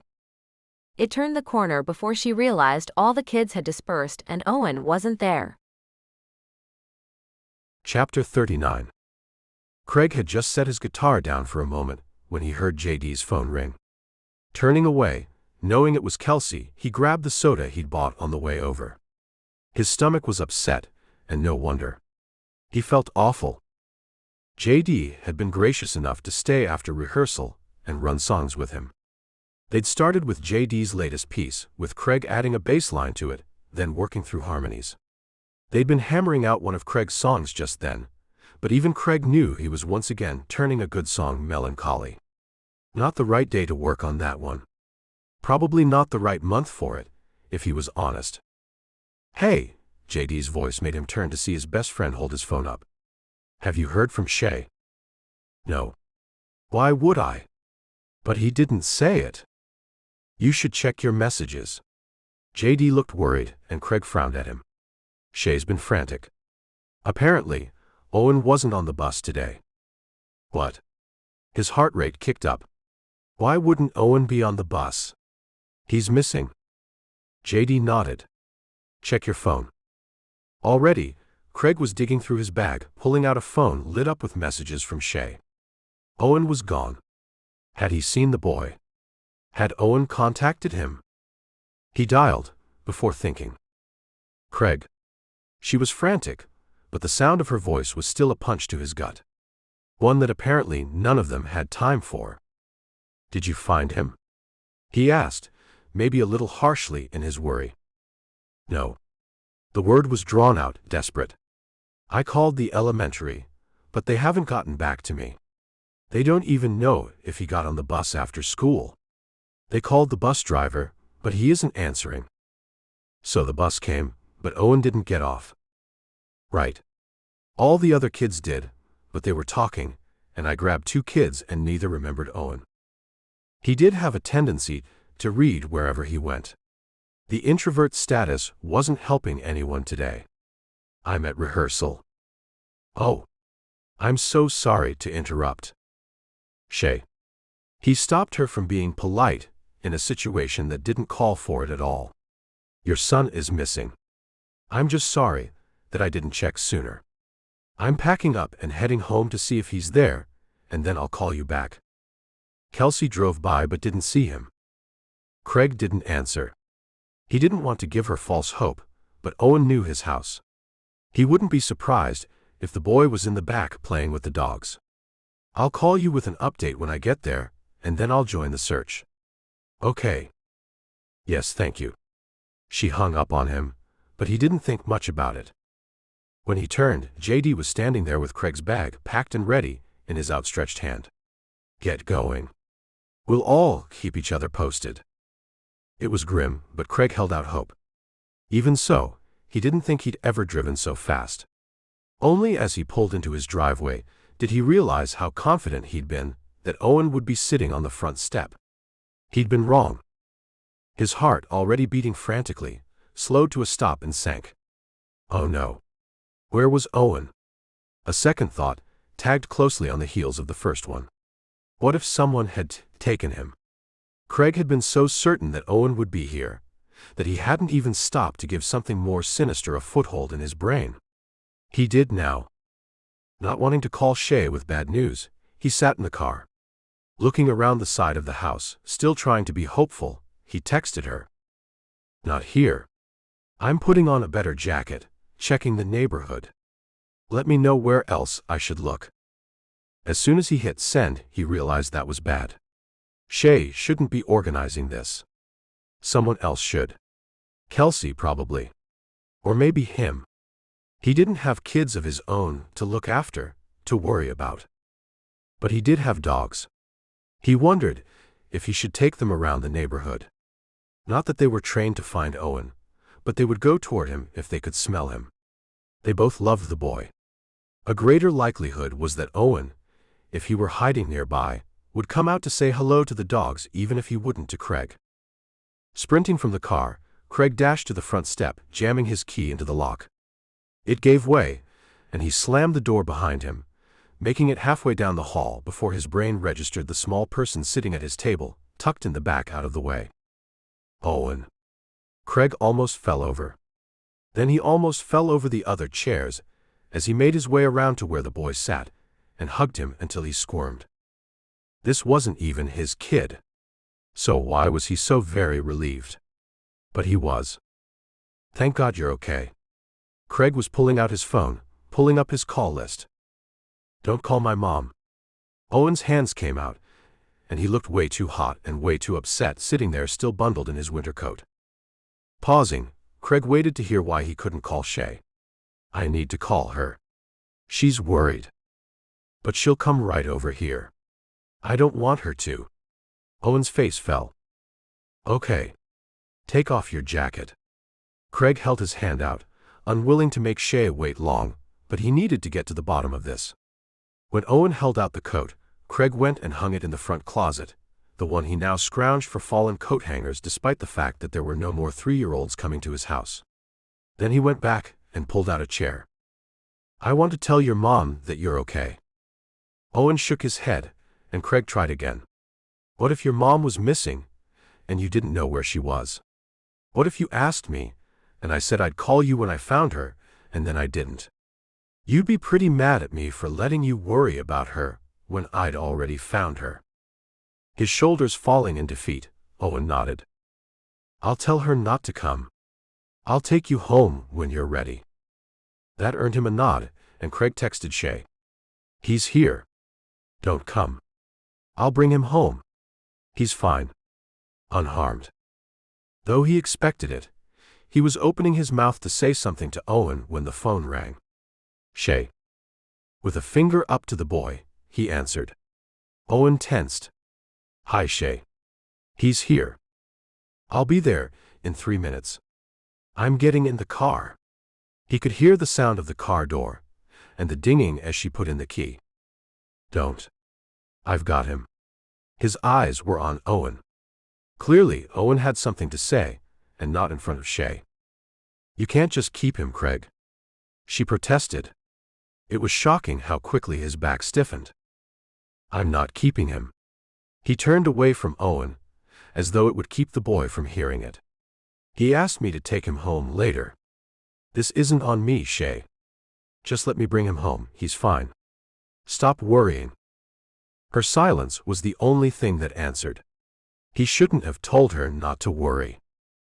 An audible sigh came through the line, followed by a sullen voice. Fine. Then she hung up on him. He turned back to Owen, who spoke before he could. She's going to come get me, isn't she? Craig's heart wanted to break for the boy. Something was up. No, she's not. I'll take you home later. Thank you. It was quiet, relieved, simple. Of course, he followed it up with, I'm sorry I stole the key from my mom, but the weather said it would be cold today. Mom says not to sit outside in the cold. Craig almost laughed at that. Then quickly, he thought about JD and Kelsey. He tapped out a quick text, got him. All's well. Then set the phone down and turned to Owen. Do you want a snack? With a quick nod of yes, the kid jumped up and followed Craig into the kitchen where they looked through his fridge. In near silence, they worked together to make half-ham sandwiches, then plated them with Cheetos and a juice box. It wasn't what Craig would have eaten, but he wasn't about to pop a celebratory beer in front of the 6-year-old. When they were settled at the table again, Craig started talking. He didn't ask Owen why he'd run away. The kid probably didn't even know that he had. Craig had hated it whenever he was late, or even when he had run away that he was first accused of doing something bad. So he didn't use that phrase. You needed to tell me something? Owen nodded. It took a moment of silence before he realized he should be filling it. Can I still come see the puppies? Of course you can. Maybe later would be a better time to talk about the appropriate way to ask. Was that it? No. He was shocked by the next question. Will you teach me to play guitar like you? His heart stuttered again. He'd been wholly unprepared for that. For the feeling that socked him in the chest, that this kid wanted to be like him. He'd been asked to teach it before. Kids in LA on the street. Other musicians. But it had been strictly for skills, or to fill dull time.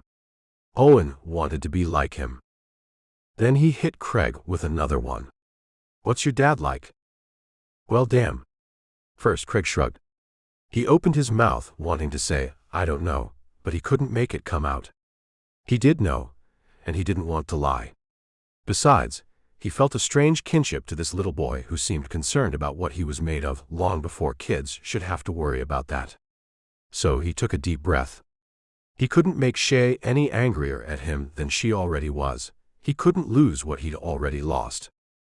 I didn't ever meet him, but he was a pretty bad person. The words hurt more than he'd thought they would. They'd never quite achieved the status of simple fact. Are you a bad person? Owen put down the sandwich and was looking at him through clear eyes. He needed this answer, and he obviously didn't trust Shay to give it. No. I'm the person I choose to be. So are you. He said it again, feeling it inside him. He wouldn't lie to the kid. He was saying it for Owen, but still it felt almost like he was telling his 10-year-old self the same thing. Telling his 19-year-old self, the one who'd found the police records letting him know his father wasn't a monster just in theory but in glaring, serial offender fact. We are who we choose to be. What about when I'm bad? Everyone's bad sometimes. It doesn't make you bad. You're nothing like your dad. He took another bite of his sandwich in an effort to keep himself together. He's not my dad. Owen said it matter-of-factly. Mom tested me, and Jason isn't my dad. That's why I don't have to see him again. I don't think she knows who my dad is. Craig just nodded and chewed, not knowing how to field that one. Owen did it for him. I know how babies are made. Craig nearly choked, but tried to keep his expression neutral. Does that make my mom bad? That she doesn't know who my dad is? Again, the clear eyes, the focus on Craig as though he had all the answers. No. She's not bad. Jesus, the kid was killing him.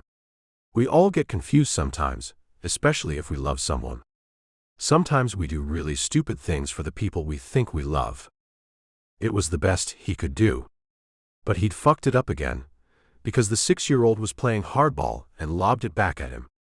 Are you doing something stupid right now, because you love my mom? He really should quit even trying to eat, or else he should pray that Owen was proficient in the Heimlich maneuver. He didn't think the latter was an option, so he set down his sandwich. No, I'm not. Your mom. She decided that we don't fit together. Honestly, so did I. Was it me? The words were a bare whisper, so scared they made Craig ache. No, honey, it wasn't you. He put his hand on Owen's hand, holding it until the little boy looked up. Was it Aaron? Because he's being a butthead. Unable to help it, Craig tipped his head back and belly laughed. Tears leaked from his eyes and he felt bad because Owen was asking the question honestly, but God, he tried to get himself together. No. It's not Aaron either. And all 3-year-olds are buttheads sometimes. You might want to choose a better word than you did the first time. Fine. But Aaron's a butthead all the time. He crossed his arms, almost pouting his face into a mask. Yeah, that's part of being 3. You probably weren't so great at 3 either. Me either. Craig tried to get the kid to look up at him. The only difference was you didn't have a big brother to hit you back, or to point out what a butthead you were being. You also didn't have a cool big brother who could play guitar or walk a puppy when you were too little. He's really jealous of you. You can read and train the dogs and do all kinds of things he just can't do yet. Owen nodded, the explanation making some sense. He gets frustrated when he tries to be like you, and he can't. He hits because he's 3. He hits because Mom won't stop him. Now what? Because he totally agreed with the 6-year-old. Your mom said you turned out fine with the way she did things, and she's waiting for Aaron to grow out of it. Craig thought he'd done pretty well. Statements of fact only. No saying what he really thought. But I didn't have an older brother getting hit all the time, and almost getting his things broken. I have to share a room with him. Another pout. Another point he was legitimately angry about. Did you tell your mom about this? He nodded, but didn't elaborate. Silence reigned for a few moments, broken only by the sounds of a 6-year-old munching Cheetos. Craig was pretty certain Shay didn't give them Cheetos on a regular basis. But her kid was found, he was safe, and he'd be home to her soon. Craig enjoyed watching Owen enjoy the Cheetos.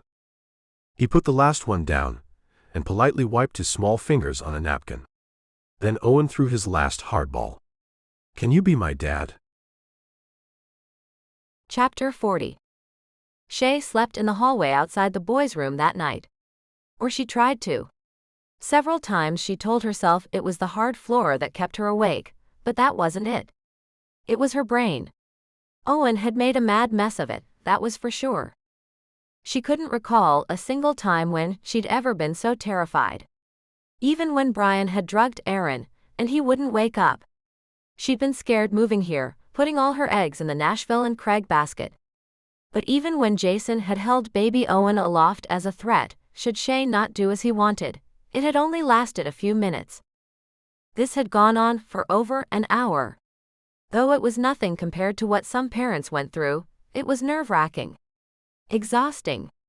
Terrifying.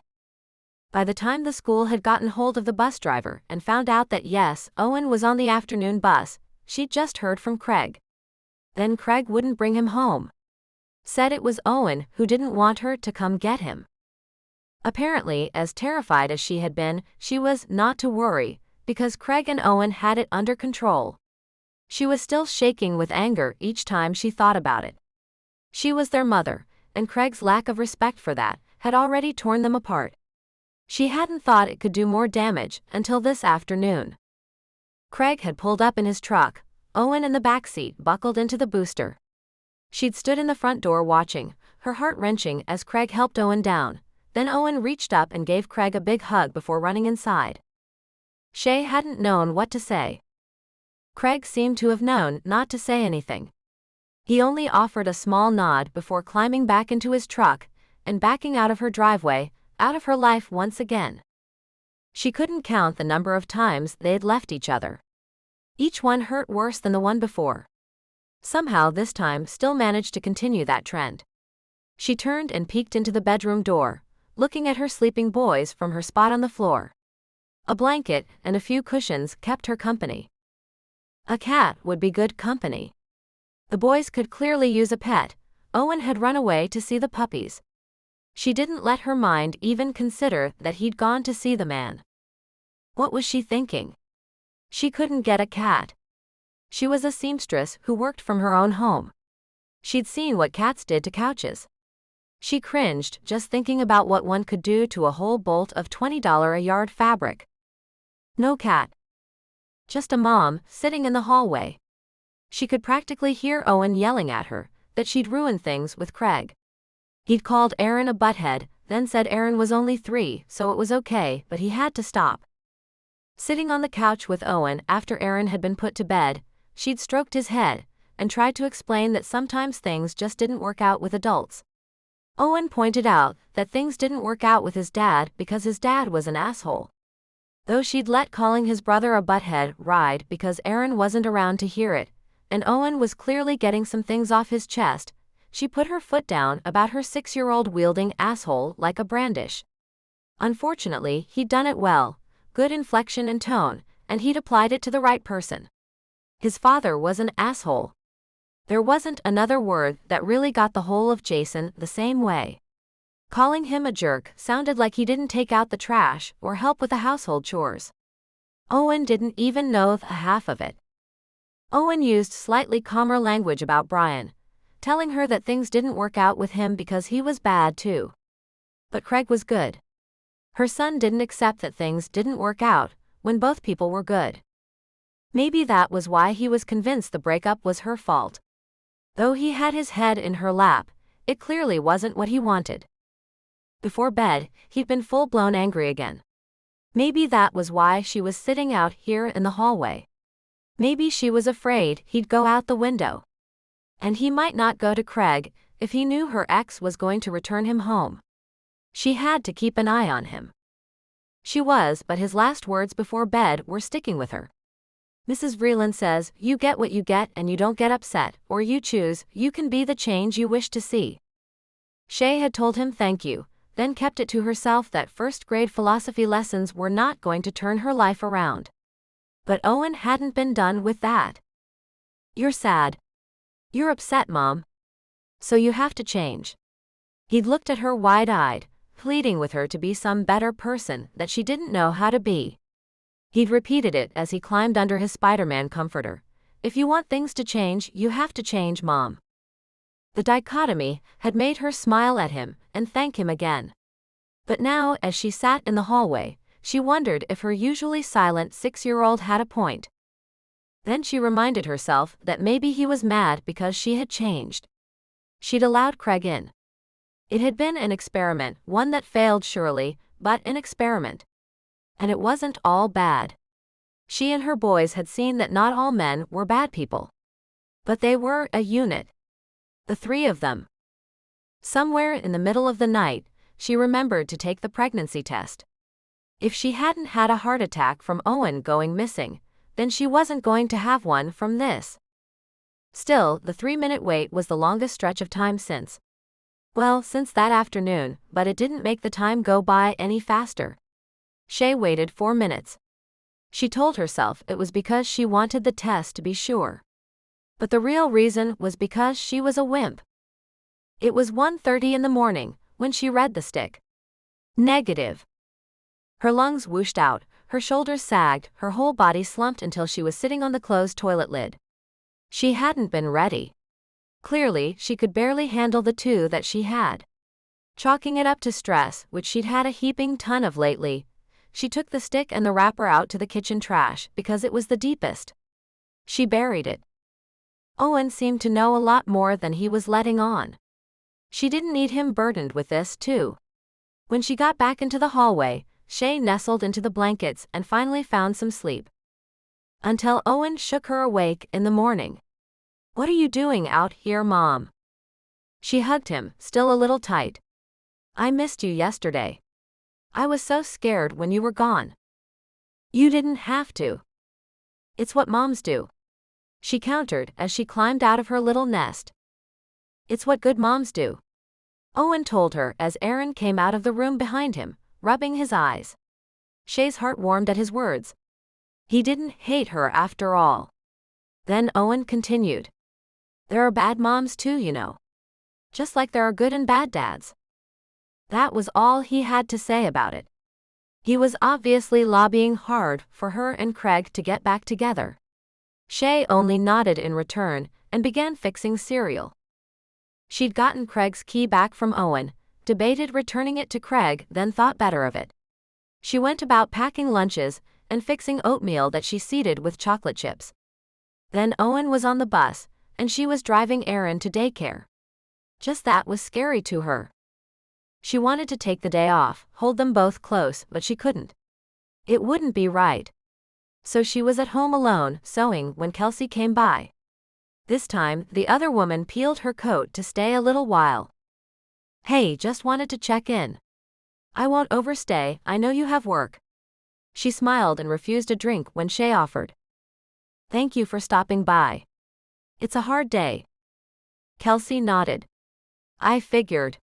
But you sent them both off? Didn't cry?" "Nope.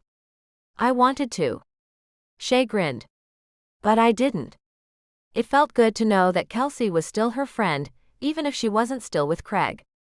It was unexpected and wonderful. "And?" Kelsey prompted, her hands clasped. "Oh. Not pregnant." Shay laughed this time. "So once I had Owen home and the test was negative, I started later in the night. Must have just been stress." "They say that can happen." "Yeah, well, it's a crap method if you ask me. There you are, all stressed out, so your body adds another one."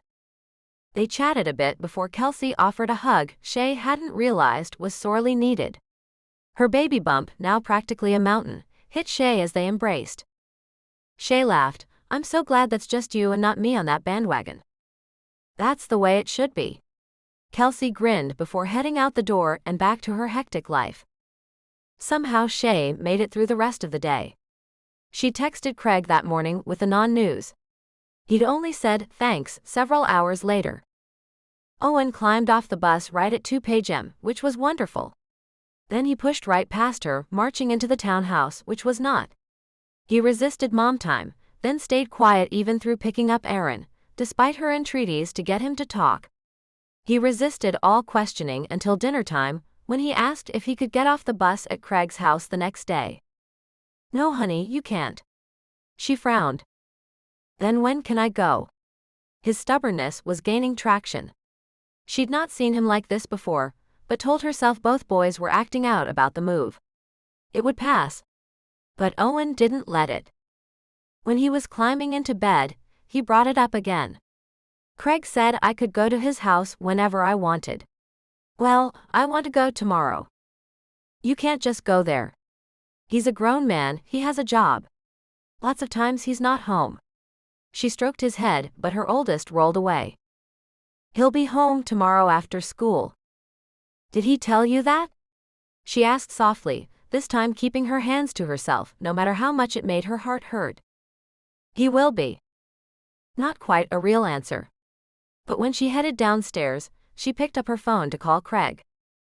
Then she set it back down. She didn't have the right to just call him up and ask what was going on. Then again, he didn't have the right to just tell her kid to stop by after school. She picked up her cell again, then set it down again. The third time she pushed the buttons too fast to let her brain talk her out of it.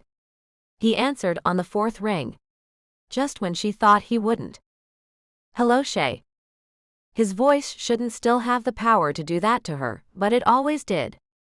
Even that first evening on the beach, she'd heard him before she saw him, and the very sound of him had melted her. "Hi. What can I help you with?" He was so matter-of-fact, she practically froze in the puddle she'd melted into. She'd crack any moment. So she bucked up and asked, "Owen just told me that you said he could come over any time." "He's up pretty late, isn't he?" "Yes, it's past his bedtime, but he was talking a lot finally, so I let him stay up." "He had a lot to say the other day," Craig commented. "Are you going to tell me what he told you? What you said to him?" she demanded. It irked her that he was calling her on letting her son stay up. "No. Not all of it. He's my son, I have a right." He interrupted, but wasn't mad. "Shay, he showed up inside my house, having used a key I gave you. I don't think my breaking a confidence he asked me to keep, when no one is hurt or in danger at all, is wise. He's my friend, I'm not going to betray that." "He's not your friend, Craig. He's 6. She protested, wondering if he would interrupt her again. He didn't. This time, he waited a full beat. "Shay, he's my friend. It's all I have left of it. He wanted me to teach him to play guitar, and I want to do it. Of course I told him he had to ask you for permission." "He didn't." She sighed, getting ready to apologize, but she didn't get the opportunity. "Of course not, Shay. He's a 6-year-old. Weren't you just telling me that? You don't trust me with anything where they're concerned." "Nothing. And that's the main problem." He was getting angry now. For some reason that made her wicked heart just a little glad. Contrarily, it irked her that he said that as though they could work it out. "Craig." This time she felt so very tired. "I'm their only line of defense. I protect them from abusive fathers. I keep them safe from the world. I'm all they have." "I know. But it's that way because you choose it. You did such a good job. They now have a good stable home, no bad fathers, and a better life ahead of them." He paused, his voice quiet, soft, resigned. "Congratulations. You only have 15 years to go. Good luck." Then the phone clicked and she hung up, none the wiser. Chapter 41. Craig fumbled in his wallet to pay the cabbie. It was damned expensive getting from downtown to out in the burbs. There was a card reader right there in the back seat. So why was he digging for cash? Well, probably for the same reason he'd taken a cab. 3 beers in 2 hours was too many. He made TJ promise not to drive home. Yup, his brain was good, but not all there. Patting his pocket, he felt for keys, then had to pull them out. Even as he looked at them, he remembered he hadn't driven, so his only key was a house key. The ring belonged to TJ. His friend would get home safe, if he still remembered his address after all the fine beer he'd consumed. It was also possible that TJ would have to remember his address in the morning, when he woke up in some strange woman's house. Maybe Craig would go fetch him. He didn't have anything better to do. He calculated what he thought was the right tip, then realized the little screen had done it for him. Good, he was on spot, then climbed out of the car and stood on the sidewalk, breathing in the night air, coming close to fully sober, then headed up his front walk. Once inside, he walked through the front hall and turned to push the phone into the charger, checking that the volume was all the way up. He would want to hear the ring if TJ called in the morning. Only as he turned did he remember that he hadn't left the lights on. He would have blinked a few times to get it straight, had he not spotted the cause sitting on his couch. "Why are you here?" he asked her point blank. He couldn't handle this tonight. "You don't sound happy to see me." Shay stayed put, her hands folded in her lap, her expression contrite. "I'm not." "Oh." She took a deep breath in reaching for her purse. It had to be the extra beer. He thought he'd breathed out the last of it on the sidewalk in the cold of night, but his mouth ran off without his brain. Why would I be? You've managed to leave me so many times. In fact, you're so good at it that you can leave me when we aren't even together. Her eyebrows climbed. Were you out drinking? Yes. But I'm not drunk. Just a shade past rock sober. Where are the boys? He looked around the room, as though expecting them to come out of the hallway, or for her to say she stashed them in his music room. They're staying over at Kelsey and JD's. A night off for Supermom. Wow. He walked past her and into the kitchen where he poured himself an ice water without offering her any. Maybe this isn't the right time for this. She was standing now, her purse having made it into position over her shoulder. Oh, please. He gestured wildly. Don't go. Just get it out tonight, so I don't have to wait for it tomorrow. I'm really anxious to hear how you came over, just so you can leave again. Yeah, he was definitely a shade past sober, and she was eyeing him like she knew it. As he watched, she thought about something, but he had no idea how long it took. His timing was off. Eventually, she set the purse on the coffee table, but stayed on her feet. Following suit, and maybe so he didn't throw it against the wall and prove to her that he was a horrible, violent child abuser, he set the water glass down and waited while she gathered whatever courage she needed. I don't want to leave. She pushed out the words. When he didn't respond, she went further. I want to stay with you. You can't just waltz back in. I'm not. I want to fix this. Craig, you were right. I was right too, but now I'm not. She stumbled. You aren't making any sense, and I'm in no shape to unscramble it. He put his hands on the counter, dividing the kitchen from the dining area. Keeping it between them helped him feel steady, as though anything could protect him from Hurricane Shay. Any moment he'd be ripped to shreds. I was right. I was my boy's only line of defense. Against horrible men. And you were right too. I picked those men. I put my boys there. I didn't mean to, and I'm still trying to forgive myself for being a terrible idiot on those counts. But I got better. I saved myself and my boys. And I learned to fall in love with someone good. What the hell was she saying? He could feel the first sharp pains as his skin flayed. Shay kept at it. And even though I changed, the way I acted didn't. You're right. I'm not the first line of defense for my boys anymore. She paused, looked to the side. Or I am, but I'm not the only one. You were right there beside me, and I didn't know what to do with you. I treated you like I treated Jason and Brian. I didn't trust you with the boys when I could, and I still didn't when I should have. You have every right to hate me, Craig. I was awful. He nodded, but he couldn't ever seem to get himself to hate her, whether he had the right to or not. Those words didn't come out. I don't know if you can give me another chance. And I don't know if I concede, on smacking Aaron's hands. But I want to try. I want to trust you. I want you there with me. I love you. I really do. Words came then. You can't just want to trust me, Shay. You have to actually do it. I know. She'd taken a step toward him, then stopped. I do actually trust you. When you wouldn't tell me what Owen said to you when he ran away, I realized it didn't matter. That you wouldn't hold anything important from me, or that if you had to, you'd handle it. I've never had that thought before. Even with Zoe. She's an alarm system.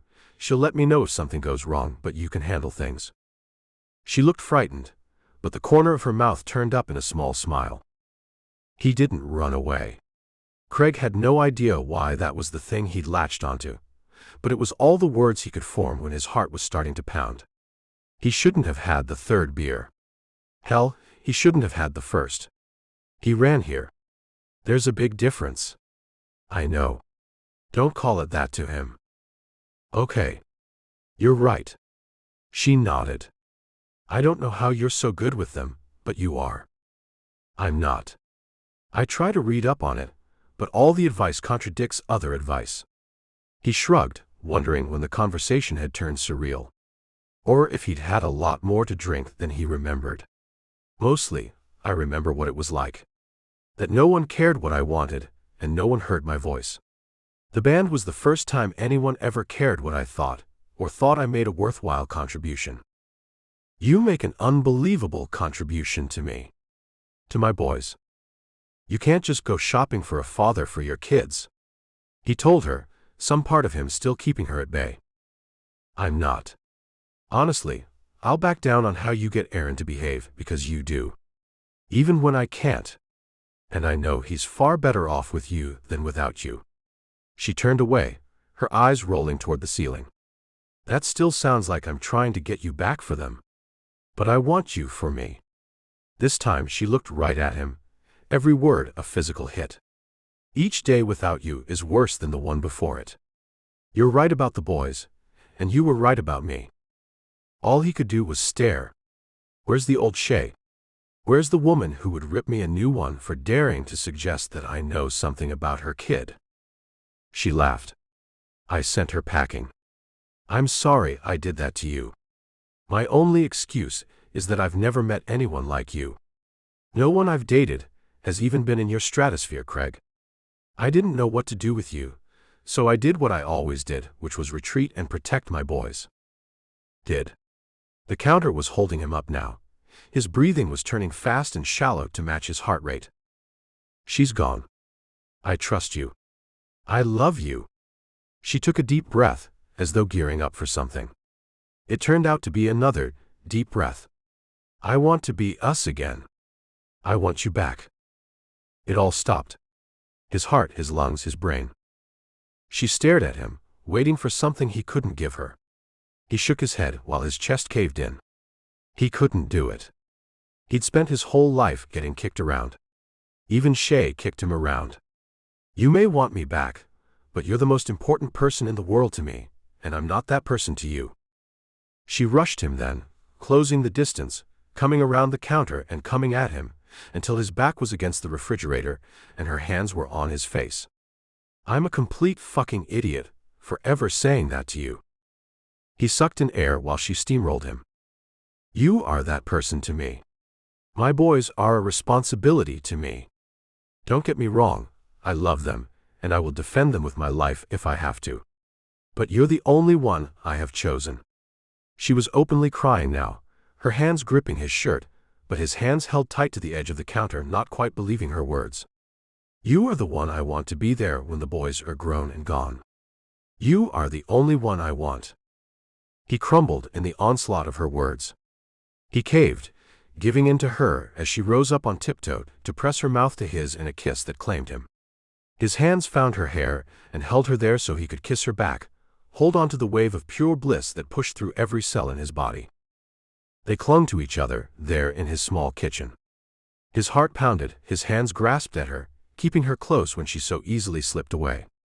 When she pulled back to look at him, it was with tears in her eyes but a smile on her face. Putting his hands on her shoulders, he pushed her back farther. No. She frowned up at him, not understanding. No, Shay, I can't. You'll leave me again, and I won't survive that. I've come through so much.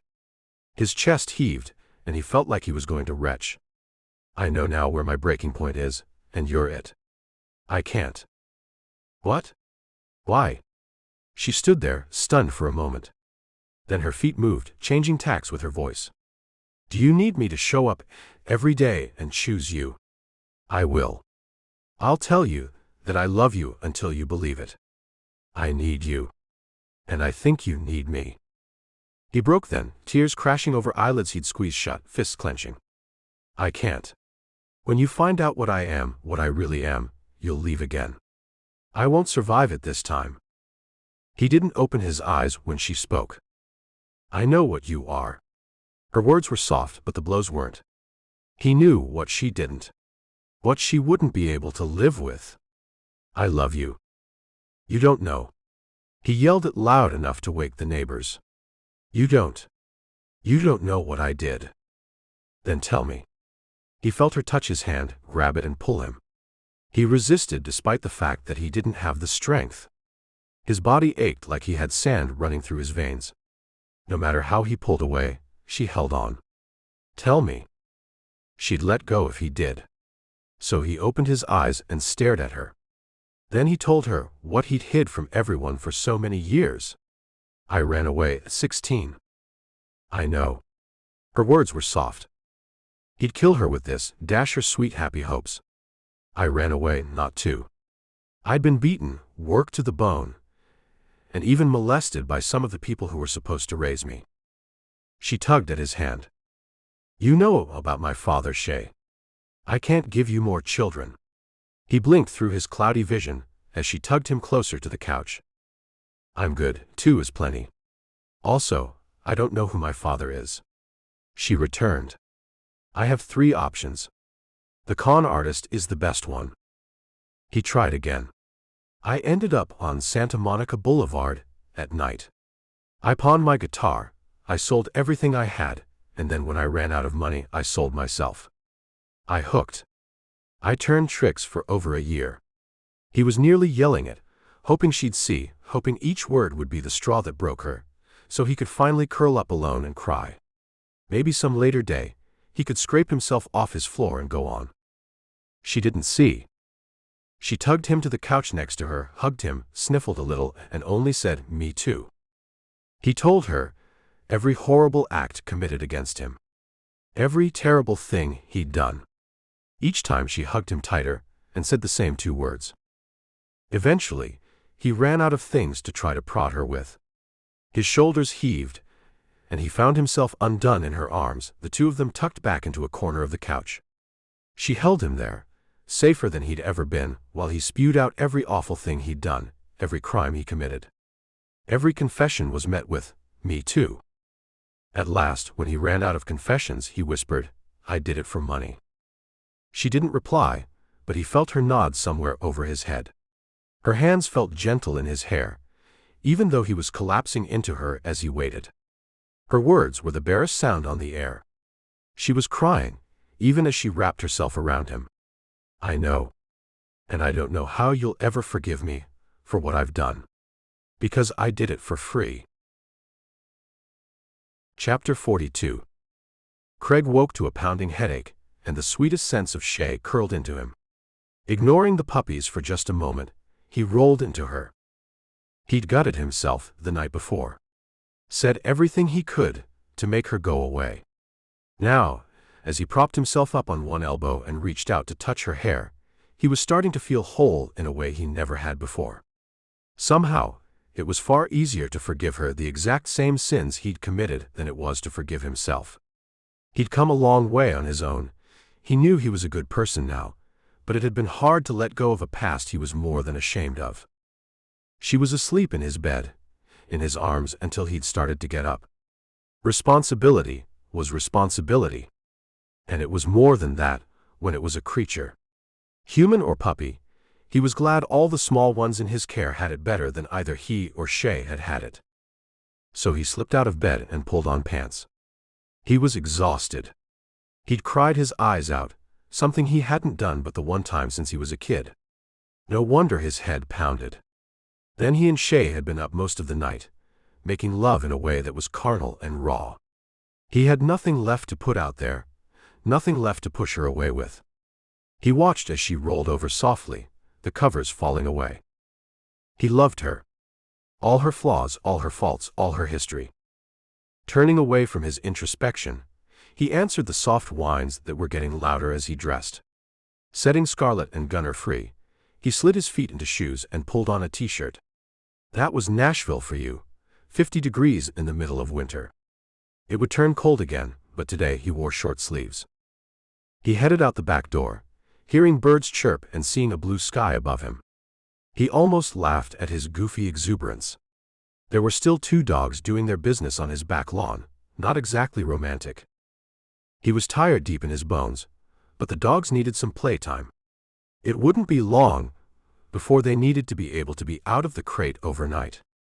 He was able to leave them in the backyard unattended now for short periods of time, but he usually didn't do it in the mornings. Since those deeper barks had started coming in, he'd grown concerned about waking the neighbors. Keeping an ear out, he went into the kitchen and made himself an industrial-strength pot of coffee. He was nearly to the bottom of his first cup, sitting in the one chair he'd put out on his porch and contemplating getting a second, when Shay slid the porch door open.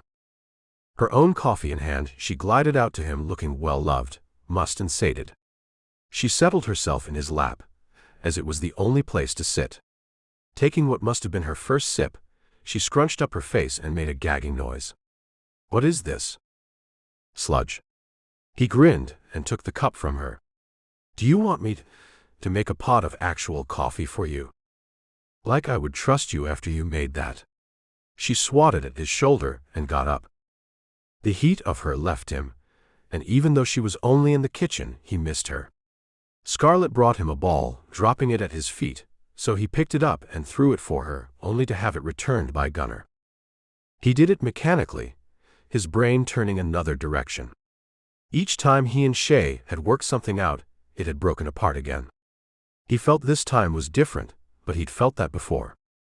When she emerged with her own coffee in hand, she seemed to sense the direction of his thoughts. Her soft words floated to him, even if she stayed put. "Talk to me. I just realized it's Sunday morning." "And?" she prompted. She was right. He wasn't good at going straight into something. So he looked at her, wanting to not dance around things anymore. "So you spent the night on a Saturday night. Do I get to come stay with you on Saturday night next week? Will you bring the boys after school one day this week?" He still wasn't getting right at what he wanted, but she understood. Only she said no. Oh. He looked away, the everything he so desperately wanted still just out of his reach. He was telling himself that she really loved him, and that had to mean a lot when she spoke again. "You didn't like that arrangement, and that was part of me trying to keep you out of the boys' lives. That was a mistake." She sat on his lap again, an arm around his shoulders. "I don't want to spend another day or night away from you again." "But what do you want?" He took a deep breath. It was a good question. It hit him then. For the first time, it was about him. "I want to be with you as much as possible. I want to sleep next to you every night." He shook his head. "I'm sure that can't happen, but it's what I want. Let's make it happen." She set down her coffee, wrapping both arms around him. "What about the boys?" "My boys need a happy mother. They'll adjust. And they need you. Aaron asks after you, and when Owen ran, he ran to you. I'm the one who's been slow on the uptake here." Leaning his head into her for a moment before he had to throw the slimy tennis ball again, Craig soaked up her words. "Neither of us has a house big enough for all of us. Not for any length of time, and I know you want to own your own house." "No, I don't." When he frowned at her, she continued. "It was a dream I had for a long time. Something I clung to, and honestly thought would still be a long way off. It took a while to realize that I didn't like any of the houses I looked at, because there wasn't any room for you." "We haven't been speaking," he reminded her. "A huge mistake on my part. So huge that even then the houses weren't right." She took a breath. So many big breaths in the last 12 hours, so many big things changed and moved. "I want a house with you. I want to pay my part. I want my name on the deed. But I want it next to yours on the same deed." When he opened his mouth, she shook her head. "It's a big thing. Big. You should think about it." "Okay." He nodded. "I would love that." He rested his head on her shoulder. "I understand about wanting the house. I'm still working on my steps to being what I'm capable of.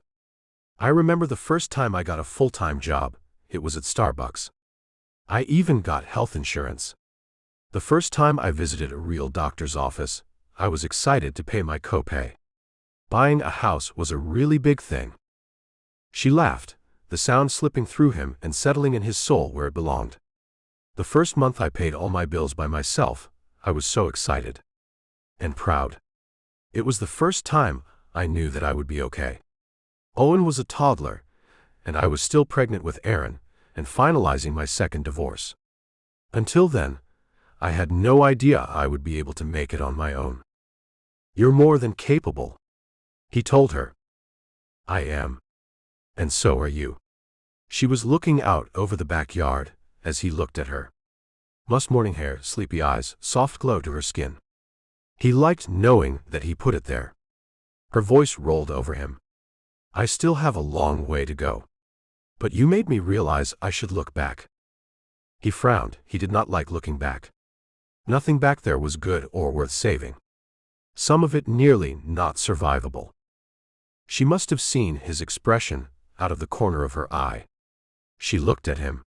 You and I have already climbed further than most people will ever even have the opportunity to. I'm not done yet, Craig, but of all the thousands of steps I've taken, this one is the biggest and the best. I've been afraid and worried every step I've taken before. But not this time. Chapter 43. Shay looked out the passenger window as Craig turned off the engine of the old truck. The truck did not fit in with the neighborhood. Is this it, Mom?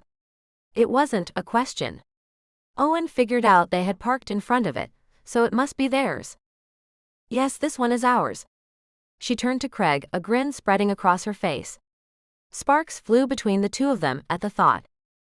Obviously, they'd seen the place before. They'd walked through, argued the selling price, and made counteroffers.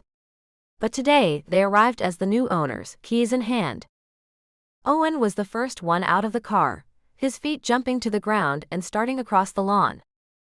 I've got him, Craig announced, breaking the lightning arc between them and taking off after her oldest.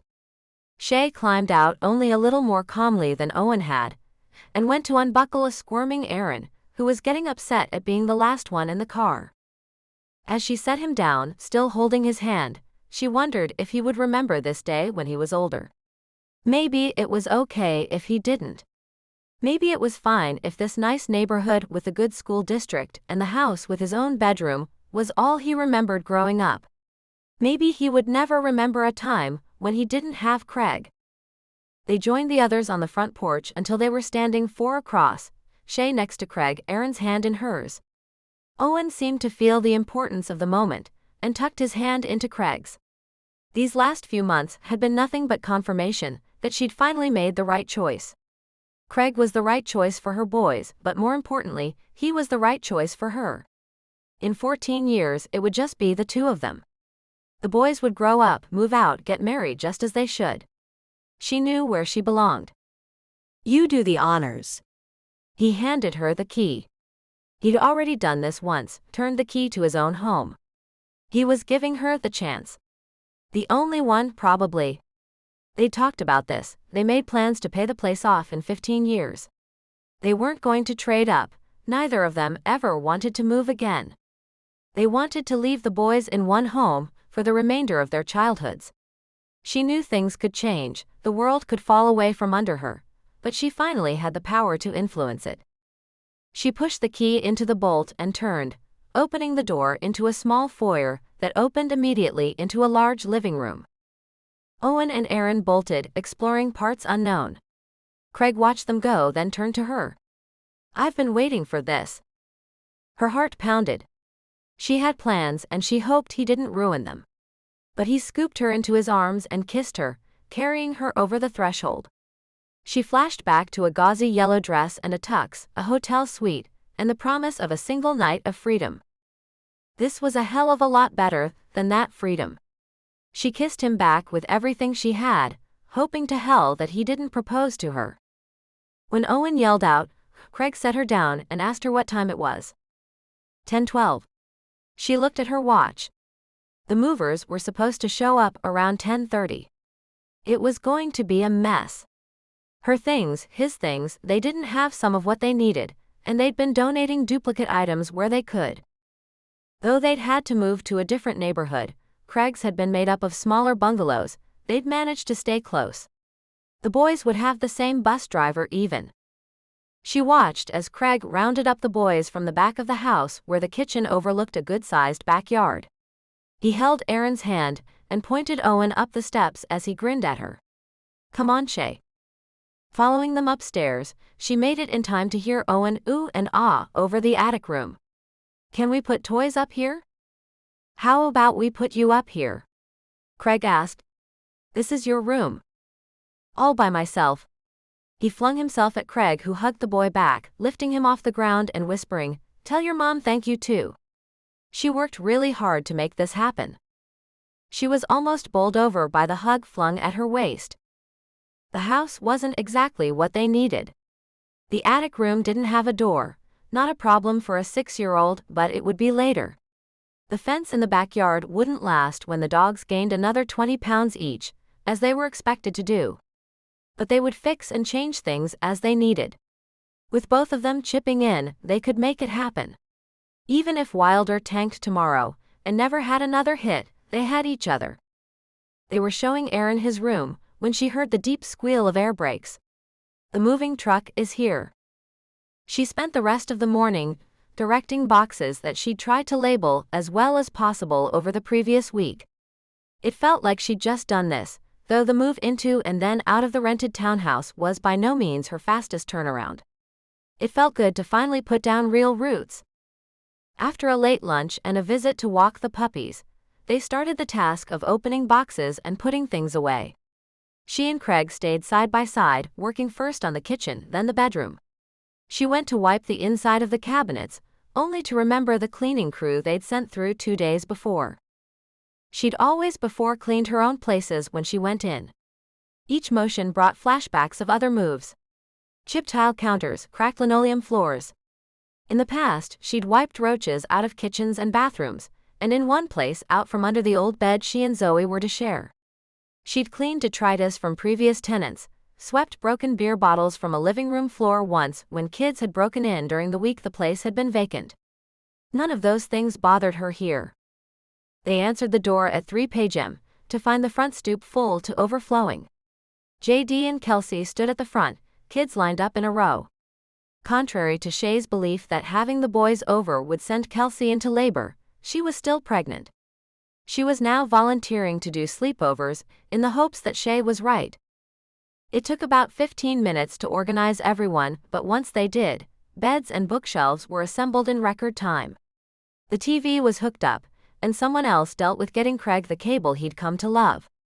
Once again, Craig waved her underthings at her, before putting them into the top drawer of a dresser they were now sharing. He stuffed his own underwear in the drawer beside hers, and it was shocking how wonderful something as stupid as an underwear drawer felt. TJ looked hungover and nursed a coffee, grumbling at Craig about not coming out with him anymore, but he worked as hard as any of them. Bridget ran a load of dishes and organized bookshelves, leaving little stickers behind so they could find things. JD and the rest of the band worked in unison, flipping mattresses and lifting and moving heavy things when they realized what they'd initially told the movers wasn't going to work. Once it was all put up and the boys had some say in where each of their things went, their friends disappeared as quickly as they came. "We're going to have to host a big dinner here soon." Shay grinned at the thought. She'd never had enough friends to do that, nor enough space. They'd have to squish in even here, but she was ready. That night, they ordered pizza and ate it at her dining room table. Bigger than Craig's had been, it was the one that survived the cut. Though dinner was delivery on paper plates, Shay looked around the table, thinking how all her tries before this had not quite made her place a home, but this time she'd done it. She had one step left. It took them forever to get the boys to sleep that night. Between the excitement of the day and the strangeness of a new place, Shay filled spare drinks of milk and fumbled with hall lights until things were perfect. Or until the boys were so exhausted that they didn't have anything left. She wasn't really sure. Weary in her bones from the long day, Shay felt herself starting to nod off but quickly jumped up. She needed to do this tonight. "I'm heading to bed. You should join me soon if you're going to." Her eyebrows raised once and stayed there. She hoped her words were enough incentive to draw him away from the TV. Maybe it was too much. He didn't give her a chance to head into the bedroom first and change into the half-sweet, half-sexy gown she'd bought for their first night here. Instead, he followed her up the stairs, bounding behind her, then tumbling her onto the bed the moment he got the door locked. "Shush," she whispered harshly on a laugh as he caged her on the bed. The boys will hear. They're out cold. We can make all the noise we want. He grinned and began slowly peeling her clothes, his smile giving way to need and awe. He made love to her as though she were precious, fragile, necessary. She touched him, knowing he was her rock and she was his. Later she lay in his arms, both of them breathing heavily, as her thoughts swirled around and drifted down to settle in her head. Remembering, she kissed his shoulder, and waited another few minutes to roll out from under him. "Where are you going?" he asked from his position, tangled in the sheets they'd just laid waste to. Standing, she went to the dresser, thinking to get something to pull over her head. Pausing at the thought, she realized it was almost better with nothing between them. So she reached into the top drawer and palmed the item before turning back to him. "I have a question for you." "I have a bunch of questions." He looked at her through slightly narrowed eyes as he made room for her beneath the covers. "Me first." She slid in beside him, taking a deep breath, and then letting all her worries go. In a smooth motion, she held out her hand, opening it to show the platinum band embedded with a row of small sapphires. "Will you marry me, Craig Hibbets?" He looked stunned. Yes." Then he threw his head back and laughed, a deep, satisfied laugh. "You got me a ring." "I did." She grinned at him. "I asked, so you get an engagement ring. Plus, I want all those girls screaming at you while you're on stage to know that you're taken." He turned away, reaching for the nightstand he'd tucked up by his side of the bed. She'd watched earlier as he threw in lip balm, a few books and the condoms he still had. She'd not seen the small velvet box he now produced. "You beat me to it." He opened it to reveal a simple diamond solitaire, winking at her out of its nest. "I was going to ask you. But I'm guessing I can just put this on." Shay grinned at him even as tears leaked from her eyes. She'd suspected he might do this. First night in the new place and all. They'd signed the papers together. They'd already thrown in their lots with each other. Rings or weddings or not, it was already done. But she'd wanted to make it official, legal. Still, she couldn't help the laughter and smiles and happy tears as her heart swelled, and she watched as he slowly slid the ring onto her finger. "My turn." She held up the band and took his hand, sliding it on. "You just had to ask first, huh?" "I did." She looked him in the eyes, serious and sure. "I've been married before. They weren't right. This time, I needed to be the one asking. It couldn't be just a yes or no for me. I needed to choose. And you needed to be chosen." He kissed her again, then rolled her over to wrap himself around her. "I love you." The words came out of him easier and easier. She could hear it. "I love you too. You're my everything." His fingers laced through hers, resting atop the covers. As she looked down, she could see the stones in the two rings winking like promises, like stars in the night. Chapter 44. He ached everywhere. But mostly his head hurt. It felt like he was coming off the mother of all benders, his brain pounding out his punishment. TJ started to reach up to clamp his hands alongside his head, but his arms ached too. He tried to squint so the light wouldn't hurt so much, and he could tug himself up and into the kitchen to get a little hair of the dog. But squinting made him feel like someone had taken a baseball bat to his face. He didn't go anywhere. He wasn't much for complaining about what he did to himself, but this morning he just needed to moan a little of it out. "TJ." The voice was soft and female, and contrary to what he expected, he recognized it. What he couldn't figure out was why his brother's wife was in his bedroom. HHHMMMM? He tried again to squint, and again was rewarded with a crank up on the headache-o-meter. "TJ." "Oh, thank God." Her fingers touched his, but he really didn't want that. He pulled away. Lately his brother and his beautiful wife had begun to wear on his nerves. "Kelsey." It sounded thick and slurred even to him. But that was just another good reason for Kelsey not to be in here. From behind his eyelids he could tell that she had turned on the light. "Turn off the light and go, I'll call you later." "TJ." You need to wake up. No, I need to go back to sleep. He tried to roll over, and when that didn't work, he just lay still, wondering where the hell what's-her-face had gone to. Damn it, TJ. That voice he recognized too. The gods were angry at him. JD, get the hell out of my bedroom. The gods always sent JD to him. JD was their favored son, and in exchange he was given the responsibility of telling TJ when he'd screwed up. The voice was still angry, the gods were still pissed. TJ, open your eyes. You aren't in your bedroom. You're in the hospital. Son of a bitch. He cracked his eyes, ready to face the daylight, if only to tell his brother to stuff it.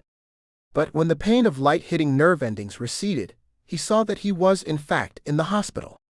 Well, that explained a lot of the pain. Crap. That's all you have to say for yourself? Oh God, spare me. TJ actually managed to get a hand to his head this time. JD's expression went grim. He usually does. You've been charmed, little brother. You've escaped scrapes that I would never dream of trying out. I'm going to have to let the doctors explain this one, but God didn't spare you this time. That got his eyeballs all the way open. Taking in a quick perusal of the bed, he saw that all four limbs remained intact, and he heaved a great sigh of relief. By the way.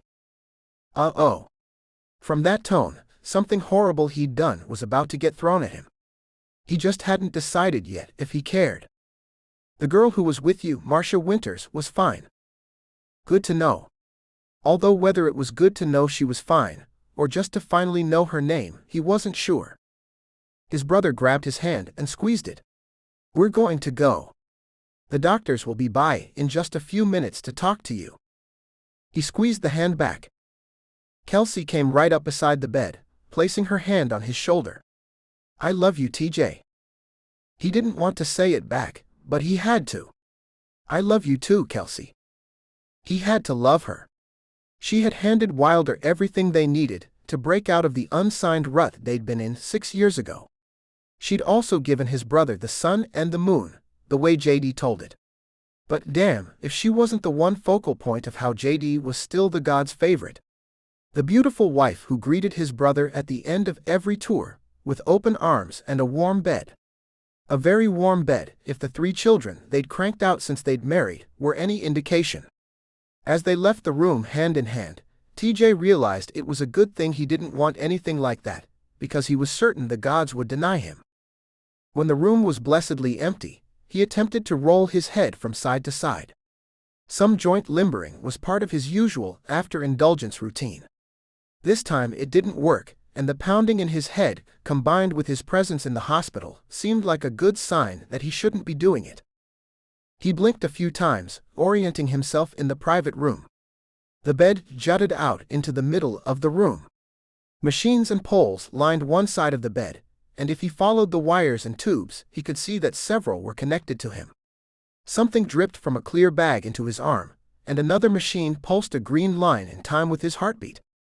He was no doctor, but it looked pretty good.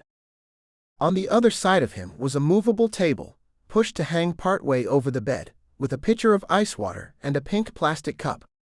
He reached out for it, only to realize that he had died and gone to hell. The water was just beyond his reach. He laughed a hollow sound at himself. Normally, Glenlivet was his drink of choice on mornings like these, but now even the stupid water was out of range. He grabbed at the wires and was contemplating yanking them and just sitting up when the doctors came in. Oh no. Don't pull on those. The oldest doctor was trailed by 2 younger ones. TJ looked at all of them warily. I don't really need this. I can feel that my heart is beating just fine. So I'll just get a drink and be going. He reached again for the wires. The doctor placed his own hand over TJ's, again stopping him. This time the hand seemed far more grandfather than dictator. Let's talk first. TJ just nodded or tried to. I'm Dr. Sanborn. He held out the weathered hand and reluctantly TJ shook it, though the ache of his hangover had made even his arms sluggish. He proceeded to listen through the introduction of the 2 other doctors, one dark and Indian, the other female and shy-looking. TJ dismissed them mentally and promptly forgot their names. Dr. Sanborn pulled up a swivel stool and seated himself, while his lackeys just hung back and watched. Do you remember the accident? TJ blinked. Accident? He shook his head as a little memory filtered back. I really just remember that there was one. A semi rear-ended me, right? In his head he could see it in the rear-view mirror, orange and large, and getting larger by the second. But that was all that came through. The doctor nodded. Luckily, you have good airbags. They saved your life and that of your passenger. TJ didn't take the prompt. Didn't ask after whatever her name had been. Dr. Sanborn continued. Unfortunately, you were in a convertible, and you didn't have your seatbelt on. TJ raised his eyebrows. Tell me something I don't know, but he didn't say it. You suffered a crushing blow to the base of your neck. The C6 vertebrae, he pointed it out on his own spine, was cracked. TJ frowned and reached up to his own neck. He was shocked to find it encased in a hard collar. Well, that explained why his head wouldn't turn. His brain cranked through the possibilities. He flexed his fingers in front of his face. You've already had a surgery to put pins in, to hold the pieces of bone together.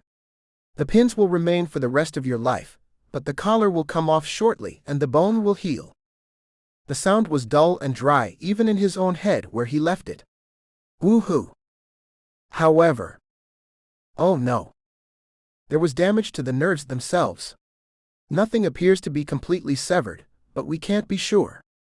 Your responses prior to surgery were lacking. He found his voice. What do you mean lacking? You were missing basic reflexes in your legs. There was no response. We had hoped that after surgery, after we relieved whatever pressure the cracked bone was placing on the spinal cord, you would regain sensation. It doesn't appear that you have. What? He felt fine. TJ flexed his toes, looking just beyond the little table, but nothing happened. He flexed again. Nothing. It had to be the water table blocking his view. He gave it a good shove, sending it toppling. The two attendant doctors flinched. Sanborn did nothing of the sort. He simply watched. TJ felt his ribcage constrict.